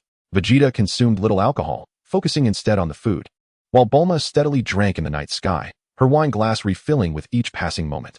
Vegeta occasionally glanced at Bulma, puzzled by her reaction. Is it really that serious over a breakup? Indeed, it was quite serious. The system observed closely, first muting Vegeta's voice. Suddenly, Bulma set down her wine glass. Wobbling as she stood and approached Vegeta, he frowned in discontent, the heavy scent of alcohol wafting from her. "I like you," she murmured, her eyes hazy, before stumbling and nearly falling. Vegeta, clutching a large piece of chicken, reached out and caught Bulma by her collar, preventing her from collapsing and instead tossing her back into her chair. "You foolish woman." The system seethed, but with the sound muted, Vegeta remained oblivious to its exclamations. Feeling he had eaten enough, Vegeta decided to retreat to his room for sleep. However, Bulma, suddenly rising from her chair, lunged toward him. Vegeta, driven by a fierce desire to attack, found himself momentarily paralyzed by the overwhelming scent of alcohol. He stifled his urge to strike. "What was this? Damn woman. Let go of me. Don't leave. Stay and keep me company. I feel so lonely right now." Bulma, with her arms wrapped around Vegeta's waist, blushed deeply. Yet her eyes had long since lost their previous haze. "Release me, you insufferable woman. Keep your distance from me." Vegeta shouted in exasperation, but he refrained from harming her. If anything were to happen, who would assist him with the gravity chamber? Bulma, undeterred by Vegeta's protests, tightened her embrace around his waist. "I have admired heroes and the strong since childhood. When I was with Yamcha, he was indeed considered strong. Yet as the years passed, his mediocrity distanced me from him. He always attracted trouble and provoked my anger. After spending time with you, I realized my heart has shifted. I have feelings for you." When a beautiful woman humbly pleads like this, what choice does Vegeta have? Therefore, he lifted Bulma and carried her toward her room. The system, relieved, logged off. After a night of profound connection, Vegeta gazed at the lightening sky, donning his attire while observing the slumbering figure on the bed. "Rest assured, once we Saiyans commit to one another, we remain together for a lifetime." At this moment, Vegeta's characteristic mindset prevailed. If Bulma truly loved him, he would take responsibility. If not, she could leave. He wouldn't care. The system's task, to develop a romantic relationship between the host and Bulma, was marked complete, with the reward of Super Saiyan Bloodline 2 activated at 80. The newly activated system chimed in excitement, without a hint of shame. "Don't bother me with petty tricks in future tasks. If anything happens to my woman," Vegeta mentally warned the system. If that system had a brain, it would undoubtedly be banging its head against the wall at this moment. It had been discovered that there had been some clandestine actions in the gravity chamber last time. This host is quite difficult to manage, and why bring up past grievances now? The attitude certainly changes once a woman is involved. Upon hearing the door creak open, Bulma lazily turned over in bed, a faint smile gracing her lips. Vegeta, in need of the gravity chamber, would naturally not depart from Earth. Exiting the room, he wandered into the courtyard, glancing at the spaceship as if struck by inspiration, and made his way to Bulma's laboratory. After rummaging through the drawers, Vegeta emerged with the dragon radar in hand. Collecting the Dragon Balls posed no challenge for him. Half an hour later, he stood entranced by the 7 Dragon Balls before him. The sun had yet to set, and Goku and the others were still on Earth. What if they discovered his wish? That would be mortifying. "Host, what wish do you intend to make?" The curious system interjected. "What business is it of yours?" Vegeta scoffed, sitting cross-legged on the ground, awaiting the arrival of nightfall. "Do share, perhaps I could offer you some suggestions." The system was genuinely intrigued by what kind of wish Vegeta might make. Chapter 75, Wishing Upon the Dragon. Perhaps to master Ultra Instinct? To become an angel? To inherit the title of Destroyer? To transform into the father of Xeno? Or to become invincible across the universe? The Dragon Balls of Earth are incapable of such feats. From the break of dawn to the fall of night, time stretched interminably, as the system began to engage in idle chatter with Vegeta. "Host, I recall that you have indeed watched Dragon Ball, haven't you?" Vegeta nodded. "What of it?" "Your understanding of the plot within the Dragon Ball universe suggests you are not a true aficionado. I have studied every fighter's combat style and their techniques." Vegeta vehemently denied being a mere pretender. The system scoffed. "Host, I have observed your penchant for traversing the cosmos in search of adversaries. Are there not plenty on Earth?" For instance, you missed your chance with Frieza and his progenitor, not to mention the impending androids. Vegeta was momentarily taken aback, as it did seem to be the case. However, he harbored a disdain for Kakarot on Earth, possibly due to the emotional baggage it carried. Moreover, his past had been spent wandering the universe, undertaking missions and conquering planets. Accustomed to a life of nomadism, he had never envisioned the possibility of settling down in one place. Host, you truly have issues. Who enters the Dragon Ball world without aspirations of consuming Senzu beans, making wishes upon the Dragon Balls, and employing various methods to augment their strength? This statement plunged Vegeta into deep contemplation. Silently, he collected the Dragon Balls scattered on the ground, securing them before soaring into the skies. Host, are you not making a wish? The system inquired, astonished. Vegeta offered no reply, soon catching sight of the towering Korin Tower amidst the clouds. Korin Tower, the Cat Sage, the Senzu beans, and what of the ultra-divine water? The system, attuned to Vegeta's thoughts, could not help but conclude that he was indeed a foe enthusiast. Were it not for its disdain for weaker beings, it would have preferred to seek a different kind of companion for this endeavor. Vegeta gazed at the lofty Korin Tower for a considerable time before suddenly charging towards its pinnacle. Upon alighting within the tower, he surveyed the Cat Sage, who was gripping a staff, and the portly Yajirobe, who was lazily slumped against a pillar, fast asleep. Upon Vegeta's descent, the Cat Sage's fur bristled in alarm. It's that fearsome Saiyan, Vegeta. You possess the ultra-divine water and Senzu beans. Vegeta's piercing gaze fixed upon the Cat Sage, causing it to retreat in trepidation. I will pay you. Vegeta frowned. He had never been fond of such timid creatures. This sum was but a pittance for Bulma's family, and she would hardly care. Are you not here to kill me? Upon hearing Vegeta's words, the Cat Sage exhaled heavily, daring to approach him. Do you seek the ultra-divine water to unlock your potential? The Cat Sage ventured, its forehead glistening with cold sweat, as this was indeed a challenging request. Your prowess is already formidable. You should not require the ultra-divine water. The Cat Sage's implication was unmistakable. It was unwilling to part with the coveted water. Name your price. No amount is too great. Vegeta dismissed its objections outright.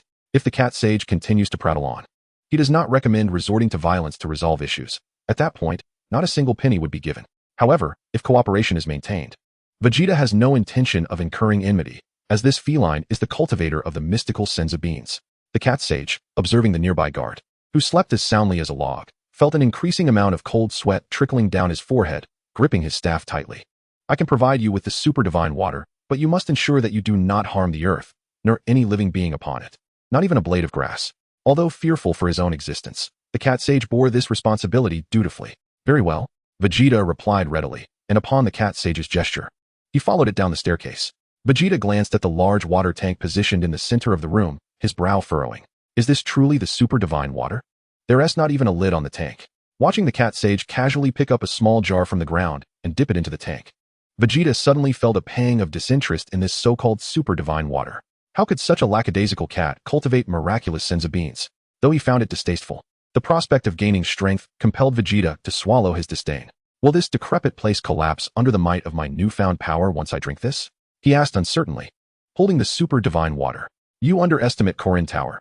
Your usual strength could not possibly destroy it. Surely, you can control yourself when transforming into a Super Saiyan? The Cat Sage deliberately tapped his staff on the ground, pride evident in his demeanor. Korin Tower is the most robust structure in the world. Humph, Vegeta scoffed, downing the super divine water in one gulp. For the initial few seconds, he felt nothing, just as he directed a suspicious gaze towards the Cat Sage. His heart suddenly trembled with a jolt of energy, followed by an indescribable agony coursing through his body. The potential unleashed was far superior to that of the Namekian Elder's techniques. Vegeta sensed his body being crushed inch by inch under extreme gravity. Ugh! Vegeta gritted his teeth, striving to suppress any sound. The Cat Sage was watching him intently. Vegeta yearned to scream, but the excruciating pain spread throughout him, from flesh to spirit. When this agony reached its zenith, Vegeta's senses gradually began to warm once more. With only a modest increase in combat power, Vegeta assessed his hands, realizing he had gained approximately 2 million in strength. Your potential cannot be merely this. Have you perhaps already tapped into your latent abilities? The Cat Sage, beads of sweat dotting his forehead, hurriedly clarified. However, you truly are remarkable. You are the only one I have encountered who drank the super divine water and survived its side effects without perishing. Noticing Vegeta's grim expression, the Cat Sage quickly offered flattery, albeit it was indeed a truth. Vegeta had never held any expectations for this super divine water. He firmly believed that true strength was cultivated through diligent training.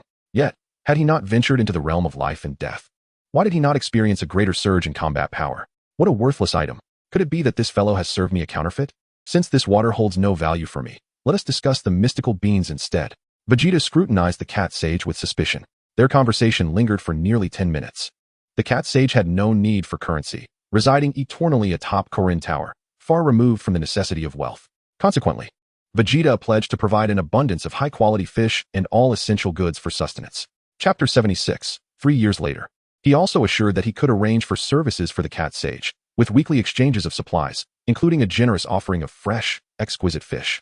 Enveloped in such delightful prospects, the cat sage's demeanor softened significantly towards Vegeta. The production of the mystical beans was arduous and scarce, compounded by the consumption of Goku and his companions, rendering the beans even more pitifully few. Moreover, Goku and his friends often indulged without recompense. Additionally, that portly guard, Yajirobe, had secretly feasted on quite a few, creating a severe shortage of the beans. Under Vegeta's enticing proposal, the cat sage consented to grant him 50 beans annually, punctually. Can the authenticity of the beans be doubted? After finalizing their agreement, as Vegeta prepared to depart, he gently warned the guard Yajirobe. Should he dare to pilfer the mystical beans, Vegeta would make a special trip to claim his life.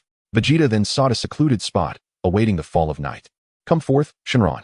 Vegeta called, arms crossed, gazing at the ground. As the dragon emerged, the night sky remained shrouded in darkness. And Vegeta let out a quiet sigh of relief. State your wish. Any desire can be fulfilled. Shenron's voice resonated powerfully. Vegeta, after a prolonged moment of contemplation, finally uttered, grant me an increase in height by 10. No, 15 centimeters. He desired to surpass Kakarot in stature. In the next instant, Vegeta felt his gaze elevate significantly. Your wish has been granted. Farewell. With Shenron's departure, the system erupted in silent laughter, wisely muting its voice to spare Vegeta from hearing. After dinner, Bulma leaned against the railing and spotted Vegeta landing on the second-floor balcony. Curiously, she inquired about his day. Before she could finish her sentence, she sensed something amiss. Vegeta had grown noticeably taller. As he nonchalantly strode past Brief, who was smoking, and tilted his head in curiosity, he too pondered. Has Vegeta really grown taller? Could it be an illusion? How could one grow so suddenly? Disregarding their gazes, Vegeta made his way to his room, while Bulma stifled her laughter, covering her mouth. It turned out he had sought the Dragon Balls today to make a wish. Soon, another fortnight had slipped by, and the gravity chamber Vegeta desired was finally complete. The materials are precisely as you requested. I calibrated the gravity to your specifications, though the maximum is capped at 800 times. She explained. When you enter, ensure to evacuate all air pressure and activate the air generator. Vegeta feigned indifference, though impatience brewed within him. Though it displays 1,000 times, it cannot exceed 800. Didn't you previously manage to unlock it to a maximum of 150 times? Vegeta was somewhat astonished. This woman possessed quite the attention to detail. As Bulma was about to speak, Vegeta had already thrust her out of the gravity chamber. Stunned, Bulma quickly recovered with a smile.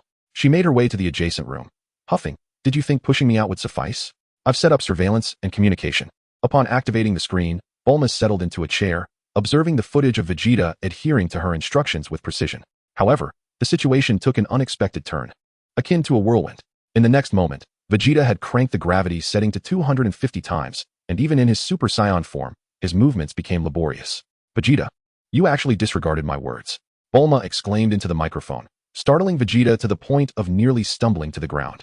Who on earth has spoiled this wretched woman? From that point on, Vegeta never again suggested departing Earth in a spaceship. Instead, he devoted his days to rigorous training in the gravity chamber. Occasionally, he would mysteriously vanish for a spell, yet upon his return, he and Bulma would silently share a room each night. Despite this closeness, Vegeta maintained his distance, fully aware that Bulma was carrying his child. 3 months passed quietly, just like any other. Emerging from the gravity chamber, drenched in sweat, Vegeta was greeted by Bulma's bashful proclamation. Congratulations, you're going to be a father. Vegeta offered a faint smile, recognizing the distinct sensation of hearing it directly from Bulma. In that moment, something profoundly tender stirred within him. Bulma's emotions had become increasingly sensitive during her pregnancy. At times, Vegeta would find her startled awake in the middle of the night, reaching out to ensure he was still by her side. I thought you had left me in a spaceship, Bulma murmured, gazing at Vegeta's profile. Pretending to sleep, Vegeta would deliberately turn and embrace her when she settled back down. Time flew by, and little Trunks was born. Beneath the shade of a large tree in the courtyard, Bulma sat with a baby stroller beside her, cradling a chubby little boy. A smile graced her face as she lovingly gazed at the infant. Vegeta emerged from the gravity chamber, as usual, and, upon witnessing this heartwarming scene, offered a subtle smile. Vegeta, Bulma called, waving at him, come see your son. He is simply adorable. For 3 months, since Trunks' birth, Bulma had repeated such sentiments to Vegeta dozens of times each day. Vegeta, however, quickly reverted to his indifferent demeanor, towel in hand, striding towards the house without pausing. "Oh, you're so cute, aren't you?" Bulma beamed with happiness, lifting Trunks from the crib. Suddenly, a system notification chimed, instructing the host to venture 9 kilometers southwest to a small island to defeat androids 19 and 20, with a reward of activating Super Saiyan Bloodline Level 2 to 85. Updated information revealed Vegeta's regular combat power at 18 million, with Super Saiyan combat power at 900 million, and Super Saiyan 2 activated at 80. Bah! Vegeta, immersed in his bath, wiped the water from his face and turned his head to spit in disdain. It had been over a year since any missions were issued, and now they offered merely 5? Vegeta scoffed at such a paltry sum. On the morning of May 12th, Bulma, unusually awake at this hour, stood at the doorway holding Trunks, bidding farewell to Vegeta. "Make sure to return alive," she cautioned, her worry palpable. Vegeta, clad in his protective gear, turned his head away, exasperated. "Don't cause any trouble while I'm gone, understand? Come back." Bulma continued her anxious chatter. Watching Vegeta's retreating figure, Bulma sighed. He was as he always was. "Don't forget to think of me and Trunks," she called out, her voice echoing. Vegeta felt a vain throb on his forehead. Bulma could be so annoyingly verbose. Chapter 77. The appearance of the androids. As Vegeta soared into the sky, Bulma made her way to the backyard. Glancing at the aircraft before her, she said to Trunks in her arms, "Come on, let us go give Goku and the others a fright." 9 kilometers southwest of South City, in a bustling little town, Goku, Gohan, Krillin, and Piccolo gathered. "Goku and the others are here," Yamcha called, waving to the figures in the sky. With a thud, they landed, their eyes widening in surprise at the sight of Bulma holding a baby just a few months old. "Bulma, you're late. We've been waiting forever," Yamcha grumbled. "Hello everyone. Gohan, you've grown taller," Bulma greeted cheerfully. Goku frowned. "What a ridiculous thing to do. Why are you here?" "Just to take a look," Bulma replied nonchalantly, unperturbed. "Don't worry, I'll just glance at the androids and be on my way." "How odd. Why are you holding a baby?" Krillin asked, sweat beading on his forehead, his eyes wide in astonishment. Gohan, however, wore a look of blessing. "Did you really marry Yamcha?" At this, Yamcha crossed his arms in irritation. "Humph. The child is not mine." "Trunks, your father is Vegeta, right?" Goku teased, approaching Bulma with a playful grin. "How did you know?" Bulma asked, taken aback. Goku hastily explained. "I just felt it. The child looks so much like Vegeta, doesn't he? But how do you even know his name?" Bulma questioned, still puzzled. Goku responded with an awkward chuckle. "Wait, the child really is Vegeta's?" Krillin exclaimed, utterly shocked, as if the sun had risen in the west. "Is this really the time for idle chatter? Where's Vegeta? Hasn't he come yet?" Piccolo interjected, his dissatisfaction clear as he observed them chatting. "I didn't know he had left early." Bulma replied indifferently. "What time is it?" Gohan inquired, glancing at Bulma's wristwatch.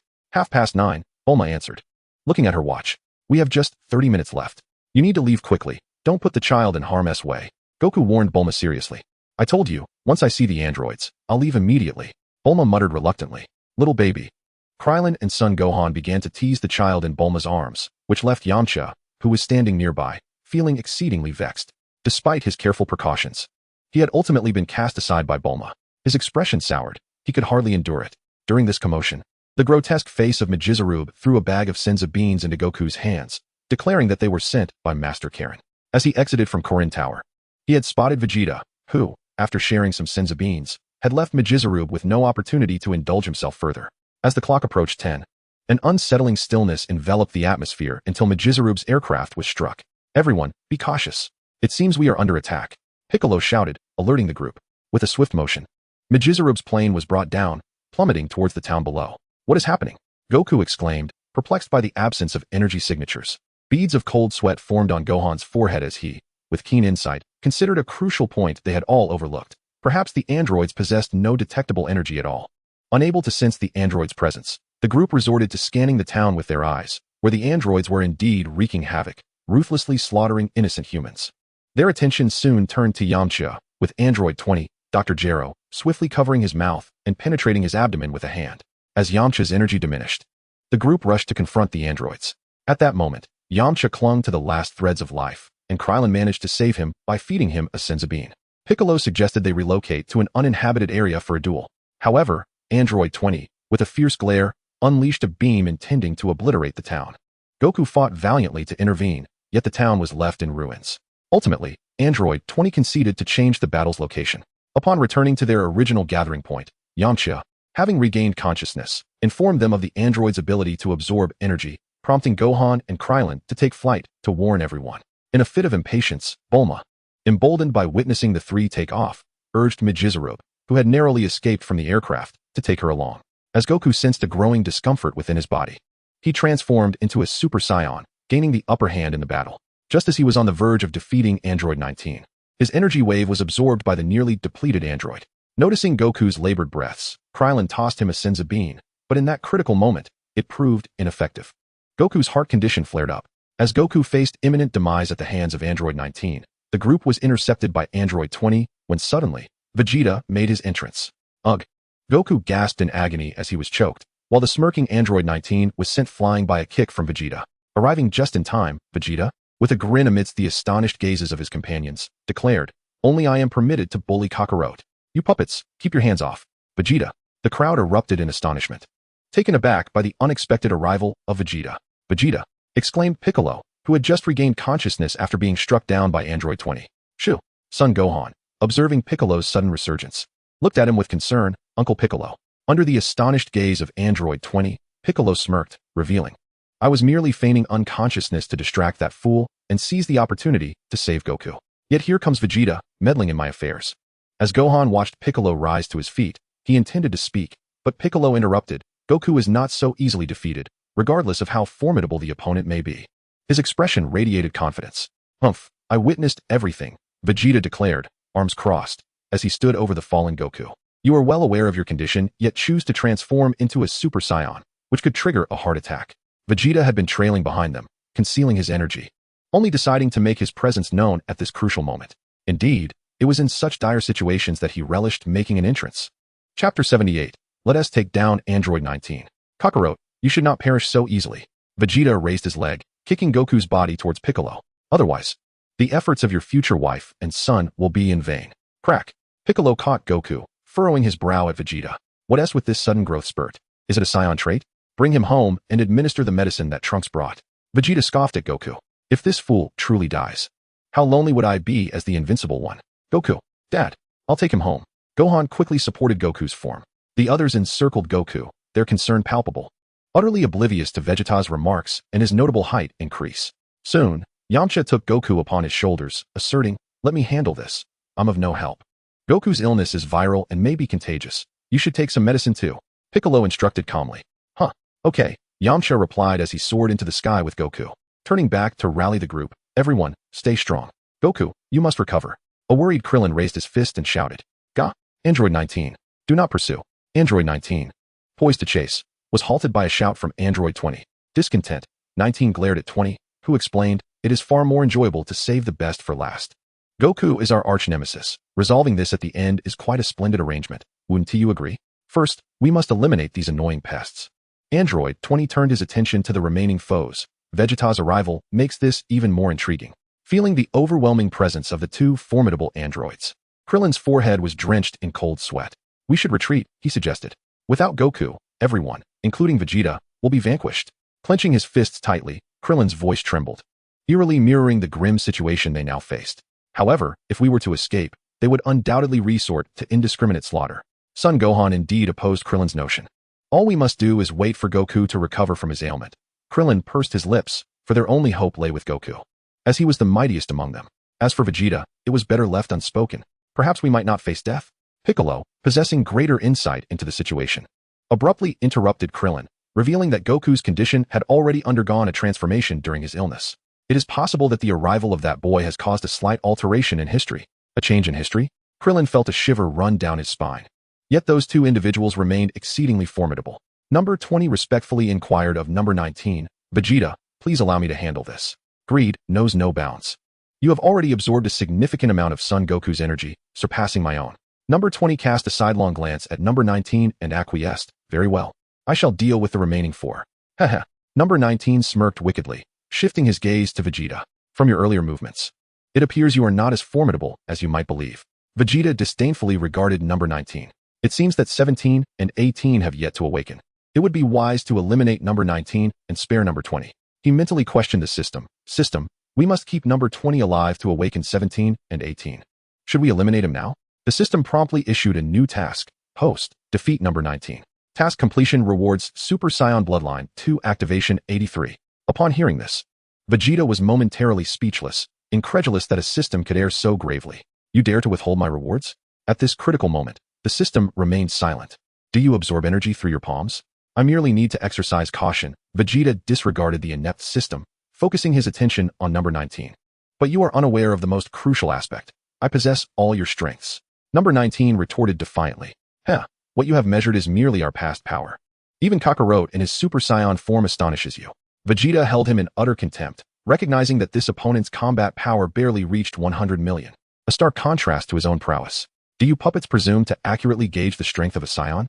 Vegeta clenched his fists in fury, transforming into his Super Saiyan form. A formidable aura surged forth, whipping up swirling winds that sent dust flying and debris soaring. What? The onlookers were taken aback by Vegeta's overwhelming combat power.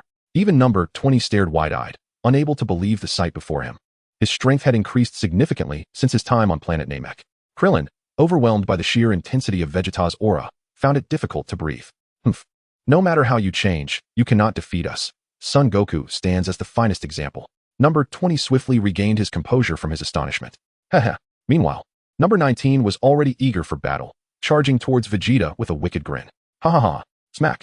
Vegeta remained unmoved, deliberately allowing the blow to strike him squarely in the face. He staggered back slightly. Is that all you've got?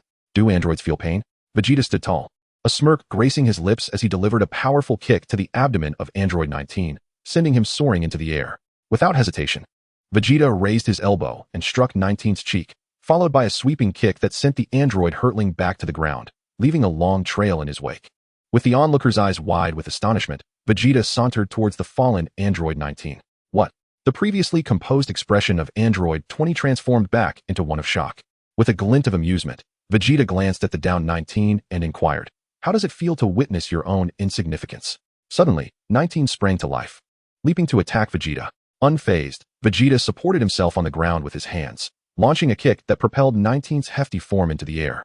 Then, with an agile flip, he propelled himself towards the airborne android. As 19 swung a fist to strike, Vegeta merely tilted his head aside, effortlessly evading the blow. In the spirit of mutual respect, Vegeta reciprocated with a punch to 19's nose, causing blood to pour forth.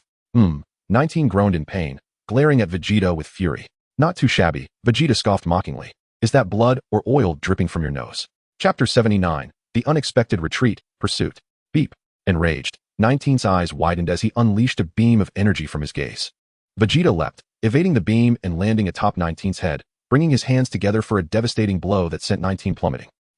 Below, Piccolo, Tien, Krillin, and Gohan quickly recoiled to avoid the impending disaster. 19's body struck the ground with a tremendous force, creating a massive explosion that sent debris flying. As the dust settled, a deep crater marred the earth, with 19 lying motionless amidst the charred soil, his fate uncertain. With a cold gaze, Vegeta landed beside him. Suddenly, 19 opened his eyes wide and seized Vegeta's wrists. I've got you. I'll drain you dry. I want to let go. He cackled triumphantly, exuding confidence despite his precarious situation. Won't let go, you say? Vegeta smirked, mocking the android's bravado. How laughable.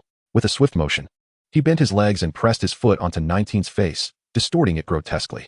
Indeed, 19 was absorbing energy to augment his own power, and Vegeta felt the strength ebbing from his body. With a grin, he forcefully straightened his legs. I want to let go. 19 blurted incoherently. Vegeta bellowed, exerting his legs with great force. In that moment of overwhelming strength, 19's arms were torn asunder. He collapsed to the ground, wide-eyed as he stared at his severed wrists, now reduced to a tangle of severed circuits. Vegeta executed a backflip, landing gracefully amidst the astonished and motionless expressions of the onlookers. With an air of disdain, he discarded the two hands still gripping his wrist to the ground. It was through this means that energy was siphoned, which Vegeta, upon inspection, crushed beneath his foot with a look of contempt. Quite adept at energy absorption. Yet look at the state of your hands. What a price to pay, Vegeta remarked, his words ringing true as he recalled the moment he had nearly severed the arms of Android 19, resulting in an energy drain of approximately 200 million units. With great effort, Android 19 managed to rise, trembling as he turned to flee toward Android 20, his voice a cacophony of panic. It appeared he was still capable of experiencing terror. Vegeta ascended slowly, aiming his hand at the armless 19 to unleash a powerful energy wave. You scoundrel. Android 20 seethed, clenching his teeth in frustration at witnessing Vegeta's formidable power. How could he be so strong? Don't worry, your turn to fight is next. Vegeta's peripheral vision caught sight of 20, A tremendous explosion erupted before Android 20, a tempest of wind and blinding light engulfing the area, causing the once stunned faces of the spectators to shrink in astonishment. The flat ground was transformed into a steep slope 3 times deeper than before, with Android 19's head bouncing and rolling until it came to rest at 20's feet. Krillin gaped, nearly dislocating his jaw in disbelief. Well, this isn't quite what we anticipated. Yet you still have no chance, Android 20 stubbornly proclaimed, his voice trembling with defiance. Huh. Vegeta spat in disdain, bemused by the foolhardiness of his opponent. The system announced a task completion. Host has defeated Android 19. Reward, Super Saiyan Bloodline 2 activated 83. Upon hearing this mechanical voice in his mind, Vegeta descended to the ground, relinquishing his Super Saiyan form, and mockingly addressed Android 20. What a waste of my energy. Now it's your turn. Android 20 glared at Vegeta, having been sufficiently intimidated by his overwhelming combat prowess, yet still unwilling to yield. Even if you are far stronger than I imagined, do not think you can defeat an android. Oh, your bravado is quite amusing. Vegeta scoffed, realizing he must bide his time, awaiting Android 20 summons of Androids 17 and 18. Suddenly, Android 20 turned and fled. He is escaping. He must intend to use the rocks as cover. Krillin shouted anxiously as he witnessed 20 darting towards the rocky terrain. Vegeta made no move to pursue. Instead, he retrieved a Senzu bean from his pocket and savored its flavor. After all, it was his purchase. The onlookers were taken aback as they observed Vegeta's self-sufficiency. The moment he swallowed the bean, Vegeta felt his stamina and combat strength restored to their zenith. I suggest you all return home and nurse your wounds, he taunted, casting a derisive glance at his companions. Do not impede my path. With that, Vegeta soared towards the pile of boulders. You bastard! How can you say such things? Krillin felt a surge of irritation at Vegeta's words. Not long ago, that individual indeed lost considerable stamina. If number 20 does not flee, a confrontation would yield unfavorable outcomes. Vegeta is truly a prodigy in battle. A bead of cold sweat trickled down Piccolo's composed face, and his words left Krillin and Gohan momentarily stunned. Is he truly that formidable? Krillin questioned in disbelief. From my perspective, he is certainly far stronger than Goku at this moment. Piccolo furrowed his brow tightly. He had been training alongside Goku for quite some time and was acutely aware of Goku's immense strength, while Vegeta surpassed him. I must go and ascertain whether the android is indeed finished. Tien, disregarding Piccolo's remarks, was solely focused on flying over to observe the situation. Even if he could not partake in the battle, witnessing the clash of others would enrich his combat experience. I will go too, Krillin exclaimed promptly. Gohan, clenching his fists, also called out, I shall join as well. We have trained diligently for this very purpose. Piccolo, wishing to dissuade them from venturing forth, found his words caught in his throat, ultimately relinquishing the idea of stopping them. Very well. However, do not engage the android. You cannot defeat him. After all, if he were in their position, he too would not wish to remain idly by, awaiting the outcome. He must be concealed among the rock formations. We cannot sense the android's presence. Should you make any discoveries, immediately inform me or Vegeta, Piccolo cautioned, still feeling uneasy. The 4 of them soon took flight towards the rocky terrain. Vegeta, standing atop the rock pile, clenched his fists in irritation as he surveyed his surroundings. That infernal coward is actually hiding. Come out, you spineless wretch. Scowling at the chaotic landscape, he decided to obliterate it. Chapter 80, Vegeta, impressive. Vegeta soared into the sky, raising his hand to unleash a powerful energy wave downwards. Hey, stop. We are here too. Krillin looked up to see Vegeta high above and hurriedly attempted to intervene, but was a moment too late. Number 20, lurking in the shadows, observed Vegeta's assault and swiftly emerged, raising his hands to absorb the energy wave. Whoosh. This is bad. Vegeta frowned.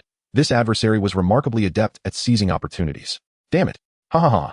Thank you for your energy. Number 20 laughed heartily.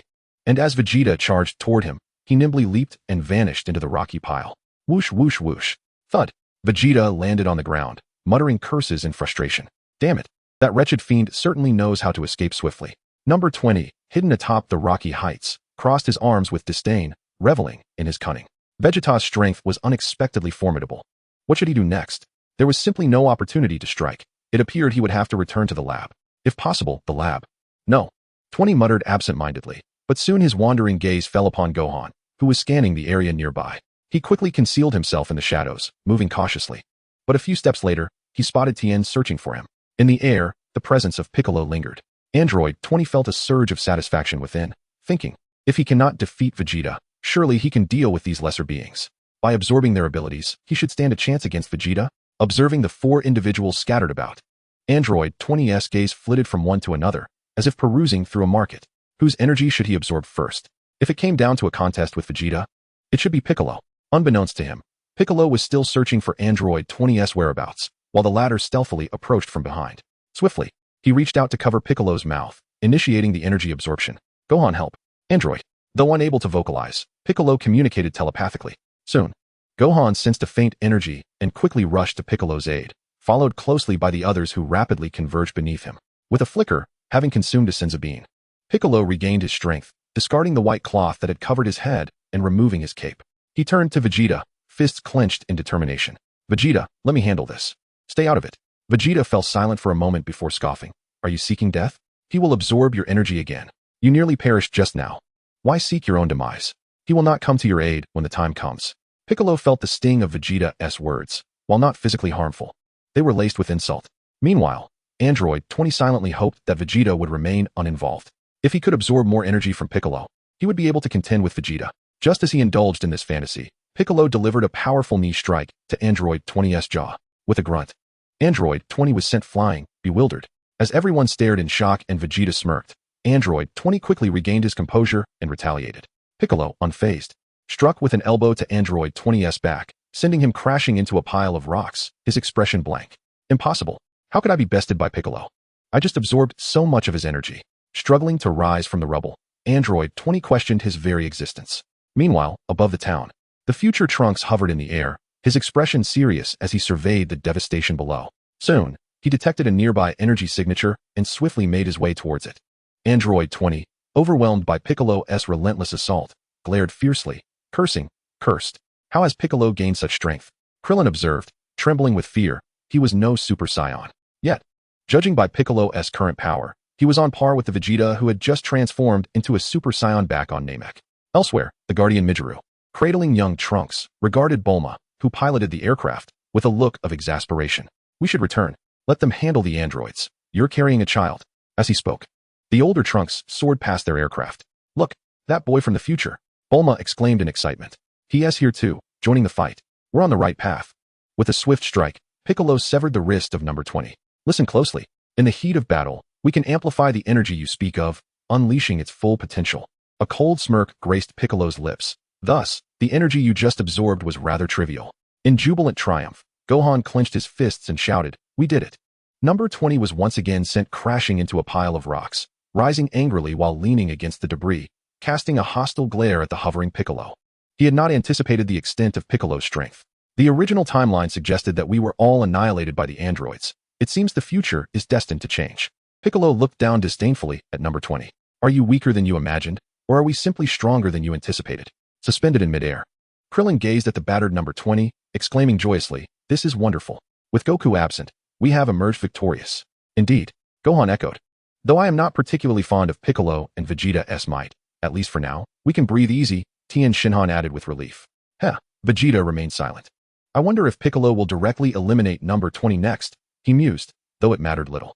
Just as Piccolo prepared to deliver the final blow, a new energy signature approached from a distance, prompting everyone to turn their heads towards the arrival of the formidable future Trunks. What?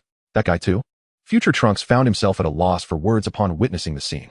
Number 20 was equally astonished, as this surpassed anything within his comprehension. A notion of escape flickered in his mind. Everything was deviating from their expectations. He resolved to retreat and return to the lab. Who is this person? Future Trunks inquired, casting a puzzled glance at number 20. Are you truly engaged in battle with him? What? Piccolo exclaimed in surprise. Could it be that Future Trunks was referring to someone other than these two? Is he not the android you mentioned? Future Trunks, equally uncertain, questioned the alteration of history. Chapter 81. Number 20 makes his escape. Is that not correct? Gohan asked, his brow furrowed in confusion. What? Was I mistaken? Krillin and Tien Shinhan shared the same bewildered expression. Despite Bulma's aircraft being the fastest, it still lagged behind. The robot guard, concerned for his own safety, threatened Bulma. If you continue towards the androids, I shall throw this boy out. Go ahead, he asked the son of Vegeta. Bulma shot him a disdainful glance, unfazed by his threats. The guard, unnerved, conceded, say what you will, let us proceed quickly. Vegeta, arms crossed, observed the perplexed group in silence. As the aircraft soared through the air, Bulma extended her hand through the transparent canopy to greet everyone. Hi. Bulma? Krillin stammered, stunned that she would dare join them in such a perilous moment. Seizing the opportunity, number 20 unleashed the absorbed energy towards the ground, his reluctance evident as he roared defiantly before fleeing. I told you, you would not win. This is the truth. Number 17 and number 18 will soon arrive to eliminate you. Number 17? Number 18? The crowd was taken aback by the revelation from number 20. While future Trunks shouted urgently to Bulma in the aircraft, "Danger! Get out now!" A colossal energy wave shimmered with blinding light, engulfing everyone in its brilliance. As debris was propelled into the air, creating a thick cloud of smoke that obscured a 10-kilometer radius. The overwhelming force of the energy wave caused the aircraft to tremble precariously, teetering on the brink of disaster. In a moment of sheer desperation, future Trunks extended his arm protectively and cried out in anguish, "Mom." As the rain of rubble began to fall, the smoke gradually dissipated. Piccolo lowered his crossed arms, glaring at the already fleeing number 20, and shouted in fury, "That bastard." At this critical juncture, Vegeta hesitated, allowing number 20 to escape. Torn between pursuing the android and rescuing Bulma and her child, he hovered in the air, his body rigid with frustration, trembling with anger. He was furious at himself. In the past, he had fought without a care, focused solely on his adversaries, but now he found himself burdened by attachments. Indeed, women were proving to be obstacles to his strength. As the smoke cleared completely, debris continued to fall on future Trunks' back as he crouched protectively over Bulma and his younger self. "That scared me to death," Bulma exclaimed, exhaling in relief. Little Trunks was wailing loudly in fear. Vegeta, however, did not spare them a glance, consumed by his own rage. With gritted teeth, future Trunks rushed up to Vegeta, intending to confront him, but noticed that Vegeta had grown taller, prompting him to look up. "Why didn't you save them?" he demanded angrily. "They are your wife and child." Vegeta's indifferent gaze sent a shiver down future Trunks' spine. His father was a cold and heartless villain. "Did you not save them?" Vegeta callously pushed future Trunks aside and began to descend. He thought perhaps he had erred from the start. There was no need for him to intervene. The child would save himself. After all, he was merely an insignificant son.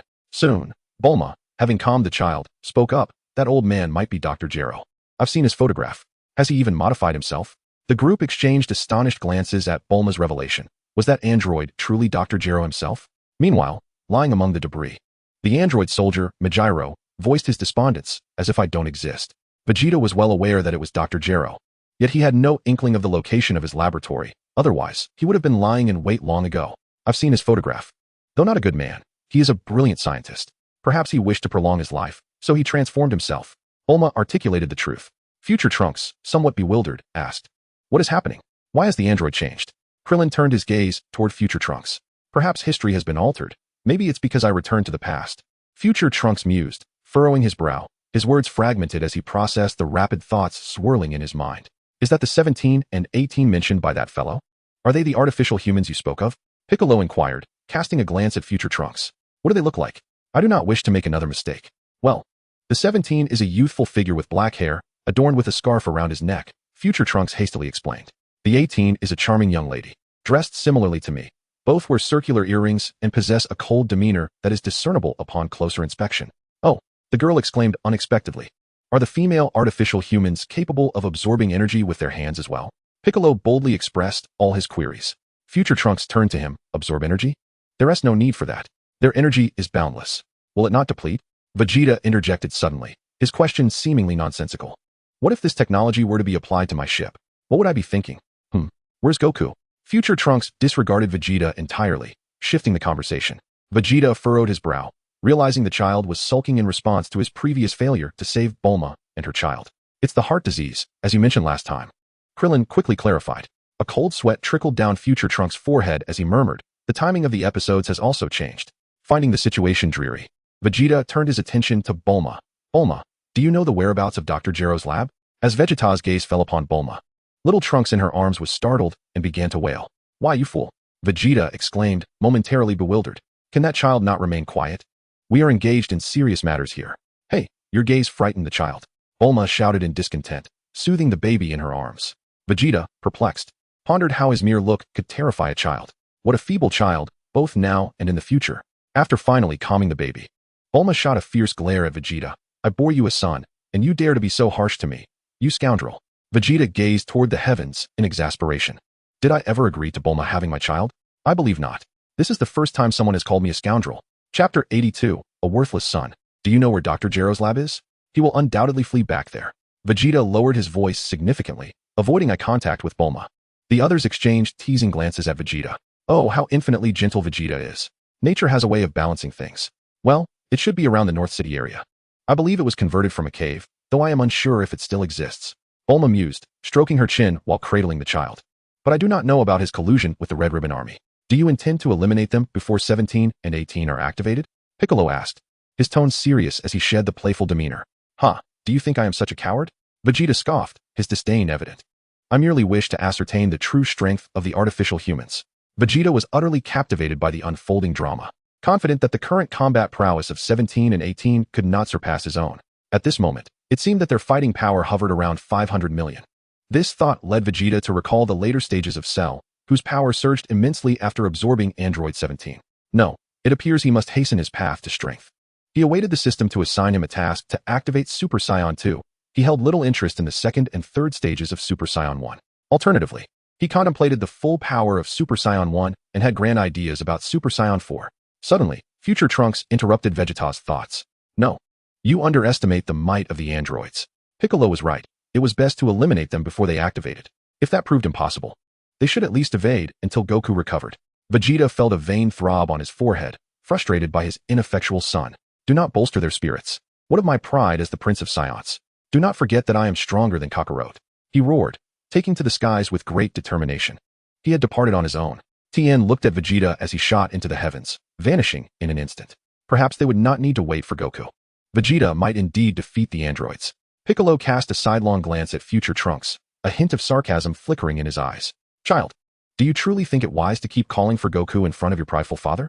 Frustrated, future Trunks clenched his teeth. I did not intend to downplay the android's strength. They are genuinely formidable. I must convince him, though I harbor no fondness for him. I cannot simply watch my father march to his doom. He too soared into the sky, pursuing Vegeta. Papa, Bulma exclaimed, bewildered. Did I hear that correctly?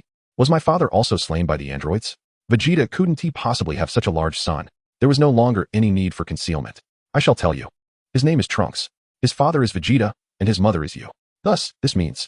Piccolo gestured toward the child in Bulma's arms. This child will grow to be him. The group was taken aback, their astonishment palpable. Even Bulma widened her eyes in disbelief at the child she held, exclaiming, indeed. Krillin, realizing the truth, gazed at little Trunks' face. So that explains how he can transform into a Super Saiyan, because he is Vegeta's child. Let us proceed to find Dr. Gero's laboratory, Piccolo stated calmly, laying out their next course of action. We must annihilate them before the androids activate. This is the safer course of action. Goku is still recuperating, and Vegeta's temperament is entirely mood-dependent. Who knows if he will protect the Earth? Agreed. Understood. Yes. Tien, Krillin, and Gohan responded in unison, acknowledging Piccolo's reliability. Trunks, it seems you have grown into a fine young lad. Your gaze is quite fierce. Your mother was worried. It is fortunate that we did not terminate you back then.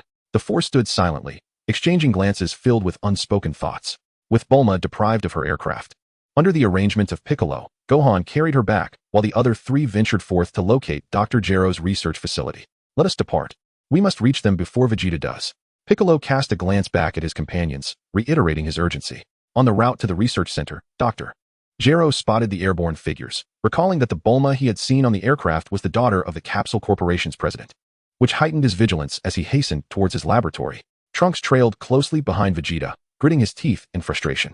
The thought of his future mother consistently praising Vegeta only fueled his anger further. A man who would abandon his wife and child in peril is thoroughly despicable. Vegeta, however, remained unfazed, sensing that his son harbored significant grievances against him. He resolved to teach Trunks a lesson when the opportunity arose. After all, a son must learn through hardship, while a daughter is to be cherished. The trio arrived in the northern region, gazing down at the rocky terrain below, realizing that finding a cave would pose considerable difficulty. After agreeing that a sudden burst of energy would serve as their signal, they distributed the sins of beans and set off in search of Dr. Gero's lair. Trunks persistently followed Vegeta. Do you intend to shadow me indefinitely? Vegeta growled in annoyance, exasperated. Go search elsewhere. Absolutely not. Are you intentionally provoking the androids for a challenge? Trunks retorted defiantly. I cannot guarantee a confrontation, but I am indeed intrigued by these androids and wish to observe them. Vegeta abruptly halted, pivoting to face Trunks. This is not your future. Everything is subtly shifting, just as in this past, where I surpassed Kakarot. I am aware of your pride, even arrogance. You severely underestimate the prowess of androids 17 and 18. Trunks attempted to dissuade him further. It seems I must teach you a lesson to enlighten you. Vegeta smirked, and in the next instant, he transformed into a Super Saiyan, unleashing a powerful aura that stirred a tempest. The three, still searching, instinctively shielded their eyes from the ensuing wind. Piccolo voiced his irritation. What is Vegeta up to now? Such a commotion. Android 20 swiftly maneuvered through the jungle, largely unaffected by the tempest, smirking as he gazed skyward. Let the chaos unfold. Hopefully, they will turn against one another. Come now, transform into a Super Saiyan. Vegeta beckoned to the trembling Trunks. Facing Vegeta, Trunks felt an energy that surpassed even that of the future androids 17 and 18, leaving him momentarily speechless. Chapter 83, Dreaming of Freebies. He seemed to be trapped in a past of his own making, where his father could not measure up to Son Goku. My dear son, do you believe it excessive to rely on others in the presence of a prideful father? Vegeta observed Trunks' retreat and fear, his frustration mounting. This insufferable child needed discipline. He could not permit such cowardice. His bloodline demands unyielding courage. How do you know I am future Trunks? He exclaimed, eyes wide as he gazed at Vegeta. How could you know, when I never revealed it? Transform. Vegeta was resolute in his intention to teach Trunks a stern lesson. The young Trunks found himself ensnared in a tormenting dilemma, grappling with whether to trust in his own abilities or to heed the one-sided words of his father before him. Yet, he could not deny the palpable strength emanating from Vegeta. That was an undeniable truth. You faltered. Do you even deserve to be my son, Vegeta? Vegeta's brow furrowed deeply, lamenting the inadequacy of his offspring. Just as Trunks stood in stunned silence, realizing his father's awareness of his identity, yet hesitating to speak, Vegeta felt the urge to unleash his fury. Suddenly, in the distance, Krillin's energy surged sharply. He must have discovered the androids. Not far away, Piccolo and Tien quickly responded, racing towards Krillin's location. Just wait. Vegeta disdainfully cast a glance at Trunks before swiftly taking flight. The android number 20, awakening number 17 and number 18, turned to the door as it shuddered from impact. He commanded, all right, let's commence our operation. Eliminate all of Goku's allies, leaving none alive. Seizing the moment of no. 20's distraction, number 17 snatched the remote control and crushed it beneath his foot. At that instant, the door was obliterated by Vegeta. Piccolo, gazing intently at those within the laboratory, inquired of Trunks, are they the ones? This time, we won't be mistaken, will we? Yes, Trunks replied cautiously. Krillin hesitated, expressing disbelief. So those two are number 17 and number 18? They look just like humans, and so attractive. They hardly resemble what Trunks described. One cannot judge solely by appearances. They are immensely powerful, Trunks exclaimed, clenching his fists. Internally, Vegeta silently questioned the system. System? What of the mission? I've encountered these individuals. Will you not issue the task of defeating number 17 and number 18? Currently, there is no mission, the typically silent system promptly responded. Vegeta was momentarily taken aback. No mission? What the hell? Why am I so eager to confront these androids if there is no task? I might as well return to the gravity chamber and train. Suddenly disinterested, Vegeta realized that the androids were not his true adversaries, and Kakarot was still engaged in a battle against illness. How lonely it is to be invincible.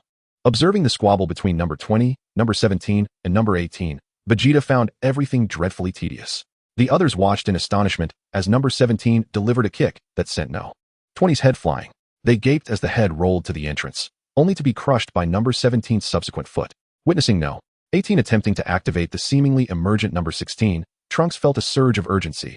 They could not allow the androids to succeed.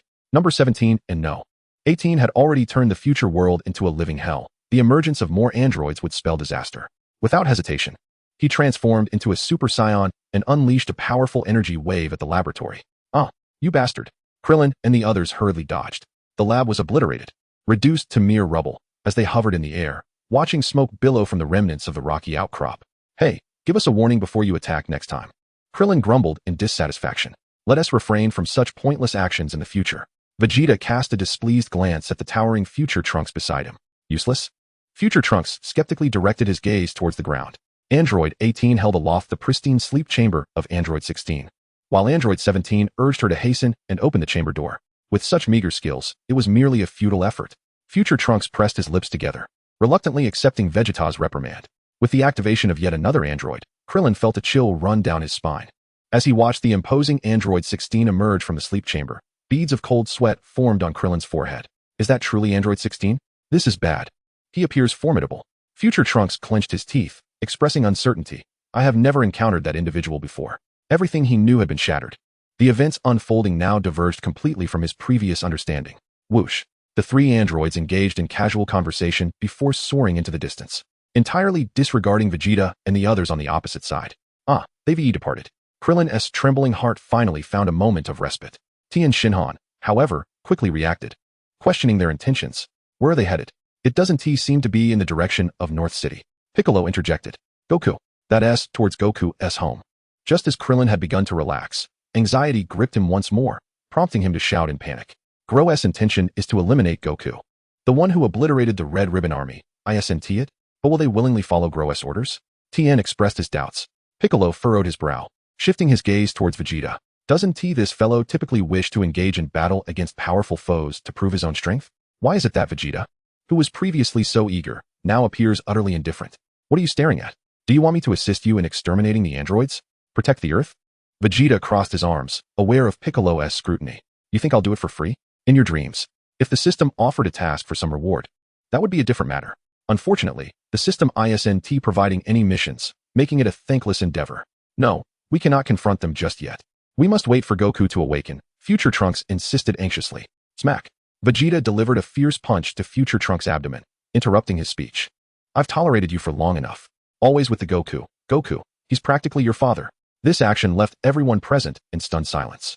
Piccolo swiftly intervened, stepping between the two, and admonishing Vegeta. Vegeta, are you out of your mind? What are you trying to accomplish with infighting at a time like this? Cough, cough.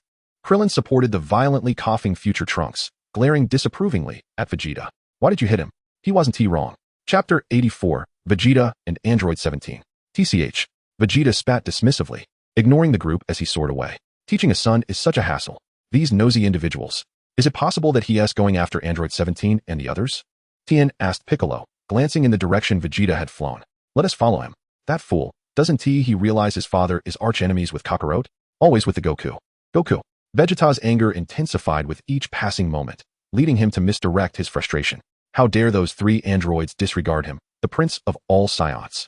The trio landed on the ground, determined to seek out Goku. Meanwhile, Vegeta, soaring above, spotted the trio deliberating below and descended before them, intent on confronting Kakarot. Do you intend to obstruct our path? Number 17 remarked with a nonchalant smile. Are you looking for a fight? Such confidence from a Saiyan.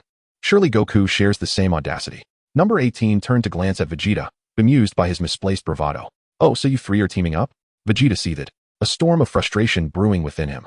The world was abuzz with discussions about Goku, yet no one acknowledged his own formidable prowess. Are you merely posturing?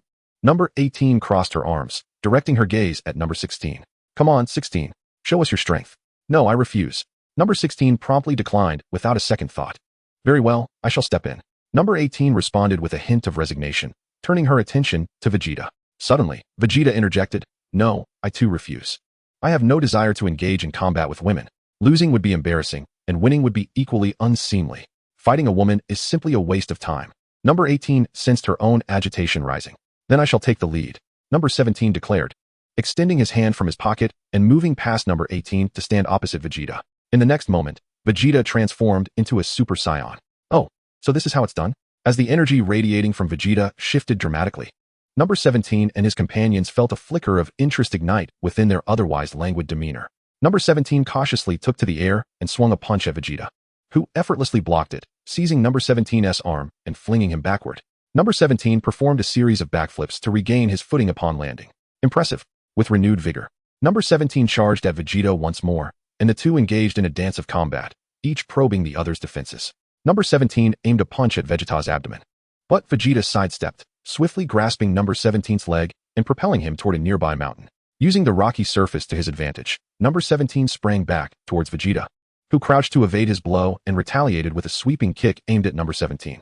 Number 17 retreated, ascending into the air as Vegeta pursued him, readying an elbow strike. Number 17 narrowly dodged the attack, yet Vegeta's knee strike landed squarely in front of him, forced to defend with both hands. Number 17 found himself vulnerable, and Vegeta seized the opportunity to deliver a punch that connected with Number 17's chin. Surprisingly, Number 18 observed with her arms crossed, her head tilted back. The data provided by Jero was evidently inaccurate. Vegeta was indeed formidable, Number 16 reflected as he watched the two combatants entwined in midair. Truly, he was a formidable adversary. Number 17 likely couldn't best him alone, Number 18 thought, her brow furrowed in concern, casting a shadow over her beautiful visage. With a crash, Vegeta and Number 17 descended to the ground once more. You are more formidable than I had anticipated, Vegeta admitted, his brow furrowing as he realized he had gravely underestimated a crucial aspect of their encounter. Although their combat power indeed differed by approximately 300 million, he had forgotten that androids do not tire. Have you not also refrained from exerting your full strength? Number 17, with his hands casually tucked into his pockets, maintained an expression of indifference. Huh, Vegeta smirked, then declared that they should settle this swiftly. Prolonging the battle would be disadvantageous for him. Number 17 raised an eyebrow and then charged directly at Vegeta. The impact of his head caused Vegeta to tilt back slightly, but he quickly straightened and retaliated with a punch aimed at number 17's abdomen, seemingly impervious to pain. Number 17 turned his head to glance at Vegeta with a derisive smile, then retaliated with a knee strike to Vegeta's stomach. Vegeta clutched his abdomen, crying out in agony. Number 17 then spun around and swept his leg, sending Vegeta crashing into the mountainside, with debris tumbling down onto the road below. Crack! A hole appeared in the mountainside as Vegeta emerged, grinning from the entrance, declaring that such an attack was perhaps a tad too feeble. Are you all right, father?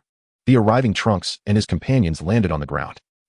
Reinforcements have arrived, number 18 remarked, glancing at the group standing behind Vegeta. It seems a bit arduous for number 17 to handle so many alone. Number 16, shall we join forces to assist?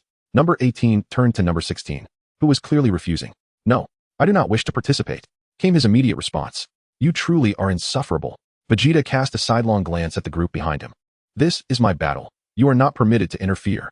Oh, if they choose to refrain from attacking, I too shall remain uninvolved. If you wish to flee, we will not obstruct you. Number 18 paused at Vegeta's words, crossing her arms in a calm explanation. There will be no alliances. I have always fought solo. Vegeta scoffed, his face reflecting disdain for the notion of cooperation. Trunks clenched his fists tightly, seething at his father's obstinacy. What a pathetic father. Indeed, quite a captivating speech. Number 18 applauded. As expected of the Prince of Saiyans, you possess remarkable spirit. However, should anyone intervene, they must first contend with me, she stated, her gaze shifting to Krillin and his companions. Piccolo remained silent, seemingly unwilling to engage. Proceed. Vegeta urged number 17, who shrugged nonchalantly. Vegeta charged at number 17, delivering an elbow strike to his cheek. As number 17 was sent flying, Vegeta pressed on with a relentless kick. This time, it was number 17 who collided with the mountainside, tumbling down with the debris. In midair, Vegeta unleashed a single-handed energy wave. The colossal energy blast struck number 17, who had just begun to rise, resulting in a tremendous explosion that sent dust and rocks flying. Chapter 85. The deepening conflict between father and son. As the smoke cleared, a tattered number 17 stood amidst the rubble, watching as Vegeta descended before him. It is truly unexpected that beyond Sun Wukong, you, an extraterrestrial, possess such remarkable prowess. Number 17, gazing at the tail at Vegeta's waist, wore an expression brimming with admiration. You speak nonsense. I am far more formidable than that brat Kakarot. Vegeta harbored a deep disdain for being incessantly compared to Kakarot. This sentiment stemmed from the emotions ingrained in the original Vegeta's body. He suddenly realized that since inhabiting this body, he had been influenced by Vegeta's traits to some extent.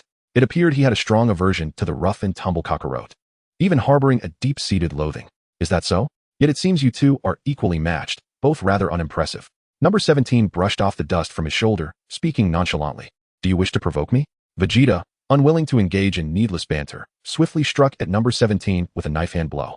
Number 17 defended with his arm, and the two became entangled in a fierce exchange, neither yielding an inch. Meanwhile, Krillin and the others watched with bated breath, each clenching their fists. Tien couldn't help but shout, rallying support for Vegeta, urging him to go for it. Young Trunks observed in astonishment, impressed by his father's unexpected strength, capable of holding his own against an android. Just as he silently reveled in his father's prowess, Piccolo interjected, dousing the atmosphere with a dose of cold reality.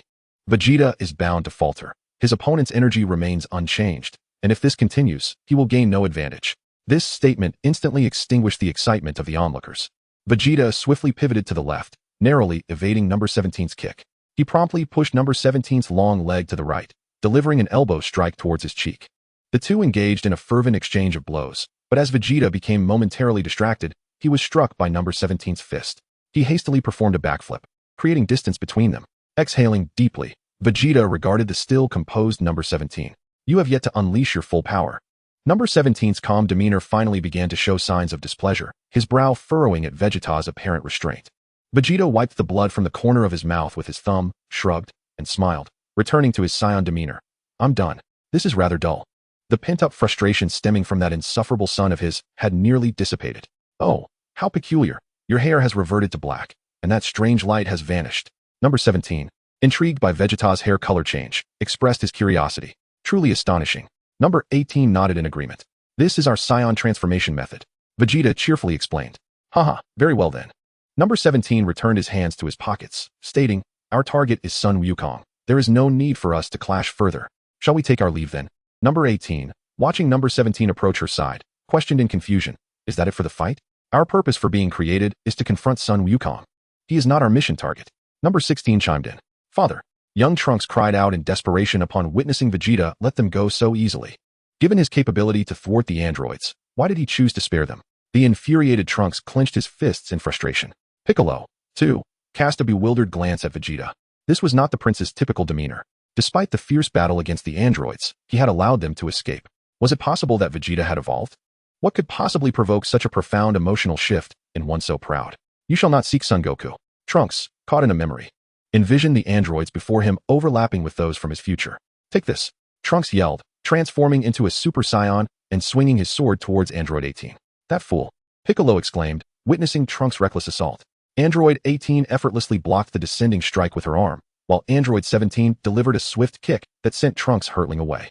Trunks tumbled to the ground, rolling until he landed at Vegeta's feet, who frowned slightly. He is a Super Saiyan. Krillin gasped in shock. Are you seeking vengeance for him? Android 17 inquired of Vegeta. Humph. Vegeta crossed his arms, turning his gaze away, his expression inscrutable. And what of you? Android 17 directed his attention to the others present. Damn it. Trunks struggled to rise, only for Vegeta to place a foot firmly on his back. Vegeta smirked, youthful naivety. Ha ha. Android 17 laughed, waving at Vegeta. Krillin stood frozen, terrified by the unfolding scene. Did Vegeta truly not recognize that Trunks was his son? It appeared he was blissfully unaware. Android 18 regarded Piccolo, Tien, and Krillin, who had remained motionless throughout. Next time, come with courage, or merely watching from the sidelines will not suffice for growth. As the androids prepared to depart after their discussion, Krillin, unsure of what possessed him, found the courage to call out to them. Wait, what are you planning to do? Are you here to kill Goku, or to conquer the world? Defeat Son Goku. We have yet to consider anything beyond that, Android 17 replied, surprisingly earnest. Why must you kill Goku? Did you not eliminate Gero? Krillin questioned, confused by their apparent contradiction. This has nothing to do with Gero, it is merely our game. We were all created because of Son Goku. Thus, our objective is to defeat him. Android 17 explained with a calm smile, as if everything were indeed a mere game. Suddenly, Android 18 focused her gaze on Krillin, stepping closer. Alarmed, Krillin instinctively took a step back. What an amusing little bald head. Android 18 exclaimed before leaning in to kiss his cheek. Goodbye. Krillin found himself wiping his cheek in disbelief as he watched the three androids ascend into the sky. Utterly bewildered. Chapter 86. Collapse, you bastard. Tien Jinhan and Piccolo stood in stunned silence. The android had kissed Krillin, who felt the burning gazes of both individuals upon him. His face flushed crimson, and he awkwardly shouted, "Don't look at me with those strange eyes." It struck him as peculiar that they did not eliminate us. Tien Jinhan returned to his serious demeanor and turned to Piccolo. Get up. Vegeta commanded, shifting his foot to glare at the prostrate Future Trunks. Future Trunks regarded Vegeta with a look of animosity. Perhaps they deem it unnecessary to kill us because we are utterly no match for them. As Piccolo voiced this thought, he felt a sense of humiliation. Their power exceeded our wildest imaginations. Indeed, confronting them would only result in our demise. Vegeta crossed his arms, dismissing Future Trunks' gaze, and commended Piccolo's candidness. Trunks could easily dispatch Frieza, yet he found himself powerless against the androids. Tien Jinhan lowered his head, his teeth grinding in frustration. He felt significantly weaker than anyone present, overwhelmed by a sense of helplessness. Quite frankly, even Vegeta, Tien Jinhan hesitated. He was about to say that Vegeta couldn't defeat them. But the next moment, he sensed Vegeta's lethal glare warning him to stop. These androids are unlike those from my era, Future Trunks realized. The androids of this time exhibit more human-like expressions and are also far more formidable. The androids from my time were nowhere near this capable. I could barely manage them alone. Alas, the future seems bleak. Tien Jinhan's spirit began to wane. What can we possibly do now? You all should head to Goku's house and have them relocate to another place. Piccolo instructed, observing the despondent expressions on their faces. Regardless, we must ensure he recovers. Well then, Piccolo, what are your plans? Krillin inquired casually. Piccolo unknowingly shifted his gaze upward. It seems you have a plan? Share it with us. Let us discuss it together. Krillin expressed hope that Piccolo might have a viable solution, for his intellect surpassed that of anyone else in their group. Companions? Don't get too familiar. When did I become your ally? I am a demon, here to conquer the world by exploiting you. Upon hearing Krillin refer to him as a companion, Piccolo erupted in anger, soaring into the sky. Krillin was left speechless. You all can chatter away. I'm leaving. Vegeta directed his attention to Future Trunks. You come with me. He intended to teach this insolent boy a lesson. Dad, I refuse. Future Trunks did not even glance at Vegeta, instead turning to Krillin defiantly. Let us go to Goku first. Vegeta felt an immense sense of shame. This wretched son of his. Forget it. I'll abandon the troublesome one and focus on the younger. After all, children must be nurtured from a young age. Disdainfully spitting, Vegeta ascended into the sky like a shooting star. He flew aimlessly, inquiring of the system if there were any tasks available, but the system remained ominously silent. Vegeta found himself in deep contemplation, pondering the necessity of reaching the pinnacle of Super Saiyan 1's full power on his own. Otherwise, he would remain incapable of vanquishing even a handful of androids. And there was still Cell to contend with. What was his complete form's combat power again? 35 billion. If memory serves? In the later stages, during the infamous Cell games, he recalled that Cell's resurrection boasted a staggering power level of 600 billion. Standing upon a solitary island, gazing out at the boundless sea, Vegeta unleashed a primal roar. System, show yourself. 600 billion? After all his relentless efforts, his Super Saiyan power barely reached around 1 billion. In that moment, Vegeta could only regard himself as worthless, overwhelmed by a profound sense of defeat. In the realm of Dragon Ball, combat levels had truly spiraled out of control. How had he, who typically stood atop the clouds, been brought so low? No. No one shall impede my path to strength. I shall grow stronger, stronger still. Damn it. Oh. Once more, Vegeta roared into the infinite ocean, his energy waves parting the waters and revealing the damp seabed beneath. As his aura intensified, the ground of the island beneath him cracked with each pulse until it was reduced to rubble. I have fallen, relying so heavily on this wretched system. Vegeta spat disdainfully, closing his eyes and settling into a meditative stance in midair. Meanwhile, Tien, Krillin, and Future Trunks soared towards Goku's home. Along the way, they discussed Piccolo's intent to merge with the Supreme Kai. Goku would need 10 days for the heart medication to take effect before he might awaken. As Krillin had mentioned, Piccolo indeed arrived at the sacred world and conveyed his purpose to the Supreme Kai, who insisted on a resolute reason for the fusion. The trio of androids, number 17 included, had commandeered a vehicle to travel to Goku's residence. Tien expressed concern for Kaiatsu, and Krillin bid farewell to Future Trunks, while the remaining two hastened onward to Goku's abode. They soon informed Chi-Chi and Yamcha of the developments, planning to transport Goku on a plane to safety at Master Roshi's island. Just as Gohan returned Bulma home, he coincidentally joined them at this critical juncture. On board the spacecraft, discussions flowed until Bulma's phone call revealed that a flying machine had been discovered on a nearby mountain in a village to the west. This vessel was none other than Future Trunks' time machine, and it was damaged. Upon confirmation, Future Trunks was astounded and expressed his desire to investigate. Gohan, Future Trunks, and Bulma regrouped near the 1050 area in the west, confirming that it was indeed the same time machine. This particular device had arrived 3 years later than Future Trunks' departure from Earth. It had been in this location for 4 years, allowing moss to flourish upon it. Future Trunks speculated whether the significant changes in the past could be attributed to the contents of this time machine. Shortly thereafter, the trio stumbled upon a corroded transparent shell, and Gohan, following the sound, discovered an empty shell that had just been vacated. The celestial deity, who had been observing the world from the temple, beheld a sight that widened his eyes in astonishment. A monstrous being. The vicinity of the time machine's landing site in the town of West Kijia had completely lost contact, and all the townsfolk had vanished. This news swiftly reached the ears of the inhabitants on Master Roshi's island. With a heavy heart, the deity solemnly agreed to Piccolo's request for fusion. In the next moment, Piccolo hastened to West Kijia to confront the creature described by the deity. To Piccolo's astonishment, the monster revealed that he was his brother. Meanwhile, far away on Master Roshi's island, the others sensed not only Frieza's energy, but also that of his father, and even the energies of Goku and Piccolo. To their surprise, Vegeta's presence was felt as well. On a solitary island in the sea, Vegeta suddenly opened his eyes. Having sensed this energy, could it be Cell? He scoffed, dismissing it as irrelevant. Vegeta closed his eyes once more, determined to continue his meditation and strive towards achieving his full Super Saiyan form. Piccolo engaged in a battle of mutual probing with the creature. On the other side, the tremors in the atmosphere startled Android 17. Android 16 informed him that one of the combatants, far away in the west, possessed power comparable to that of Android 17. Confidently, 17 expressed his disbelief. The humanoid monster explained to Piccolo that to attain his perfect form, he needed to absorb the essence of life, which was the reason for his assaults on humanity.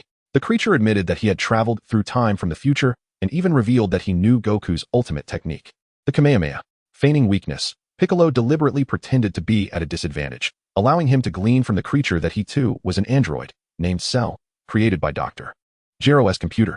Long ago, Dr. Gero had been researching the creation of androids, synthesizing the systems of formidable fighters he had collected. However, due to the lengthy process, Dr. Gero abandoned the project, yet the computer continued its work. The spy robot in the form of a small bee had secretly gathered cells from Goku, Piccolo, Frieza, his father, Vegeta, and others, inputting them into the computer located in the laboratory's basement. To access the time machine, Cell had regressed into an egg, which required 3 years underground to mature. Cell elaborated that merely absorbing human life essence would not suffice to achieve his complete form. He needed to synthesize 2 crucial special life forms. The computer identified these 2 special beings as androids 17 and 18. This was the reason Cell had returned from the future, since in his time, 17 and 18 had already been slain by Trunks. Fortunately, he was aware that Trunks possessed a time machine, which led him to this moment. Having gleaned the necessary information, Piccolo ceased his charade. Cell, belatedly realizing he had been drawn into a trap, nonetheless received good news. With Piccolo fused with the deity, the Dragon Balls on Earth would no longer exist, and the deceased could not be revived. At that moment, future Trunks and Krillin arrived at the battlefield. As Sharu, brimming with confidence, proclaimed his ability to wield Goku's spirit bomb. He also gleaned from Krillin's words that Goku was not dead. Seizing the moment, Sharu unexpectedly unleashed Tien's solar flare, escaping while the trio were momentarily blinded. Sharu adeptly concealed his presence, rendering him undetectable to the group. His plan was to temporarily evade them, siphoning human energy to augment his own strength until he surpassed Android 17 and the others, at which point he would seize the opportunity to merge with them. Piccolo was filled with regret for not eliminating Sharu at the first opportunity, allowing him to escape. He vowed not to let Sharu attain his perfect form. The group deliberated and resolved to split up. Trunks and Krillin ventured to the original research facility of Dr. Gero to demolish the basement. By coincidence, Trunks stumbled upon the blueprints for Android 17. In that moment, he informed Krillin to take the schematics to Bulma, expressing his intent to train with Vegeta. Vegeta, perched atop a rocky peak, sat cross-legged, his hair tousled by the howling winds, yet his form remained utterly still. Trunks approached cautiously from afar, calling out, "Dad, get lost." Vegeta retorted with a scoff. "Why come to me now? Where were you before? I have no son like you." "No, Dad, at that time I was a bit frightened," Trunks explained, recalling how he had initially refused out of anger. He recognized his error. His father's pride was formidable, and he had rejected him before everyone. "Leave," Vegeta impatiently commanded. "What are you shouting, Dad, for? I don't have a son like you. Always calling for Goku. Why not seek him out instead?" Trunks, feeling despondent, retreated to a nearby rock, lost in thought as he observed Vegeta. The contrast between interacting with his father and his mother was stark. Upon receiving the blueprints sent by Krillin, Bulma and Brief commenced their research. Meanwhile, Piccolo and Tien scoured the area, seeking to uncover Sharu, who was stealthily consuming human energy. Thus began the intense chase. Yet, each time they arrived at the scene, they often found they were a step too late. 3 days later, the group watched the news broadcast featuring Tien piloting a plane toward the disaster-stricken city in search of Sharu. Simultaneously, Goku awakened, informing Chi-Chi of the unfolding events. He acknowledged the dire situation and declared he could not afford to rest. He resolved to continue his training, aspiring to surpass Super Saiyan. With time of the essence, he decided to take Goten along to the hyperbolic time chamber, where a year of training would equate to merely a day in the outside world. With Goten in tow, Goku swiftly teleported to Trunks' location. Vegeta remained meditating atop the rocky pinnacle. "Goku!" Trunks exclaimed joyfully, turning to face him. "Goku has awakened. The effects of Mom's special medicine have truly taken hold. How is the training progressing?" Goku inquired curiously. "This is unbearable. My father finds me a nuisance." The great Trunks replied awkwardly. For 3 days, he had sat there motionless.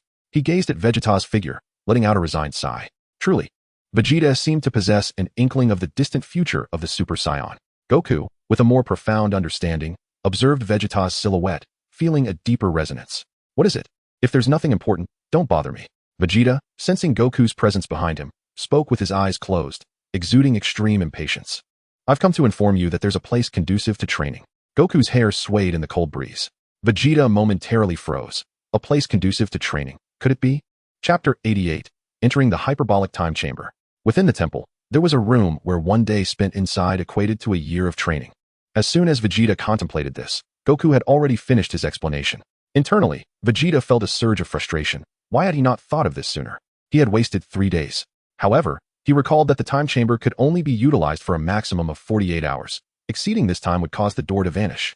Only 2 can enter at a time. You and Trunks should go in first. Once you emerge, I'll enter with Gohan. Goku swiftly organized the arrangements. Meanwhile, the trio of androids, number 17, finally arrived at Goku's home, only to find it empty, devoid of any presence. Based on information provided by number 16, they decided to head to the nearby Kame house. Goku and Vegeta, accompanied by their sons, had already reached the temple. After a brief exchange with Popo, Goku began to introduce the surroundings to Vegeta. The bathroom, restroom, food, and beds are all available. Train diligently. Vegeta furrowed his brow at Goku. unable to suppress his curiosity. Such a remarkable place. Why did you bring me here? Surprisingly, Goku wore a serious expression. One's strength alone cannot defeat the enemies. You should know that. For a moment, Vegeta was taken aback. Kakarot, are you not afraid that I will surpass you and always be ahead of you? He teased, casting a playful glance at Goku. Here we are, who goes in first? Popo halted at the entrance of a room, addressing the group. Trunks, and I will enter first. Goku did not respond to Vegeta's question and turned to Popo. Goku will head in now. The great Trunks nodded at Goku. Popo opened the door, allowing the two to enter. Outside, Goku shouted to the great Trunks, give it your all. With a thud, the door closed.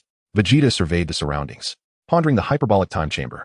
It felt both strange and vaguely familiar, though familiarity only stemmed from what he had seen in books and anime. Ah, it's scorching.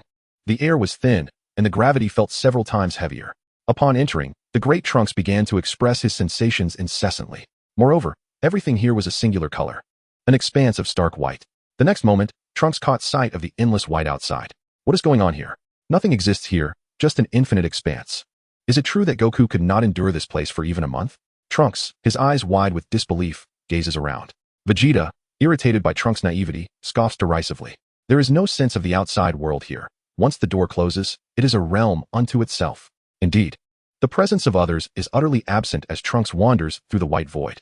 Humph, don't wander off. If you get lost, you may perish within. Vegeta scolds as he watches Trunks drift further away, a mix of frustration and concern evident in his voice. Although he hesitates to acknowledge it, he cannot deny that this brat carries his blood.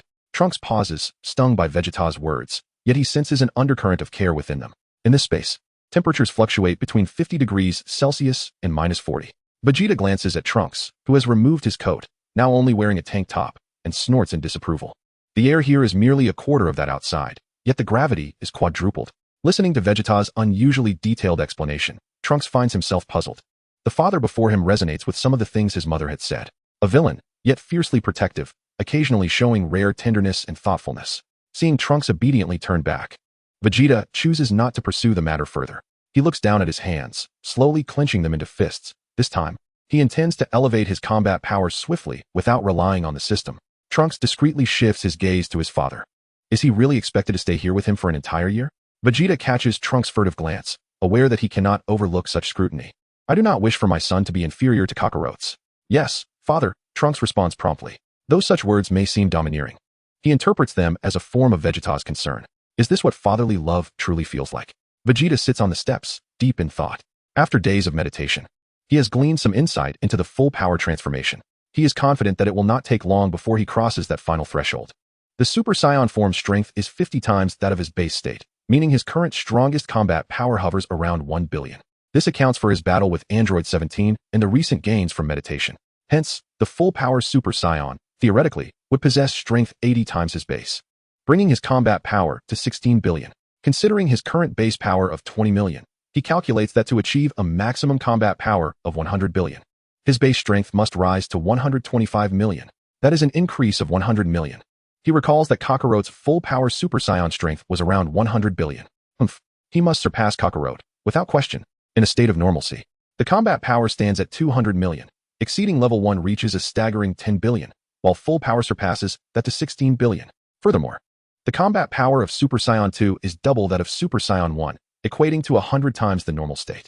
In a perfect pinnacle condition, the strength amplifies to 150 times the norm. Thus, Super Saiyan 2 amounts to 20 billion, and in a flawless peak state, it ascends to 30 billion. This level can contend with Cell's 20 billion.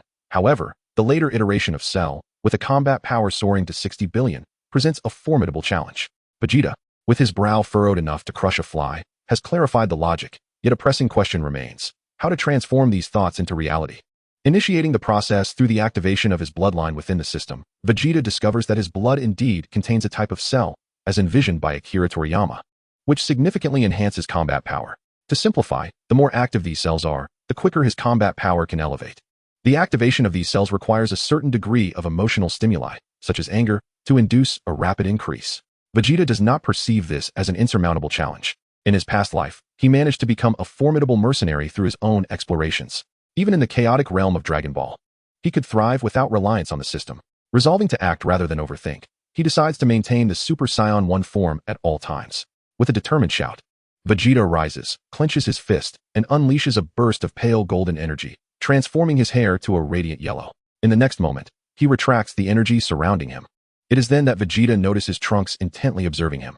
The sight of his naive son ignites a flicker of irritation within him. "You, transform into a Super Saiyan," Vegeta commands, his tone laden with authority. "All right, father," Trunks responds, belatedly realizing the command, and hastily transforms.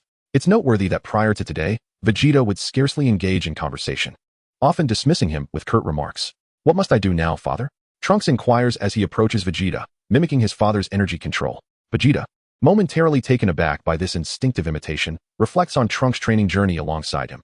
He too must have navigated similar challenges. A wave of warmth washes over Vegeta as he realizes Trunks is still just a child. Has he set his expectations too high? After all, being in his teenage years, lacking worldly experience, and having endured such hardships in the future, it is understandable for him to struggle with social interactions. Unbeknownst to Vegeta, he has unconsciously been influenced by Bulma and Trunks, awakening emotions long buried. "Before you can surpass Super Saiyan, you must maintain your current state and spar with me," Vegeta declares, launching himself towards Trunks and delivering a punch aimed at his cheek. Although this son's behavior is somewhat understandable, he should not be excused from receiving proper discipline. Ugh! The mighty Trunks was sent crashing to the ground by a single punch, sliding several meters away. "Get up!" Vegeta shouted in frustration. "My son cannot afford to surrender so easily." Thus, Vegeta would intermittently unleash his wrath upon Trunks, seeking to vent the frustrations he encountered during his training. Time swiftly passed, and a month had elapsed.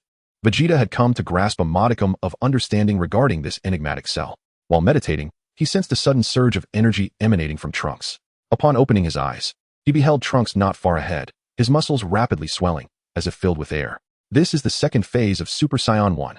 In this state, Vegeta furrowed his brow.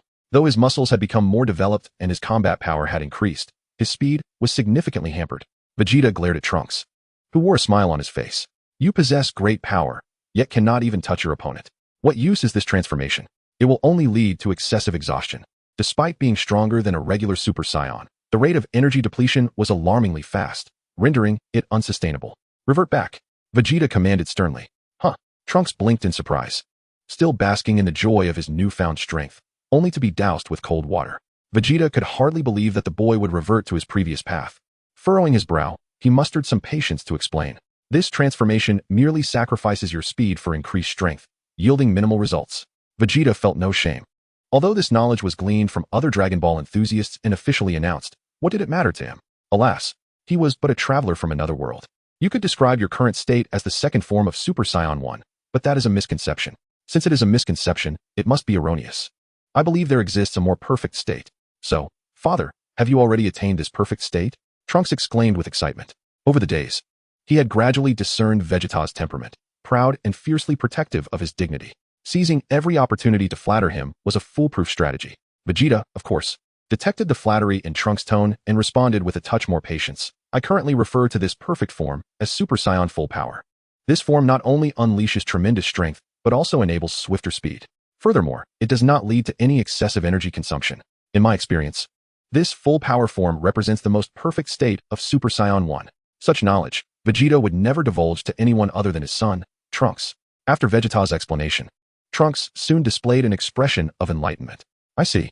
So, how can one achieve this full power state?" Vegeta felt a surge of irritation, wishing to curse under his breath. If he could attain full power, he would have showcased it directly rather than engaging in this pedantic discussion with Trunks. As one contemplates the transformation into a Super Saiyan, one must ponder whether to rely on such a method or seek alternative training techniques. Observing Vegeta's gloomy demeanor, Trunks, without needing to engage his intellect, realizes that Vegeta has yet to achieve full power in Super Saiyan form. He had initially intended to inquire whether the existence of Super Saiyan 1 implies the possibility of Super Saiyan 2. However, upon witnessing Vegeta's constipated expression, Trunks prudently refrains from further questioning. Over the past month, he has endured at least 3 beatings from Vegeta daily, and he has grown weary of the constant punishment. At this juncture, Trunks should focus on mastering Super Saiyan 1's full power, as Super Saiyan 2 remains a distant goal. Vegeta casts a disdainful glance at Trunks, asserting that once he successfully attains full power in Super Saiyan 1, he will understand that this form serves as a precursor to Super Saiyan 2.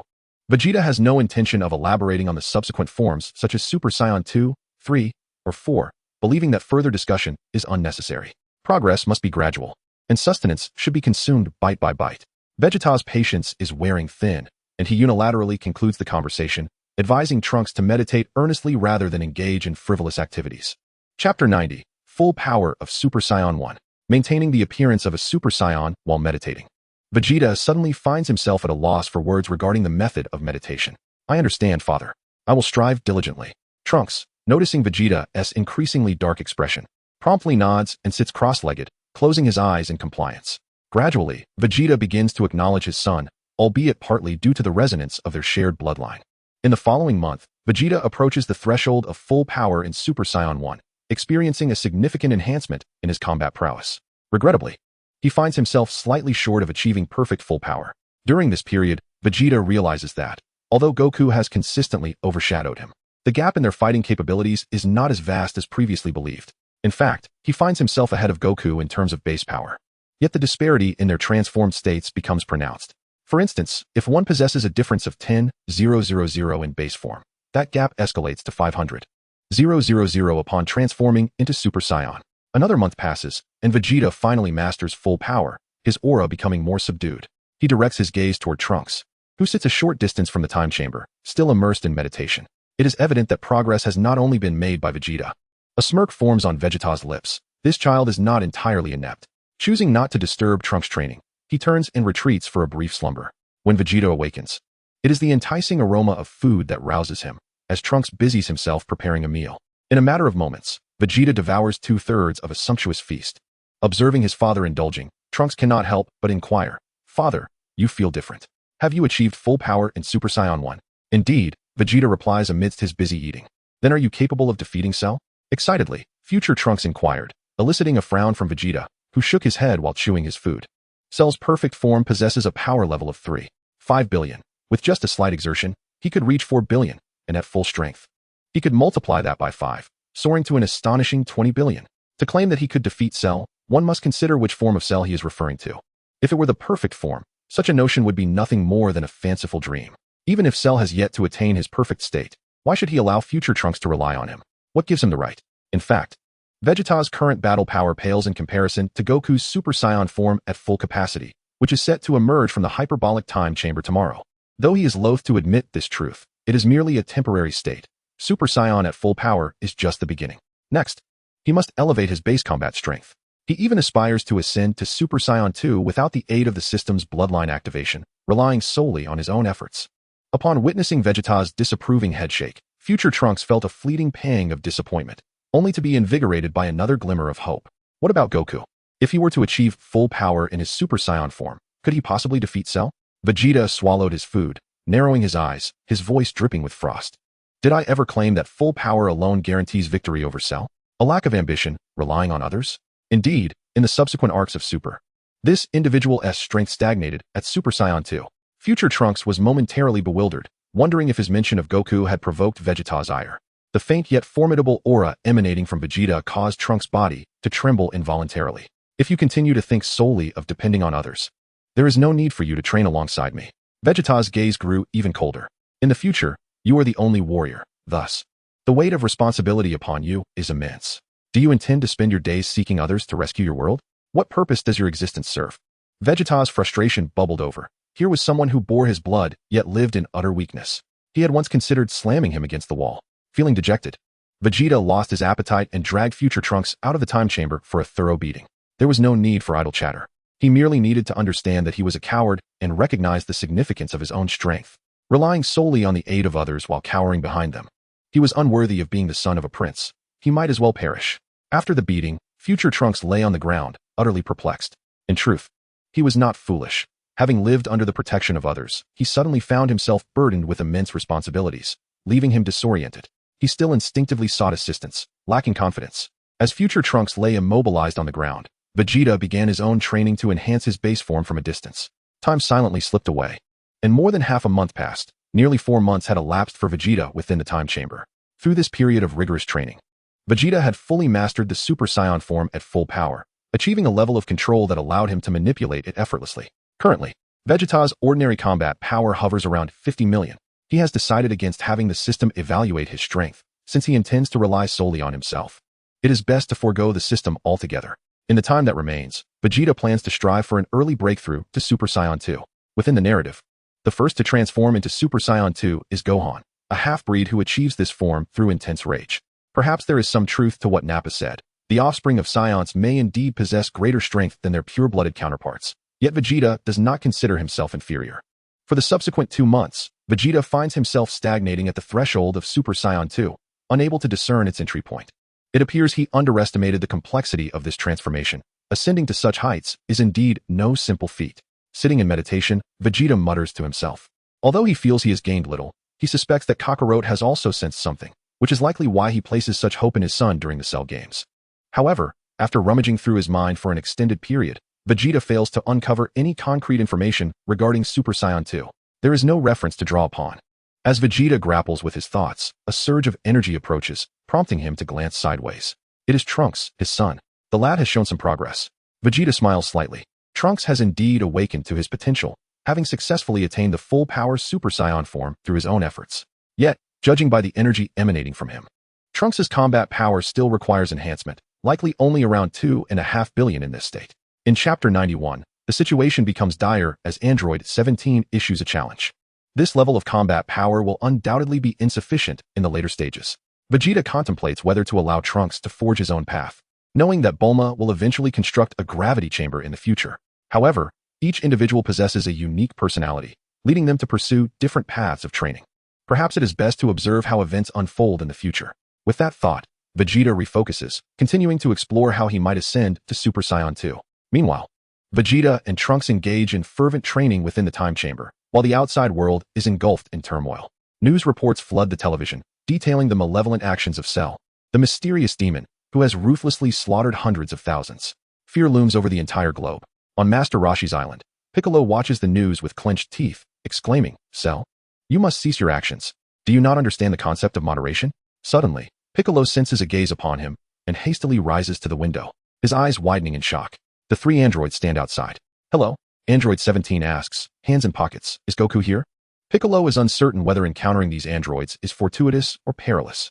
He turns to awaken Krillin, Yamcha, and Tien, who are soundly asleep, urging, "Get up. We have visitors." "How did you find this place?" Krillin exclaims as he rushes out of the house. "I will not disclose that information." Piccolo responds resolutely.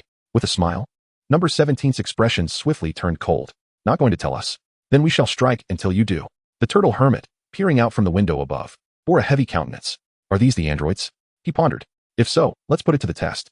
Piccolo provocatively taunted, "To the deserted island, then." "Very well."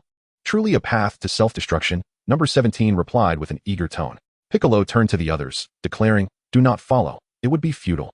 Yamcha, with hope in his eyes, turned to Tien. "Do you think Piccolo can defeat them?" "It's difficult. There are 3 of them," Tien replied, beads of cold sweat forming on his forehead as he clenched his jaw. The group could only watch helplessly as Krillin observed Piccolo and the 3 androids take flight, his fists tightly balled.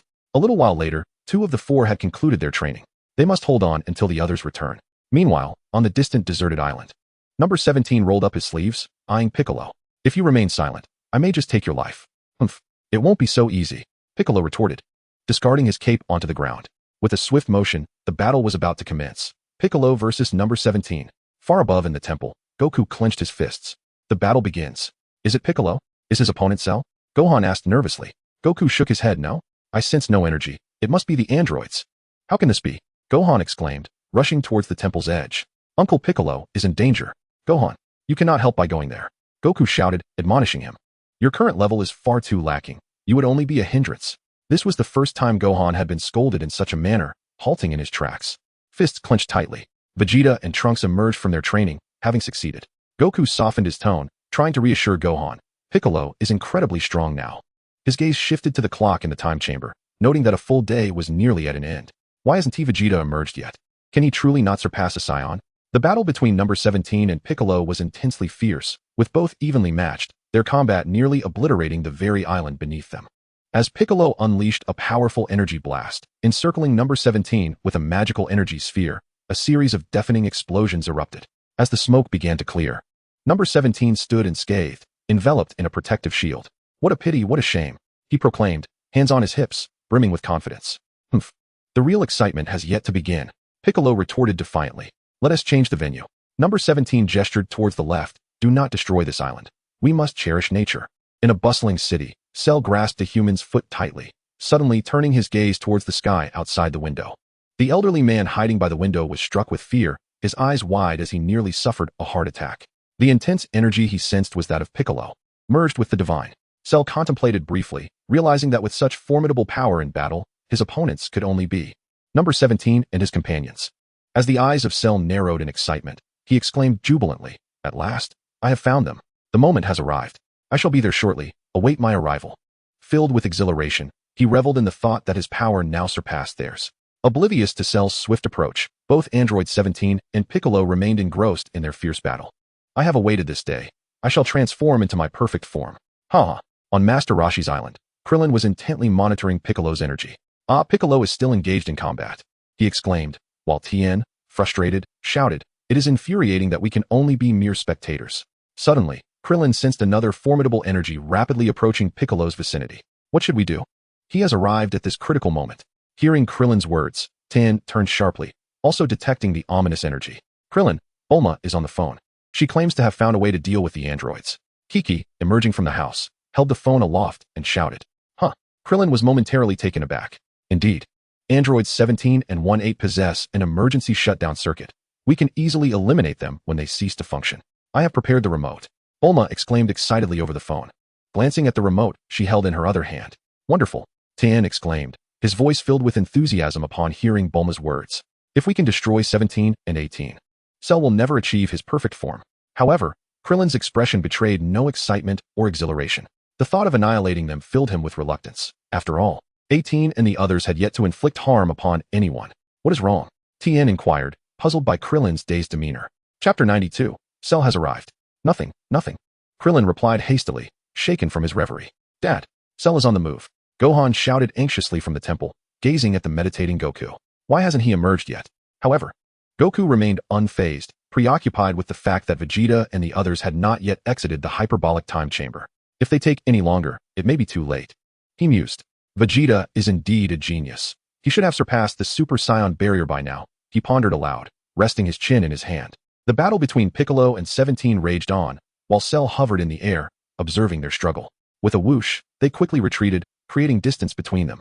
17 looked at Piccolo with a triumphant smirk. "Hee, although our powers are similar, the difference in stamina is apparent. My energy is everlasting." Fully immersed in the fight, Piccolo only then sensed the powerful presence in the air. "It's Cell."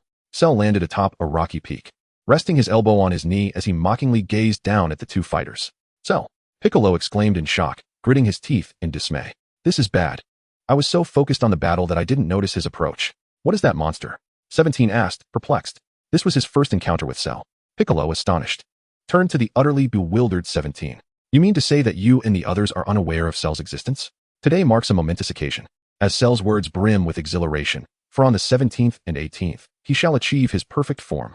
Observing the additional presence of Android 16, he muses. Who is this individual?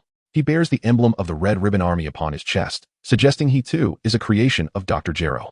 Cell scoffs disdainfully. Perhaps he is merely an outdated model, unworthy of attention. With a resounding thud, Cell descends to the ground, clenching 3 fingers in a triumphant gesture, laughing heartily.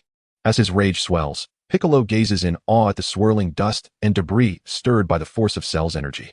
The rocky cliffs behind Cell crumble and collapse, boulders cascading like raindrops. With an air of nonchalance, Cell strides past Piccolo, tauntingly asking, "Well, Piccolo, do you intend to thwart me? Come at me with all you have." Such brazen and provocative words leave Piccolo trembling and immobilized. As Cell brushes past him, he emits a derisive laugh. Beads of cold sweat cover Piccolo's forehead, and his back is damp with anxiety. To attain such power, how many lives have you extinguished? Watching Cell depart, Piccolo questions. That is born from the compassion of the divine for humanity. Keenly aware of the implications, Cell smirks mockingly, claiming it is their honor to become part of him. It is not only Piccolo who feels Cell's overwhelming presence. Even Krillin on Master Roshi's island is gripped by disbelief. How is this possible? Cell's strength is unfathomable. Master Roshi, clutching a can of beer, takes a hefty swig, remarking on the terror that even overwhelms his spirit. Truth be told, Tien's glistening bald head is also slick with perspiration, realizing the gravity of their situation. It will take at least 20 minutes for Bulma to retrieve the remote control that can halt Android 17. "I'll fly to get it," Krillin exclaims, asserting that his speed surpasses that of Bulma's aircraft. Without waiting for a response, he darts skyward. Krillin, watching as he becomes a mere twinkle in the sky, prompts Tien, who refuses to remain idle. "I'll assist Piccolo, even if my help is futile. It is better than waiting here aimlessly." Clenching his fists, he too ascends rapidly. "Come back," Tien. Master Roshi raises his hand in an attempt to stop him, spilling beer in the process. Don't go. Isn't that courting death? In frustration, Master Roshi crushes the empty can. Alas, I am of no help. With a heavy sigh, he sinks to the ground, reminiscing about the days when Master Mateto was the strongest in the world. Meanwhile, standing at the back, Chi-Chi gazes anxiously towards the temple's direction, murmuring, Gohan, it's time to return and complete your homework. Disrupted from his battle with Piccolo, Android 17 scowls at Cell standing before him, asserting, no matter who you are, get out of my way. Without a word, Cell's tail twitches behind him, its sharp tip swaying menacingly. 17. He intends to kill you and absorb your life essence. Flee at once. Piccolo shouted urgently. As his words echoed, Cell's tail lunged towards Android 17. Taken by surprise, 17 dodged, but as Cell relentlessly advanced, he found himself compelled to evade repeatedly. Seizing the moment of distraction, Cell swiftly grasped 17's arm and hurled him to the ground, his elongated tail poised to strike at 17's body in the next instant. With a resounding thud, Piccolo, without a moment's hesitation, delivered a powerful kick to Cell's jaw. The force of the blow elongated Cell's neck as he was sent reeling backward. With a sharp hiss, Cell executed a backflip to steady himself upon landing, wiping the blood from the corner of his mouth, and cast a cold, disdainful glance at Piccolo. Grinding his teeth, Piccolo remained vigilant, eyes fixed on Cell. A sneak attack? Android 17 furrowed his brow and contemptuously addressed Cell. You underestimate me. What does it mean to be absorbed? 17 inquired, casting a sidelong glance at Piccolo. His name is Cell, a creature engineered by Dr. Gero's computer. Piccolo hastily explained. He has yet to achieve his perfect form. He must absorb both your and Android 18's energy to do so. What? Android 18, who had been watching from the sidelines, could no longer contain herself. Absorbed? In what manner? Brothers, you should consider it a blessing. Cell exclaimed, extending his hand towards 17. Once you become a part of me, we will transform into an invincible force. This is the ultimate warrior that Dr. Gero has spent years researching. Cell's expression was reminiscent of a neighbor enticing children with sweet promises. Dream on. You expect me to be absorbed by a monster like you? 17 scoffed, pointing to himself with a thumb. The greatest warrior stands before you. Cell remained unfazed by 17's bravado. Whether you wish it or not, you are destined to become a part of me. Silence. 17 snapped, anger flaring within him. He resolved to teach this monster a lesson, to demonstrate the consequences of such arrogance. 17, you must flee. Suddenly, Android 16 shouted, the enemy's power is overwhelmingly strong. Both Cell and 17 turned to 16. He must not attain his perfect form. 16 warned. His aim is not merely to defeat Son Goku, but to annihilate the entire universe. Is that what you were going to say? To tell me to escape? 17 shot a sidelong glance at 16 before launching himself at Cell, feeling insulted and dismissed. Seeing the formidable 17 being overpowered by Cell, Piccolo rushed forward to assist, but Cell's might prove too great, leaving Piccolo in a state of utter disarray after just a few exchanges. Despite his desperate resistance, it was futile. Witnessing both 17 and Piccolo struggle against Cell left Android 18 profoundly frustrated. She glanced at 16 and asked, are 17 and Piccolo not fighting with their full strength? No. 16 replied gravely. Cell is simply too powerful. Android 18, you must escape at once. 17 is stubborn and may very well be absorbed. If you are absorbed too, it will spell the end of the world. On the 18th, one was astonished that the 16th would utter such words. What will you do, 16th? The combined efforts of Piccolo and the 17th proved futile due to their overwhelming disparity in strength compared to Cell. Amidst Cell's overwhelming arrogance, he seized Piccolo's battered form and unleashed a devastating energy wave. Tian Shinhan's eyes widened in disbelief as Piccolo's energy abruptly vanished. The 17th's heart trembled with emotion. Why would this individual risk everything to escape? Gohan, stationed in the sacred world, became rigid as he sensed Piccolo's energy disappearance. It was too late. Why had Vegeta not yet emerged? Goku furrowed his brow, his fists clenched once more. There was a reason for Vegeta's prolonged absence from the time chamber. As time within the chamber passed, Vegeta's impatience grew as he struggled to grasp the threshold of Super Saiyan 2. One day, he suddenly became aware of the tail coiled around his waist. The tail. Vegeta turned to gaze at the training Trunks, leaping into the air towards the distance. Recently, Trunks had shown remarkable progress in his training. Ever since he mastered the full power of Super Saiyan 1, his strength had surged rapidly. Although he could not yet rival the combat prowess of Goku and Gohan upon their emergence from the time chamber, given ample time, his fighting capabilities would become quite formidable. After creating sufficient distance, Vegeta unleashed an artificial moon into the sky. Over the past 2 months of exploring Super Saiyan 2, Vegeta had not emerged empty-handed. Though his insights had proven somewhat trivial, with such realizations, he concluded that upon exiting the time chamber, he would still be unable to transform into Super Saiyan 2. Vegeta resolved to adopt a different approach. Rather than stubbornly pursuing Super Saiyan 2, he might attempt to transform into Super Saiyan 4. He contemplated the transformation into the golden great ape form. As for maintaining consciousness in the great ape state, as the esteemed prince of the Saiyan race, Vegeta had possessed the ability to retain clarity of thought in that form since the moment of his birth. Unlike those lowly warriors such as Kakarot, who lost all awareness and became mere beasts upon transforming, the technique of creating an artificial moon was a skill reserved for a select few elite Saiyans. Soon, a basketball-sized orb of light appeared in the palm of his hand. Vegeta pondered briefly. The memories of the past felt somewhat distant. Then, with a casual toss, he hurled the artificial moon into the sky. As the light orb ascended to a certain height, Vegeta commanded it to expand rapidly. In an instant, a colossal moon loomed in the vast, white expanse of the sky. Vegeta fixated on the artificial moon, his eyes widening as he absorbed the blood's waves. His tail loosened from his waist and began to sway gently. The sensation of transformation was peculiar. The muscle memory and instincts felt familiar, yet Vegeta discerned subtle changes. This transformation bore a different experience compared to his past bodily memories. Initially, Vegeta believed that the fusion of his consciousness with that of his counterpart was the cause of his current predicament. However, it became increasingly evident that this was not the case. In his great ape form, his battle power surged to tenfold that of his normal state. With his current strength at 50 million, this translates to an astounding 500 million. Before Vegeta could further delve into his thoughts, a sudden onslaught of wild rage, exhilaration, and a bloodthirsty ferocity surged from the depths of his soul, threatening to engulf his rationality. The former Vegeta had easily subdued the savagery of the great ape form, perhaps due to his comparatively lower battle power at the time. Now, however, his strength eclipsed heights that others might never achieve in a lifetime. Coupled with years of restraint from transforming into a great ape, the pent-up ferocity erupted with even greater terror. "Calm yourself," Vegeta roared, clenching his fist in defiance. The towering great ape stood still, devoid of any movement. Yet, upon closer inspection, one could discern the flicker of emotions, indifference and brutality, shifting back and forth in its eyes. This was a battle between reason and negative emotions, and soon, the great ape that Vegeta had transformed into began to pound its chest and roar with fervor. The resounding cries were so powerful that they stirred fierce winds in the empty, still air, unleashing a terrifying force from the great ape's form. In the next instant, Vegeta's rationality overcame the brutal emotions, allowing him to maintain perfect control over the great ape's body. It was truly absurd.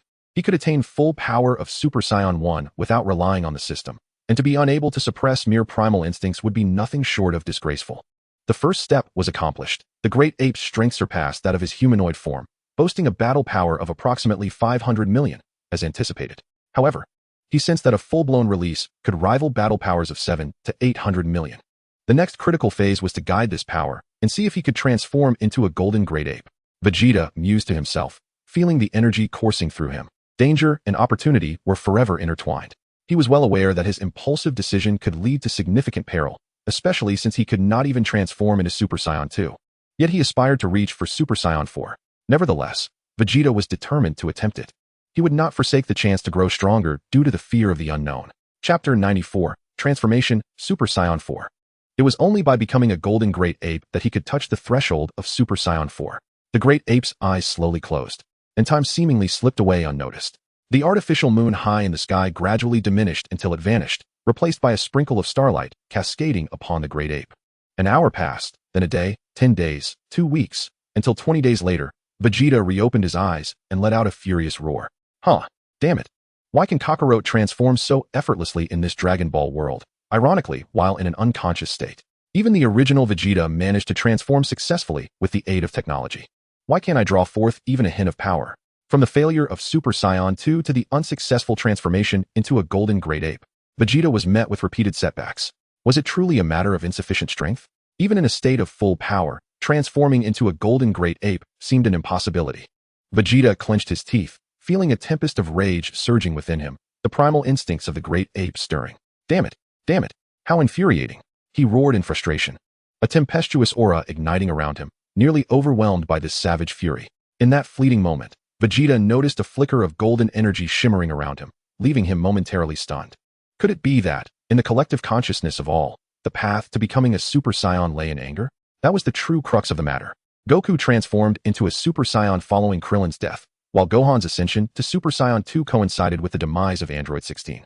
Nearly all their transformations were catalyzed by extreme rage, the ultimate trigger. Anger, only anger, could guide a Saiyan to transformation, unlocking greater power.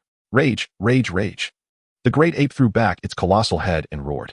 The aura around it blazed even more fiercely, the previously subtle golden hue now radiating clearly, enveloping the great ape. This overwhelming power conjured a fierce whirlwind, and Vegeta's battle prowess surged far beyond that of his initial transformation. Casting aside all distractions, he relentlessly conjured thoughts that fueled his fury. He envisioned his failures, being crushed beneath others' feet, the betrayal of comrades, the obliteration of his former self in nuclear devastation. The fall from his pinnacle was staggering, the inability to grow stronger, to ascend to loftier heights. These were burdens Vegeta could not bear. An absolute rage eclipsed all else, and he felt his cells swelling with untamed energy. Crack! It was as if a shackle deep within him had shattered, transforming the once transparent aura of the great ape into a radiant golden blaze. Roar! The great ape's triumphant roar resonated across hundreds of miles. In the next instant, a terrifying energy emanated from Vegeta. The sheer magnitude of this energy was beyond his control, erupting chaotically outward from the golden great ape. Such overwhelming force strained the confines of the time chamber, causing the ground to tremble. Trunks, deep in training, abruptly turned his gaze towards the source, recognizing Vegeta's aura, which was shockingly powerful. This is my father's energy. So formidable. Has he truly reached Super Saiyan 2? Trunks' eyes widened in astonishment. He had no comprehension of Vegeta's current state, for in his mind, only Super Saiyan 2 could unleash such fearsome energy. In the next moment, Trunks, consumed by rage, rapidly soared toward Vegeta's location. Vegeta gasped for breath, striving to rein in the chaotic energy within him. One more step achieved, though merely the beginning. It instilled a significant confidence within him. What lay ahead was the true test. Once he took this step, he could leap from Super Saiyan 1 straight to Super Saiyan 4. Vegeta gazed upon his golden, colossal ape-like hands, bursting into hearty laughter. At this moment, he acutely sensed that his power had transcended the full capacity of Super Saiyan Grade 1. The multiplication of the 50-fold increase of Super Saiyan combined with the 10-fold boost of the Great Ape was not merely a sum of 50 plus 10. It was a geometric escalation.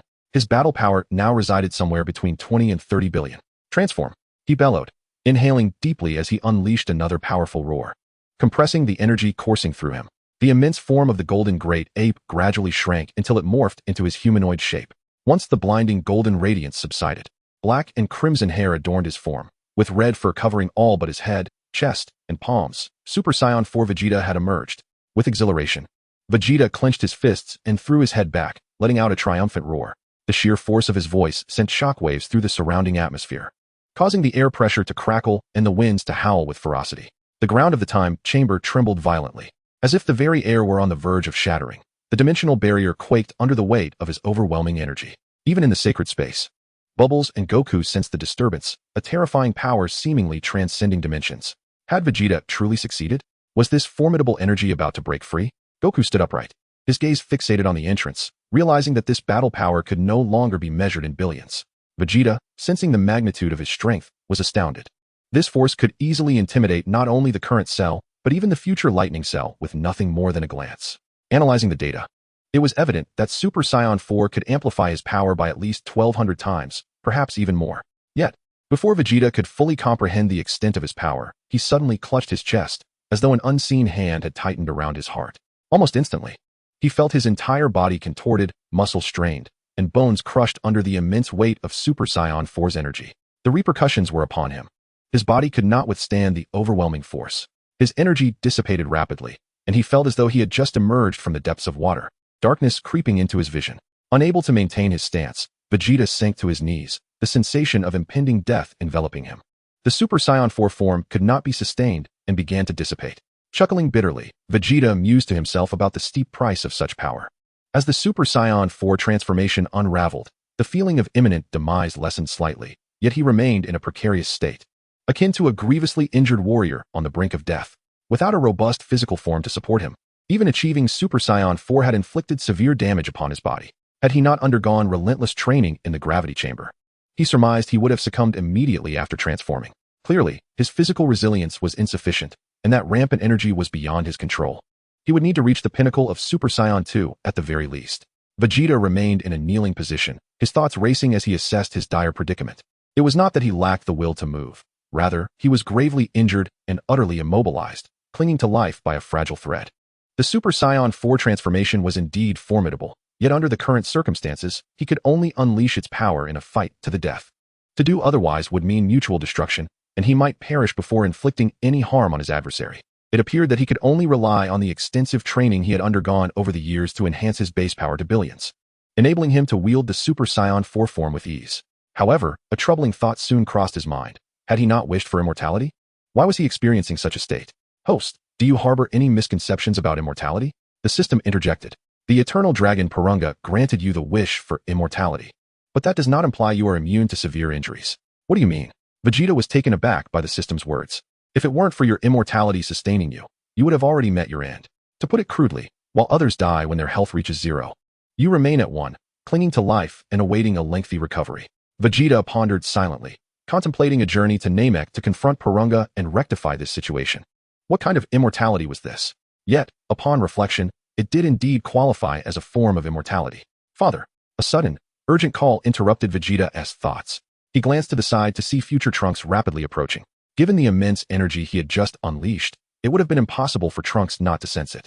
Carry me back, Vegeta commanded coldly, feeling a twinge of embarrassment at being seen in such a vulnerable state by his son. The transformation into Super Saiyan 4 had not only drained all his stamina and energy, but had also inflicted considerable damage to his body. He recalled Goku's Kaioken, which similarly imposed severe repercussions on the body. He needed to recover, and even with the Saiyan's remarkable regenerative abilities, it would require him to rest for half a year. Fortunately, he had previously acquired Senzu beans from Korin.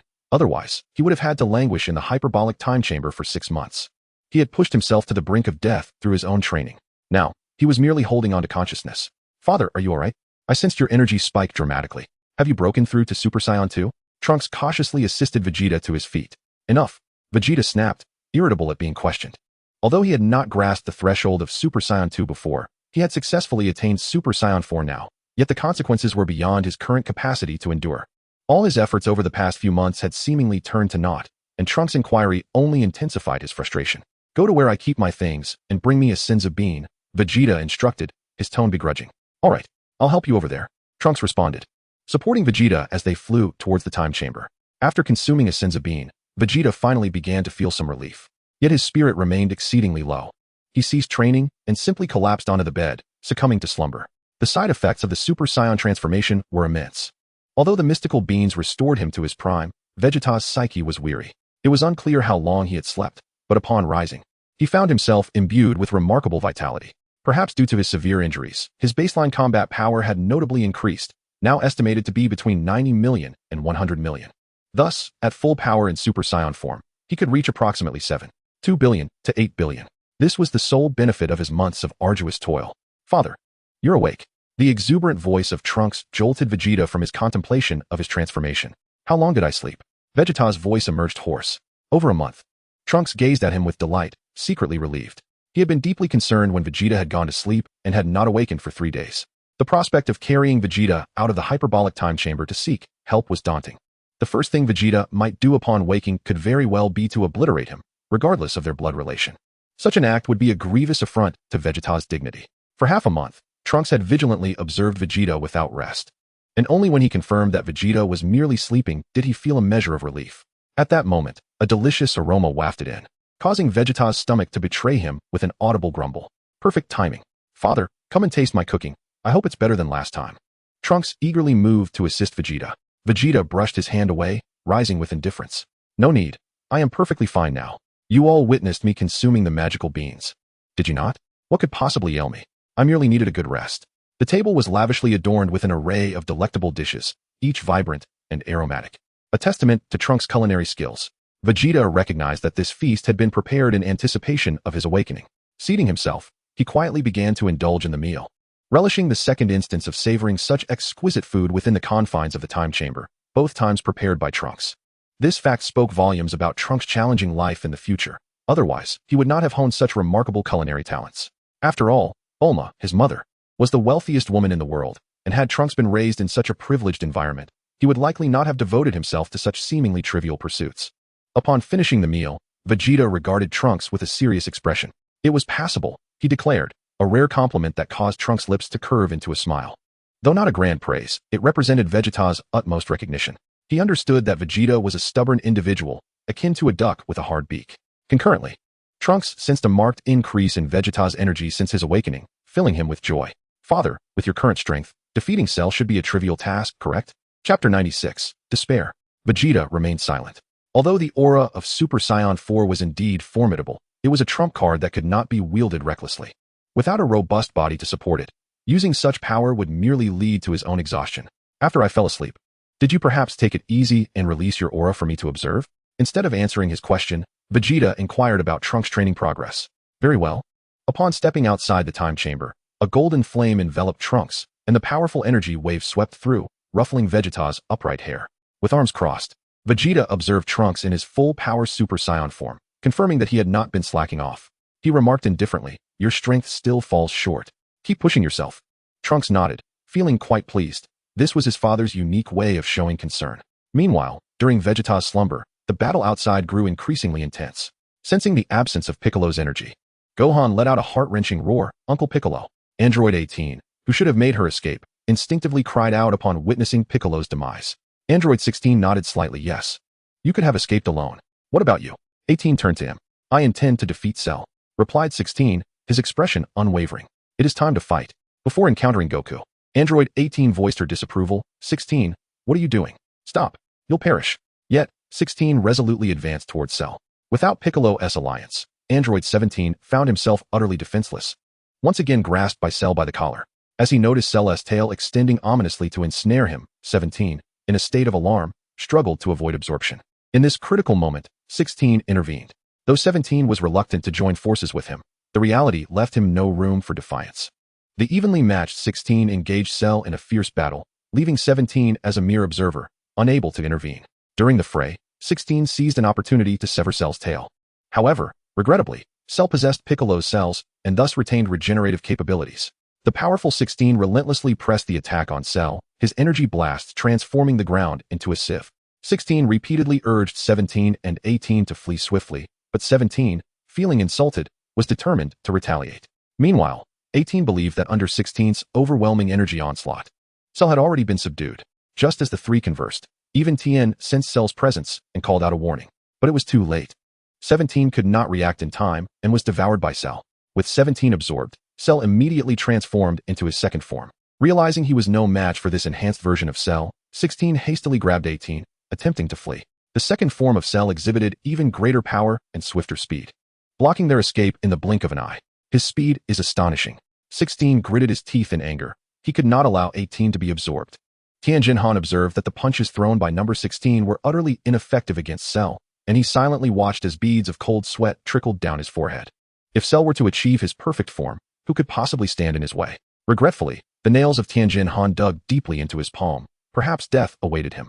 Just as Android 18 threatened to destroy herself, Cell cunningly used the voice of number 17 to deceive her, yet the astute Android 18 remained unfolded. In midair, Tianjin Han positioned his right hand atop his left, with the pinky of his right hand touching the index finger of his left, his thumbs pressed together, forming a frame aimed at the ground where Cell lurked.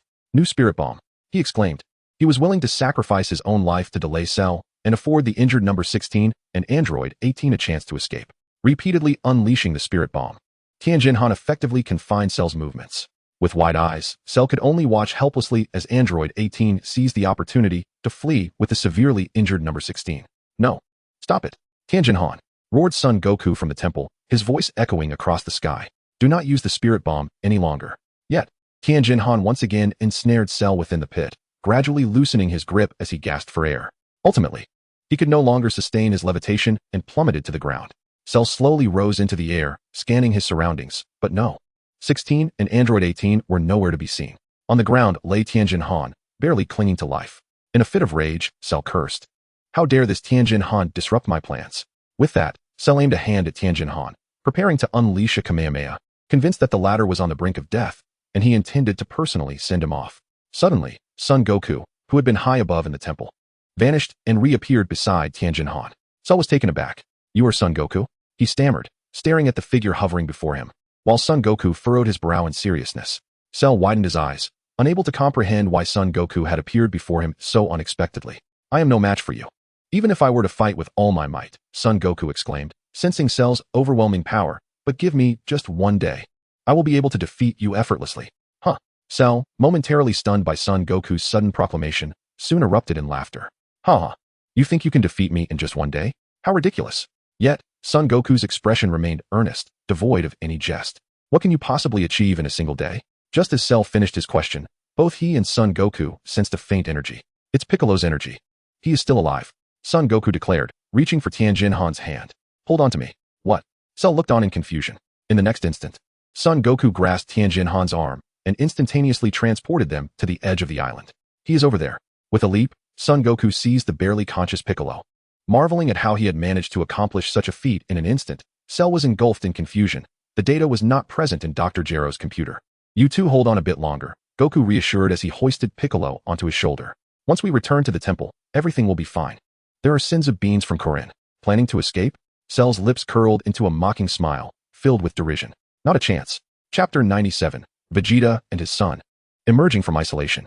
Just as Cell launched forward with a punch, Goku seized Tien's hand and executed an instant transmission. Swish. Huh. Cell's fist swung through empty air, and he hurriedly regained his balance. He vanished. Remarkable. It appears he possesses such a skill. Cell turned to scan his surroundings, but soon abandoned his search. I must capture Android 18 quickly. I shall spare Goku for now, he murmured, swiftly gliding over the ocean's surface, sending up splashes of water. Android 16 is injured. They cannot have escaped far. Meanwhile, Krillin, having successfully retrieved the remote control from Bulma, listened attentively to her instructions. The remote must be within 10 meters to function. And these battle suits were made at Vegeta's request. I made extras for everyone. Please take them along. This should be what Goku and the others need. Krillin nodded. They should be at the temple. You might as well deliver it yourself. All right, I'll go. You must find a way to sabotage the androids. Bulma asked uncertainly. The temple is on top of Corin Tower, right? Receiving Krillin's affirmation, the two parted ways. At the temple, Piccolo, having recovered with the help of the Senzu Beans, addressed Goku and his son. Cell is incredibly formidable. I believe no one stands a chance against him. Is that so? Goku replied, pursing his lips in concern. In the distance, Bubbles waved at Goku. Hey, Vegeta and Trunks are coming out. Honestly, Goku, aren't you the least bit worried that Vegeta might surpass you? Piccolo suddenly interjected. Casting a sidelong glance at Goku, Piccolo held a deep disdain for Vegeta. The man had a tendency to act recklessly when he found himself unrivaled, exhibiting arrogance and impudence. What is there to worry about? If Vegeta truly becomes stronger, I will be even more excited. Goku replied without hesitation. If he had a powerful opponent, he would rise to the challenge and eventually surpass Vegeta. Inside the hyperbolic time chamber, the door creaked open, pushed by a hand. Future Trunks stepped out first, his hair unkempt and his clothes in tatters. My apologies for the wait. He greeted the gathered crowd politely. Following closely behind was Vegeta, who stood at the entrance with his arms crossed, utterly oblivious to the disarray of his appearance. Indeed, we have waited quite a while, Goku remarked directly as he observed Future Trunks approach. Stop rambling, Trunks, Vegeta said, inhaling the fresh air with indifference. Vegeta, looking good, Goku noted appreciatively, recognizing the significant change in Vegeta. Certainly, Vegeta smirked, his face radiating an overwhelming confidence. Although he did not achieve the ambitious goals he initially set for himself upon entering the hyperbolic time chamber, and despite having squandered over 5 months, his battle power now, in comparison to the previous 1 billion, was indeed impressive. His normal battle power was nearing 100 million, and in his Super Saiyan form, it hovered around 8 billion. I see no significance in whether you undergo special training or not. Frankly, even Trunks alone could easily defeat Cell and the androids. After uttering this, Vegeta cast a scornful glance at the others. What? Piccolo exclaimed, looking incredulously at Vegeta. Did this guy truly underestimate Cell's might? Was he merely boasting? I just witnessed the terrifying monster that Cell became after absorbing Android 17. Goku quickly interjected, eager to inform Vegeta of Cell's newfound strength. Ah, you're all here. At that moment, Bulma descended from the aircraft, greeting the group gathered together. Aunt Bulma. Gohan turned to her, politely acknowledging her presence. Bulma, how did you know we were here? Goku asked, familiar with her. Krillin mentioned it. He said you were all gathered here. Bulma replied, soon noticing the towering Trunks standing behind Goku. Oh, wait a minute. Bulma's eyes widened in surprise as she gazed at the looming figure of Trunks. Trunks, is that you? It is I, Trunks responded, a look of confusion crossing his face. Realizing Bulma's astonishment, he quickly clarified. There's a wondrous room where 1 year inside equates to merely 1 day outside. My father and I trained there. Huh. Bulma was somewhat perplexed, but then turned to Vegeta, pointing at his hair and inquiring, but why does Vegeta's hair still look the same?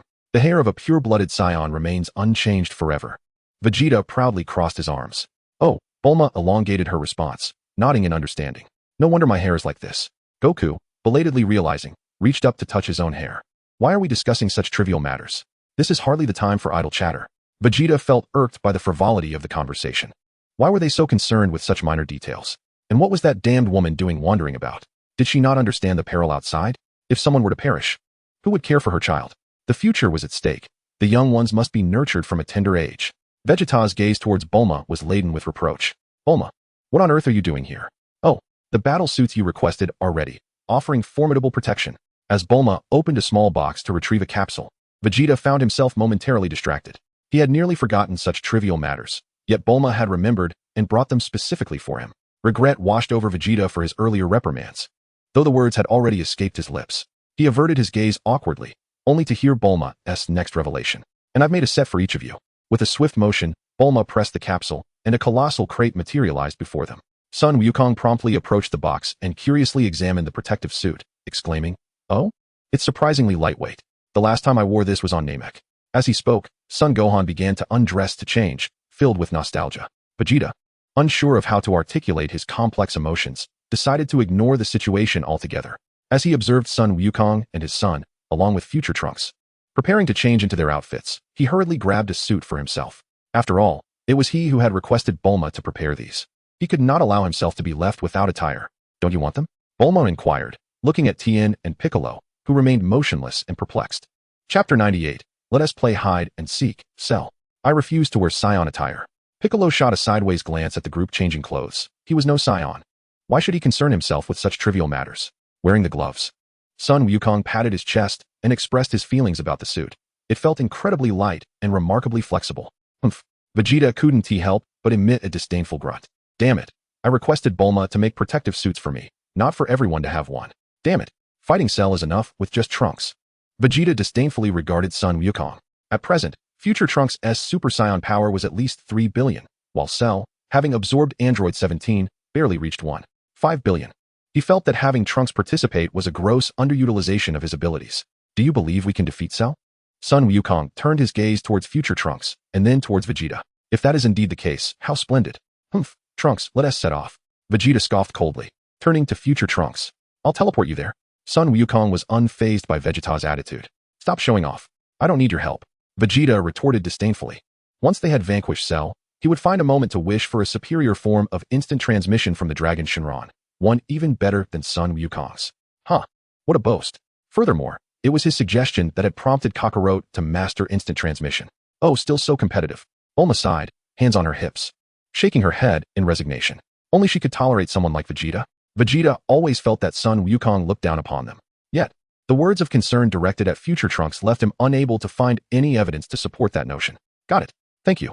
Please continue to train hard. Future Trunks said cheerfully, exchanging polite pleasantries. Vegeta frowned, unable to bear it any longer. One might mistakenly think that future Trunks was Kakarot's true son. Humph. Vegeta grunted again, and, amidst the puzzled gazes of the others, took to the skies.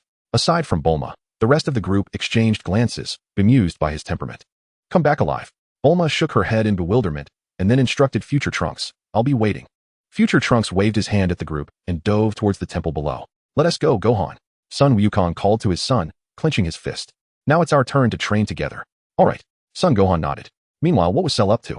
Naturally, he was still flying low near the island, searching for the hidden Android 18 and the severely injured Android 16. As Sheru wandered for a considerable time without catching sight of Android 18, he took a deep breath and unleashed a heart-wrenching roar.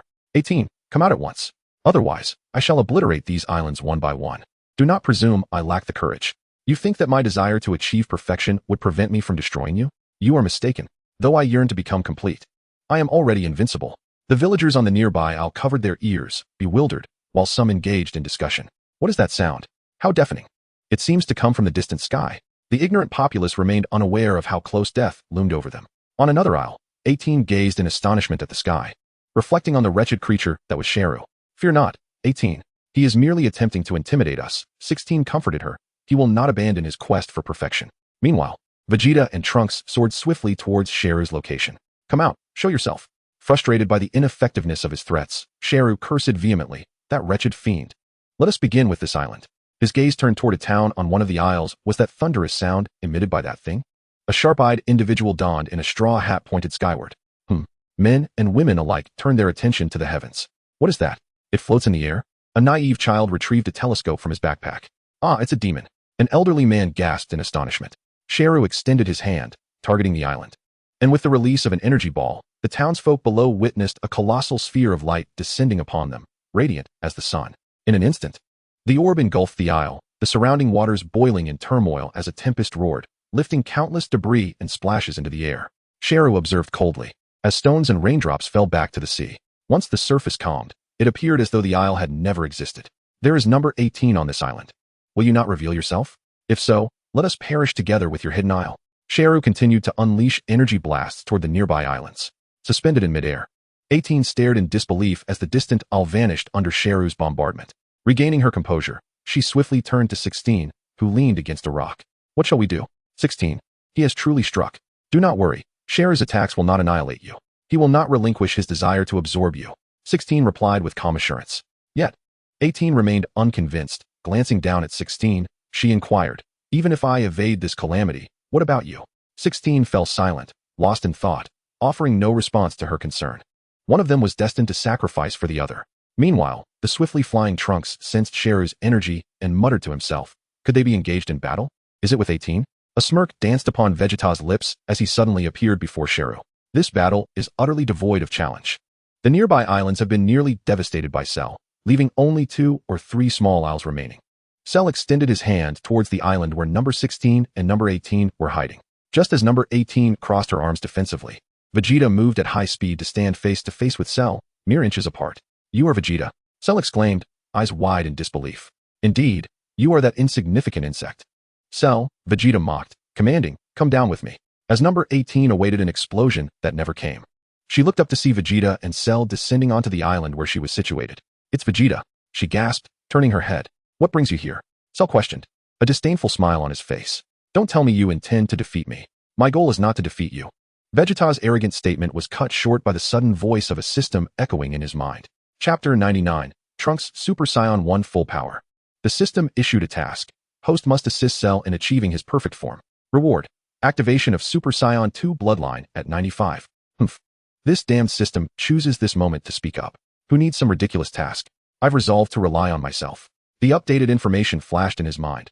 Host, Vegeta, normal battle power, 120 million, maximum battle power, Super Saiyan 1 full power, 6 billion.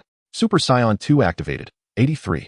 Vegeta chuckled inwardly, realizing his estimations aligned closely with the system's calculations of battle power. Since you're not here to defeat me, what is your purpose?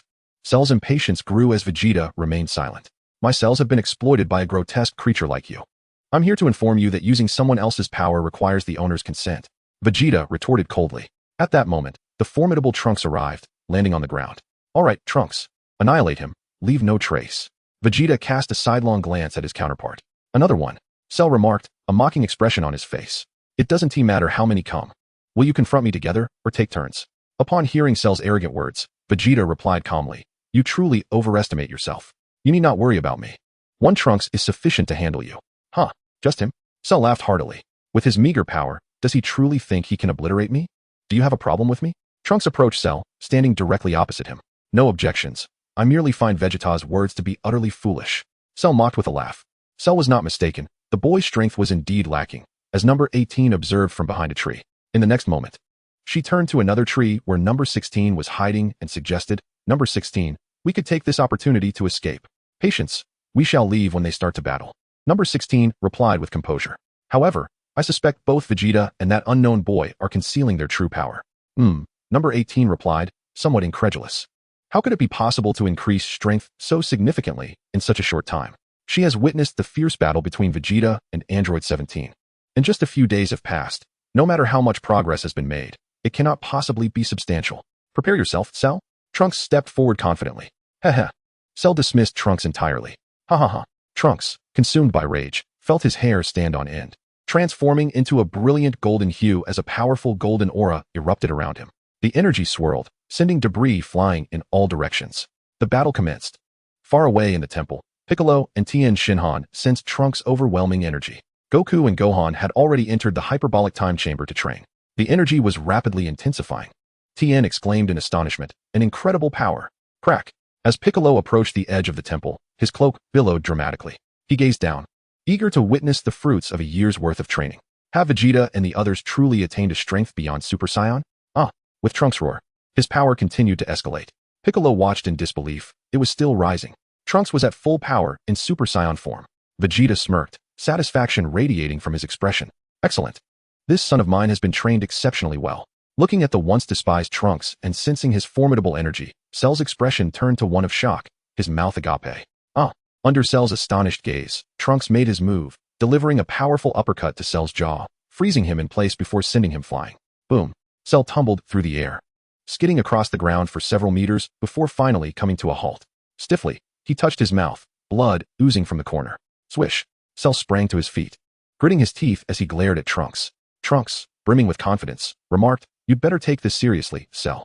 "Heh, not bad at all," Cell replied with a smirk, extending his arm towards Trunks' face. Trunks deftly dodged Cell's punch by tilting his head, then seized Cell's arm, forcefully slamming it down to the ground. Cell crashed violently into the earth, quickly recovering by propping himself up with one hand and kneeling, turning to face Trunks. At that moment, Trunks was already poised, delivering a swift kick that sent Cell crashing into a rocky mountain. The mountain crumbled under the impact, debris cascading down and burying Cell beneath the rubble. Grabbing the remote control given by Bulma, Krillin was still soaring through the air, sensing the energy from afar. "I see. That S Trunks energy. Even more potent than Cell S. Could it be that what Goku described, the training in a place where a day equals a year, has yielded such results?" Realizing this, Krillin accelerated his flight, determined to witness it firsthand. Crash. Cell struggled to rise from the pile of rubble, roaring in fury. Ever since absorbing Android 17, he had never suffered such a defeat. It was simply unfathomable. How could this be? Android 18 murmured in disbelief. The prowess of future Trunks is well known to her. On that fateful day, he was unable to withstand her might, easily sent flying by the foot of Android 17. Yet now, he stands resolutely against a post-absorption cell. Android 16, in disbelief, exclaims in astonishment. How utterly surprising. Humph. Cell, struggling while leaning against the rocks, glares furiously at future Trunks who has just landed before him. "You are forcing my hand. Surrender now, Cell." Future Trunks, fists clenched tightly, gazes sternly at Cell. How laughable. Cell, crouching with fists raised, bellows with fury. "Aya! Hiya!" As Cell unleashes a series of roars, his aura ignites, muscles bulging and solidifying with newfound strength. The debris around him is swept up by his energy, shattering into countless fragments that scatter in all directions. Has his combat power increased once more? Future Trunks remarks coldly, "But that alone will not defeat me." In midair, Krillin observes the fierce clash between Future Trunks and Cell, utterly astonished. It's Trunks. His opponent must be Cell. Chapter 100, Crushing Cell. This is Krillin's first encounter with Cell after his absorption of Android 17. He appears strikingly more human-like. How infuriating. Cell is utterly transformed. Has he achieved his perfect form? Watching their battle, Krillin trembles with trepidation. He glances at the remote control in his hand, feeling a wave of discouragement. The painstakingly crafted device seems to have become useless. In a fit of rage, Cell leaps towards Future Trunks, swinging a fist at his cheek. Future Trunks effortlessly dodges and leaps upwards. With one failed strike, Cell swiftly sweeps his tail at the airborne Future Trunks, who ascends gracefully. "You think you're impressive?" Cell bellows in frustration, launching himself in pursuit. As Future Trunks observes the rapidly closing distance, he suddenly pivots and delivers a sweeping kick to the approaching Cell, sending him soaring into the sky. Future Trunks quickly ascends, positioning himself behind Cell, and with a powerful cross-armed hammer strike, sends Cell plummeting towards the ground. Ugh! Cell's eyes widen in shock, his scara turning a crimson hue as he lets out a pained scream before plunging into the sea. Incredible! Krillin watches, mouth agape. Is this truly the Trunks he knows? How has he become so formidable? Over there stands Vegeta. His aura is even more terrifying, prompting Krillin to break into a cold sweat. Where are Goku and Gohan? Krillin scans the island anxiously. Why have they not arrived? His thoughts abruptly halt, and his pupils constrict as he spots Android 16 and 18 hiding among the trees near some rocks. Androids. They are here too? Krillin stares in shock, his body trembling violently. What is happening?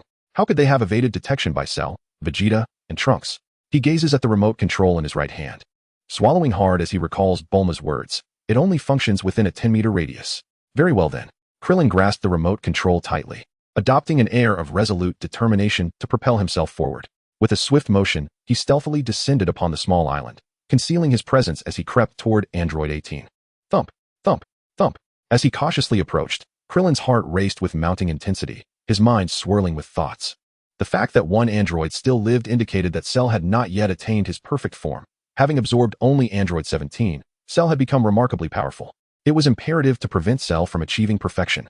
Suddenly, Cell, having been struck into the water, grasped the rocky edge of the island, emerging from the sea. Gasping for breath as he glared at the imposing figure of Trunks atop the rocks. Gasping, Cell, filled with fury, could hardly believe he was being bested by this mere boy. How could he falter so quickly? Beside him, Vegeta, arms crossed, let out a derisive laugh. Are you truly astonished by Trunks' modest power? Know that my strength far surpasses his by countless measures. Cell turned to face the mocking Vegeta, rendered speechless. It seems your time is running short. Vegeta observed with malicious glee. Allow me to send you on your way. Trunks, with a serious demeanor, fixed his gaze upon Cell, preparing to deliver the final blow. It was incomprehensible. After merely a year of training with his father, he had achieved such remarkable prowess. Now, defeating Cell seemed effortless. Upon hearing these words, Cell's fury manifested as he pounded the air with his fists. Damn it! Damn it! If only I could become perfect. His hands clenched tightly. Teeth gritted in frustration, he seethed at the two of them. Vegeta furrowed his brow as a notification echoed in his mind. A mission was issued. Assist Cell in becoming perfect. Reward. Activation of Super Saiyan connections at 95. Host, please complete your task. Humph, go play in the mud. I have no interest in your rewards. Vegeta scoffed inwardly. Trunks extended his hand toward the still ranting Cell. Meanwhile, Krillin, stealthily inching closer to Android 18, calculated the distance. Within 10 meters. Within 10 meters, Humph. You will never have the chance to transform into perfection, Trunks declared, concentrating his energy as he unleashed a pulse of energy towards Cell. Damn it, you bastard. Cell attempted to evade, but the overwhelming and rapid energy wave was unavoidable. Ack. Struck by the energy wave, Cell extended his hands in a futile attempt to withstand it, only to be propelled backward, crashing through several rocky formations, disappearing within the brilliance of the energy blast. As Cell's form was enveloped by the energy wave, Android 18 watched in stunned disbelief. Had he concealed his strength all along? When they encountered him days prior, had he deliberately underestimated himself, resulting in his being kicked away by Android 17? No, he had not possessed such formidable combat prowess then. Android 16 categorically dismissed her thoughts, asserting that something significant must have transpired in the intervening days. Klin stealthily approached, moving cautiously from behind a tree. As he observed the two engaged in conversation, he quickly shifted his position to hide behind a rock. He felt that he was now within a distance of approximately 10 meters. Klin glanced at the remote control tightly held in his hands, fixating on the prominent red button in the center. Peering out once more, he caught sight of the beautiful visage of Android 18, recalling that these androids had seemingly committed no heinous acts. Father, I have defeated Cell, Trunks exclaimed, turning to Vegeta, his expression hinting at a desire for praise. Vegeta regarded Trunks with disdain, retorting, given your training, you could have dispatched him even more swiftly. Trunks, interpreting Vegeta's words as a compliment, transformed back into his Super Saiyan state. Vegeta shifted his gaze around the surroundings, contemplating that both Android 18 and 16 should be present on this island as per the narrative. Klin's hand trembled around the remote, caught in indecision. Ultimately, he recalled the kiss from Android 18 and helplessly dropped the remote. The sound startled 18, who turned in surprise, exclaiming, "It's you." Soon, her eyes fell upon the source of the noise, the remote control, leaving her utterly astounded. Chapter 101. Do not be too unseemly. Bulma, having toiled diligently, had prepared the perfect apology. Klin stepped on the remote, causing a crunching sound. Hurry. You must not allow yourself to be absorbed by Cell. Klin clenched his fist, directing his gaze at 18. Resolute in his decision, he could not bring himself to harm 18, who had committed no wrongdoing. Cold sweat trickled down 18's forehead. She had indeed been startled. Simultaneously, she was perplexed as to why Klin would relinquish such a prime opportunity. Why did you destroy the remote? You are actually forfeiting this chance. Klin's words caught in his throat. How could he confess that it was because of a mere accidental kiss that he had been moved? Fool! Fool! Suddenly, a disheveled figure leaped from the tranquil sea. It was Cell, alive. With a roar, he lifted his gaze and spotted Android 18 hiding amidst the trees, alongside 16 leaning against a rock, and a bald boy standing across from him. As Cell's sudden appearance and his abrupt cessation of insults registered, Trunks, who had swiftly leaped into the air, followed Cell's line of sight. Cell smirked and rapidly flew towards Android 18. Damn it, he has spotted you, Trunks roared, transforming into his full-power Super Saiyan form and hastily pursuing. Vegeta observed Trunks shout from midair, surprised that he had not previously noticed 18's presence during his earlier scan. What a coincidence that Cell had discovered her. This is bad. Klin gritted his teeth, watching as Cell dove toward them. We must prevent him from achieving his perfect form. Trunks pursued with all his might. The plot was becoming increasingly intriguing, veering back onto its rightful path. Vegeta slowly ascended to a higher altitude, arms crossed, coldly observing the two chasing below. Vegeta had no intention of taking action, despite the incessant chattering of the system echoing within his mind. Please, host, complete the task diligently. You are a villain. Isn't this task worthwhile? Humph. Vegeta scoffed disdainfully in his thoughts. The system was on the brink of madness, for this host was the most challenging it had ever encountered. impervious to both coaxing and threats, with his willingness to undertake tasks contingent entirely upon his whims. Particularly vexing was the fact that this host had independently cultivated the full power of Super Saiyan 1, rendering the system feeling utterly obsolete. Even the bloodline of Super Saiyan 2 was beneath his notice. It seemed that it was time for the system to employ its trump card. Vegeta remained indifferent, as he was well aware that no matter how he chose to stir the pot, the plot would unfold inexorably, even if he disregarded the system entirely. Allowing Trunks to take center stage, Cell still fortuitously located Android 18. Was it possible that aside from Goku, who was the favored child of Akira Toriyama, even Cell enjoyed a familial connection? Android 18 had assumed a combat stance, her gaze fixed on Cell as he approached. But little did she expect that the pursuing Trunks would land a kick squarely on Cell. Crack! Crack! Cell, with rage in his eyes, rose painfully from the shattered ground, glaring at Trunks, his loathing for this foe intensifying. You insufferable wretch. Android 16 watched as Cell struggled to stand, and Android 18 hurriedly stepped back to support him. As long as I am here, I shall never allow you even the slightest hope of achieving your perfect form. Trunks leaped high, launching a punch towards Cell. Humph. Cell coldly snorted, then placed both hands to his forehead, unleashing a blinding flash of light. Solar flare. The intense radiance temporarily blinded everyone present, with Trunks being the first to suffer its effects. Oh no, Krillin shouted, covering his eyes. Android 16 found his own eyes unable to open. Beside him, Android 18 lowered her head, rendered sightless as well. Seizing the opportunity while everyone was blinded, Cell soared towards Android 18 and absorbed her. Ugh! Hearing her struggle, Krillin turned and shouted towards the spot where she had stood. No. 18. Furious, Trunks rubbed his eyes furiously, and when he finally opened them, he stood in shock. Ah!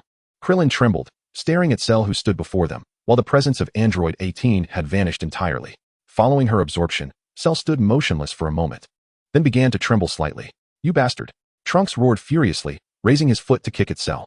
A powerful aura erupted from Cell, forming a protective barrier around him. No matter how Trunks kicked and struck, he could not breach this shield.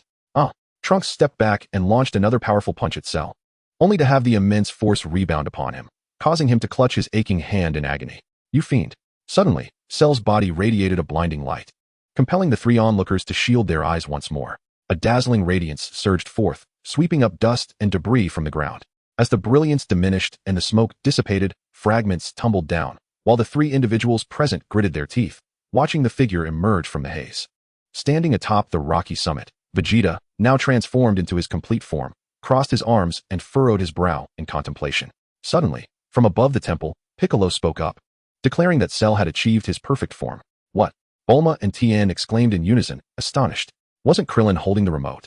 Bulma inquired anxiously. How could he allow Cell to attain perfection after taking the remote away? He must have broken it. Piccolo replied indifferently, perplexed as to why Krillin would squander such a golden opportunity. What? Why? Bulma pressed, convinced that Piccolo, with his vantage point, must possess clarity regarding the situation. How would I know? Piccolo retorted, turning his gaze away from Bulma in frustration. He could only observe their actions, lacking the ability to discern their thoughts. With wings, hands, and a face resembling that of a human, this is Cell in his perfected state. Number 16 stared in disbelief, while future Trunks remained on guard, eyeing Cell warily. Humph, has he become shorter? Vegeta mused, casting a sidelong glance at Cell, coolly questioning the system in his mind. System, this task seems complete. Why have you yet to bestow my reward? The system merely huffed in response. Task retracted. Host, do you wish to benefit without effort? Do not be too greedy.